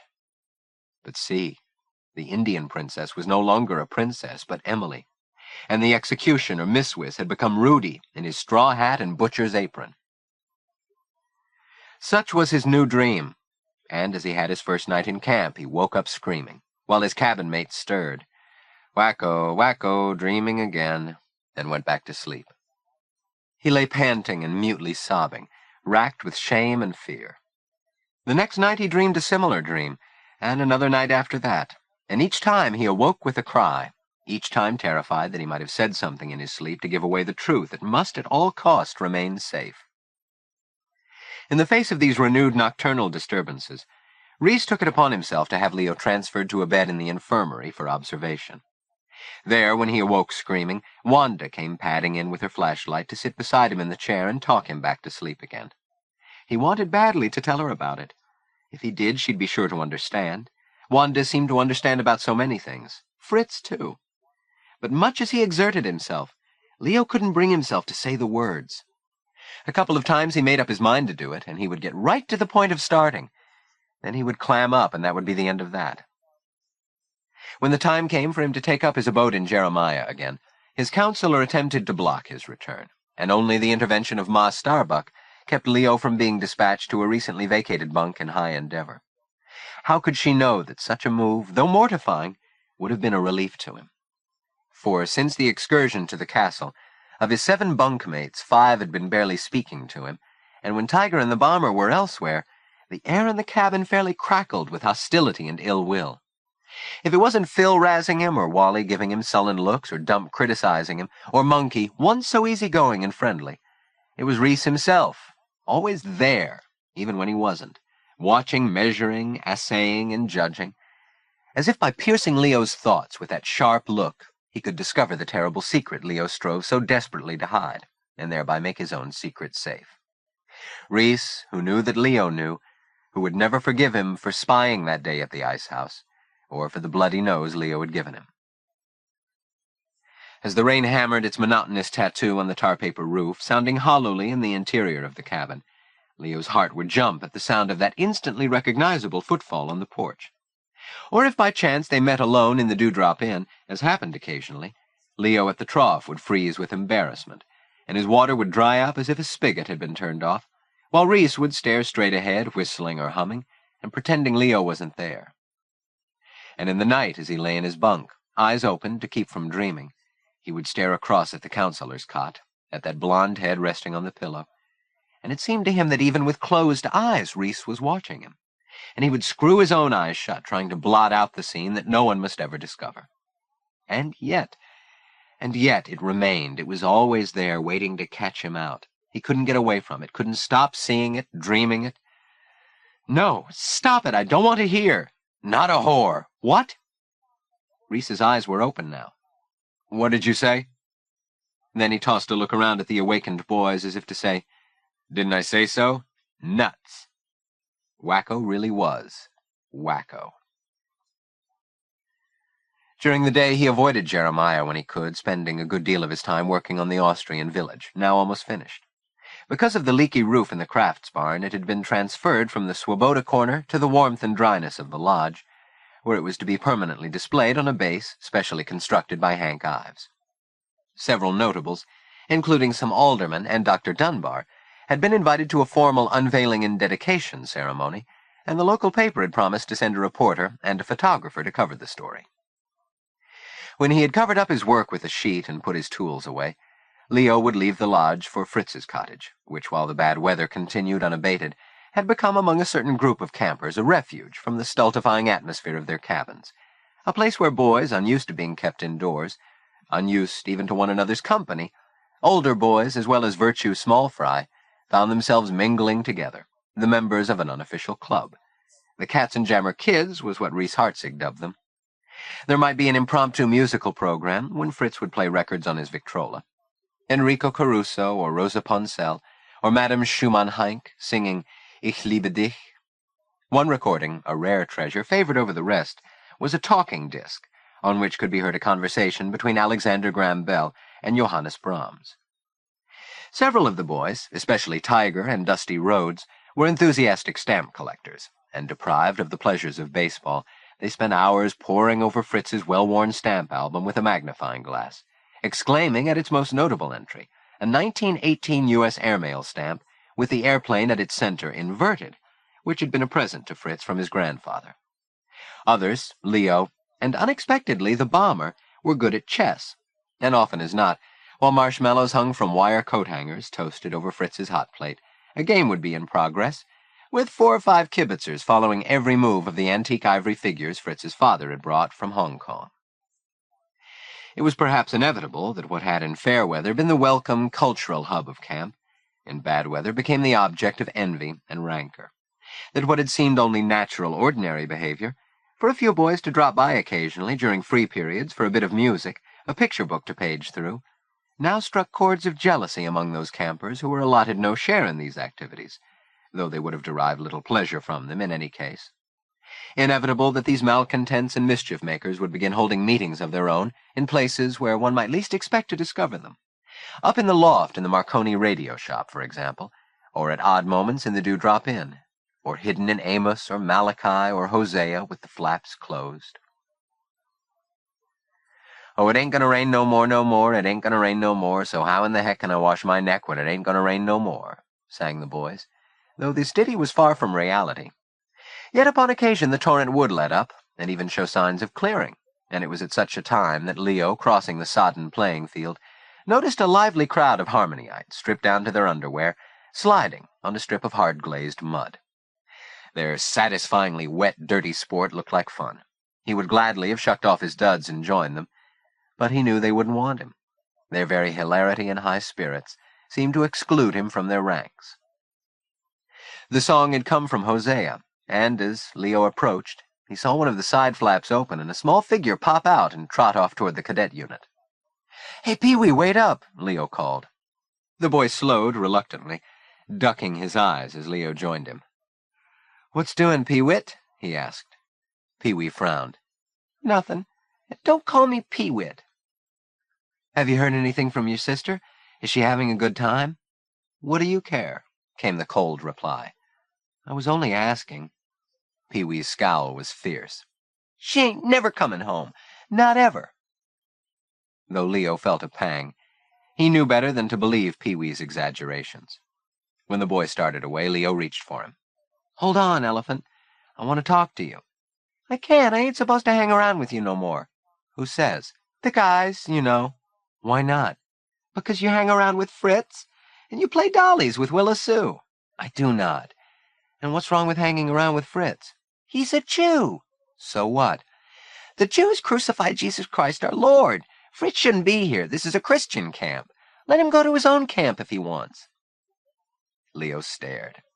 Who had been putting these words in the boy's mouth? He glanced toward the cabin Pee-wee had just left. "What's going on in there?" he asked. "Nothing." "Are they having some kind of powwow?" Pee-wee scraped a toe in the mud. "Well, sort of," he said, and squirmed free and ran away into the wet. A day later, having gone over to the lodge in search of Oates's copy of the World Atlas, Leo glimpsed Wally Pfeiffer's back as it disappeared down the cellar stairs. Sneaking down after him, Leo found him in the lower passageway, crouched on hands and knees, peeking through a space in the wall. Leo tiptoed up behind him and listened, too. From the other side, muffled voices could be heard, fragments of talk and laughter. As Leo leaned close to Wally's ear, Wally started in alarm, and then retreated as if Leo were carrying the plague. When some more sounds were heard from the other side of the partition, Wally fled up the stairs. What was wrong with him? Leo put his ear to the wall, trying to make out what was being said on the other side, then knelt in Wally's place and put his eye to the crack. Commonly used by Henry Ives as his work and storage room, the space contained an assortment of carpentry tools neatly arranged above a workbench under a low ceiling. Today, candles stuck in bottles gave off meager light, and the air that blew through the crack smelled not only of paint and turpentine, a bit moldy and fetid, but of cigarette tobacco, too. Through the aperture, Leo could make out the silhouetted backs of several heads, and in the candle shine he identified the faces of Moriarty, Bosey, and Ratner, along with Phil Dodge and Dump Dilworth. He also identified the voices of others he could not see, Talon and Klaus and Monkey Twitchell. What bits of conversation he could grasp through the partition seemed commonplace enough, and yet, had someone mentioned his name? Were they talking about him in there? Pressing now an eye, now an ear to the crack, he strained to see, to catch a word, some hint of what was happening inside. But all he got were tantalizing fragments. Then he heard the scrape of footsteps and some louder talk. The meeting was breaking up. Leo scuttled along the passage and hid behind some barrels tucked away under the stairs, holding his breath as the storeroom door opened and a dozen campers filed out, went down the passage, and climbed the steps directly above his hiding place. When the coast was clear, he stood up, took a few steps, then jumped back as an arm shot out at him. Fingers grabbed the front of his shirt and jerked him forward, so he was staring into the scowling face of Phil Dodge.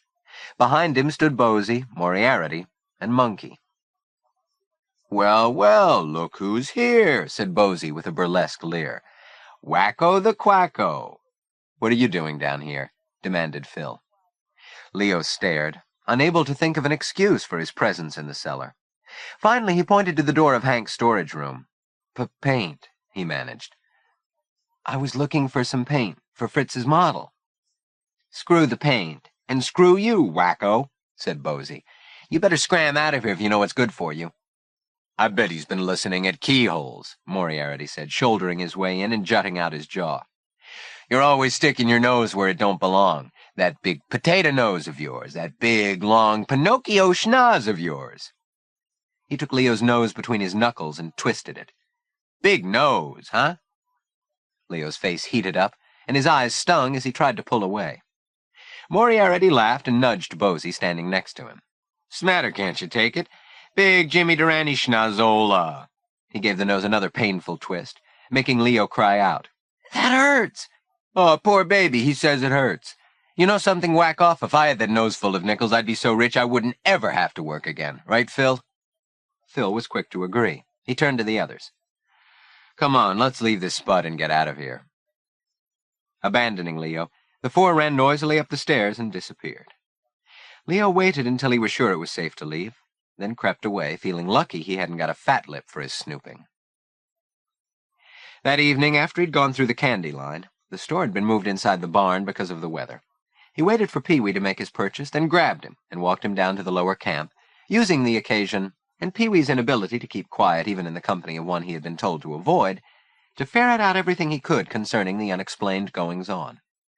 The gatherings in Hosea and in the cellar had been meetings of a new secret club, calling itself the Mingos, after the sinister Algonquin tribe described by James Fenimore Cooper in The Last of the Mohicans. Originators and self-appointed chiefs of the organization were Phil Dodge and Billy Bosey. Other founding members included, as might have been expected, Claude Moriarty and the other erstwhile rinky-dinks who had been deprived by the rain of their usual meeting place at the Steelyard House. Gus Klaus, Bud Talbot, Blackjack Ratner, and Zipper Talon had soon joined, then Dump Dilworth and Monkey Twitchell. Initiation into the club required a sacred oath sworn in blood, to divulge nothing about the club or its meetings, never even to acknowledge its existence, never to squeal on a fellow member, and never to break the code of silence that had been ordained. Having gleaned these wisps of information, Leo mulled them over privately, unsettled by the thought that whatever was going on had something to do with him. It was almost as if the club had sprung into existence for the sole purpose of excluding Leo Joaquim from its membership, and intimidating him into the bargain. And now everywhere he went around camp, it seemed, he caught looks, observed silent but meaningful exchanges, heard stealthy whispers, glimpsed tight little granny knots of conspirators in conference, knots that quickly untied themselves at his approach. But when he expressed his concern to Tiger and the bomber, he was reassured. "They don't mean anything," Tiger declared scornfully. "The Mingos are just the rinky-dinks in full dress. It'll all blow over when the rain stops, you'll see. Besides, if Dr. Dunbar gets wind of it, he'll put a stop to it quick enough." But Leo had his doubts. The way things were right now, no one could say when the rain would stop. And what if news of the Mingos never reached Dr. Dunbar's ears? And so the rain continued. After nearly a week, the trails were sluices of mud, the playing field a pond. Blessedly, Leo was alone this afternoon. Reese had taken a toothache to the dentist in Junction City, and the other Harmonyites were all at the lodge, where Oates Gurley was giving a demonstration of taxidermy. And, for half an hour or so, huddled like a mummy in his blankets, while outside the wind moaned among the wet fir boughs and up among the roof beams, moths swooned in a blind delirium around the amber lantern glow, he made entries in his journal, interrupted only by Hank Ives delivering the mail, late as usual because of the mud, which slowed his jitney. Lying back, Leo closed his notebook and stared up at the hand-tinted snapshot of the delectable Nancy Driver in Reese's mirror. He turned his flashlight beam on it, reading the inscription at the bottom. Virginia Beach, summer 1937. Wish you were here, XXX, Nan. He allowed his eye to trace caressingly the lines of her curvaceous figure and the way it filled her gleaming bathing suit, appreciating the way in which her wavy hair hung shoulder-length, the laughing smile on her lips. He enjoyed imagining he knew some girl like that, one he could go dancing with or take for a ride in his convertible coupe. Fat chance, he thought. Nancy was years older than Honey, and he'd been tongue-tied around Honey. Maybe, though, he could say some things in writing. Maybe that would make it easier. He liked the notion of having a pretty girl to correspond with. He'd never had a pen pal. Except, perhaps... Now that he thought about it, perhaps he did. Leo's quota of mail had consisted of a single letter from Miss Meekum. "Don't forget to wear rubbers in the rain." A friend indeed, nobody ever wore rubbers. And, more importantly, a postcard whose arrival had surprised him considerably. The card was from Honey Oliphant, from Cape Cod, and it depicted a lighthouse by the seashore. In her delicate, careful script, she had penned, "Hello from sunny Cape Cod. The water here is so cold. Brrr! Having a wonderful time. Wish you were here. I think of you often and the brave thing you did. See you sometime. Love, H.O." Love, H.O. He felt his heart beat faster at the mere idea that, some 100 miles distant, she had given him the slightest thought, let alone written to him. Maybe if he could talk Pee-wee into giving him his sister's address, he could write her back. He capped his pen and slipped his journal and the postcard under his pillow as footsteps sounded on the porch. The door opened, and Phil marched in, with Dump, Monkey, and Eddie, followed by Moriarty, Moon Mullins, and some others of the rinky-dink gang. Leo wondered where Tiger and the bomber were. And Wally. For once, Phil's ever-present shadow wasn't running behind him. Phil kicked the door shut and stood with his back to it, regarding Leo suspiciously, while the others stripped off their wet gear and, spreading themselves among the available bunks, made themselves at home. "Hey, Wacko, what you doing in here all by yourself?" demanded Moriarty. "Pounding your putt, I bet." Leo turned scarlet, but didn't dignify the crudity by making a reply. The room was so crammed with faces he feared and disliked that he didn't know which to look at. He glanced at Eddie for a cue, but Eddie, who was fiddling with his belt buckle, failed to make eye contact. "You know something, Wacko?" This was Phil. "We've been thinking about you, all of us." Leo looked around the circle of faces. "No kidding. Did you decide anything, you and your brain trust?" "Don't get wise with me, Wacko. What we decided was that if you were really smart, you'd get on that bus you came here on and head back to where you came from. This really isn't your kind of place." He put his hand in his pocket. "You haven't got the hang of things around here," he went on. "So we've all chipped in the $4 it'll take to get you home." He held out a handful of quarters. Leo stared at them, then turned away. "Skip it," he said. "Who needs your money?" "Hey, you guys," crowed Phil. "Listen to Daddy Warbucks." That ain't Daddy Warbucks, that's little orphan Annie. This from Moriarty, who had been watching closely. I can tell you one thing. If little orphan Annie don't scram-a-voo out of here while the scramming's good, he'll be asking for trouble. A guy like him needs to be taught a lesson, right, Phil? Phil nodded grimly.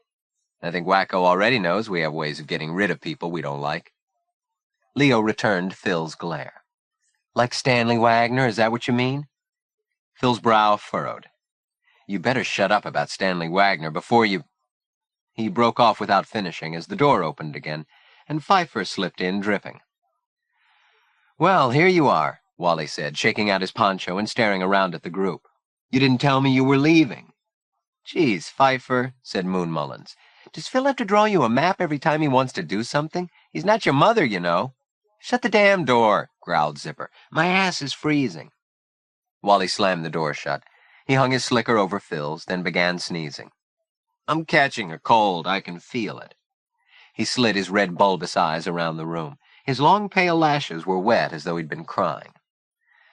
I know you had another meeting, he said, failing to heed Phil's frowning look. I'm sure of it. Shut up about that, said Moriarty. All eyes had gone to Leo. No, I won't shut up, Wally retorted. Phil promised I could join. I never. You did. You said you'd take me, then you played ditch on me. Phil's look grew menacing. I said shut up about that. Ignoring Leo, Wally stared rigidly at the others. Well, am I going to be a Mingo or not? You promised. You said I could take the oath. You said... Phil raised a heavy fist. You better shut up about what I said. I don't care. I'll tell. I know what's going on. You're not so smart. I'll tell Pa. He'll... Oof! Wally crumpled as Phil's knuckles caught him in the midriff. When he'd got his breath back, he lifted a face white as flour paste and fell back toward his bunk. Phil smiled. Some guys just have to learn, he said. On the other hand, taking in Leo, some guys never learn. He leaned over and, grabbing Leo's pillow, gave it a spin in the air. Albert, huh? He went on. First time I ever heard of a camper snuggling up to someone named Albert at night. Right, you guys? As Leo reached to grab the pillow, Phil sent it across the room to Zipper. Leo rushed after it, but Zipper tossed it to Moon, and so it went all around the room. As Leo made a last desperate attempt to recapture his property, Moriarty seized it with both hands and yanked it apart. The seams gave way, and the pillow spilled feathers into the air like the snowflakes in a blizzard. Aw, gee, look what I done, wailed Moriarty. I ruined poor Wacko's pillow. Now what's the baby gonna sleep on? No more Albert. The feathers floated to the floor. Some of them cascaded onto Reese's bunk. Boy, Wacko, Phil said with a smirk. You better get that stuff cleaned up before Big Chief sees it. Me? I didn't do it. He did. He had turned and was staring at Moriarty, who, having rid himself of the torn pillow, had discovered Leo's journal and was now thumbing through its pages. Leo tried to snatch the notebook away, but Moriarty straight-armed him. Screw you, Wacko, don't interrupt me. While he read, the rest waited and watched with anticipation. Moriarty, the big, bad, Brobdingnagian boob? What's that supposed to mean? What do you come off calling me names, you little twerp? It was useless to explain about Jonathan Swift to the likes of Bullnuts Moriarty. Useless to explain anything to anyone. Meanwhile, Phil and the other Jeremians were getting a big kick out of Moriarty being the butt of Wacko's joke. Don't laugh, you guys, Moriarty said. Wait till you read what he says about you and Reese. He calls him a cigar store Indian, and then, listen to this, Reese is Snow White and you guys are the Seven Dwarfs. Abruptly, the laughter stopped. Phil walked over to Leo. I guess we know what you think of us now, don't we, guys? He sneered. As Leo started to reply, Phil put up a deprecating hand. Don't bother to explain. We don't care what you think of us, Wacko. Go ahead, write anything you want to. We don't care. It was just a joke? Yeah, sure. We know. He winked elaborately at the others. But we do care about what you wrote about Reese. He's not going to like being called Snow White, is he? Again, the door opened, and the group increased by 3. Tiger, the bomber, and Fritz, who asked what was up. They have my journal and won't give it back, Leo said. Fritz saw the notebook in Moriarty's fist. I think you'd better give Leo back his property, Claude, he said in his soft-spoken way. Gentlemen don't go around reading other people's private papers. I do when it's about me, damn it. He called me a brobdy-something boob. Fritz's lips twitched with incipient laughter. Never mind, Claude. Forget it. He put a hand out. Just let me have the book. Nuts, Moriarty said, sneering. I bet you there's a lot of guys that'd be real interested in reading some of what Wacko's got to say here, especially about a certain trip to the Wolf's Cave. The Wolf's Cave? What was Wacko doing at the cave when he wasn't a Seneca? As Bullnuts brandished the offending pages in Leo's face, Fritz made a move toward him, but Bullnuts, surprisingly quick on his feet, sidestepped him, holding the booklet out of reach. Out of my way, Jew boy. Who wants you buttoning around here anyways? I must insist. Please let me have the book. Go ahead, make me. Fritz eyed him up and down. Claude, if you think I'm going to expend any physical effort on you, you're wrong. Yeah, know what you are, Katzenjammer? A coward, that's what. Before Fritz could say or do anything, the door again opened, this time admitting Reese. He was togged out in his sporty military trench coat with its nattily cinched waist and folded shoulder tabs, wearing his garrison cap, whose black patent visor dripped with water. He unbelted his coat, hung the cap and coat on the back of the door, then turned and coolly surveyed the scene. Maybe someone can tell me what's been going on in here, he said. It's Wacko's feathers, Moriarty laughed. Wacko Quacko's feathers. Moriarty's got Leo's journal, Fritz said. Reese gave him a deadly look. What are you doing in here? And what do you mean Moriarty's got Wacko's journal? It seems plain enough. I'm describing the situation as it exists. I'm sure you will treat the matter as is called for. In the meanwhile, I must get back to my cottage. Like the lodge, it too has a leak in the roof. He put on his rain hat and left abruptly. When he had gone, Reese addressed himself to Moriarty. Well, have you got this stuff of Joaquim's? Sure, we got it. Then give it back, he ordered. Yeah, but listen. Reese cut off the protest. It's not yours. You've no business reading it. Yeah, but you don't know what he done. He was in the Wolf's Cave. He was messing around with Seneca stuff. Read it yourself if you don't believe me. Moriarty held out the journal. Reese took it and began thumbing its pages. See, right there. Bullnuts used a dirty thumb to point with. Read how he was pissing on the sacred fire ring. Read that. Reese looked up, his eye fixed on Leo.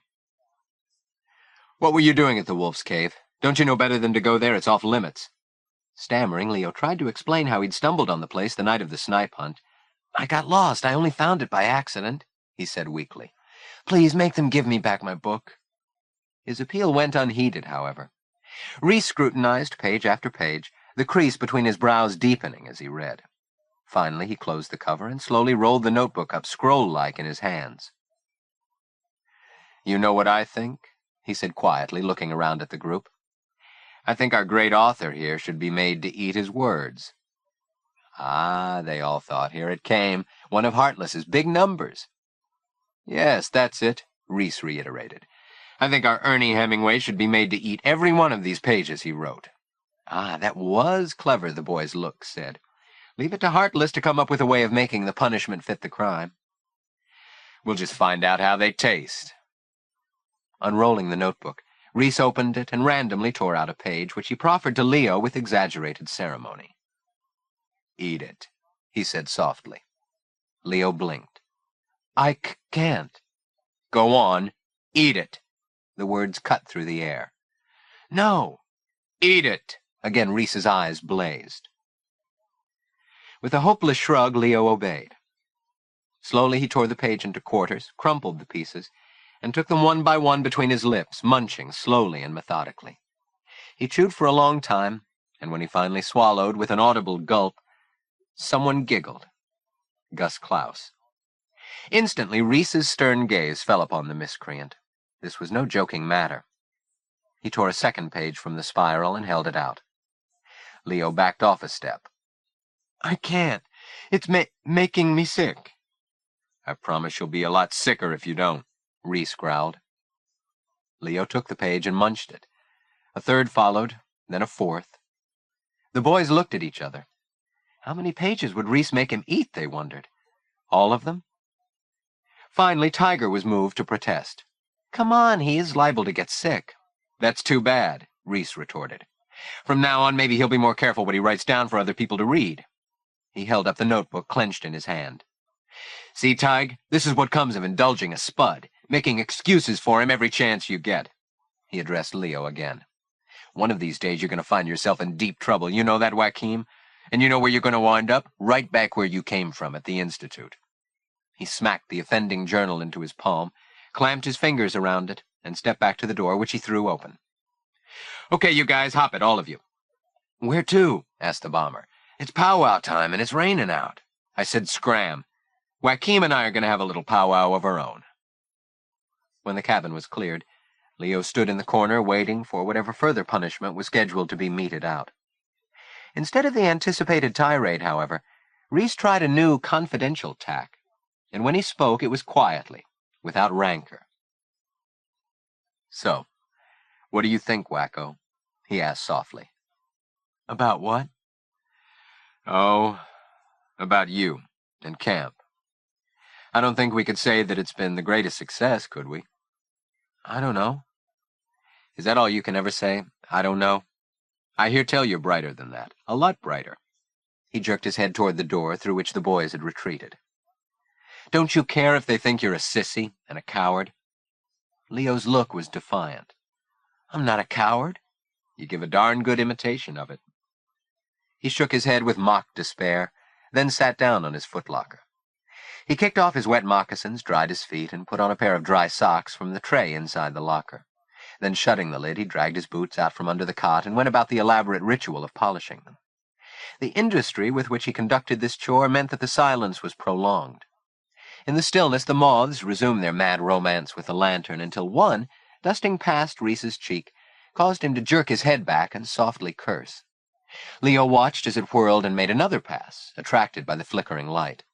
This time it brushed against Reese's head. His hand flashed out, and he imprisoned it within the hollow of his fist. Instead of crushing it, as another might have done, he plucked it out with care, thumb and forefinger holding it fastidiously by one wing. Then with his other thumb he depressed the lamp lever, raised the chimney glass, and freeing the flame. There was a soft hiss, a crackle, and the moth was no more. Reese took his hand away, wiped it on his leg, and lowered the chimney again. "There's poor butterfly for you, kiddo. Go play that in your squawk box," he said, and resumed wiping oil on the toe of the boot, keeping his eyes on Leo to get his reaction. Leo said nothing. They looked to him, those cold blue eyes, like eyes seen through a painted mask. Kawe Kane, they seemed to say. Beware the dog. And then, as his own gaze fell, Reese's lit upon the postcard lying on the bed, where Moriarity's destruction of the pillow had exposed it. "What's that?" Reese demanded. He bent and picked it up, held it close to the lantern. "Well, well," he murmured. "Sounds like you two have got real chummy." "She was just saying hello, to let me know she was okay. After—" "Well, after what?" "You know. You heard her." Reese glowered. "What are you talking about?" he snarled, his voice suddenly hoarse. With a quick, savage movement, his arm shot out and his fingers closed around Leo's throat. Leo felt the breath being choked out of him. He'd never seen Reese so angry. His face was a chalky color. His voice was a hoarse rasp.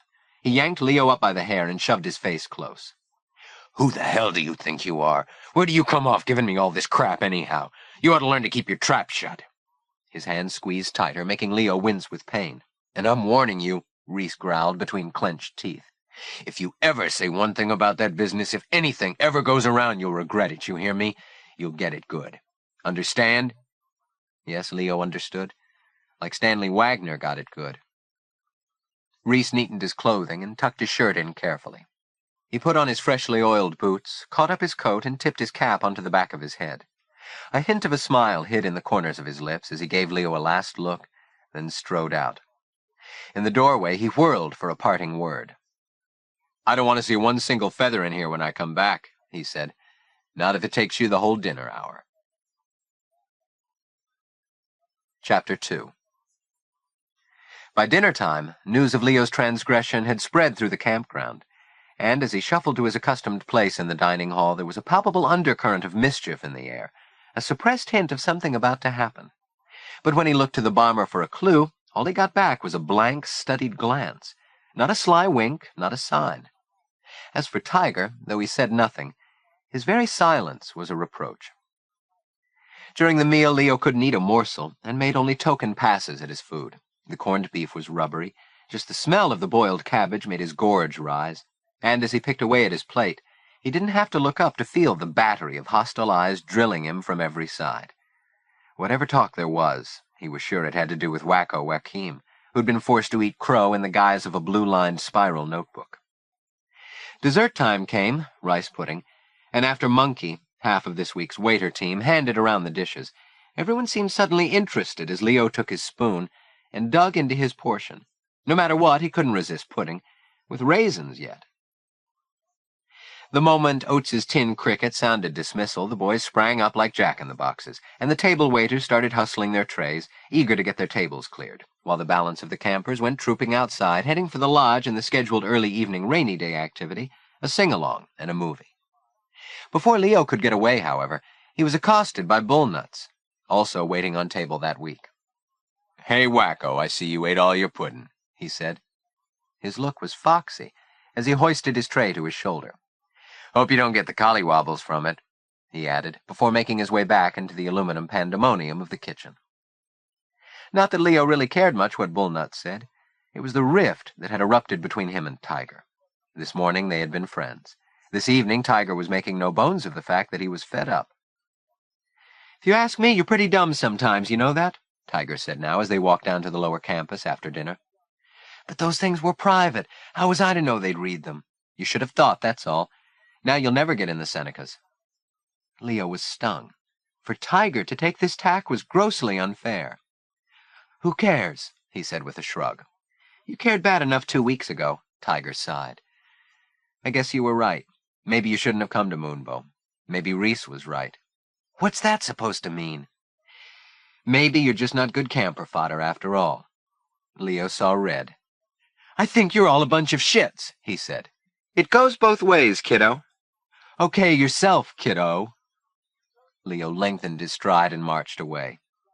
Turning in the roadway, he tossed Tiger a smirk. "Okay for you, Brewster," he said. Reese, who had been walking behind them and had overheard the quarrel, caught up for a private word with Tiger. "You done good, camper," Leo heard him say. "Now you're being the guy we all know.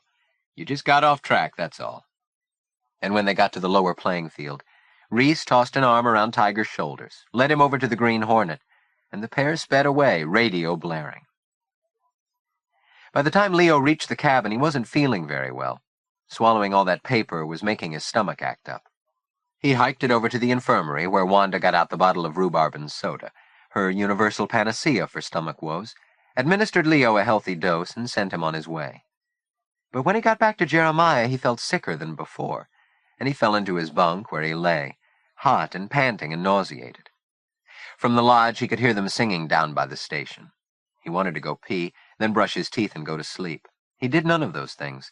Instead, he kicked off his sneakers, took his flashlight, and began to read. But he didn't feel like reading either, and he shut his book and stared out at the deserted playing field. His stomach was making angry rumbles, and the rhubarb and soda made him burp. He could hear the faint pitter-pat of water dripping from the tree leaves onto the roof. It had a nice cozy sound, reminding him of rainy afternoons with Emily in the house on Gallup Street.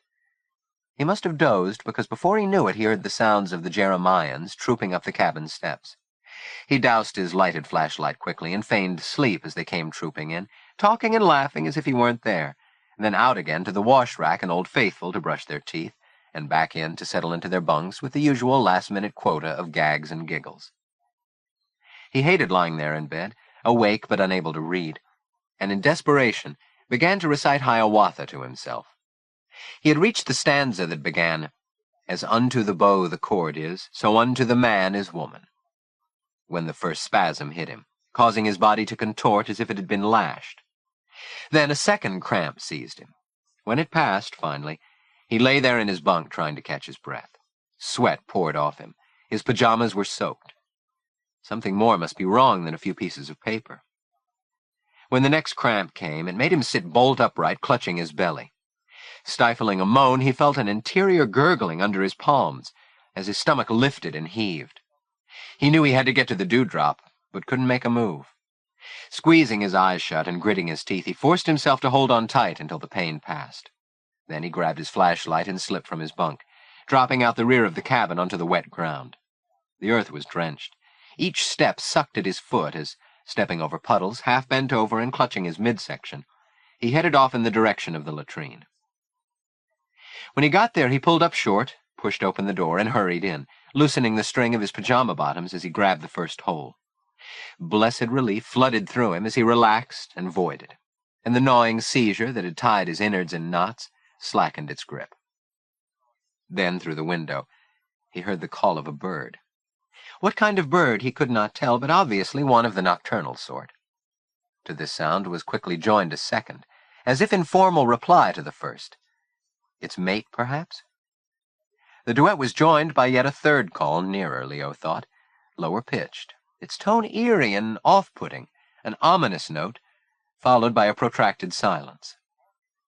He became suddenly alert, frowning as he forced his ears to pick out small, meaningful sounds, but for a time all remained quiet.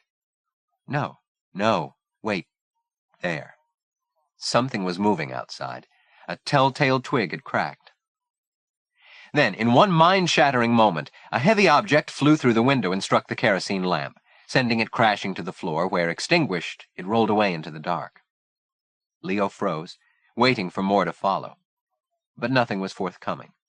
He groped for his flashlight and snapped it on. A large stone lay in the corner. He shut off the light again and listened.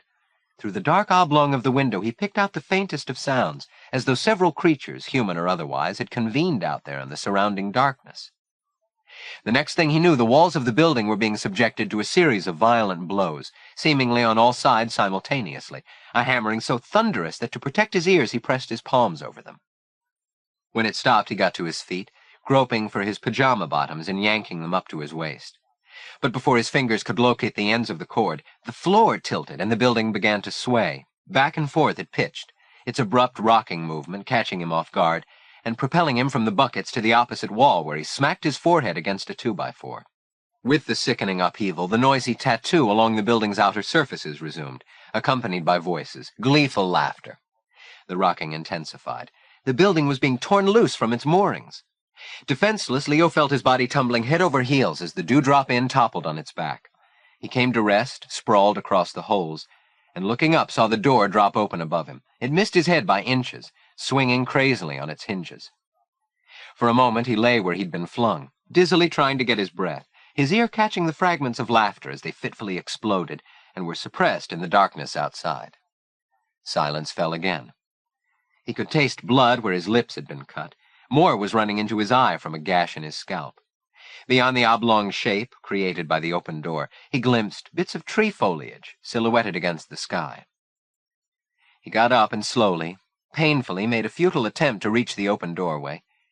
Then, getting another idea, he made his way to the window, which, because of the overturning, now lay close to the ground, and crawled free. Outside, he stumbled to his feet and looked around him. The dewdrop lay on its back like some gross wounded beast, its underpinnings naked to view.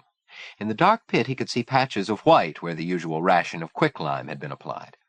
The stench made him feel nearly as sick as he'd been before, and he covered his mouth to keep from vomiting. Suddenly, a figure in a slicker and sou'wester hat lurched into the pathway. It was Bullnut's Moriarty. He held up a lantern. In its light, two shadows appeared behind him, advancing toward Leo, who now drew back. Bullnuts he could probably elude. A gang would make things truly difficult. He was filled with relief as he recognized the voices of Fritz and Wanda, who were coming along the path. "What is going on here?" Fritz demanded sternly, shining a flashlight around. He frowned as he spotted Moriarty. "Claude, what are you up to? What was all that racket?" Finally he saw Leo, then the overturned latrine. "Leo, are you all right?" he asked, stepping toward him. "What's been going on around here?" He shone his light into the pit. "Aw, gee, will you look at that?" Moriarty pretended to have only just noticed the overturned latrine. "My golly, whoever do you think done that? Turned over the Dewdrop Inn." The wet sputter of giggles issued from the bushes on either side of the path. "All right, you fellows. Fritz called at the sound. "Whoever you are, you can come out now. The fun's over."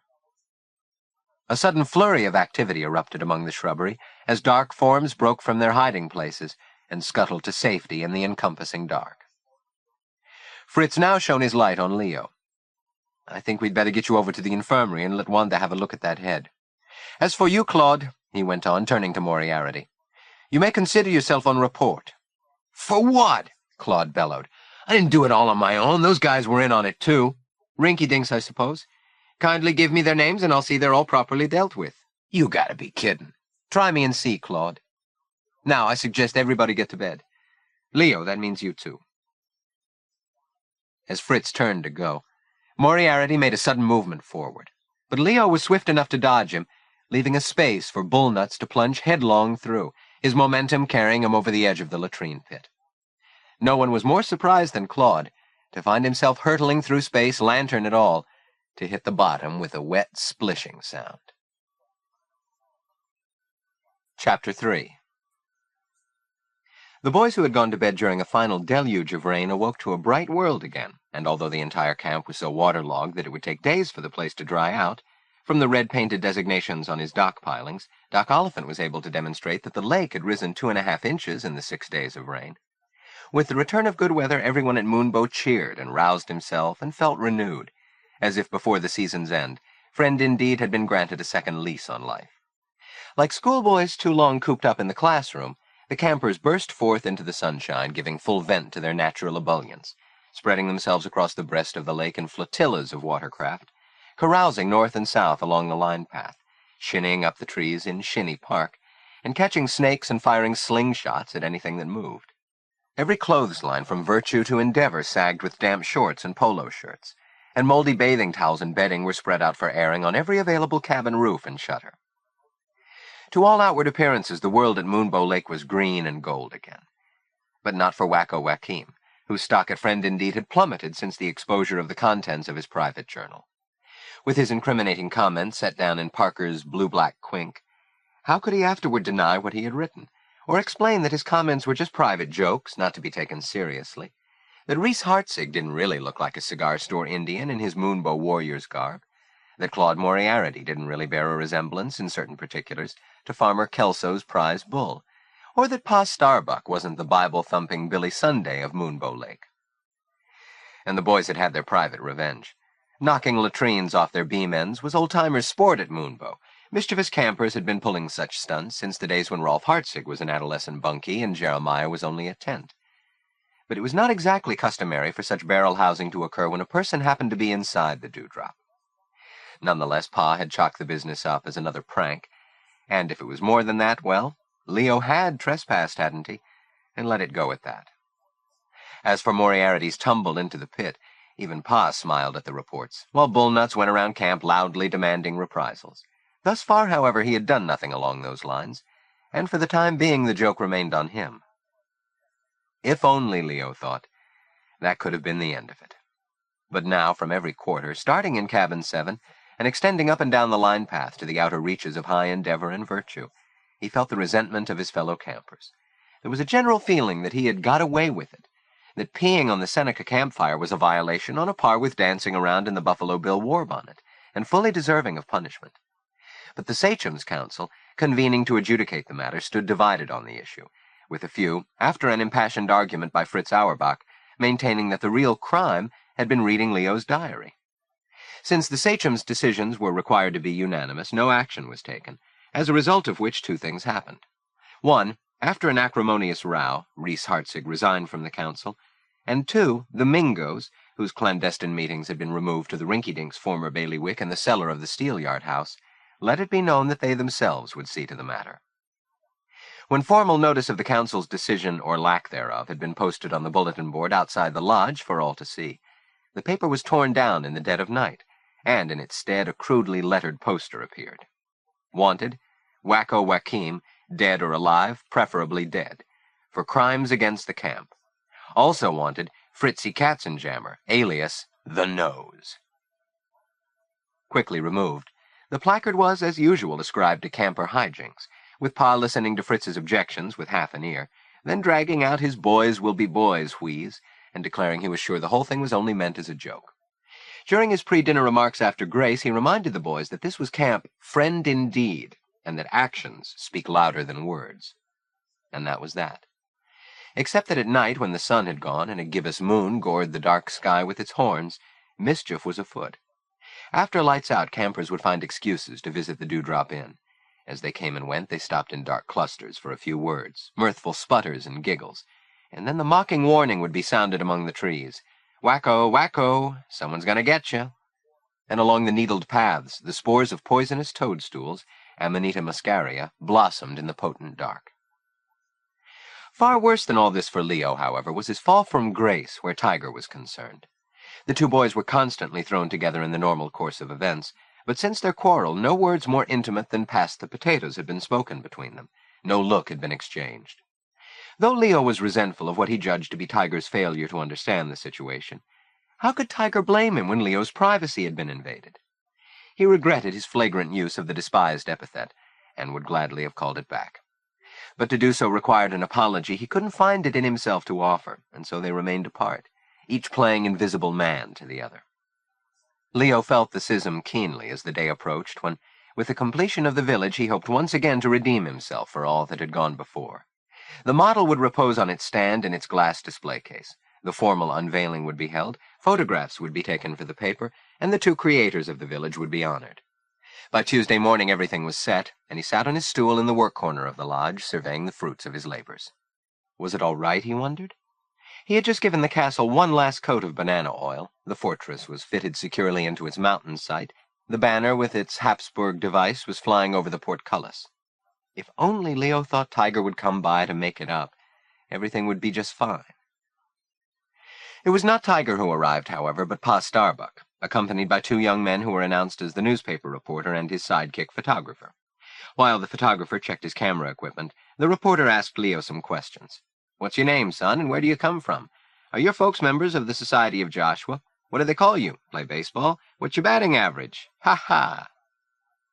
Leo was relieved of further interrogation by the arrival of Fritz, who greeted the reporter with aplomb and provided him with some background on the real Durenstein. Pa kept looking at his watch, growing more impatient every minute, until the Hartzigs, including Reese, finally arrived 20 minutes late, Rolf giving as an excuse for their tardiness the fact that he'd had to stop at the film exchange in Putnam to pick up the movie for tonight's program. While Reese shook hands with the reporter, an old high school chum he greeted as Andy, Joy Hartzig walked straight to the model to look it over, her eyes shining with pleasure. As often happened when she was around, she quickly became the focus of the gathering, her gold and ivory bracelets jangling as she gestured, patting her coiffure, or bringing her cigarette to her red lips. "Goodness," she cooed, "haven't you two done a lot of work? I'm simply astonished." She smiled warmly at Fritz, her diamond rings catching the light as she crushed her fingers under her chin. "I just love the way you're making everything a little skewed, a bit crooked," she added. "It gives a nice fairy tale effect. At least I imagine that's what you were after. Wouldn't it be fun to visit the real thing sometime?" "I don't imagine you'd care to visit it just now, Mrs. Hartzig," Fritz said with a touch of irony. Joy's bright smile left her lips as she laid a hand on his arm. "I know how much it means to you," she said. "Is that how it looked when you were a boy?" "More or less. It's not easy making things look exactly the way you recall them, but it's close, I think." "What do you think, Dutch?" Joy asked her husband. "Looks pretty authentic to me," Rolf replied. He was especially taken with the steamboat Leo had crafted, its wheel beating the waves of the blue plaster Danube. Then the photographer, who had been trying a series of angles, asked that the model be moved out of its corner to a position where everyone could be grouped around it for the shot he wanted. Fritz and Leo, with the newspaperman, performed the job, carrying the work table out into the middle of the room, after which several pictures were taken of the model with Pa and the Hartzigs, excepting Reese, who declined, and finally with Leo and Fritz, who was asked to make a further statement about his creation. Fritz's expression grew serious, and he groped for suitable words. "This is my gift to the campers of Friend Indeed," he said at last, "and to Dr. Dunbar and the Friends of Joshua, who have invited me to spend my summer here, and who have behaved kindly and generously toward an exile from his own land." He paused, and the reporter's glance fell on Reese, who had been leaning nonchalantly against the wall, and who now sauntered over. "What's your opinion, Reese?" the reporter asked. "Got something to say about this project?" "It's fine," Reese said with a pleasant smile. If you like Tinker toys, he added. And there was a moment's silence while the reporter tried to decide whether he was sincere or joking. "Oh, but I do," said Fritz, relieving the others of potential embarrassment. "Everyone enjoys toys, doesn't he? We're all children at heart, aren't we? And see here." They watched as he reached behind the model to move a tiny brass lever built into the foundation. In a moment, a ticking sound could be heard. Then tinkling music began, the familiar strains of the Blue Danube waltz. "What a wonderful touch! Whose idea was that?" Joy asked. "Yours, Fritz?" "No, ma'am." Fritz gallantly declined the intended compliment. The idea had been Leo's. The works had come from a dime-store music box. "Clever lad," said Joy. "I'm sure he deserves a lot of praise." She beamed her brightest at Leo, who flushed with pleasure, but modestly pointed out that the idea for the village as a whole had been Fritz's, that he, Leo, had merely helped out. "Let's get a shot of the whole group, shall we?" the photographer suggested, reforming the gathering with Fritz and Leo in the center. "Come on, Reese, you get in on this one, too." "Thanks, I'll skip it." "Just one?" "Didn't you hear me?" Okay, sorry." The photographer directed a puzzled look at his colleague, who shrugged as if to say, "Consider the source," and went on questioning Fritz, jotting down statistics on the population of Dürrenstein and the Austrian wine industry. From these considerations he moved on to a general sizing up of the political situation in Austria, and Fritz spoke heatedly about Hitler, saying that with the way things were going there was bound to be a war in Europe pretty soon. Rolf rubbed his palms together. "You've got it all wrong, Fritz. Hitler doesn't really want war. He only wants what's coming to him, what belongs to Germany by right, to guarantee her natural borders. Take it from me," he went on. "Stalin's the guy we really have to watch. If we're not careful, we'll have a bunch of Bolsheviks running the good old USA. It's the commies that are making all the trouble on both sides of the Atlantic." Fritz leaned forward, his look intense. "May I ask, sir, have you heard of Mein Kampf?" "Sure, what about it?" "If you were to read that book, you would learn exactly what Hitler plans to do. And make no mistake, he means to do it. Already he's rounding up all who oppose him. He has taken my family, he has robbed us of our property. They are in prison. I may never see them again." "Come on, pal, we mustn't dramatize these things. I'm sure your family is okay." Rolf turned to the others. "Besides, Hitler's only after the big money boys." Fritz's face had gone red with anger, and Pa, seeing it, stepped forward in an attempt to temporize. Now, Fritz, let's exercise a little control, shall we?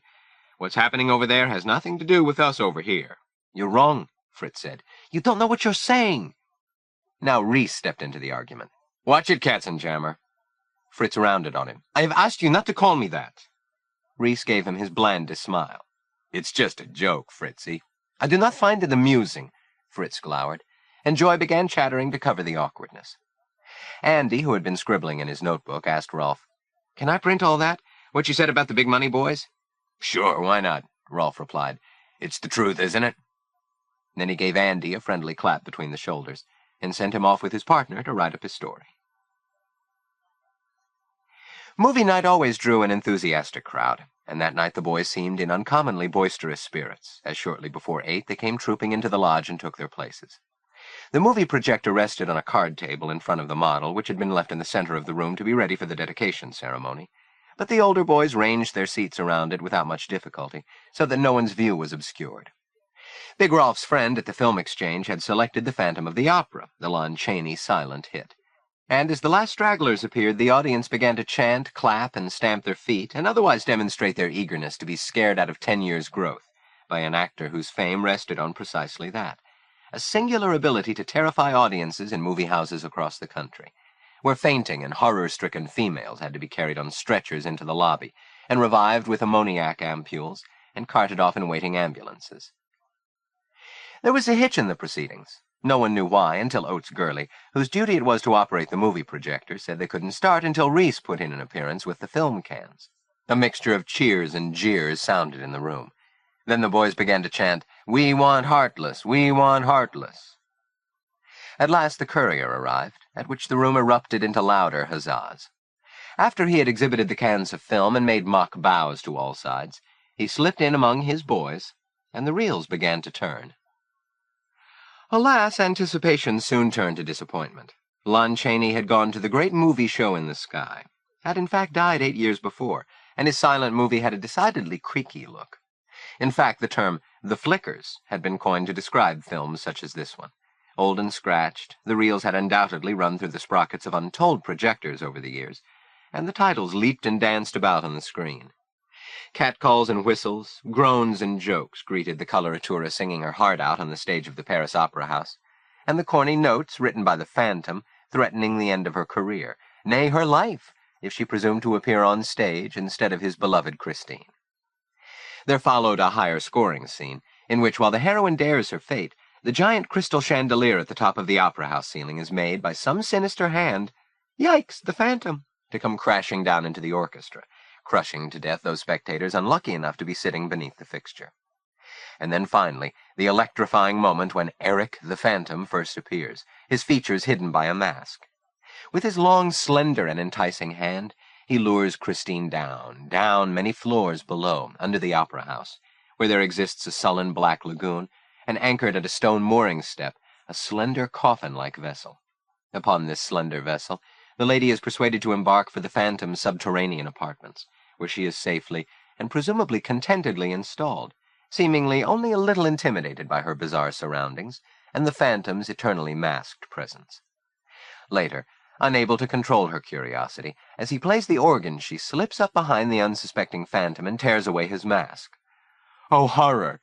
His features bared, he turns upon her and shows her that nightmare face, skull-like and awful to look upon, with grinning teeth and 2 holes where a nose ought to have been.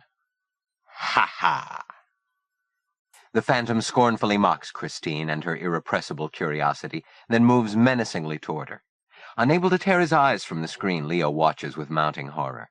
For him, the movie is too real. It scares him. Heedless of where he is, he leaps to his feet with a shout, which rings out and reverberates against the ceiling. No sooner had the sound burst from him than a wave of mocking laughter shook the room, and "Wacko, wacko, wacko," the epithet ran along the rows. "Scaredy cat, scaredy cat." Flashlights were switched on. Their probing beams sought him out, illuminating his dazed features. Ducking his head, he stumbled up the aisle and rushed outside. The door clattered loudly at his back, producing another volley of laughter. Hot with shame and embarrassment, he rushed down the steps and made his way blindly along the first path he came to. It was dark, and he had trouble finding his way. To his left, he could hear the lake water lapping the shore, and he pushed on until he came out at Three Corner Cove. No lights were on at the infirmary, nor at the Oliphant's cottage, yet he judged someone to be home because the car was pulled up on the grass. He trudged to the end of the dock and sat down, dangling his legs and listening to the sound of the water against the pilings. What a fool he was to act that way. When would he ever learn? Leo? He turned around to find Fritz and Wanda, who had stolen up behind him. "Mind if we join you?" Fritz asked. No reply, but Leo was glad all the same for the company. "You all right?" Wanda asked. "Yes." "It's nice here," she said, "but I'll bet it'd be nicer inside. I think if we looked in the icebox, we'd find some ice cream. How does that sound?"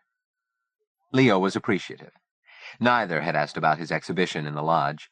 Now here was Wanda inviting him in for ice cream, a thing camp rules strictly forbade her to do. She gave Leo a hand up, and they left the dock for the infirmary, where Wanda turned on lights and went inside. Leo and Fritz waited on the porch until she reappeared with a tray of ice cream and cookies. Then Fritz got up to tune in Wayne King and the Lady Esther Orchestra, and soon they had a little party going, and despite his embarrassment, Leo was enjoying himself. His enjoyment was short-lived, however. Another flashlight beam broke the surrounding dark, and Reese appeared. Leo tensed as the counselor marched up the steps and surveyed the scene. "Well, this is chummy. Somebody's birthday?" "We were just having a taste of ice cream," Wanda said lightly. "Sorry, there's none left." Reese scowled at Leo. "I figured this is where I'd find you. What's the idea, running out like a crazy man?" Without waiting for an answer, he leaned over to take Leo's dish. "Oh, let him finish," Wanda protested. "Stop picking on him all the time." Reese swung on her angrily. "When are you two going to stop coddling this spud?" Wanda tipped the ash from her cigarette into the nasturtiums below the railing. "Nobody's coddling him," she returned evenly.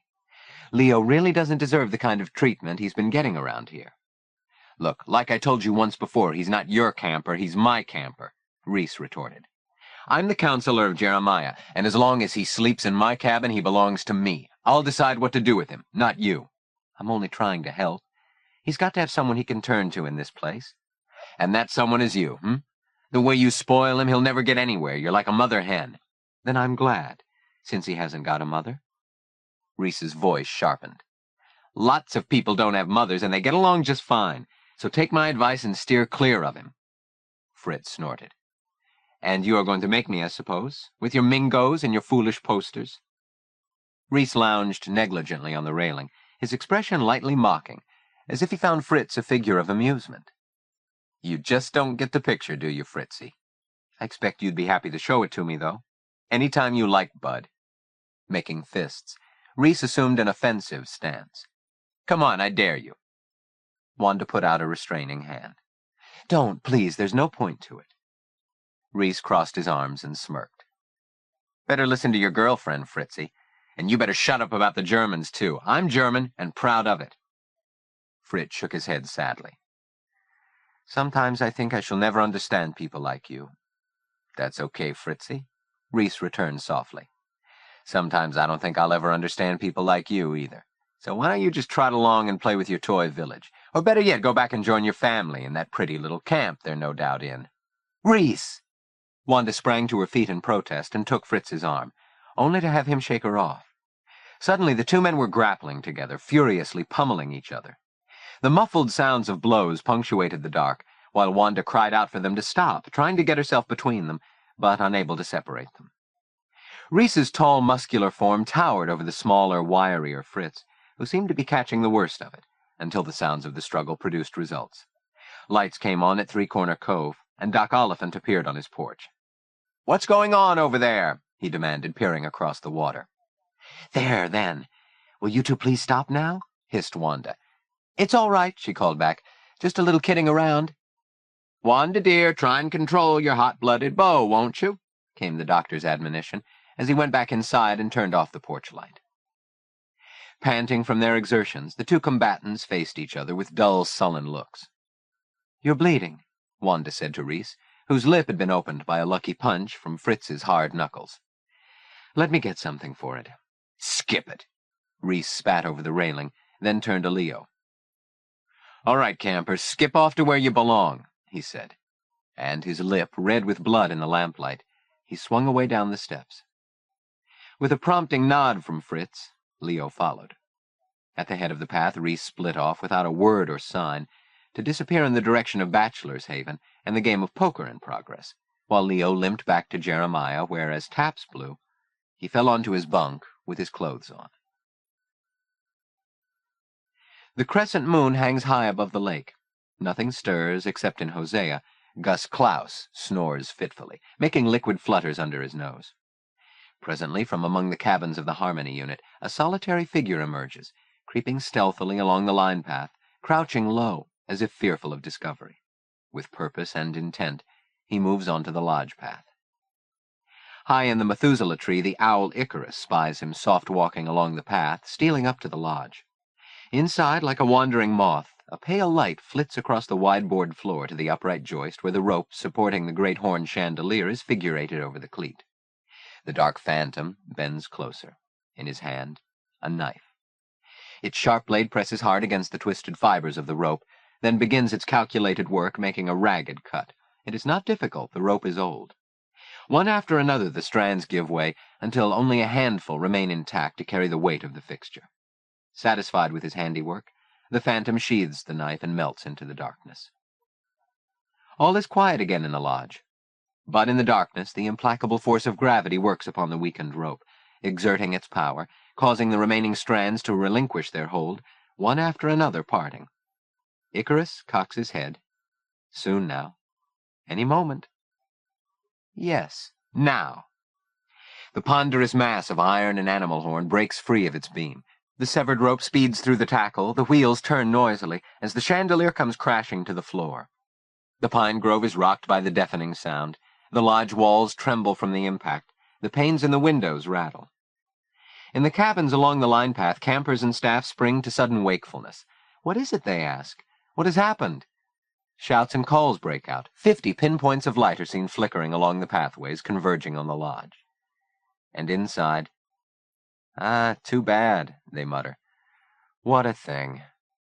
for the old worn rope, frayed after many years of use, has, it seems, given way, dropping the horn wonder to the floor. Beneath the clutter, the village of Durenstein lies, ground to dust. Chapter 4. Quietly, with great determination, the small spider tried to spin her web across a wide crack in the weir at Kelso's pond, where Leo had taken refuge. Poor thing, he thought. I know just how you feel. He had bestowed a name on the spider, Elsie, and hoped she would prosper in the way of her kind. Under more promising circumstances, he would have collected her for his arachnid exhibit. But where was the point? Tonight he might return to the lodge to find that the shelves of his display case had suffered a fate similar to that of Durenstein. Again he was swept by a hot wave of resentment and frustration. It had been Fritz who had noticed the ends of rope that, when put together, butted neatly. But when Fritz produced the evidence for Pa and voiced his suspicions that Reese Hartzig, who had been seen leaving Jeremiah after midnight, was the guilty party, Pa had turned a deaf ear, bemoaning the loss of the model, but saying there were no grounds to suspect the counselor, who had no doubt been answering a call of nature at the dewdrop. And in the end, what did it matter, really? It was the spirit of a gift that counted, wasn't it? As for the work that had gone into it, Jeremiah would get the points Leo had earned for it. Yeah. And that was pretty much that. Before the end of the day, the formal dedication had been canceled, the newspaper story and pictures were yanked, and the platform for the model had vanished without a trace. Leo wanted to stop thinking about it all, to blot everything from his mind. There was no one he cared to be with, not even Fritz, while Tiger, it seemed, was a lost cause. So here he was back at Kelso's pond, alone, except for little hard-working Elsie. Good enough company, he decided, if it came to that. The spider's unflinching persistence put him in mind of the tale Emily had read to him about the Scottish hero Robert the Bruce, who 7 times had flung himself into the fray against the English, Emily read, and who, at nightfall still, had not won the day. Knowing all was lost, and that on the morrow he must yield or die, he had taken refuge in a crofter's cottage, where he had watched a spider, just such a spider as Elsie, Leo imagined, trying desperately to throw a filament from which to hang her web. Each time the line fell short, yet each time she would climb back up and bravely attempt the toss again until at last, success. The line held, and the spider suspended her web from it. And having watched this little drama enacted, Robert had slept soundly, then, awakening refreshed, strode forth to marshal his troops one more time and finally to carry the day. The moral, Emily said, all the tales in the book had morals at the end, was, if at first you don't succeed, try again. Whatever it was, you did it, and you did it over and over until it came right, until you won. It was like Tiger's motto, never say die. Leo guessed that was easy, if you weren't the butt of every prankster in camp, if every bully wasn't looking for a chance to knock you down, if nearly everyone wasn't lying in wait for you to call you a liar, to destroy all your handiwork. He wasn't Robert the Bruce, after all. He was only Leo Joaquim, and this spider wasn't going to bridge the gap in the stone in 100 years. His thoughts were interrupted by the sound of an automotor, and he recognized the expensive purr of Dagmar's Pierce Arrow. He straightened up and, looking across the turf, saw the car tooling toward him, Augie behind the wheel, Dagmar peering out the window. In a moment it pulled up. Augie helped Dagmar out, and giving Leo a wave, she made her way toward him. "There you are," she called agreeably. "Ma said we'd find you here. May I join you?" Without waiting for his response, she seated herself on the grass. "What a pretty spot. I haven't been here for years. Canute used to fish in this pond, I remember. Do you come here often?" "Sometimes. I was very sorry to hear of what has happened to the model village. A terrible thing. I have been talking with Ma and Fritz about it. That young man must be taught a lesson. He can't go around behaving like some thug simply because he's big and strong, or because he's Rolf Hartzig's son." She had a good deal more to say on the subject of Reese's recent behavior, none of it flattering. "I say he had better change his ways, and quickly," she concluded. "When he flies from the nest next year, he won't find the world half so well feathered as it is at home." She paused expectantly, but when Leo said nothing, went on. "Fritz also told me about these Mingos, or whatever they please to call themselves. They're out to get me, I know they are," Leo cried, unable to stop himself. "Don't be a blubberer. said Dagmar starchily. "I'm sure Pa will put a stop to them." "He won't. He never does. Fritz told him." "Then someone will have to talk to Dr. Dunbar. Perhaps I'll ring him myself." She jerked her chin firmly for emphasis. "But, Leo," she went on, "in any case, you must not think it was wrong, your coming here. I am not a superstitious woman, but somehow I know, I am certain, that you were meant to come here to Moonbow, that it will lead to very important things, things that will change your whole life." She regarded him long and a trifle wistfully. "Leo, you are young and do not see it. But if you did—" "See what?" "See that you are standing upon the golden threshold. You are waiting just outside the door, nearly ready to step through, into a world so glorious not even you can imagine it. But if you could see, you would realize it is there, for you to grasp and make the most of. If only you will do it. If only you will make the most of your talent. Yes, you cannot appreciate this, not yet, what it means to be an artist. How hard you must work and struggle for it. How hard you must fight against those who cannot understand. And you must make up your mind to it, that as an artist you will always be apart, always different. That is what helps make you an artist. That difference." Her eyes held an urgency as she spoke, talked on, trying to reach him with her words. Leo listened, knowing they were meaningful things she was trying to express, but he felt uncomfortable nevertheless. Even while they sat beside the water, the dusk was gathering around them, and as she talked, her face grew pale in the purple light, the wrinkles in her skin more pronounced. She changed her position to bring herself closer to him, forcing him to attend more closely to her words. "What I'm trying to say is that you have displayed your talents to me on 2 different occasions. Both times things were amiss and the performance was interrupted, but that fact takes nothing away from your God-given abilities. Professor Pinero agrees. Yours is a rare gift, a gift that requires nourishment. It seems to us that if you were given the opportunity to pursue your studies as your mother wanted you to, you could go farther than even she dreamed." This mention of Emily caused him to drop his head. Using her thumb, Dagmar raised it again. "Leo?" "Yes?" "Why did you tell me your mother and father had died in a train accident?" "Did I?" "Yes. Don't you remember?" He shook his head. "It's true," he said. "They did. It's true." But even as he spoke, he knew she had found out the truth. "Leo, my dear, listen to me, please," she went on. "You needn't be ashamed. I have spoken with Ma. She told me. You mustn't think I'm being a nosy Parker, but I believed you would wish me to know. Isn't that so? Aren't these things we should speak of, you and I, if we are to be friends?" "I suppose so." He feigned a profound interest in the spider. "But what if someone else finds out?" "Who? The campers, do you mean? Or Reese? They won't, never fear." But Leo was remembering the village. Suddenly he looked up at her. "Can we talk at the castle?" "Why there, please?" "Because I want to come." "And you shall," she replied. "We'll have a nice visit before you leave." "No, not a visit. To stay." "To stay?" "Yes.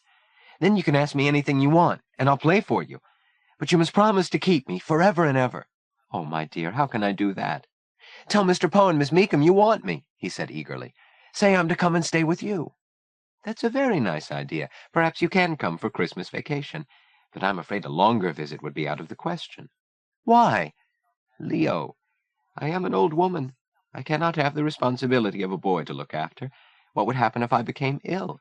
Augie will take care of me." "Nonsense, that's ridiculous. Augie is older than I. He's not well. I wouldn't think of burdening him." She consulted her watch, then stubbed out her cigarette and dropped her Camels into her bag. "My stomach's rumbling," she said. "I must get home for supper." She stood and brushed off her seat, then put out a hand and wiggled her fingers coaxingly. "Come, Augie will drive you back to camp." She reached for his arm, but he pulled away abruptly. "I don't want to." "I thought you liked riding in my automobile." "No, I don't want to," he said again. She laughed her robust laugh. "What do you want, then?" "I told you. I want to come with you and live in your castle." "But I have explained that is not possible. You must go back, of course." She smiled encouragement. "Before the summer's over, we'll play duets again. How will that be?" He stiffened and spoke coldly. That's okay. You don't have to be polite. But I'm not being polite. I mean what I say. I want you to come. I hope you will visit me many times in future. He turned a little away. I'm liable to be pretty busy. A faint line of dissatisfaction drew itself between her brows. Come now, please don't scowl so. I may be an old woman, but I know what I'm talking about. She smiled and touched a finger to the back of his hand. Be a good boy, Leo, won't you? Aren't we friends, you and I? I hoped we were. She tried to force his chin up, but he ducked his head and stubbornly refused to look at her. She sighed. I had not thought to find you so ill-mannered. I fear I have mistaken myself in you. She sighed. Very well, then, let us part. Not as I hoped we would, but as we must. Goodbye. He only half watched her as she marched away, her back stiffened with affront, bits of leaf and straw attached to her skirt. He wanted to run after her and say he was sorry, but his feet wouldn't obey his brain. He pretended not to notice as Augie helped her into the car, shut the doors, turned the car around, and drove away down the lane. She never even looked around once. Leo felt tears sting his eyes. Okay for you, he said aloud, tossing a pebble into the water, and returned his attention to Elsie, who had labored on without let-up. In the end he felt compelled to take her. She was probably the last spider he would add to his exhibit before leaving camp. More happy points for Jeremiah. What a joke that was. He fished out a codfish box from his knapsack, pulled back the lid, and using his pen flicked the creature inside and slid the top home. It was not until the following morning, after cabin cleanup, while they waited for inspection, that he remembered Elsie. The Robert the Bruce spider had passed a supperless night, and it was with some trepidation that Leo now removed her box from the knapsack to have a look. Elsie lay on her back, her 8 legs bent and shriveled up. But when Leo gave the inert form a shake, she miraculously revived. Her legs straightened, she flopped onto her belly and began to scramble frantically around her prison.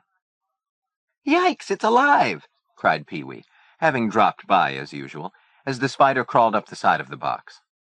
Leo tried to contain her by reinserting the panel into its grooves, but he wasn't fast enough, and she escaped, describing an arc through the air to land near Reese's footlocker, where Tiger sat sewing on the button that had popped off his polo shirt during the last ball game. Look out! Look out! Shouted Pee-wee, dancing up and down like a dervish. It's on you! It's on your leg! Tiger was frozen in place, staring at the spider clinging to his thigh. Don't worry, Leo said. It's not going to hurt anybody. Slowly he put out his hand to seize the towel hanging at the end of Eddie's bunk, and with a quick pass brushed the spider from Tiger's leg into the box. You gotta keep those dumb things out of here, Phil said darkly, as Leo slid the top shut. Yeah, said Dump. What if he got bit? We've got a game tomorrow, you know. It wouldn't matter if he did, Leo said. The spiders around here aren't poisonous. How do you know? Demanded Phil. Because there are only 2 venomous spiders in the whole United States, and neither is indigenous to Connecticut. Ah, screw you and your 50-cent words, wacko, Phil sneered. You think you know everything. I know which spiders are dangerous and which aren't, and that's a lot more than you seem to know. Spiders can bite even if they're not poisonous, Monkey argued. I think it did, Tiger said, with a sheepish laugh. As the others crowded around, he indicated a small red mark visible on the inside of his thigh. Leo got down on his knees and inspected the bite. It's nothing to worry about, he said finally. But just to be on the safe side, maybe you should go let Wanda take a look at it. Nah, forget it, Tiger said without looking at Leo. I'll just put some stuff on it. He found a $50-sized tin of camphorphenique and dabbed some on the mark, and let it go at that. By the next morning, however, the mark had enlarged and turned purple. Now I go see Wanda, Tiger announced. And after breakfast, off he went to the infirmary, while the other Jeremians waited at the cabin. A scowling Phil let Leo know just where the boys and their counselor stood on matters. I hope you're satisfied, Phil said grimly, while Dump and Monkey muttered about Wacko's spider, making Leo feel worse than he already did. Fortunately, when Tiger came back, the bite washed and dressed with a square gauze pad fastened by adhesive tape, he reported that Wanda's diagnosis was that there was nothing to worry about. He was still good for today's game. Later, just before powwow, Leo came in from the cottage where he'd been listening to records with Fritz to find Tiger sitting in his bunk discussing with Phil the results of the game. Red Sox 9, Cards 2, Abernathy slammed 3 homers, putting Jeremiah in the lead for the trophy at last. Leo looked at the bandage on Tiger's leg, wanting to say something, but unable to find the right words. In the adjoining bunk, the bomber was thumbing through a dog-eared copy of National Geographic, studying a bevy of bare-breasted maidens. Suddenly, he sat up. "Hey, watch it, guys, here comes Heartless," he said. And stuffing the magazine under his pillow, he hopped out the side of the cabin to hang his wet towel and trunks on the line, while inside Jeremiah, Reese greeted his boys, then sat down on his footlocker and shucked off his tennis shoes. Removing his sweaty socks, he folded them neatly before dropping them into his laundry case. 1 foot crossed over a knee, he dusted his toes with foot powder before donning fresh socks. "How's the bite?" he asked Tiger offhandedly. "Okay," came the reply. "Let's have a look anyway." "No, really, it's okay." "So let me see," Reese insisted. "It's bandaged," Tiger demurred. "Wanda said not to take it off." Reese scowled. "Look, Kemosabe, I want to check it, okay? So hop down here toot sweet and let's have a look at it."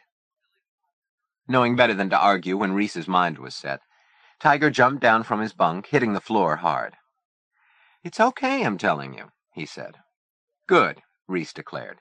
"But I still want to make sure. Jeremiah may be ahead on points, but we've got to stay that way if we're going to cop that trophy." He drew Tiger to him, and using his fingernails, he lifted away the adhesive strips, so the gauze pad hung down like a miniature trapdoor. Leaning closer, he whistled softly. "Whoa now, fella. This doesn't look so good." What had been a small red mark had now developed an angry-looking white head of pus at its center. "Geez, I thought you said it was clearing up," Phil said. "It doesn't hurt," Tiger returned stolidly. Reese got up and rummaged around in his footlocker. "If it's come to a head, that just means it needs lancing to get the pus out." "That's okay, I'd rather have Wanda do it," Tiger protested, trying to tape the pad back in position. Sure, I know, but she's not here." It was true. Fritz and Wanda had driven into Putnam to see a movie show. Reese brought out his canvas sewing kit and unrolled it, slipped a needle from among several others, then meticulously re-rolled the kit. He took the needle, produced a matchbook, and using his last match, passed the tip through the flame. He laid aside the burnt match and empty book, blew on the needle to cool it, then began to probe the head of the pustule. Tiger squirmed. "Ouch, that hurts." "Come on, hold still, can't you? Stop fidgeting." "I just wish you'd quit," Tiger said. "It's got to be done, camper. If you just... God darn it," he exclaimed, as the needle escaped his fingers. He retrieved it quickly, and steadying his hand, broke the skin of the pustule, releasing the fluid. "There, see? All done." He pulled a tissue from the Kleenex packet on his shelf and blotted up the leakage, then deftly restored Wanda's gauze pad with its adhesive strips as the other Jeremians burst into the cabin. By all rights, this impromptu job of surgery should have done the trick.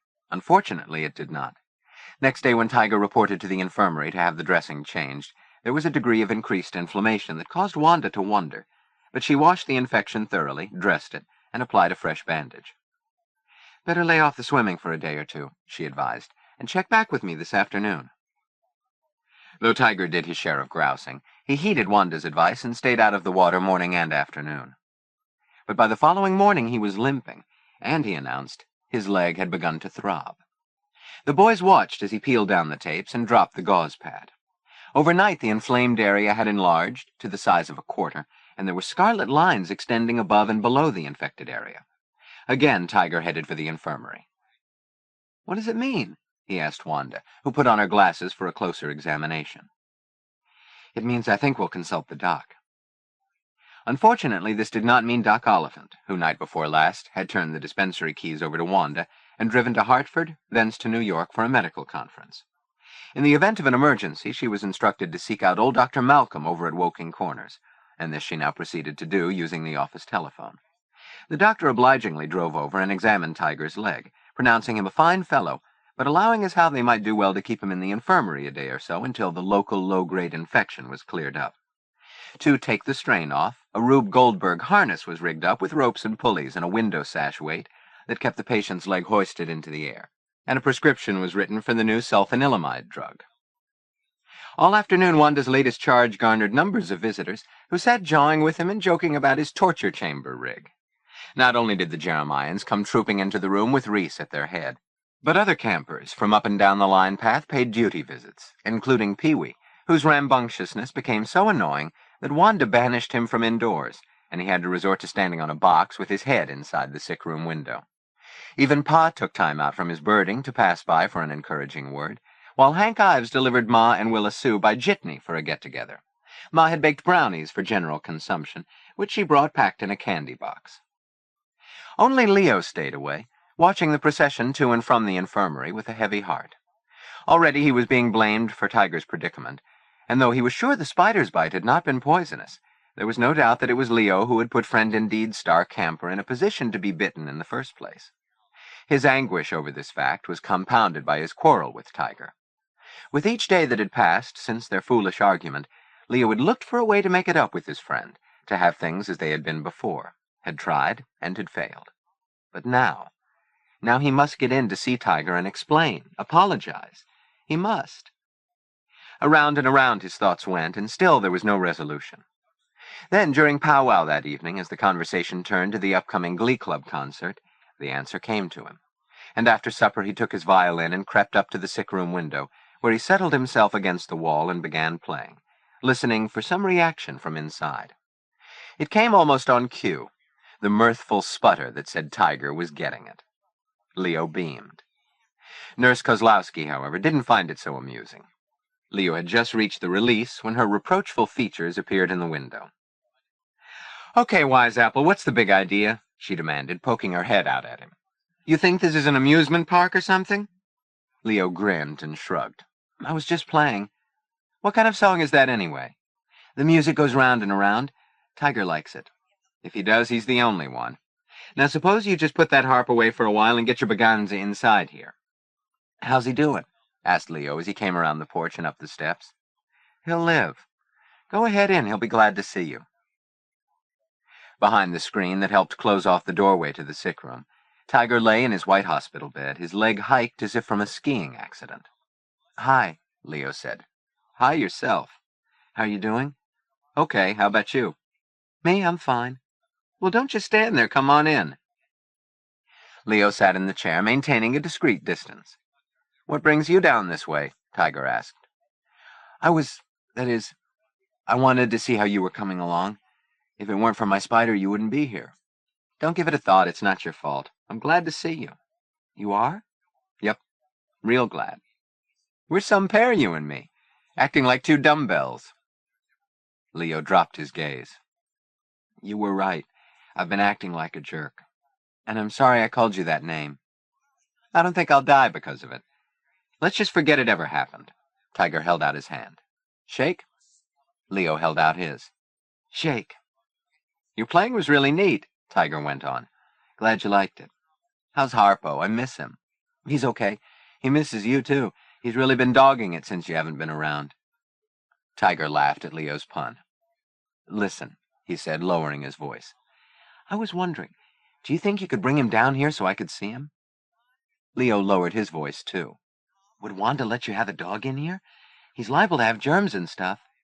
Maybe you could fix it for when she's not around." "I heard that, Tiger Abernathy." A stern-faced Nurse Kozlowski stood in the doorway. "When she's not around what? What plots are you two brigands hatching?" "He wants to see Harpo," Leo explained. "Oh, no, you don't. Not that flea-bitten hound. Not in my infirmary. Is that completely understood?" "Yes, ma'am," replied Leo. "Oh, Wanda." "Never mind the aw Wandas, Abernathy. Just remember. And for your information, Leo, visiting hours are just about fee-need, so suppose you trot on out of here while our boy gets some sleep." Leo adjusted his position, then glanced up at her. "I was wondering, could we read a little?" "Reading, huh? Okay, go ahead. I'll sneak a smoke on the porch, but keep it down in here, or I'll have to toss you out on your Baganza." Her uniform rattled as she turned down the radio, then left the room, her rubber soles squeaking on the painted floor. Leo pulled his chair closer to the bed and took out several books from his knapsack. Tiger's choice was Horatius at the Bridge, and so Leo began with the tale of the captain of the gate, set with two stalwart companions to defend the bridge to Rome until the span could be destroyed and the city made safe. He read the hero's credo. "To every man upon this earth, death cometh soon or late, And how can man die better than facing fearful odds for the ashes of his fathers and the temples of his gods? And he read how in those days none was for a party, then all were for the state, then the great man helped the poor, and the poor man loved the great.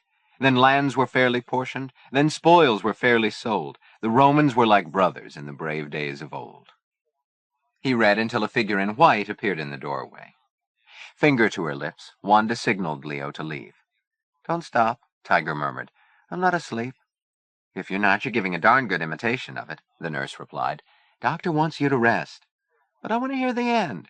"Next time, pretend it's a cliffhanger, like Pearl White and that stuff." "Tomorrow?" Tiger asked. Wanda blew out her cheeks. "I suppose, only no dogs, got it? In the infirmary, right?" "In the infirmary, right." "Okay, kiddo." Leo went away, whistling, "The Monkey Wrapped His Tail Around the Flagpole."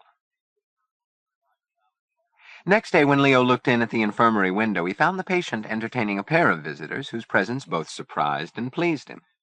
Seated on chairs brought in from the other rooms were Honey Oliphant, returned at last to Moonbow late the night before, and her Cape Cod friend Sally Berwick. Also attending the invalid were the Bomber and Emerson Bean, along with Dusty Rhodes and Junior Leffingwell.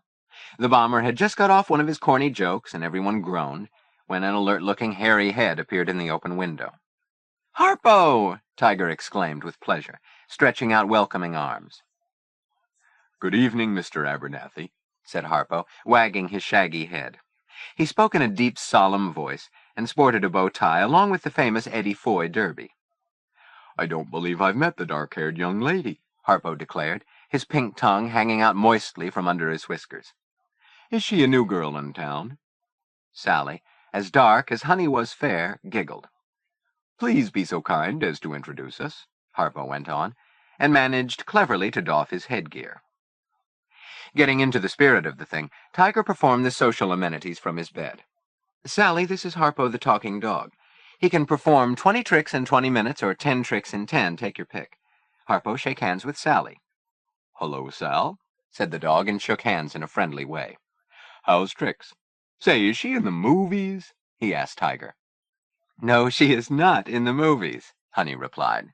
"Would she like to be? I know a guy in Hollywood." The girls giggled. "And I see the belle of Moonbow Lake has returned to grace our shores once again," the dog went on suavely. "I would like to say on behalf of all the other dogs in the neighborhood that we are very pleased to see her again. We've been leading a dog's life since she's been gone." Honey laughed outright. "Why, thank you, Harpo. You're so complimentary, especially for a dog." "Oh, we dogs know our onions, girls," Harpo returned, and laughed. "Being nearer to the ground, we can spot a well-turned ankle with the best of them." "Oh, Harpo, you're making her blush," exclaimed Sally, as Honey clapped a palm to each cheek. "If so, it is the blush the sun provides the peach," replied the dog majestically. Then, so intriguing did the hairy visitor find the gathering inside, that he clambered over the sill and bounded into the room. In 2 more bounds he was up on the bed, keening with pleasure and joyfully licking Tiger's face. "Harpo, you get right down from there this minute." Honey jumped up and clapped her hands. In another moment Leo followed Harpo in over the sill, hurried to the bed, seized the dog around its middle, and hauled it bodily from the covers. With the animal's jumbo-sized head blocking his view, its 4 paws sticking straight out, its animated tail swinging like a clock pendulum, Leo energetically wrestled it toward the doorway, where something impeded further progress. "I thought we said no dogs in here," came Wanda's stern voice, as pushing him backward she marched into the room and confronted the gathering. "Isn't that what we said, boys and girls?" "Yes, only—" Blindly, Leo engineered an awkward circle, trying to get his bearings. "Only nothing," Wanda retorted with mock fierceness. "Out, O-U-T, out! All dogs, all boys with dogs, now, this minute. This very instant, Leo Joaquim, or you'll rue the day, I promise." So the hairy object of Tiger's affection was banished from the premises. Not far, however. Harpo took up a position outside the window, tongue still hanging apant, earnestly cocking his head, the model of canine rectitude. Meanwhile, Wanda cleared out her place of work, dispatching Tiger's visitors to their respective cabins, Honey and her friend Sally back to Three-Corner Cove. The 2 girls were on the path when Honey, having spotted Leo on the point, waited for him to catch up, while Sally went on ahead to the cottage. "Well, Leo," Honey began as he came up to her, "how are things?" "Okay." "Just okay?" "Well, sort of. Only what?" Leo blushed, stumbling for words. Pretending not to notice, Honey put her hand in her pocket. "Would you like to see some of my snapshots from the Cape?" Without waiting for a reply, she took them out and one by one handed them over. The bridge at the Cape Cod Canal, Honey arm in arm with Sally Berwick. Several shots of the beach, Honey in her yellow bathing suit building a sandcastle, Honey with a lifeguard. The lighthouse at Nauset Heights, Honey on her bicycle. The exhibition got no farther. Suddenly the screen door at the cottage flew open, and Pee-wee came racing across the porch and down the steps, an orange popsicle melting in his fist. "Pee-wee, here's Leo," his sister called. "Come say hello." The boy shot Leo a fierce scowl.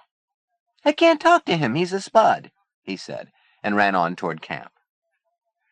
"Gosh, what's been going on around here while I've been gone?" Honey asked.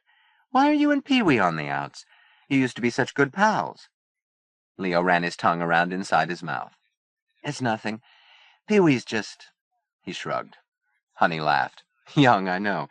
Master Harrison has a lot of growing up to do, I'm afraid." "Is that Pee-wee's name? Harrison?" "Yes, isn't it ridiculous?" Her expression sobered. "I was real sorry to hear about what happened to your model village. After all your hard work, I know how disappointed you must be. How ever could such a thing have happened?" Leo didn't see any point in hashing the matter over again, so he let it go at the frayed rope story, though he wasn't sure Honey bought it any more than he did. "Honestly, I don't know what this place is coming to," Honey said. "Everyone always has such a good time, really. But this summer, well, it's almost over. Doesn't seem possible, does it? Labor Day'll be here before we know it." Sally's round, jolly face appeared at the sink window, where she was pumping water. She was making lemonade. Honey drew Leo aside for a more personal word. "I've been telling Sal about your music," Honey confided. "I said you were just about the best violin player I'd ever heard." "You did?" "I certainly did. I can't wait till you're famous and I can tell my children I knew you when." "I've been wanting to thank you," Leo said shyly. "For what?" "For the postal card." "Oh, that. I wondered if you ever got it. I love sending postcards. I send them to all my friends. Some collect them." Leo was deflated by this news.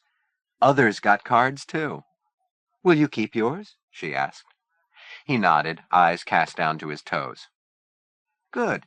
And sometime when you go somewhere, I want you to be sure and send me one from my collection, okay?" "Okay," he murmured. The quietness was suddenly rent by a shrill blast on a whistle. "Oh, gee, I think you're being paged." Leo looked up to see Reese standing on the infirmary porch with his whistle. "All right, camper, let's hop it," he called through cupped hands. Honey gave Leo's hand a brief, encouraging squeeze. "You'd better go." She ducked inside. Leo had no choice but to return the way he'd come. Reese was waiting at the head of the path, a disapproving frown on his face. "What were you doing over there?" "Talking." "About what?" "Just talking, that's all." "About me, I bet. Weren't you?" "No, we weren't. It was something else." Using the palm of his hand, Reese propelled Leo along the path in front of him. "Where have you been all afternoon?" "I was with Tiger." "You keep away from the infirmary. I don't want you going there. Tiger's not feeling well. He doesn't need spuds like you bothering him." "I wasn't bothering him. He said he was glad I came." "He was just being nice. That's the way Tiger is." "We're friends. I'm going to visit his house this fall. He's going to have me stay overnight." Reese gave him a look of disgust. "You're nuts if you believe that. The only reason he bothered with you was that Ma told him to. If she hadn't—" "We wouldn't be friends, you mean?" "I mean you're not up to his standard. It takes a special kind of guy to be friends with Tiger Abernathy." They had reached a fork in the path. Leo started off toward the infirmary, only to have Reese hold him back. "I told you, Joaquim. I want you to keep away from there." Reese wheeled and went loping along the path to the Oliphant Cottage, where the girls were sunning themselves on the dock. Chapter 5. Friday morning the talk was all over camp. Tiger Abernathy was being sent home. For once, Hank Ives wasn't first with the bulletin. Leo had already heard it from Ma. She was waiting for him as he passed her office on his way to breakfast. Wanda had telephoned Lake Winnipesaukee and spoken directly with Pat Abernathy. He and Tiger's mother were cutting short their stay and driving down as soon as they could pack up and get started. Leo had listened to the news with two minds. He realized that whatever it took to make Tiger well again must be done. But even though, thanks to Reese's edict, he hadn't seen his friend for 2 days, the prospect of his leaving camp for good was a daunting one. With Tiger gone, Leo would have only the bomber, who had taken his cue from Tiger where Leo was concerned, to depend on. When the bomber came up from the lake after swim, the two boys wandered off to the woods for a private confab. "I have to see him," Leo declared. "I have to tell him something important." "Why don't you tell me and I can relay the message to him?" the bomber suggested. "No," he blurted. The bomber's offer was well meant, but not one Leo could accept. What he had to say was for Tiger's ears alone. The bomber sensibly suggested Leo wait until after dinner that evening to get to the infirmary. Tonight was counselor's night at the lodge. Hap Holiday was putting on a locker room skit featuring Reese in the role of the little Bambino, Babe Ruth. With the counselor thus occupied, Leo would have his chance. It was getting dark when Leo on KP finished drying and putting away the last stack of chinaware, and once dismissed he ran all the way down to camp. Skirting the lodge, where the evening's program was already in progress, he made his way into the sick room by vaulting in over the sill. Tiger was listening to the radio. A fine sheen of perspiration gleamed on his brow, and his cheeks looked unnaturally flushed. "Hi," Leo said. "Hi, come on in. Where have you been?" "Reese told me to keep away. He doesn't like it that we made it up between us." "Tough stuff, I'd say. He'll just have to get over it." Leo was grateful for the vote of confidence. He tiptoed to the bedside and sat in the chair. "How are you feeling?" "I feel okay, I guess. Sort of. I've been having weird dreams, though." "What kind of weird?" "Well, just, weird. Sort of like nightmares. Everything's screwy. You know what that's like?" Did he ever? "Have you heard?" Tiger went on. "I'm leaving. Ma told me." "I don't want to," Tiger said glumly. He adjusted his position, and his eyes swerved about the room, as if reluctant to light anywhere. "Will we still see each other?" Leo asked. "Like we said?" "You mean when camp's over?" "Sure we will," Tiger said expansively. "Leave it to me." "Reese said—" "Said what?" "That you were just pretending about inviting me to visit. He said you didn't mean it." "Sure I meant it. Otherwise I wouldn't have asked you." "He said you've been acting friendly just because Ma said to." "It's true, Ma did ask me to show you the ropes, me and the bomber. But she never made me. I had you pegged right from the start." "Pegged as what?" "Well, as different, see? But good different. Something we didn't have too many of around here. Remember Icarus? I guess you thought that was nervy of me, naming your owl." "Not my owl. He was yours right from the start. I told Bomber later, I said you were going to be a very interesting member of Jeremiah, very unusual. And you were. Are. So don't pay any attention to what Reese or anybody else says. We're friends now, and we'll go on being friends. When you come to our house, I'll have my mom bake you a special lemon pie." "Great. And my dad has a friend who's a barnstormer. Maybe Dad will get him to take us up for a spin. Is it a deal?" "A deal." Solemnly they shook hands. Tiger lay back, fatigued. "Something else on your mind?" he asked as Leo started to speak, then stopped. "I was thinking," Leo began again. "What?" "There's something you ought to know before you leave. I wanted to tell you before now, only... He groped for words that wouldn't come. Tiger roused himself sufficiently to be attentive. "That's okay. Whatever it is, just spit it out. That's the best way." Now that he'd initiated the conversation, Leo was having serious doubts about going through with it. "You'll probably get mad at me," he muttered. "Try me." Leo leaned close to Tiger's pillow and lowered his voice. He couldn't take a chance on anyone's overhearing. "I've been keeping something from you. And if we're going to go on being friends, it's something you should know about. Only after I've told you, maybe you won't want to be friends anymore. It has to do with something that happened a long time ago, except, well, it's still going on in a way. I mean, it's still..." He broke off. Tiger studied him. "Does it have something to do with when you were in the asylum?" he asked. Leo shot him a grateful look. "You remember that time at Dagmar's, when I ran out of the room during the storm?" Tiger nodded. "That's when I remembered." Leo stopped, then went on, confessing the truth of what had happened that stormy night in the house on Gallup Street, getting it all out at last. Tiger listened with the thoughtful, earnest expression Leo had come to know so well. "And Rudy's still alive, isn't he?" Tiger ventured. Leo was taken aback. "How did you know?" "I just figured. He's doing time in the pen, isn't he?" Leo confessed that this was so. "And that's why you get those bad dreams," Tiger went on. "Cripes, that's enough to give anybody nightmares. I'd be screwy myself." He produced a wan smile. "You done good in spite of it, camper," he said.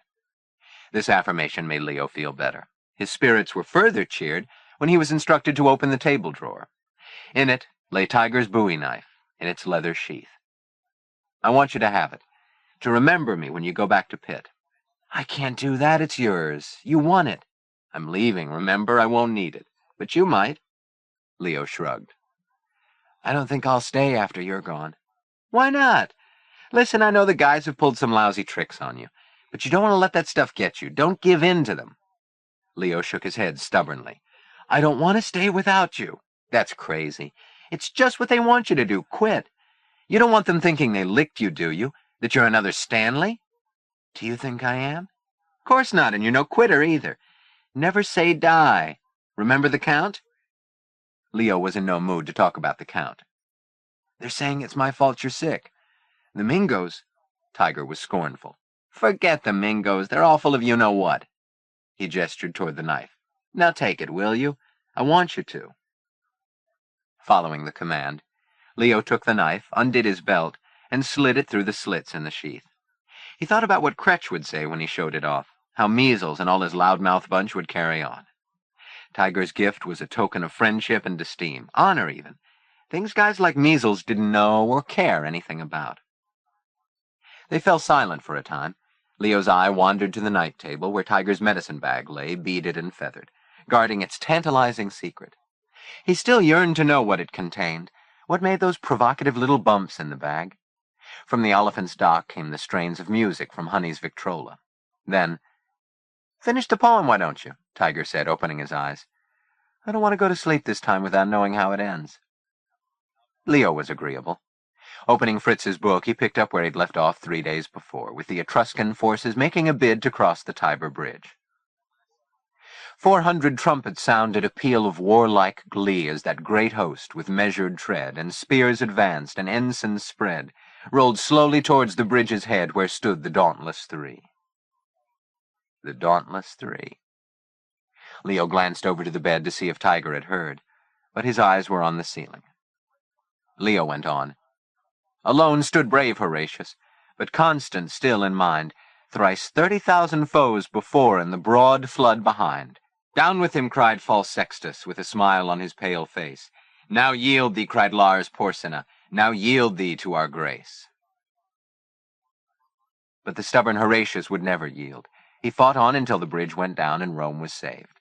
For his valor he was awarded public lands to till, and a bronze statue was erected in his honor.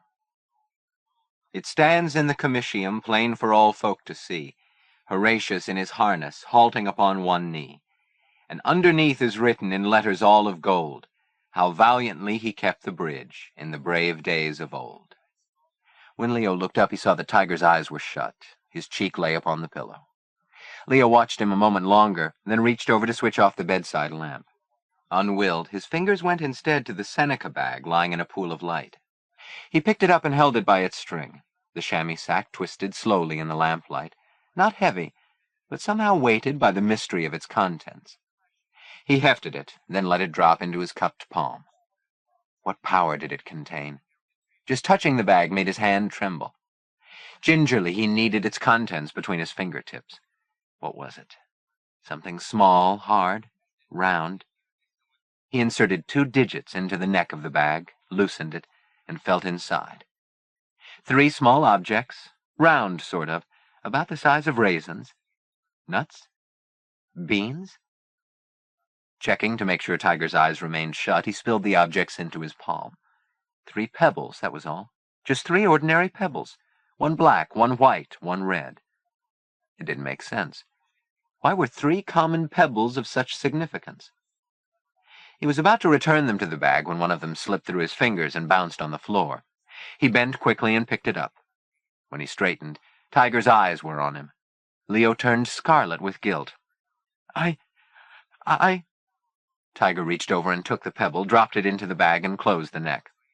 "It's okay, don't worry," he said. "I only wanted to know. It's natural, I guess." Tiger opened the bag again and spilled out the pebbles, then picked up the black stone and held it to the light. "This stone is for the earth, who is the mother of us all, who births us and feeds us and protects us all our lives.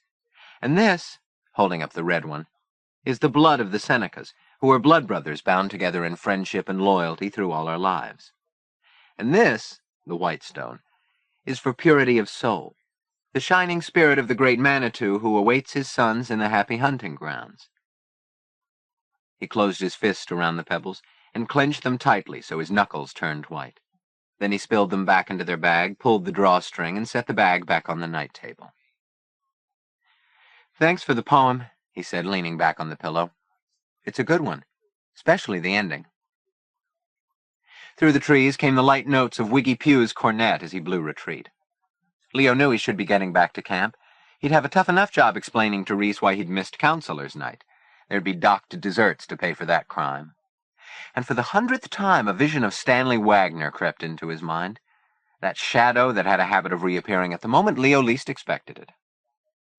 Such thoughts failed to force him from the sick room, however. Tiger had shut his eyes again. There were drops of perspiration on his brow. It felt hot to Leo's touch. Then he stirred in the bed and spoke a few words, which Leo failed to catch. "What?" he asked. Tiger mumbled again, but again the sense was lost. From across the way at Three-Corner Cove came the soft strains of dance music. "You go to my head, with a smile that makes my temperature rise. Like a summer with 1,000 Julys, you intoxicate my soul with your eyes." There was a curious thing about music heard across water, an indefinable something that altered the tonal qualities of the notes, not subtracting but adding to their sum, rounding and hollowing them, making them both remote and somehow more intimate, like the warming gleam of a familiar but far-away star.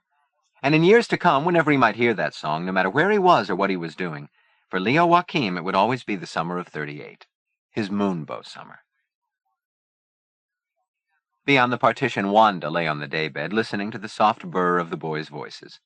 She glanced at her alarm clock. 11. It was late. She tried to picture the Abernathys in their car, rushing through the night to their son's bedside. No need, of course, no real need, she told herself. But as well they were coming, just in case. She must go in and shoo Leo out. Hearing a sound, she sat up. A dark shape slipped through the open doorway. Wanda smiled to herself as she listened to the nails clicking on the floorboards. Well, who cared, really? A dog wasn't going to hurt anything. She could hear the music from over at the Oliphants. She lay thinking in the dark, then felt her eyelids drooping. She hadn't slept, she was certain of it. Yet when she looked at the clock again, its phosphorescent hands told her it was 10 minutes past midnight. She got up quickly and tiptoed from the room. In the adjoining one, Tiger lay on the bed with his eyes shut, his free leg angled and sticking out from beneath the sheet.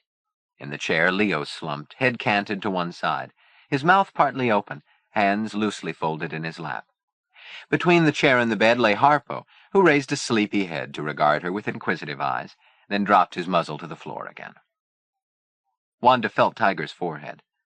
It was moist and warm. Too warm. Still, if he was resting, she didn't want to disturb him. There was no telling if he'd get back to sleep again. She checked her watch. She estimated the Abernathys would arrive sometime after breakfast. Certainly not before. 150 miles was a good distance to travel. She went back into the other room, lit a cigarette, and sat smoking as she looked out into the darkness. Hours later in the sick room, Leo came awake in his chair. It was Harpo who'd roused him. The dog was sitting close to the bed, rubbing the crown of his head against the bed rails, whimpering, and Leo got up and went to calm him. Absently, he stroked the animal and stared down at Tiger's head on the pillow. His cheeks had lost their bright color, and when Leo touched his friend's forehead, it felt cool. He got his chair and sat close to the bed, wishing Tiger would open his eyes so they could talk some more. After a while, Harpo sat up, then clambered awkwardly into Leo's lap, where he sat licking his face, looking from him to Tiger in the bed. The animal felt hot and heavy, and Leo wanted to put him down, but he didn't. Under his thick, curly coat, the dog was trembling. Probably he should be put out.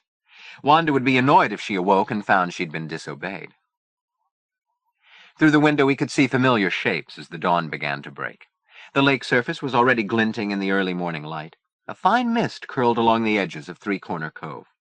On the wash line, 3 sets of female bathing attire hung: Mary Ann's, Honey's, and Sally Berwick's. Doc's Chris-Craft rode at easy anchor, calm and motionless.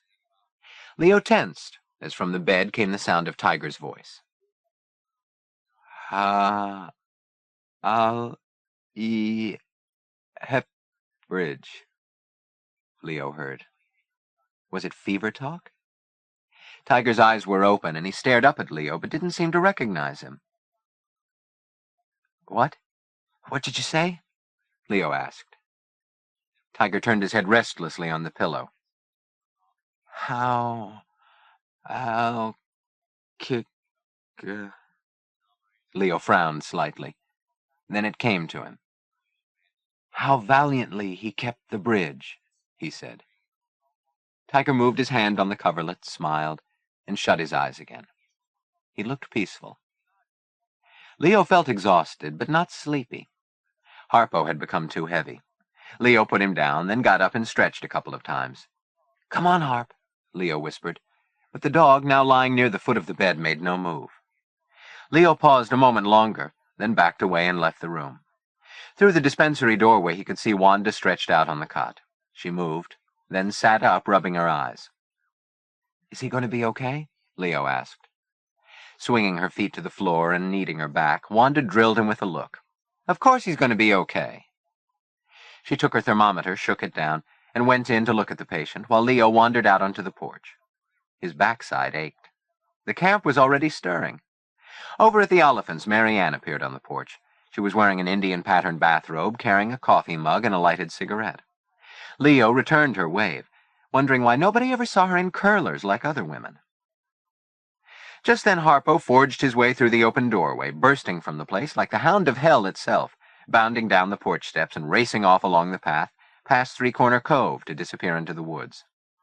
A moment later, an unearthly howl arose that raised the hair on the nape of Leo's neck. Gosh, what's wrong with that poor creature? Mary Ann called over. No one answered. On the infirmary porch, Leo was backed against the railing so hard a spur hurt his leg.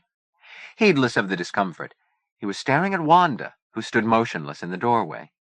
Her brimming eyes sparkled in the morning light, but people like Wanda didn't cry. They helped others dry their tears. In a husky voice, she told him she was going over to use the Oliphant's telephone. Gripping the porch post, Leo followed her with his eyes as she went down the steps and along the path. Then he walked back inside. In the sick room, the shades were pulled down to the sill. The bedsheet was drawn up over the pillow. He could make out the general shape of Tiger's head underneath. He did not go inside the room.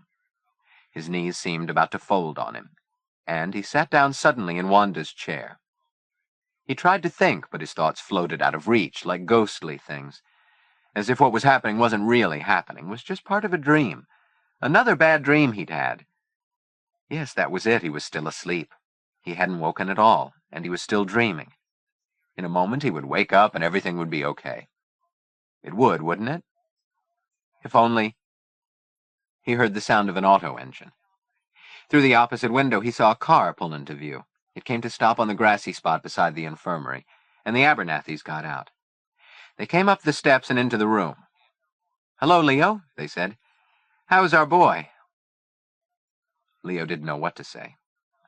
He ducked his head and didn't look up again until they'd gone into the other room. He went on to the porch again.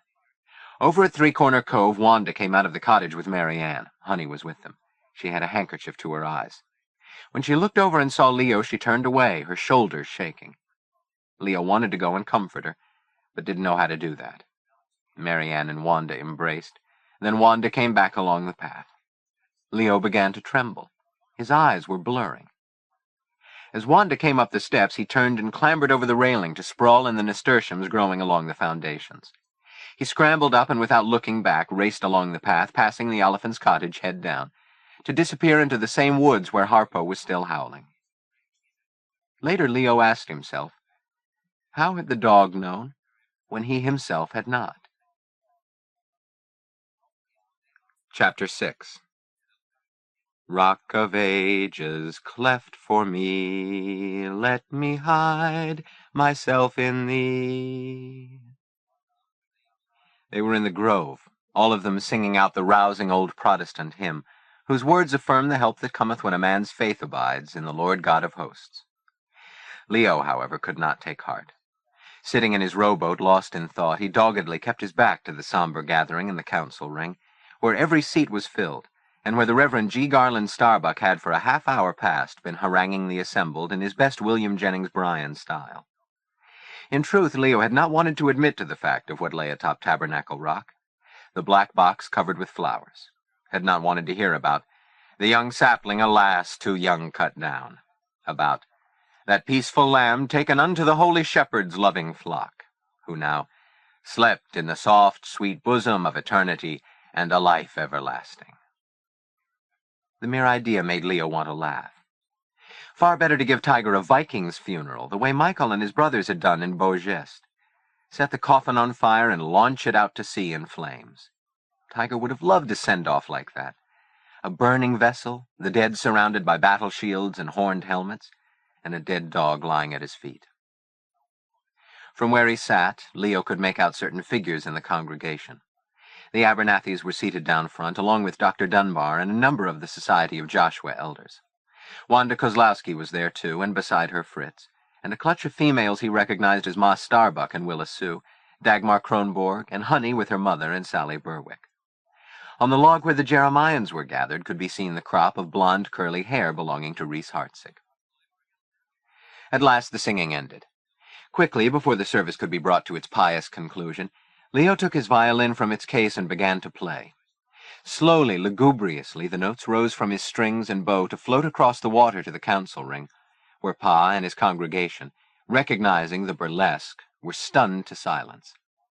Indignant heads craned toward the water to view the solitary and defiant camper out in the middle of the lake, and as the tune's title was whispered among the subdued rows of campers, they asked themselves who but Leo Joaquim would have chosen to play a dumb ditty like "The Music Goes Round and Around" at such a time. Pa was already enjoining his boys to raise their voices in an impromptu rendition of "Washed in the Blood of the Lamb," which resulted in a sort of musical duel, with all contestants, the multitude in the grove, and the party of one in the rowboat, doing their utmost to be heard. Then, as the onshore chorus swelled mightily, Leo switched tunes and tossed "Pop Goes the Weasel" back in their teeth. The louder they sang, the louder he played, as though his solo rendition could drown out the choir of voices mounted against him. Louder grew the clamor, more jarring the contrapuntal notes, the jazzy, syncopated beat vibrating against the stolid, declarative phrases of the hymn. There would be the usual reprimands for his mischief-making, of course. That was to be expected. But Leo didn't care. This was what Tiger would have wanted. Tiger would have understood. Tiger, who lay in the box on top of Tabernacle Rock. If only Leo could share his grief with someone as Harpo did. Ever since Tiger's death, the dog had roamed the camp road up and down, baying his sorrow. This morning he had been locked in the old cold cellar under the crafts barn, where Ma stored her jams and preserves in an ancient icebox of yellow oak lined in zinc, so as to keep him from creating a disturbance during the service. But he must have escaped, for now he had taken up a picket post somewhere in the woods and was howling his fool head off. Leo had a pretty good idea of how lonely Harpo must feel. He looked down at the knife, the Bowie knife Tiger had insisted be his. Since Tiger's death, he had kept the knife hidden from sight. He wasn't going to let anyone rob him of Tiger's parting gift. But today, he had decided, he had to wear it no matter what, just as he'd had to play Tiger's favorite song. Finally, the singing stopped, and the last bars of Leo's music hung in the torpid air, then melted into silence, leaving only their mocking memory. By now the gathering was breaking up, the council ring emptying, and Leo, laying away his instrument, noticed someone standing on the canoe dock. The thick, burly figure of the bomber stood waving him in. He must go in, mustn't he? Go in and face what awaited him? For with Tiger's death he had become more than ever the camp pariah. Though no official decree of Scarsdale had been issued regarding him, hardly anyone was speaking to him. Every look, every pointing finger and whispered word said it was his fault, that he, Leo, was to blame. If it had not been for Wacko, there would have been no service, no coffin, no dead friend. As for Reese, having forbidden Leo to visit the infirmary, and then learning that he'd been at Tiger's bedside when he died, he was more vindictive than ever, determined to extract the last ounce of punishment. Feeling imperiled on every side, Leo was wishing he had never come to camp. How was it possible for him to feel like this, when only a few short weeks ago he'd been so happy, when everything had seemed so fine?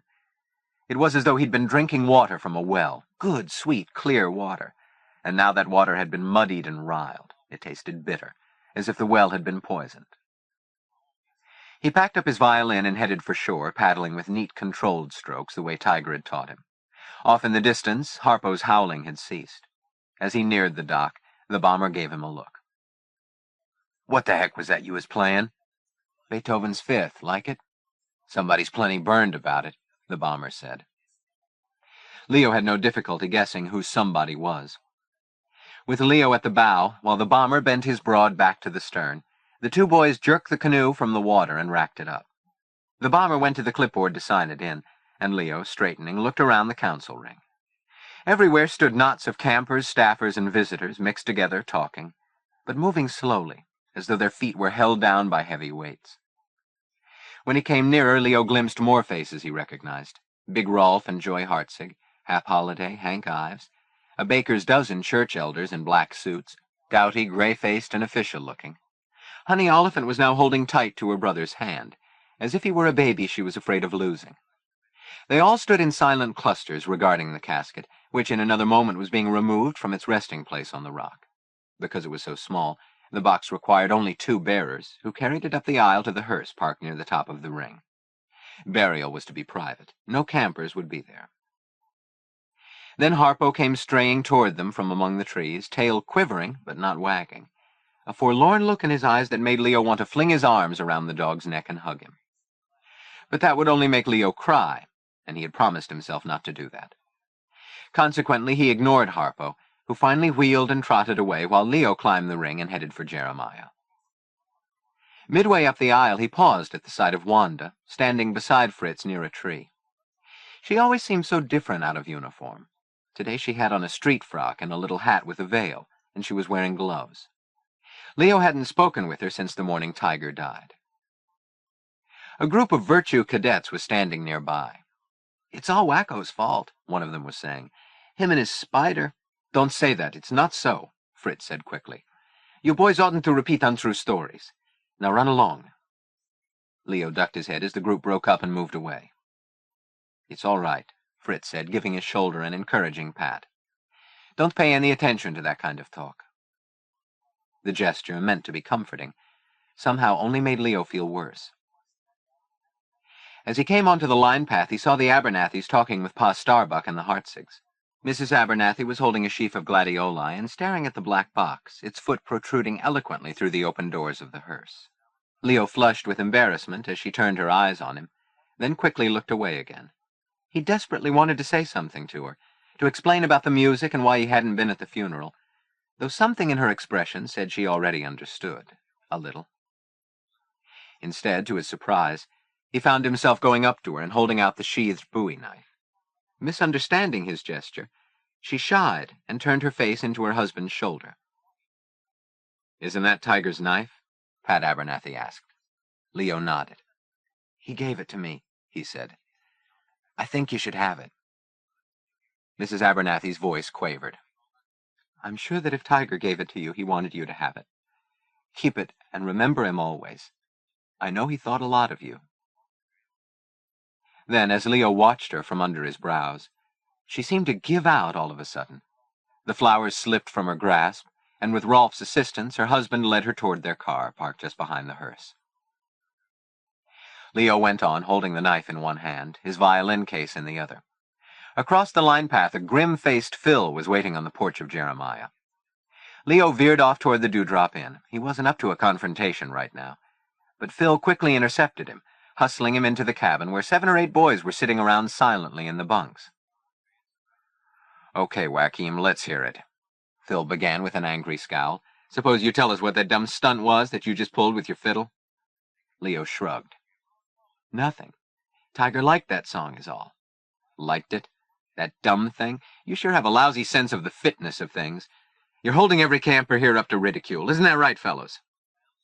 Leo glanced about at the funeral-solemn, resentful faces. Dump, Monkey, Eddie, Ogden, and Klaus. Faces that had shown no friendliness in some time. And others, Dusty, Emerson, who since Tiger's death had kept their distance. It fell to the bomber to take Leo's part. "Cripes, leave him alone, Phil, why don't you?" he protested. Phil whirled on him belligerently. "Listen, Toadface, you better button up if you know what's good for you."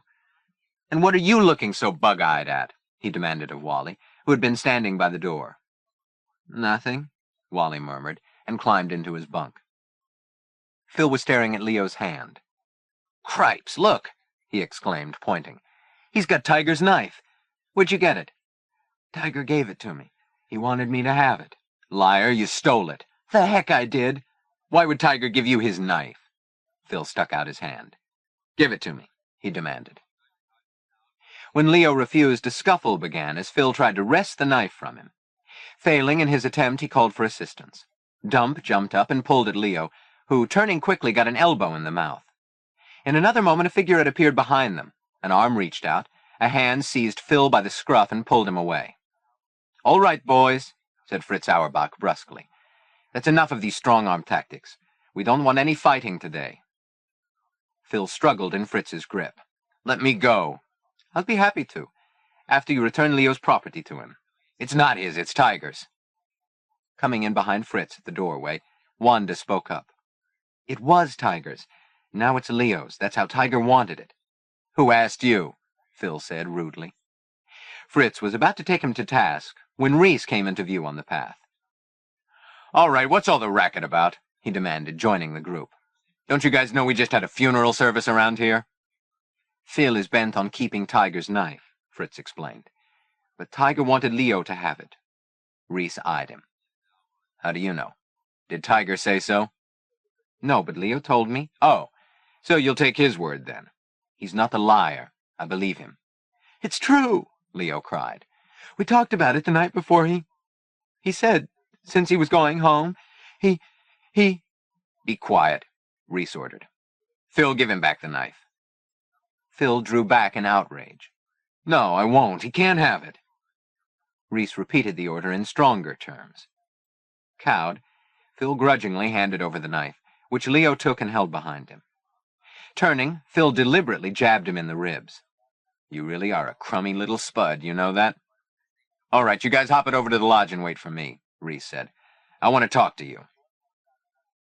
Obediently, the boys trooped out of the cabin, all but the bomber, who lingered in the doorway, waiting for a word with Leo. "Hey, that means you too, Jerome," Phil snapped from outdoors. Reese fixed his eye on the bomber, who nodded, then turned to Leo. "I gotta go. I'll see you after, huh?" He left the cabin, bringing up the rear as the others followed behind Phil and disappeared along the path to the lodge. Reese turned his attention to Fritz, who was examining Leo's bruised lip. "They just won't stop, will they?" Fritz said. "They would if they weren't given provocation. And while we're on the subject, what are you doing around here anyway? I thought I told you to keep out of my camper's business."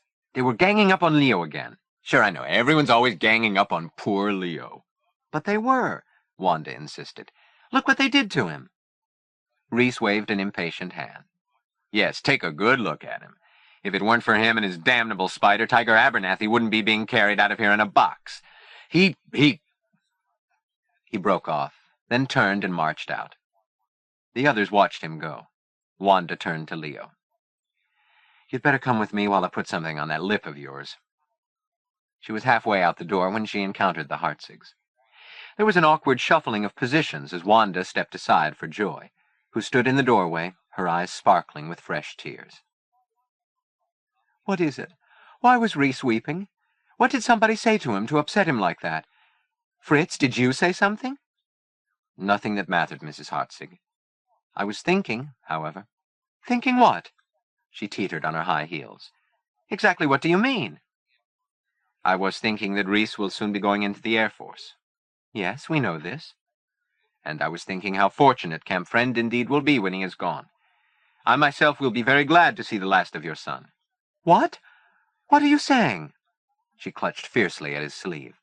"How can you say such a thing, especially after all his father has done for the camp, After all Reese has done. Fritz looked her in the eye. What has he done, Mrs. Hartzig? He asked quietly.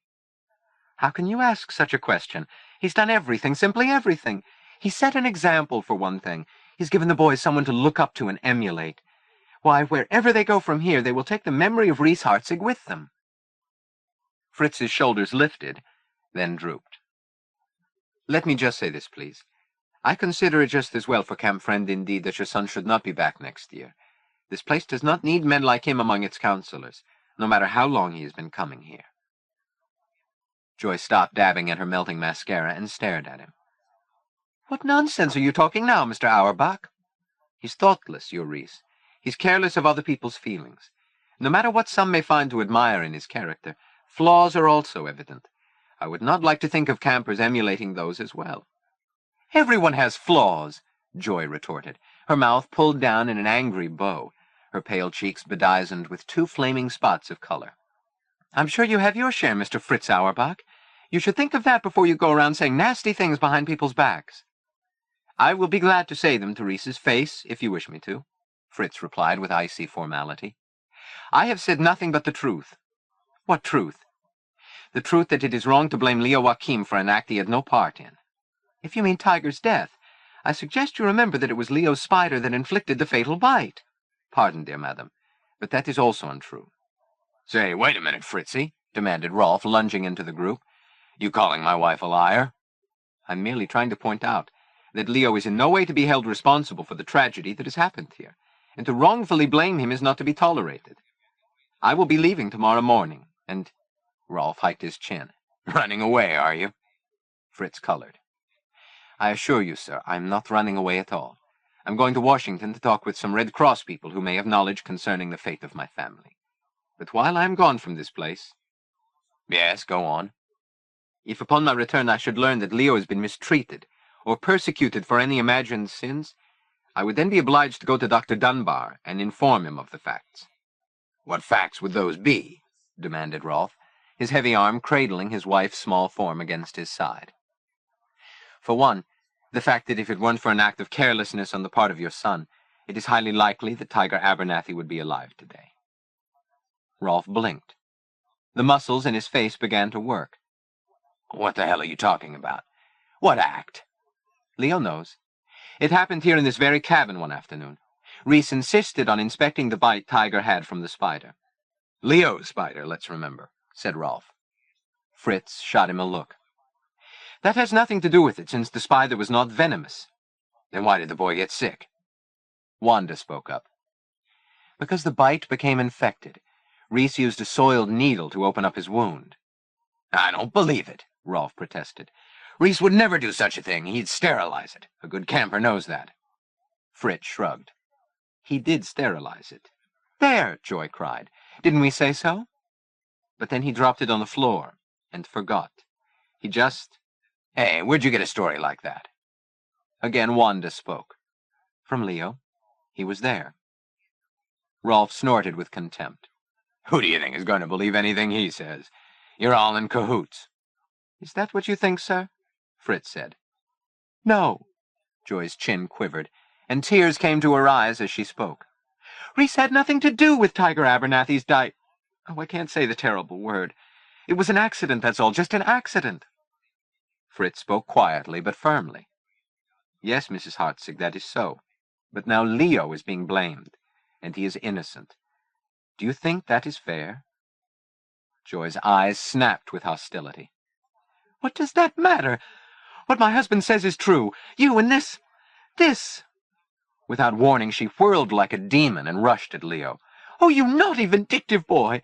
This is all you're doing, to tell a story like that. Reese is right. You never should have been brought here. They had no business sending you. You've caused nothing but trouble from the day you arrived in camp. You're the one who's responsible. You killed Tiger with your nasty spider. You're the killer, if anybody is.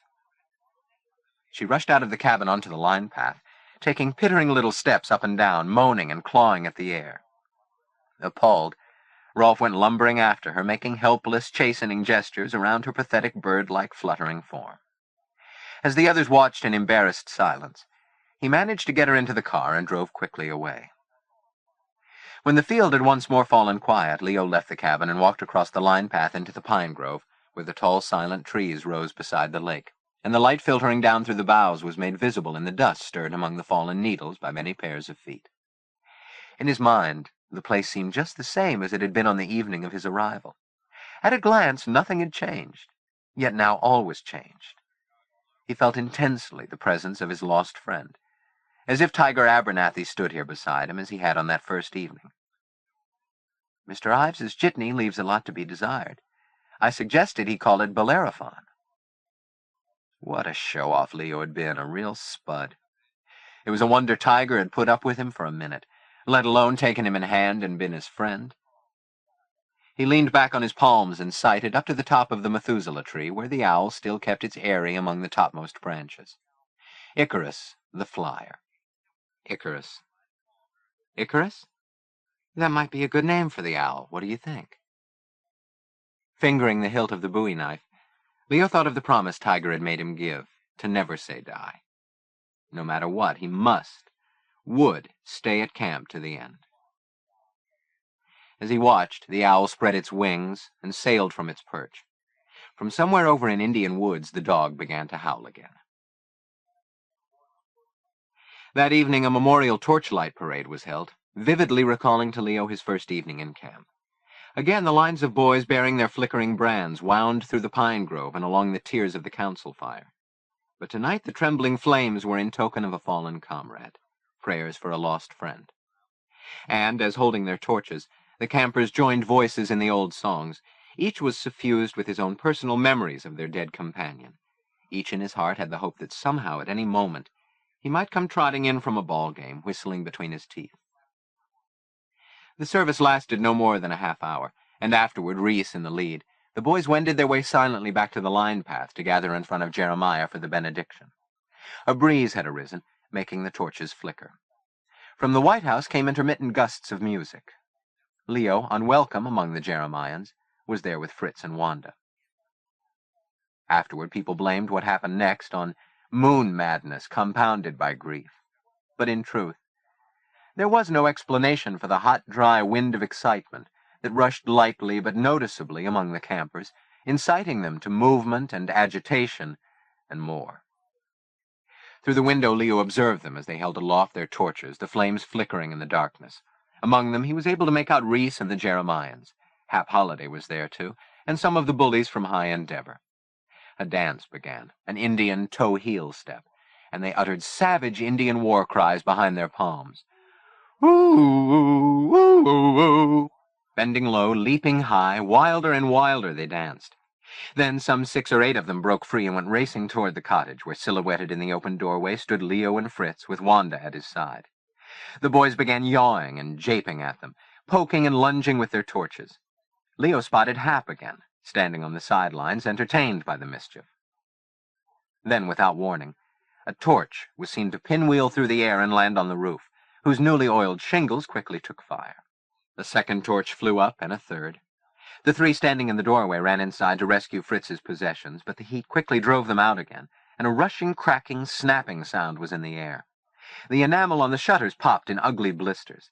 The clapboards buckled with the heat, singing out their protests against the flames, while the little grove of white birch trees became so many torches, writhing in their turn, their foliage burning away until only black poles were left, like the bars of a prison. By the time the firefighting equipment arrived from Woking Corners, nothing remained, except a heap of blackened ruins. Everything was lost. The chess set from Hong Kong, the pewter-lidded stein from Neuschwanstein, the precious album of stamps, including the upside-down airmail special, the record collection, its shellac discs melting and flowing together to form a black, viscous puddle of classical composers, and that singular novelty Fritz had been so proud of, the voice of Johannes Brahms, talking on the telephone with Alexander Graham Bell. Chapter 7. In those waning days of summer, Ma Starbuck's Concord grapes had reached perfection, their gleaming purple jackets dusted with white like frost or sugar glaze. But this summer Ma hadn't put up her usual batch of grape jelly, and so the boys had been allowed to pick an occasional bunch, until the arbor had been largely denuded of its fruit. Now, in the early afternoon, on the last full day of camp, Ma sat with Dagmar Kronborg on the slatted bench beneath its dusty fading leaves, snapping string beans into an enameled colander. The two women had been commiserating over the recent tragic events, Ma tearfully blaming herself for Tiger's death, as if she had somehow been remiss in not having looked after him more closely, and Dagmar, more pragmatically, saying that such things happened in life. No one could have prevented it. The terrible fire that had consumed the cottage, however, that was something else. What could they have been thinking of, those boys? Dagmar's eyes flashed dangerously as she considered the unfortunate incidents that had led up to the disaster, and the fact that thus far Pa Starbuck had not found it necessary to bring any kind of critical pressure to bear as a result of the boys' wicked behavior. Moreover, while the police and fire officials had been interrogating both campers and staff, nothing had as yet come of their inquiries. Nor thought Dagmar did such seem likely. Even Wanda, when questioned, had been unable to identify any of the perpetrators, though Fritz, never one to take things lying down, had sworn that upon his return he would force the issue with both Pa and Dr. Dunbar. "And Fritz, has he left camp yet?" Dagmar asked. Ma dabbed at her eyes with a handkerchief. As planned, Fritz had departed on the morning bus for Hartford, where he would entrain to New York and Washington to meet with the Red Cross group. Ma described the farewell between him and Leo, who, after Hank's jitney had taken Fritz away, looked as if he'd lost his last friend. "Maybe he has," Dagmar said. With both Tiger and Fritz gone, Leo was more vulnerable than ever, and she deeply regretted the coolness between them. Ma's eyes welled with tears again as she confessed that she hardly knew what to make of it all anymore. How could things have gone so wrong? Camp Friend, indeed, wasn't a place where bad things happened. It was a place for boys to spend a pleasant summer and enjoy themselves. They'd never lost a camper, never had the least bit of trouble, except for Stanley Wagner, who was the exception that helped prove the rule. And now, Tiger, best trooper in camp, dead and buried, and all of Fritz's things gone up in flames. A dark cloud seemed to hang over the camp, Ma said, and she feared that worse was to come. Dagmar declared tartly that a man who walked around with his head in the clouds all the time couldn't expect to avert trouble. "Gar's either a child or a fool," she added, then looked up to see the man himself coming into the arbor. Well-a-day, Pa said as he lowered himself onto the bench, where long ago he had lovingly carved a pair of initials, his and Ma's intertwined. Pushing back his hat, he wiped his brow, wagging his head in disbelief like a farmer at a two-headed cow. "Well-a-day," he repeated mournfully. Dagmar's lips pinched at the corners. She knew what well-a-day meant. The trials of Job were nothing compared with those that were now to be retailed in her ear. What, Pa dolorously asked, had he done to deserve all that now beset him? Whence came these tribulations? And why Tiger, of all boys, to be taken? Tiger Abernathy. Now there was a man, he exclaimed. A boy, true, but in time a man. Regrettable loss. Indeed, no one mourns his death more than I. But we can't bring back the dead, can we? Do not mourn me when I have crossed the bar, for I am mortal clay. That's what that boy'd be telling us if he could. He passed a hand across his face. Well, enough. The world's a garden of roses if we can but forget the thorns. He sighed again and contemplated the middle distance. A frown creased his brow, and he tugged ruminatively at his lip. Never should have had that orphan kid at camp, he went on illogically. Trouble's his middle name. Spiders! Oh, don't talk such foolishness, Gar, Dagmar exclaimed. You ought to be a comfort to the boy, not blame him for what was not his fault. Pa sighed and cast his eyes heavenward. Yeah, we have tried. We have endeavored. Dagmar was clearly at the end of her patience. Oh, bother endeavor, she snapped. If you'd just kept your eyes peeled, if you'd only paid a little attention instead of always going in search of a new warbler or titmouse. Pa's smile was beatific. Dagmar, I confess it. When I'm with the birds, I am one with my Maker. As I tell my boys about our feathered friends. Yes, your boys, but not the one boy, Ma put in. Dagmar's right. I've got bad eyes, it's true, but it's not me who don't see Garland Starbuck. Pa stared at her, taken aback by this unexpected outburst. Why, Mary, he began with some consternation, only to be cut off. "Never mind the talk. You know as well as I do Leo didn't cause Tiger's death. And if he didn't, he's still a mischief-maker. Look at what he wrote in that journal of his. And putting on the Buffalo Bill war bonnet the way he did and prancing around in it, why, it's like spitting on the flag." Dagmar moved her torso around inside the jacket of her blue suit, too hot for the weather. "Oh, be quiet, Garland, for pity's sake. If I hear another word about your precious Buffalo Bill, I shall lose my patience." "Oh, never do that, my dear," Pa expostulated mildly. "The great man presented me with that headdress with his own 2 hands. It was the greatest day of my life, the very greatest. Why, I remember the look in that old Indian fighter's eye. Oh, Pa!" Ma looked at him with a baffled expression. "Must you go on so?" Pa hiked his chin. "Why not? I pride myself on possessing such a memento." "Oh, stop it, can't you?" she said at the end of her patience. "You may possess that bonnet, but it never came from Buffalo Bill. And don't look at me like that. You know perfectly well Buffalo Bill never gave you a nickel in change, let alone the time of day." She turned to Dagmar and explained. "It's just a story. Just one more of his fanciful tales to tell to the boys. It's no more true than his Moonbow tale." Dagmar straightened in her seat. "You mean it was all made up? About the bonnet?" Ma nodded sadly. "Yes, all made up." Dagmar was shocked. "Are you saying that boy was sent to Scarsdale over a fake?" She glared at Pa. "What a fraud you are, Garland Starbuck!" "Yeah." He countered this accusation with his characteristic wheeze. Then, as though coming out of a reverie, he gazed at his wife with brimming, reproachful eyes. "It was a good story, Mary. The boys always liked it." "But it was a lie!" Dagmar exclaimed. "I don't see where's the harm in a bit of exaggeration. Everything in life can't be true, can it? It can't all be real. Sometimes a little story eases things along. Truth's not the only thing makes a man happy." He furrowed his brow and gave Ma a small, wistful smile. "If I am wrong, I hope I may be forgiven."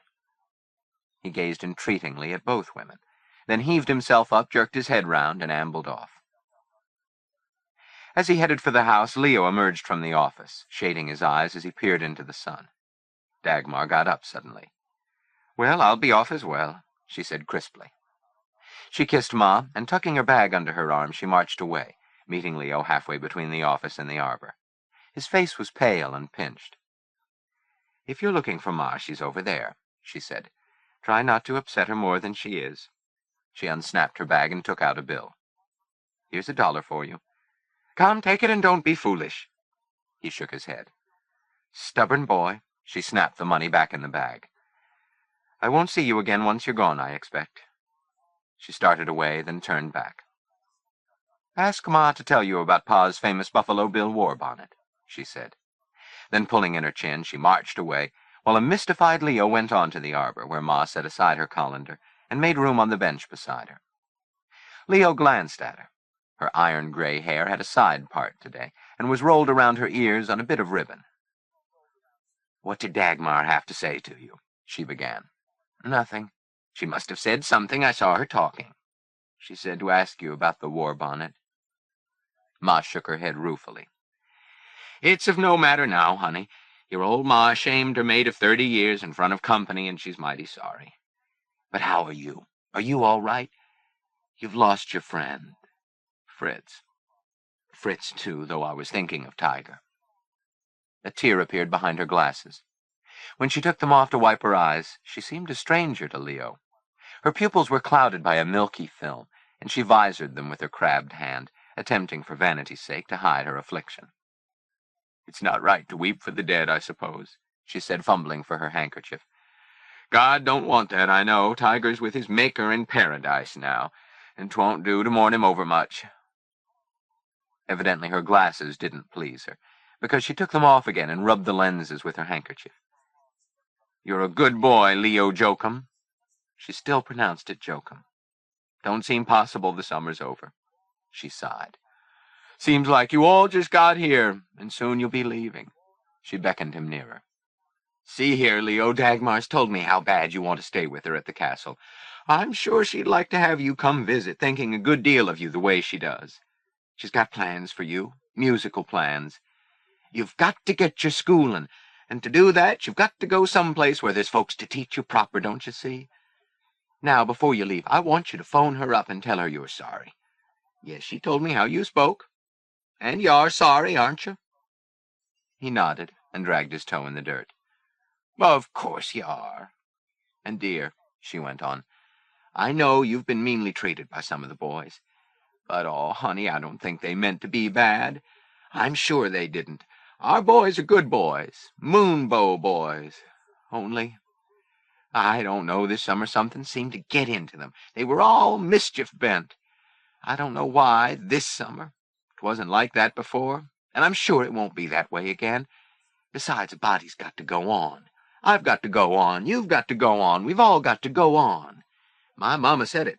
A man's got to find his own way home." Leo nodded. "Well, go along, then," she said. She sighed again and peered at the cat, lying on the slates. "Jessie, supper time, is it?" She heaved herself up and went to get Jezebel the tasty fish head Henry Ives had saved for her. When Leo crossed the compound, he found Pa waiting for him. "I wish a word with you," Pa said, beckoning. Leo approached hesitantly, not knowing of what he might be found guilty this time. "Well, young man," Pa began, running the tip of his tongue around his store-bought teeth. "And how are we today?" Leo offered a positive report on his current state of health and general well-being, while Pa managed not to look directly at him. "Yeah," he said. His tone took on an unaccustomed intimacy. "See here, son. I want you to know I've been deeply distressed at some of the things that have happened around here this summer. Can't think what possessed our campers to behave like savages. A pack of miscreants they were. But let us not be too harsh in our judgments, eh? Boys will be boys, I always say. Too quickly they all grow up. Too soon they must face the cares and burdens of adulthood. Glad men from happy boys, eh? There's the spirit. The good old friend indeed spirit." He smote his kneecap. "I say, let the lads have their fun while they may. Make hay while the sun shines, so to speak." Before Leo could properly respond to this, Pa sighed again, then went on. "We must take these setbacks in stride, you know. After all, God gives us no heavier burden than he provides us with the strength to bear, isn't that so?" He took out his pocket square and pressed his lips. His eyes were moist as he looked at Leo, planning his next words. He started, stopped, began again, employing a confidential tone. "I find myself hoping that, should occasion arise when Dr. Dunbar and the friends of Joshua come among us again, that you might withhold comment as to what has transpired here. It's all in the past now. Why make more of it than necessary, So I'm wondering if I could possibly prevail on you. We don't like to get Big Rolf upset, do we? Not when he's in such a giving frame of mind. I think I can say we would be one of the first camps on the whole eastern seaboard to have chemical toilets, should Rolf decide to afford us them. In the meantime, if it's all the same to you, we needn't say anything to anyone about these matters, need we? After all, accidents will happen. And Dr. Dunbar, fine gentleman that he is not required to know everything that goes on here at camp now, is he? He wove his fingers into a basket, allowed his eyes to meet Leo's, and quickly shifted them. Well, go along then," he said, and sent Leo from him with a finger on his shoulder. The screen door slammed behind him, and in a moment the radio came on. Vic and Sade. Leo did not linger, but headed for the lower camp. In the loft doorway, Reese Hartzig leaned against the lintel, his expression coolly thoughtful, as fingering his cedar heart he watched Leo trot down the meadow path. He straightened. Then, moving quickly down the stairs, he crossed the compound and crept up to the office door. He peered through the screen, and, satisfied that the place was empty, opened the door quietly. Once inside, he went immediately to Ma's desk and slid his fingers under the ink-stained blotter. He used the key to open the pie safe, from which he removed the manila folder Ma had placed there. He shut the door, returned the key to its place, then slipped the folder and its contents inside his shirt. As he started to cross the room again, something caught his eye, and he froze. Willa Sue was watching him from the hallway. He glared at her. The girl started to shake. He thrust her roughly aside and headed for the door.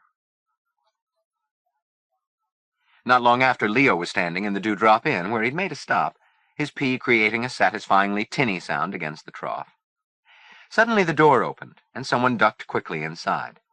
Wally Pfeiffer. He halted back to the door, staring at Leo, his large eyes blinking rapidly. Leo grimaced. He had paid hardly any attention to Wally since Tiger got sick. "I've got something to tell you," Wally began, a worried expression on his face. "I know you don't like me, but—" "Cut it out," Leo said. "What is it?" As Wally darted a furtive look out the window, the sound of cheering could be heard coming from the far edge of the playing field, where the final round of the last archery tournament was in progress. Obviously, someone had just hit a bullseye. Sliding a sidelong glance at Leo, Wally said, "You better get out of here. You're in trouble." Leo couldn't resist a snicker. "Tell me something I don't know." "It's true, the Mingos. They're going to get you." Wally lowered his voice further. "Remember Stanley? Stanley Wagner?" "What about him? Do you know what happened to him?" "Sure, he stole a paperweight from the castle and got caught." "He didn't steal it." "I did." "You did?" "The whole thing was Reese's idea. He wanted Stanley out of camp, and he would have done anything to get him out, right from the start." "You mean he didn't want him in Jeremiah, isn't that it? Because he was afraid Jeremiah'd lose the trophy?" Wally nodded. "Then Stanley was framed." Wally nodded again. "I sneaked the paperweight out of the cabinet and slipped it to Phil. He hid it in Stanley's suitcase. Then Reese held an inspection and made believe he accidentally found it." "Why didn't Stanley deny it?" "He did, but the sachems put him in Scarsdale anyway. Reese thought that would get rid of him, but Stanley fooled him. He stuck it. Reese was really mad. When Scarsdale didn't work, they locked him up in the haunted house in the cellar and scared the heck out of him. Stanley was a mess. He called his folks and they came and took him." "Why didn't they do something?" "Maybe they didn't believe him. He was a big storyteller, Stanley." "Then why didn't you do something? You knew the truth." I couldn't. Phil threatened me. He said if I told, he'd fix me. And he would. He likes hurting people. You remember after the snipe hunt, when he was mad at you? He was the one who put the guys up to making you climb the ladder. He said you'd never jump, so you were bound to get paddled. Leo buttoned up, then stepped away from the trough, looking Wally up and down.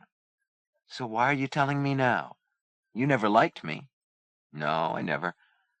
Only—" A fierce scowl knit his brows, and his voice was a hoarse rasp as he again looked out the window, checking for eavesdroppers. "It's because of Tiger," he said earnestly. "What do you mean?" "He was the best guy in camp, Tiger," Wally said. "And he didn't have to die. It was Reese." "How do you know?" "I was there," he declared forcefully. "I was just coming in when Reese dropped the needle. I saw it, too." Leo shook his head in disbelief. "You saw it? And you didn't say anything? Everybody blames me." Wally spoke urgently. "I know, that's why you've got to get out." He looked around before going on. "They don't want you leaving camp without getting back at you. If you're smart, you'll scram while you still can get away." Leo squinted hard at him, trying to see the truth. Wally was about to say more when the dinner bell rang. There was no more time. Wally would leave first, then Leo. "Be careful," Wally cautioned as he started out. "They're watching you." He slipped through the doorway. In a moment, Leo followed him. The camp seemed eerily quiet. A light breeze drifted from among the trees on his right, carrying with it the faintly recognizable calls of baseball players on the upper playing field, their voices distorted by distance. The gradually fading light produced a milky iridescence, uncommon greens tinged with blue, blue with violet, purple shadows flecked with gold, and over all an opalescent glaze like the mother of pearl in seashells. As Leo headed away from the dewdrop, strains of music reached his ears. Someone was playing a violin. Badly. He broke into a run. When he reached Jeremiah, he was confronted by the sight of Billy Bosey perched on Reese's footlocker. Leo's instrument clamped under his chin as he sawed away on the strings. The bomber, sitting cross-legged in Eddie's bunk, was grinning hugely, while Pee-wee Oliphant peered down from Tiger's empty bunk. "What do you think you're doing?" Leo cried, outraged. "You don't know how to play that." "Hell, I don't. Give a listen, kiddo." He sawed some more, while Leo stood by, not knowing what to do. If there was a scuffle, the violin might get damaged. Bosey grinned. "Some hot stuff, huh?" Leo tried to seize the instrument, but Bosey held it out of reach. "Hold your water, wacko. I'm not finished," he said. then passed the violin behind him to Dump. Leo ran around the cot and tried to take it from Dump, only to see it handed to Monkey, who handed it to Eddie, who slipped it back to Bosie. Each time Leo tried to grab it, he ended up empty-handed. Furious, he stormed at Bosie again, who this time handed it to Pee-wee, who in turn slipped it to Blackjack, who began strumming it like a ukulele, singing Sweet Leilani through his nose. Then the bomber let out one of his blasts, causing further ribaldry and the usual chorus of "Bomber did it! Bomber did it!" The bomber heaved himself up and began fanning his rear end. "P.U.!" Pee-wee shouted, holding his nose. Just as the bomber went to reseat himself in the bunk, Ratner inserted the violin under his rear end.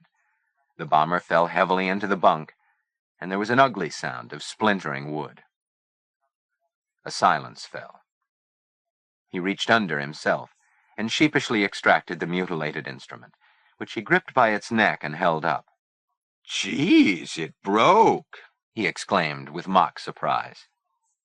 There was a chorus of oohs, and Leo felt the sting of tears as he took the pieces, several of which dangled from the strings.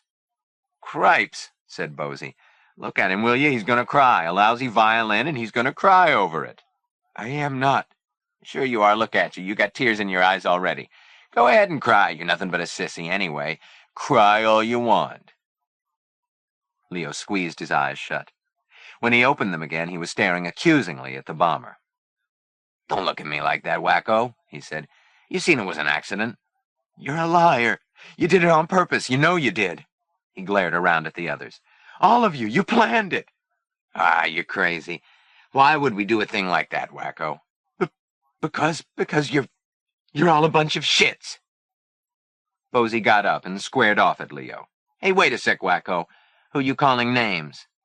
"You. The whole bunch of you." He had more to say, but he was silenced by the sound of cheers coming from the playing field. A few minutes later, Phil jumped onto the porch, clutching something in his upraised hand. "Look at what Reese knocked off," he declared proudly. Hanging by its feet like a Christmas goose, head down, eyes glazed, was the owl, an arrow still piercing its breast. Blood dripped on the warped floorboards. Leo turned and bolted. Outside, the sun had slipped behind the clouds, and it seemed to him to have taken with it all the warmth of the world, all the sweetness and goodness of it, leaving behind only a dusky bleakness and changing ordinary objects, the archery butts, the dewdrop inn, the cottage ruins, the green hornet, into ribbony shadows, as if the edge of the playing field were the edge of the world, and beyond that lay terra incognita. Chapter 8. Evening saw the farewell banquet in the dining hall, with the tables decorated with ferns and flowers in token of the camp's last big night of the summer.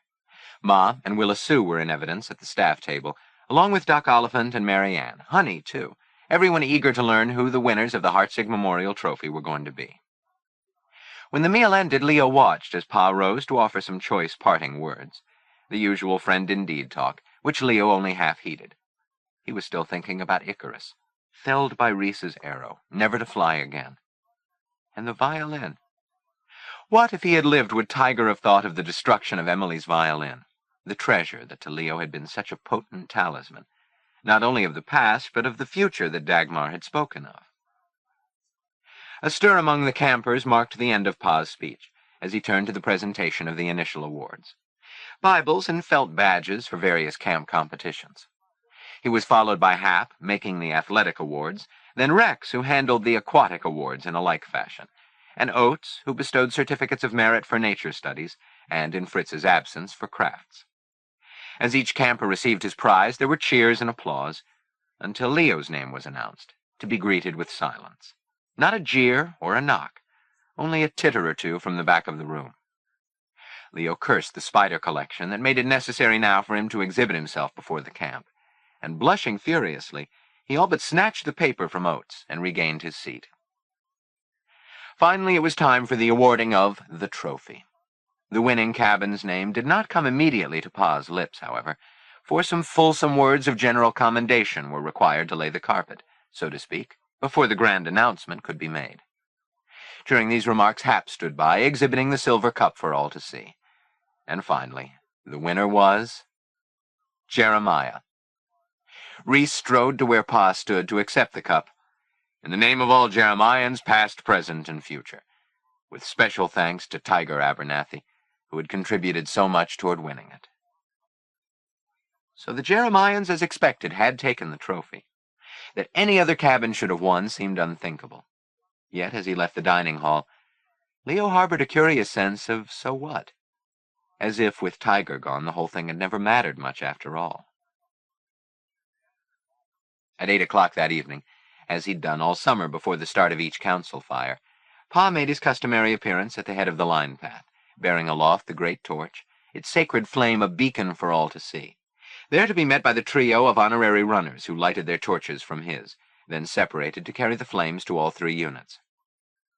Was it possible, thought Leo, watching the ceremony from Old Faithful, where he'd been waiting alone, that this was the final campfire of the season, the last time the Senecas would meet, the last telling of the Moonbow tale? Could it really be that 8 whole weeks had elapsed since he had come to camp? Possible that Tiger Abernathy was actually dead, that Leo would never see him again, that on this last evening they wouldn't be sitting side by side at the council fire, sharing in the fun. Half an hour earlier, as he prepared for the evening's activity, he had felt the prick of goose pimples along his legs. He still wanted to leave, to get out, but he had promised Tiger he wouldn't run away, and he wouldn't, despite all that had happened. Never say die. As a result of Wally's warning, however, he had slipped Tiger's compass into his pocket and had buckled the knife onto his belt. The funny thing was, Wally himself hadn't shown up since dinner, which didn't necessarily mean anything, since for the past several days he'd been giving both the cabin and Phil a wide berth. Still, the torchlight parade had started, and it wasn't like Wally to miss formation. By now the runners had passed along the line with the fire, and the torches having been lighted, the procession began, as it had begun on Leo's first night at camp. Then he had thrilled at that bobbing, flickering necklace of flames, and at its promise of friendliness and good fellowship. Now it seemed silly, almost meaningless. As he fell in line behind the others, he was glad he'd put on his sweater. The evening air suddenly felt moist and clammy, and presently a fine, silvery mist, too light to be a fog, began to fall, refracting the smattering of pallid moonlight and giving the night an uncommonly eerie look, pale and silvery. Entering the council ring behind the rest of the Jeremians, Leo noted that Pa had already assumed his customary place in the twigged chair, his back to Tabernacle Rock, watching the boys as they filed into the rows, nodding at this one and that, his cheeks red as pippins, his blue eyes twinkling in the firelight. As always, the air in the grove was scented with the pungent odor of pine, but the damp chill this evening caused Leo to shiver, and taking his seat among the Jeremians, he hunched forward, hugging his bare knees.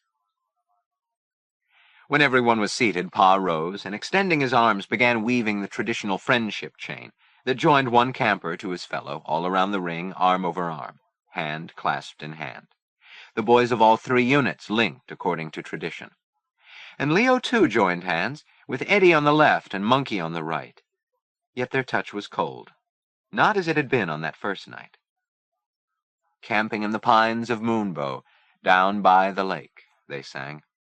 And when the anthem ended, Pa began his introductory remarks, commenting on the unusual change in weather, then lapsing into one of his long-winded circumlocutions concerning the true meaning of Camp Friend Indeed, including the inevitable sentimental reminiscences that earned the usual ripples of approval and indulgent laughter among his auditors. Yet this evening they seemed less content than usual to devote full attention to his words. And as he glanced about him, Leo noted the absence of certain parties. Tugwell and Ogden, Bosey and Mullins and Klaus. All ought to have been present, but all were missing. And Wally, he too was still absent. What had become of him? But there was no time to ponder minor mysteries. The time had come for the final selection of new members for the Seneca Lodge. As usual, Pa settled back in his chair, and out of the magical puff of smoke, the familiar figure of the Moonbow warrior appeared, in one hand the medicine bags, in the other the bouquet of red feathers. His body painted, his face daubed with color, his brow crowned by the war bonnet, the Indian chief stood in the firelight, showing off his nearly naked form, until the tom-tom beat was heard, and as the dance began, the usual awed silence fell along the rows. Who among the campers would be picked tonight? with muttered congratulations, 3 of the last 4 weekers received their feathers and medicine bags. And so it went, until the warrior reached the row in front of the row where the Jeremians sat, and Willard of Obadiah received the feather. Leo could hardly look at the dancing figure of the Moonbow warrior. He felt a rush of emotion, anger, resentment, even fear, as Reese, in his war paint, moved into Leo's row. As the warrior loomed larger, Leo suddenly realized it wasn't Reese at all, but J. St. John, who was impersonating the warrior. Others among the watchers were also aware of the unscheduled substitution, and furtive whispers ran among the rows. Leo heard his name muttered, and he had a sudden feeling of apprehension. Something was afoot, something to do with him. Closer came the warrior. Then, as Leo stared unbelieving, the dark arm extended, and the hand offered the Seneca red feather and the medicine bag to him. Reflexively he reached for them, and held them before him, and the muttering grew louder, louder still. Campers were talking openly, but not about him, not him now, but something else entirely. Something was happening, something strange, even wonderful, and for that moment Leo forgot all about the red feather. "Look," they were saying, "look at it. See? What is it?" And all around the council ring boys were turning their gaze skyward. There was a sudden break in the overcast, like a ragged tear in a curtain, and through the tear the moonlight brilliantly streamed downward, setting into silvery vibration the accumulated molecules of mist, millions upon millions of them, each globule spinning and floating in the livid atmosphere. Was it? Could it be?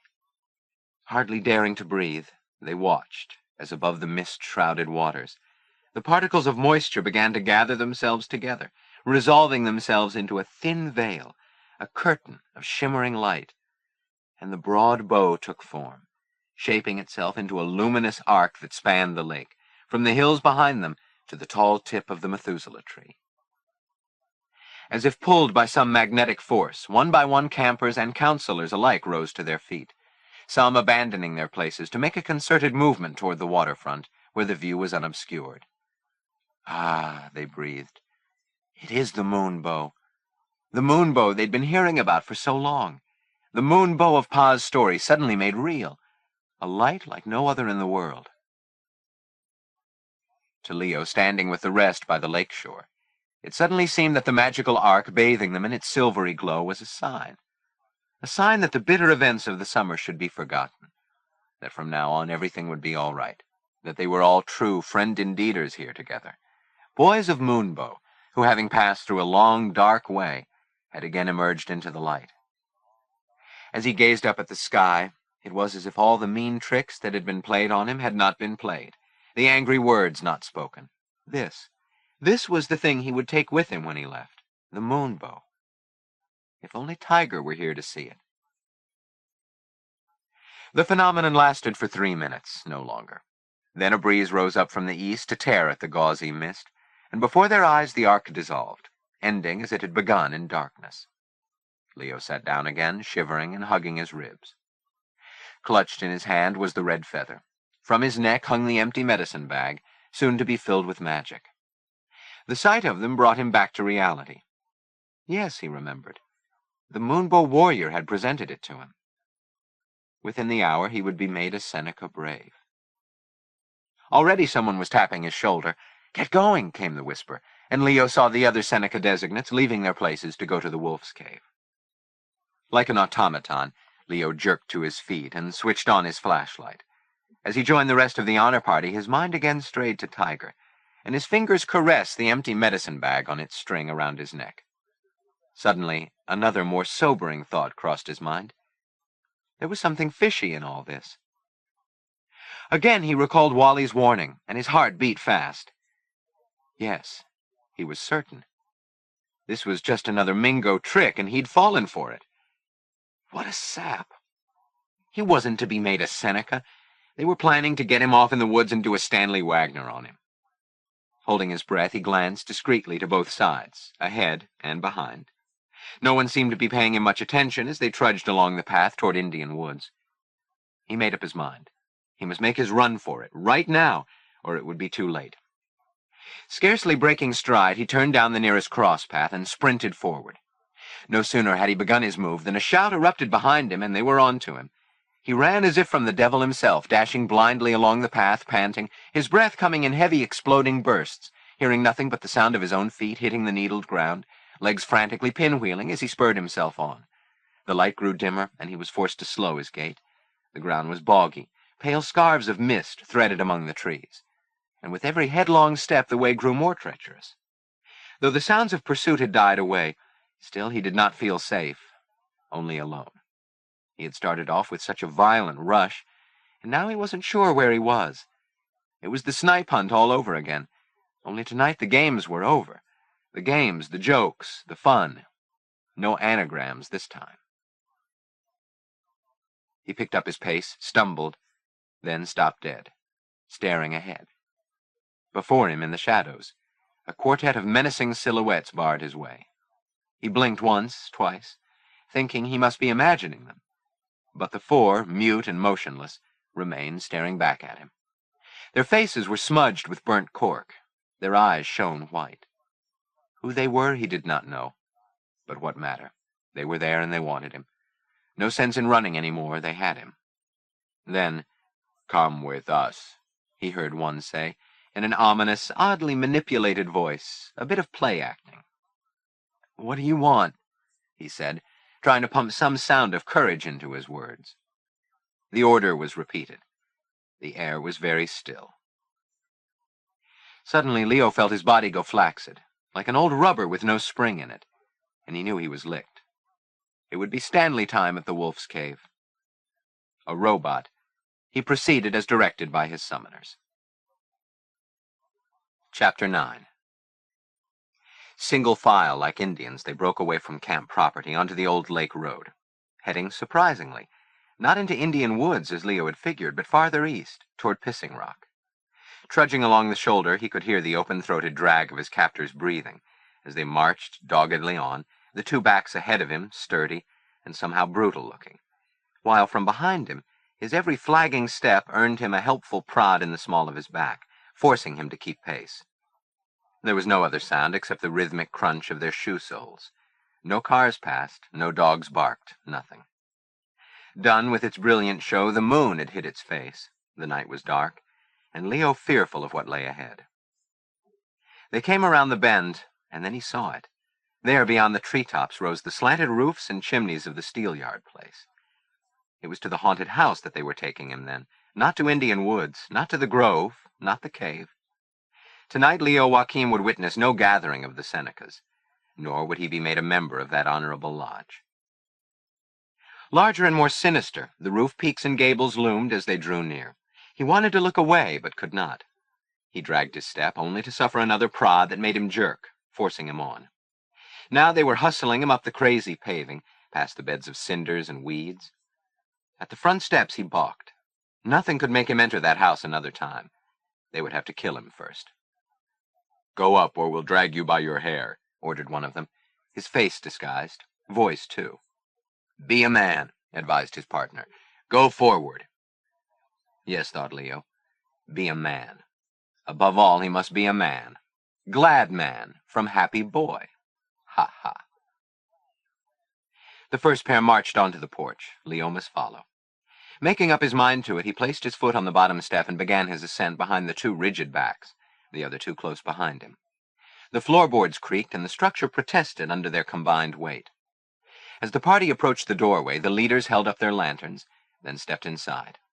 Leo stared at the dark portal. "Go on in," growled a warning voice. "No, I won't." But his stubbornness was to no avail. A shove from behind propelled him across the threshold. He grew dizzy as the familiar shadows rose about him, and the odors assailed his nose. He clenched his fists, trying to control his trembling, fighting against the wave of sickness and fright that was raising the flesh on his bare legs. "Well, bring him along, then," commanded another voice, one he hadn't heard before, and he was given another shove. Despite his protests, they manhandled him along the hallway to its end, where the heavy trapdoor stood open, with the two masked leaders waiting beside it, holding up their lanterns. Leo was forced to stop at the edge of the hole in the floor. aware by now that they were conducting him to the rinky-dink cellar. "We're here," called a voice from behind him. "Come down." "Go down," Leo was told. He stiffened. "No, I won't." "He says he won't come down. Who cares what he says? Make him. And quick, we haven't got all night." Leo cried out as he felt the push from behind, and he fell through the trapdoor. He was falling. But instead of hitting the earth, he felt his fall broken by pairs of arms, which caught and set him on his feet. Dazed, he blinked, staring around him. The cellar seemed to be alive with light.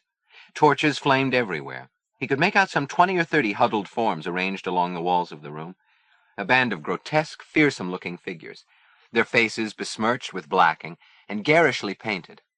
Others were wearing animal masks, furred and horned, and were clad in weird wild man and Indian outfits.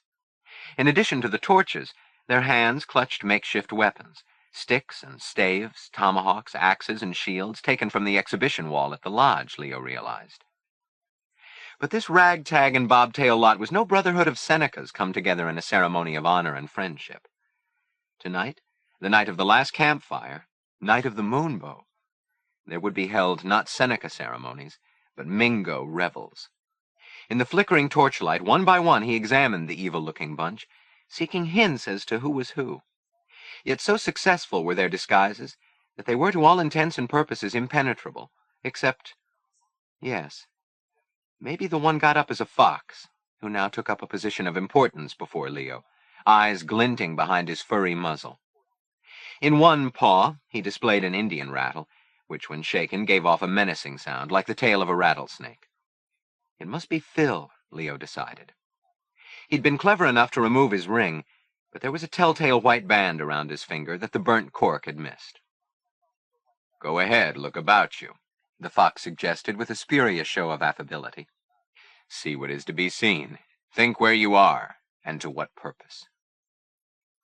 He gestured beyond the intervening heads, past the furnace and the coal bin, toward the shadows at the far end of the cellar.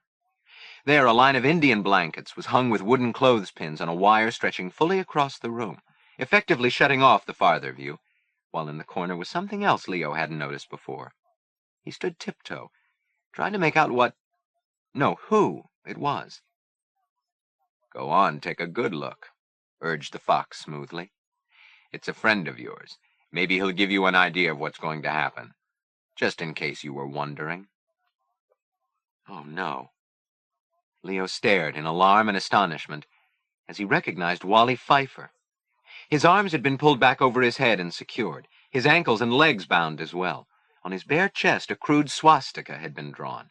His lips were swollen. "What have you done to him?" Leo demanded in consternation. "See for yourself," said the fox. "That's what we do to traitors. And that Spud's a traitor if ever there was one, isn't he, men?" "Yeah, traitor," they shouted. "Lousy traitor." And "liar," they called. And "lousy dirty creep." The fox resumed. "We've been teaching him a lesson, we have. We've been reminding him whose side he's supposed to be on, and not to go warning other traitors. Present company not accepted." "But he's hurt." "He needed a lesson," someone muttered. "It's true," said the fox. "He needed to be taught, like certain others need it too." He paused for effect, allowing his words to sink in. Then he spoke again. "Let's see how well the lousy Spud's learned his lesson." He gave Wally a jab with his staff. "All right, traitor, hop to it. Come on, say it." Wally's eyes rolled in their sockets, and his lips moved, but no sounds came out. The fox seized him by the hair and yanked his head back. "You heard me speak. Do as you've been told." I... He tried to speak, but couldn't manage it. Again the fox's hand snapped out, catching him a crack across the lips. "Say it!" Wally turned a pitiful face toward Leo.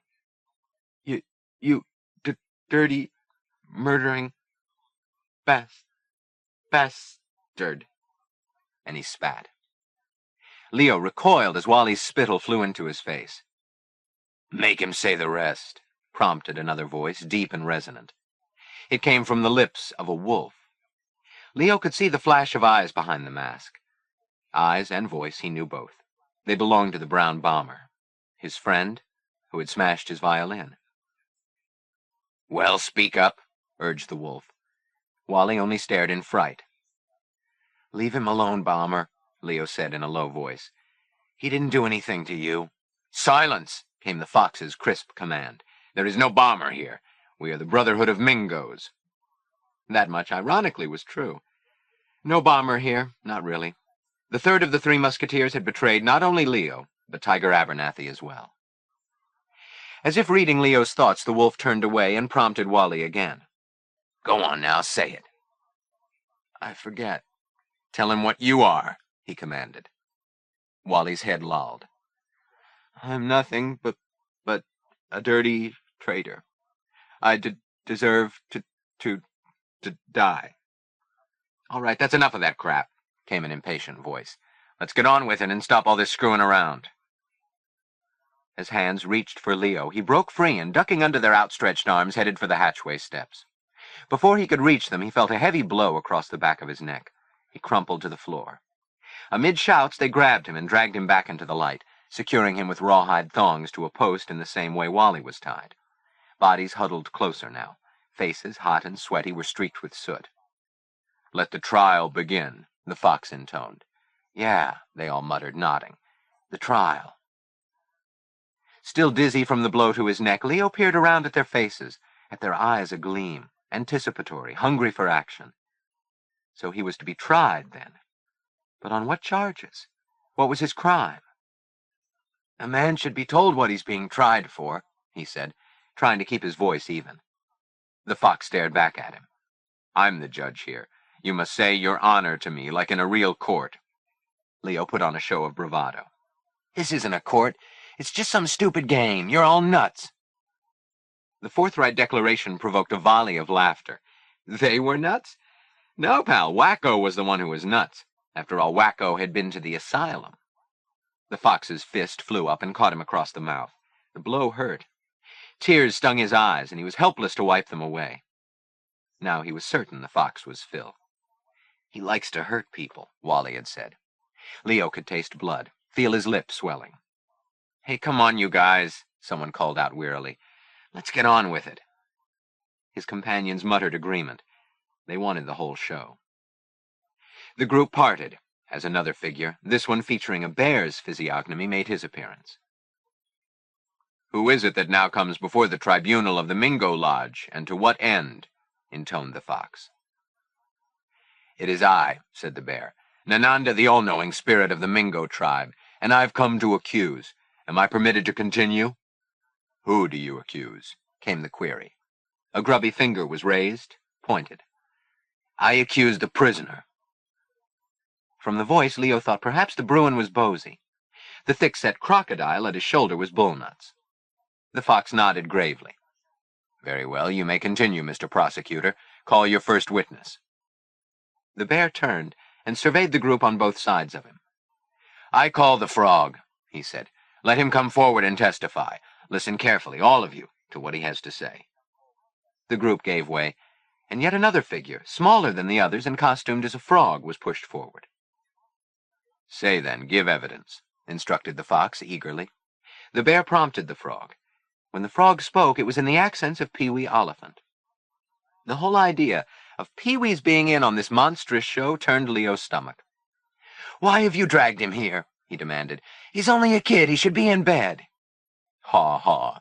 A wave of scornful laughter filled the room. The fox held up a restraining hand. "We know of no Pee-wee here," he said sternly. "We know only the frog. Speak, frog. Tell the warriors of the sacred Mingo tribe all you know." The frog talked fast, as if by rote. The prisoner, he said, had tried to do nasty things with the frog's sister. "What things?" demanded the fox. The accusation was made. He had shown her dirty pictures at Three Corner Cove. He had corrupted an innocent girl. Leo was speechless. They had put the words in Pee-wee's mouth and got him to repeat them. "Well, what have you to say for yourself?" Nananda the bear growled impatiently, stepping up to Leo. "Do you deny it?" "I deny everything." "We knew you would. All right, the witness is excused. Now you can go to bed, froggy." Further mirth greeted this sally. The fox quickly squelched it. There was still one who was missing from the stage, as far as Leo could tell. An important player at that. Reese. Where was Heartless? Taller and more formidable than all the rest, he should be a standout among the boys, yet he was nowhere discernible. Not to Leo, not yet anyway. As for the other Jeremians, though he could not pick them out in their disguises, he knew they must be there, all of them, come to have their revenge on Leo Joaquim. You all have heard the first witness, the fox went on, raising his voice for everyone to hear. There are others, and evidence. Ah, they said, evidence. What kind of evidence? It grows late. Let us proceed, declared the fox. You see before you the lowest type of criminal, brought here to our meeting place for trial and judgment. He had thought to be inducted into the Seneca Lodge this night, not knowing the Senecas would never have his kind. For we will prove how unworthy a brave this prisoner is. We will show him to be a liar and a cheat. I am not, shouted Leo, straining at his bonds, wishing he could free his hands. Tiger's knife still sat on his hip. They hadn't noticed it. If he could reach far enough, catch the hilt with his fingers, maybe? He worked the cords to stretch and loosen them. Ah, someone shut him up, called one. Yeah, quit grousing. Snuff it, wacko, or we'll do it for you. The fox shook his rattle vigorously, commanding attention. The prisoner has not been given leave to speak. He is therefore instructed to remain silent until the court advises him otherwise. He addressed the prosecutor again. Tell the court, what lies has the prisoner told? The bear was inclined toward obsequiousness. If it please the court, not just one lie, but many, many lies, and many are those who have heard him speak such lies. Make your accusations. The bear nodded gravely. The others shifted among their ranks. Audible whispers of anticipation ran around the circle. The bear went on. To begin with, he has made it known to everyone at camp that his father is dead. And is this a misrepresentation of the facts? Yes, Your Honor. His father's as alive as anyone in this room. At this disclosure, exclamations of surprise erupted. Heads bobbed and jockeyed for a better look at the accused. The blood had drained from Leo's face, and he could feel his body trembling. In the prosecutor's hand was a manila folder with a white tab. It is the prisoner's private file, the bear went on, loaned to us for these proceedings by Ma Starbuck. Leo strained forward against the thongs. I don't believe you. Ma never would have. Somebody stole it. Silence. With grimy paws, the bear opened the file. Your Honor, I wish at this point to introduce as evidence the following documents. He shuffled through and extracted certain items, which he identified in the same solemn tone. First, the standard registration forms of Camp Friend Indeed. Second, copies of the records of the Pitt Institute for Boys, stating the truth beyond any shadow of a doubt. Third, a handwritten letter from one Miss... He riffled his way to the end of the letter for the name. Miss Elsie Meekum, a member of the orphanage staff. Will the court please allow these documents to be noted and entered as Exhibits A, B, and C for the prosecution? The fox looked the documents over with burlesque judiciousness. Leo watched mutely. He knew Ma. She would never have willingly surrendered her file to anyone. But what did that matter? Now everyone in camp would know the truth about the butcher's boy. Where is his father, then? The prosecutor turned to the prisoner for an answer. Where is your father? He demanded. Speak. He's dead, he said. The prosecutor snorted and raised a scornful voice so all could hear. Do you hear, men? He lies even to this court. Leo lifted his own voice to be heard over the others.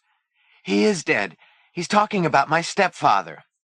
Listen, all of you, came the bear's voice, projecting so the sound carried among the trees. He's not dead, this father. His name is Rudy Matuchik, and he has drawn the sentence of 20 years' imprisonment.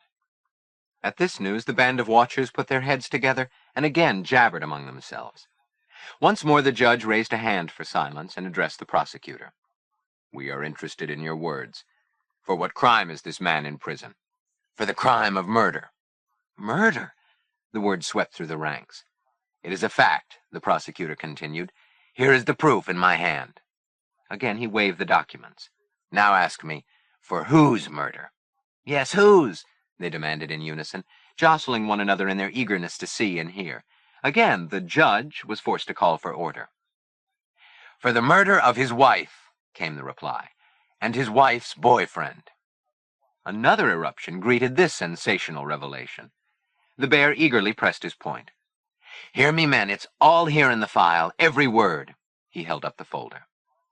The alligator had a further word to add. His mother was a slut. She was having an affair with this other guy. He would have gone on, but was silenced by the bear, who with obvious relish provided the details. The father was a butcher, and he took his butcher knife and stabbed them both to death. He was convicted and sent to prison. That's why the prisoner was sent to the orphanage. And before that he was in the nut house, the loony bin. It's all here. Anyone can read it. He brandished the papers over his head while the commotion grew louder. Leo strained harder to free himself, his eyes wildly staring at his accuser, who just shook his head at him. You see how it is. You think you can go around telling these lies. They're not lies, Leo shouted defiantly. They're not. Are they the truth, then?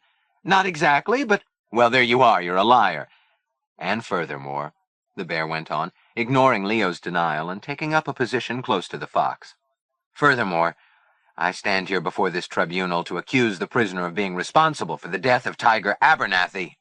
He raised his voice so it echoed off the cellar walls. Like father, like son. Angry mutters ran about the circle. Leo stared at the bear head. That's not true. Silence, the judge roared. On what do you base this accusation? He asked the prosecutor. It's simple. The prisoner is a collector of spiders. One of these spiders was poisonous, and it bit the deceased and gave him blood poisoning. If it weren't for that, Tiger wouldn't have died. Leo again protested. The spider wasn't poisonous, and everybody knows it. 10 spiders like that one could have bit someone, and they'd never have died. The bite became infected because— Silence in the court. The prisoner has not been given leave to speak. Mr. Prosecutor, you may continue. Thank you, Your Honor, returned the prosecutor, bowing. He came closer to Leo.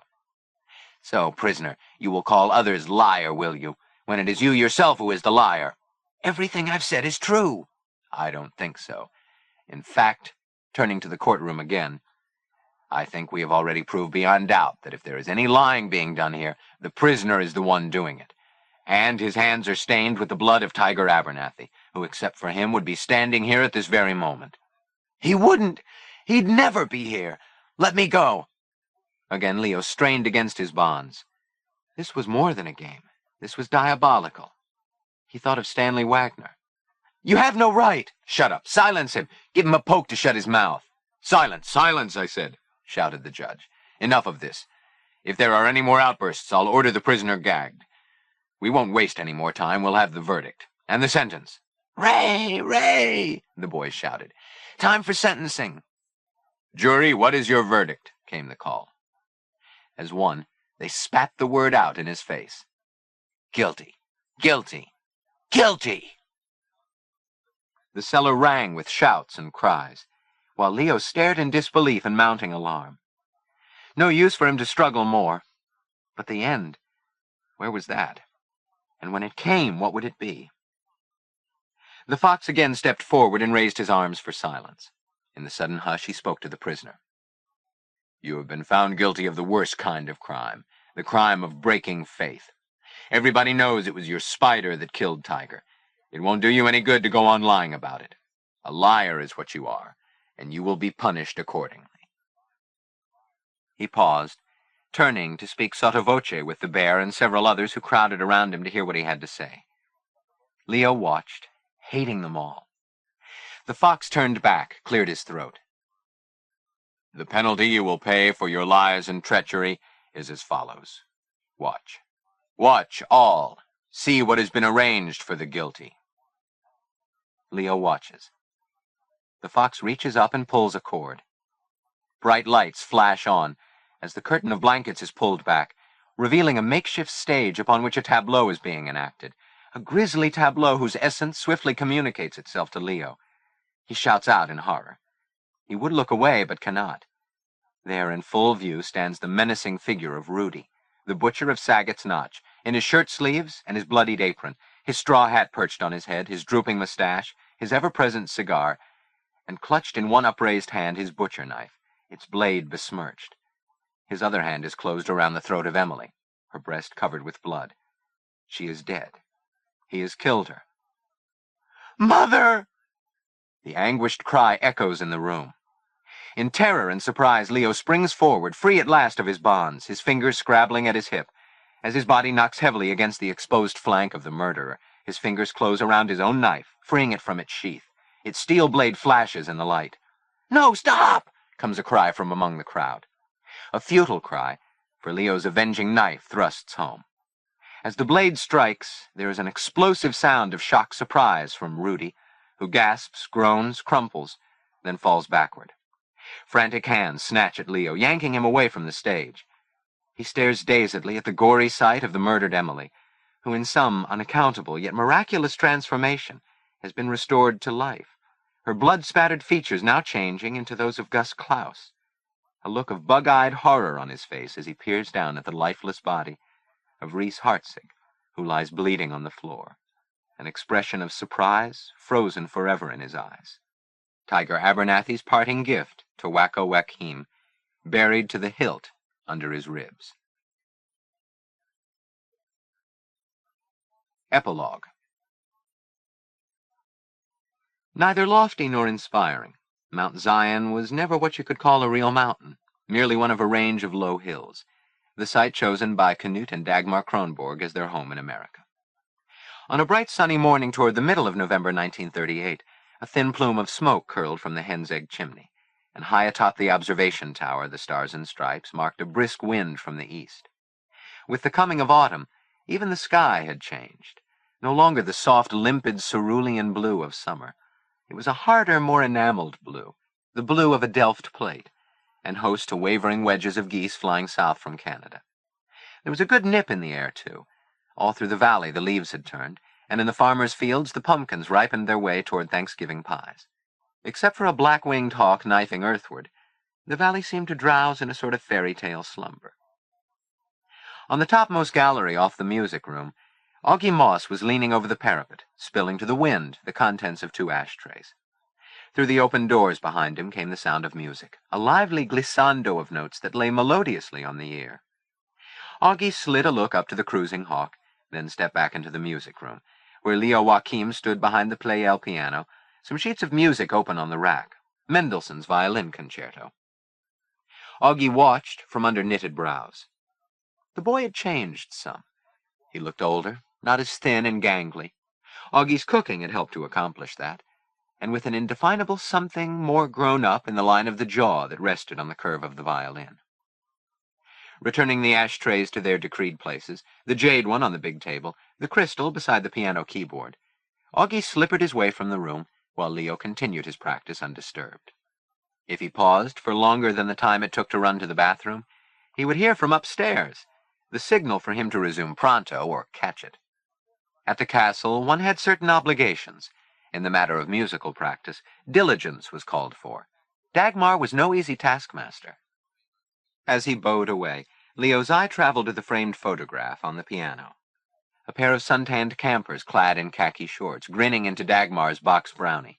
2 summer pals, arms across each other's shoulders. 2 friends now parted. One dead, one alive. One buried under the earth, the other here, playing Mendelssohn. Felix Mendelssohn, for Tiger Abernathy. Victim of whimsical impulse, Leo broke off his concerto and switched to another, possibly more popular, but far less classic rendition. He tossed it off with polish and verve, even for so humble a ditty, and before long he heard Augie's sandpapery voice singing the words as he came back along the passageway. I push the first valve down, the music goes down and around. Whoa, ho, ho, ho, ho, ho, and it comes up here. In he came with his turkey duster, lightly feathering his way around the room, rearranging the dust, as Dagmar called it. When he reached the piano, he clapped a hand to Leo's shoulder, and they sang the next verse together. I push the middle valve down. The music goes down around, below, below. Deedle-dee, ho, ho, ho. Listen to the jazz come out. They had swung into the last verse when a clarion voice rang out from overhead. No one had better push that other valve down, or there'll be hash for dinner. August, more coffee. Leo, more Mendelssohn. Augie slipped Leo a conspiratorial wink, then trucked his way across the tiles to disappear around the corner, while the boy had recourse once more to his music. Not long after, the old man again passed the doorway as he carried her morning coffee tray to Dagmar. He found her at the desk in her bedroom writing letters. "Was it you who encouraged him to play that dreadful stuff?" she asked, adding sugar lumps to the cup. She liked her coffee black but sweet. "No, ma'am," Augie replied in his soft, dusty voice. That was his own inspiration. Ask me, I think it's hot. Hot! Dagmar was indignant. The notes of that composition are as nails on a blackboard, she declared, and the words are pure Jabberwocky. Augie chuckled, then picked up the objectionable refrain as he left the room. Oh, you push the third valve down. Hiding her mirth behind the rim of her cup, Dagmar looked over the front page, which detailed how Nazi thugs all over Germany had gone on a rampage, smashing their way into the shops and homes of Jews, setting fire to synagogues, brutalizing the Jewish population. Dagmar shook her head at the thought of such violence, and wondered where it all would lead. She thought of Fritz, who had learned his family's fate at last. Trying to escape Austria, they had been betrayed, and had disappeared behind the walls of a concentration camp called Mauthausen. When she had glanced through the rest of the newspaper, she returned to her letter. Her lines were addressed to Elsie Meekham at Pitt Institute, whom Dagmar had promised to keep apprised of Leo's progress. In the weeks since the coroner's inquest in Putnam, when she and Elsie had frequently found themselves together, they had struck up a correspondence, having discovered that they shared an interest not only in Leo Joaquim, but in other matters as well, including mulberry ware and the paintings of Renoir. And it had been between the two women, widow and spinster, that the plot had been hatched to bring an end to Leo's stay at the orphanage. Now Dagmar enjoyed receiving Elsie's correspondence from Pitt, and responded with news concerning their protégé, which was how Leo had come to be regarded. Looking back to that July day when the boy had first come to the castle, it hardly seemed possible that so much had happened in so short a space of time. So much bad, and how much good. There had been a great hubbub during the weeks following the tragedy. The town of Putnam, the Windham County seat, had filled up with reporters who had been drawn to the scene of the tragedy like flies to rotting fruit, and who, despite the best efforts of all concerned, from Dr. Dunbar of the Joshua Society to Dagmar Kronborg, would not be denied. Even the services for the slain young man had provided grist for their mill. It had been held under the sponsorship of the German-American Bund, whose rank and file had appeared in numbers, many wearing swastika armbands in token of respect to their fallen comrade. Rolf's doing, of course. During the last rites, the mother of the deceased became hysterical and had to be forcibly restrained. And one persevering photographer managed to get a dramatic shot of Joy being helped into a waiting car. None of this had Leo Joaquim witnessed, for within hours of his arrest he had been returned to the same hospital where he had been a patient as a child. In a state of shock, he lacked all comprehension of what had taken place at the old Steelyard place, or the fact that he had been the instrument of someone's death. At the hospital he was once more placed in the care of Dr. Epstein, and there, while he waited for the inquest to begin, the same Miss Holmes sat again in the corner of his old room, or one exactly like it, smiling and nodding. Due to his youth, the coroner's proceedings were conducted behind closed doors, and no photographers were allowed. However, the enterprising young man who had been on hand to photograph Joy Hartzig, hysterical with grief, was also the one who had photographed the ill-fated model of the Austrian village, and, hardly believing his luck, he had gone through his negatives, culling those in which Leo appeared. His future was assured when these shots were subsequently run in a series of double-truck spreads under headings that read, Camper Frolic turns to havoc. Friend Indeeder runs amuck with hunting knife. Butcher's boy apes lifer pa. Medico's wonder. Is it inherited? The denouement proved an anticlimax. When the various parties involved, Doc and Marianne Oliphant, Pee-wee and Honey, Fritz Auerbach and Wanda Kozlowski, the Abernathys, the Starbucks, Willa Sue reliably described the moment in the office when Reese had stolen the folder from Ma's drawer. Dr. Dunbar, Supervisor Poe, and Miss Meekham, some of the campers who had been present, Wally Pfeiffer in particular, had given their testimony, and Dr. Epstein had taken the witness chair. No charges were filed. The ruling cited provocation and abnormal mental strain. Those most nearly concerned, the parents of the deceased, were not present at any time during the hearing. They were in fact not even in residence, Rolf Hartzig having taken his wife away to a sanitarium in West Virginia. The presiding official at the inquest had interviewed Leo in his private chambers, entreating him to put the events of that unlucky night out of his mind, and not to dwell on such morbid matters. With little to look forward to other than being returned to the orphanage, with a heavy mark against him for having killed someone, Leo found it hard to oblige, for who could not think of such things? But then Dagmar and Miss Meekham had put their heads together, and before he could be returned to the Institute, he had been spirited away in Dagmar's car to the castle. It was a likely solution to a problem that had been troubling Dagmar for many weeks. Of course, the simplest solutions were often the best, and when she was gone, she would be 67 in January, she had some few years yet. But when she did pass on, all that was hers would be Leo's. He would be king of the mountain. She liked the notion of happy endings. After the killing, the camp had been shut down in short order, and no one knew if it would open again next summer. The elders of the Society of Joshua were as yet undecided as to what the future of Friend Indeed would be. One thing seemed clear. Whatever its ultimate fate, the camp would not again see Pa Starbuck as its director.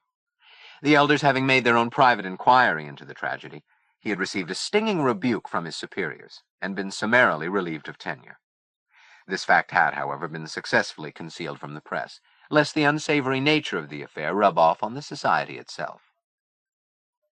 Indeed, before taking his final leave, Pa had been honored by a testimonial dinner, at which he was presented with a gold-dipped pocket watch engraved with his initials and the date, after which he held an impromptu news conference.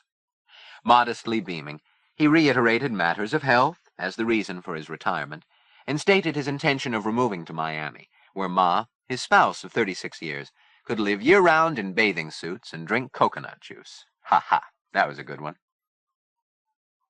Now the Teddy Roosevelt Memorial Nature Lodge stood boarded up. The diving raft had been dragged ashore against the winter frosts. The official camper files had been sent to the Society's main office at Hartford.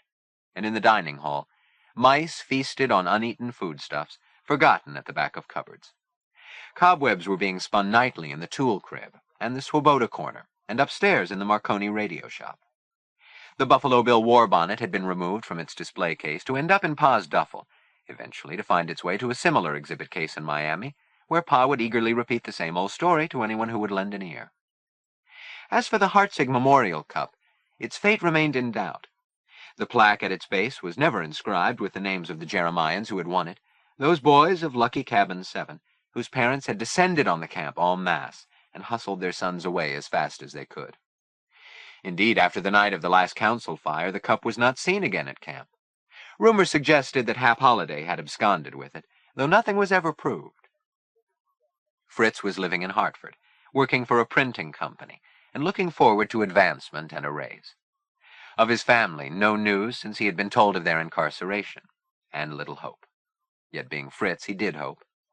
He and Wanda were seeing each other on a regular basis, she having accepted a position on the staff of a prominent specialist at St. Francis Hospital.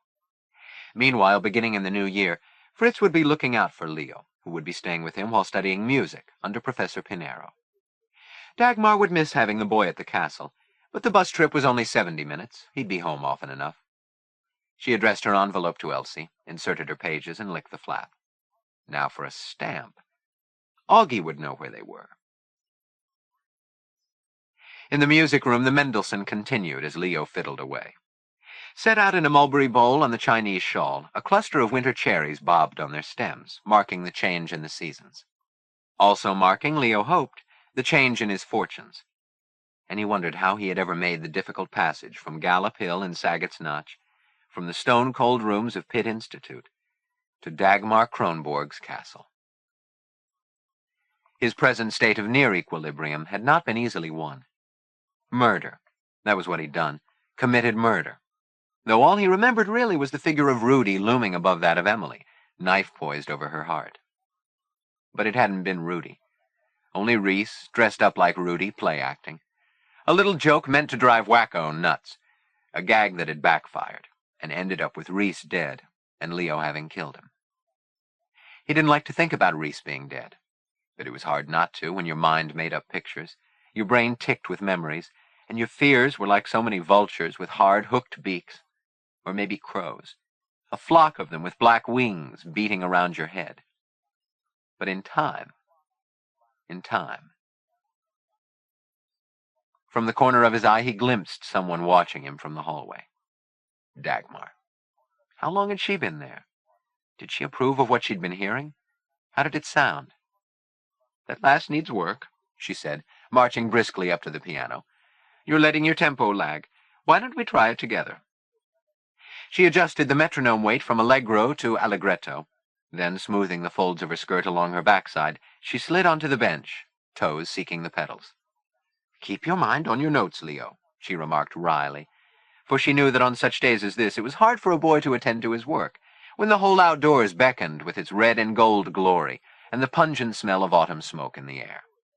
There were woods to tramp, creatures to hunt, caves to explore. But not if a boy wanted to be a great violinist, not if he wanted to play on the radio with Maestro Toscanini. With a quick, decisive gesture, she shed her rings and dropped them into the ashtray, then poised her fingers above the keyboard. "Play for me as you would if the professor were here," she commanded. "Now all together, 1, 2, 3... Her joke, Leo knew.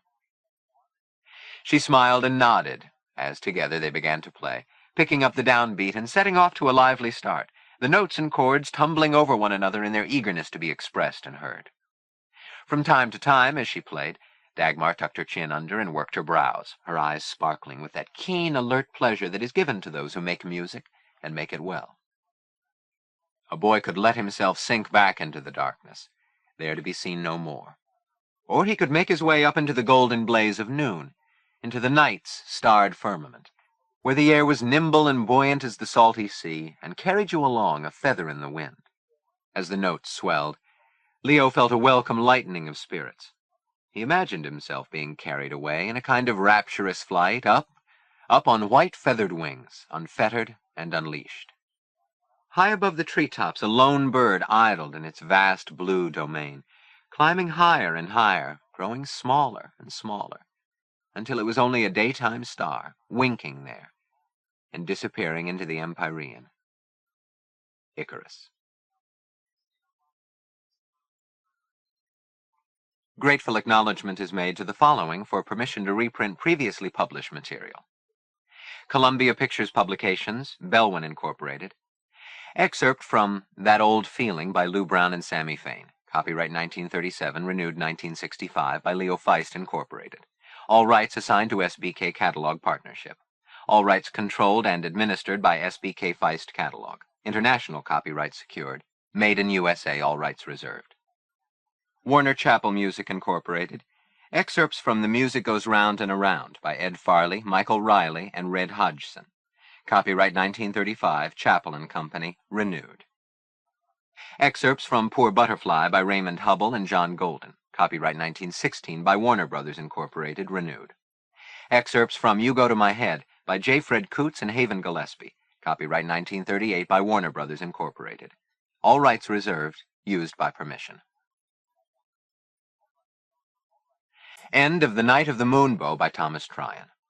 Narrated by Christopher Hurt in the studios of American Foundation for the Blind Incorporated for the Library of Congress, April 1990. For special distribution as authorized by Act of Congress under Public Law 89-522 with the permission of the copyright holder and the publisher. Alfred A. Knopf Incorporated, New York, New York. End of book.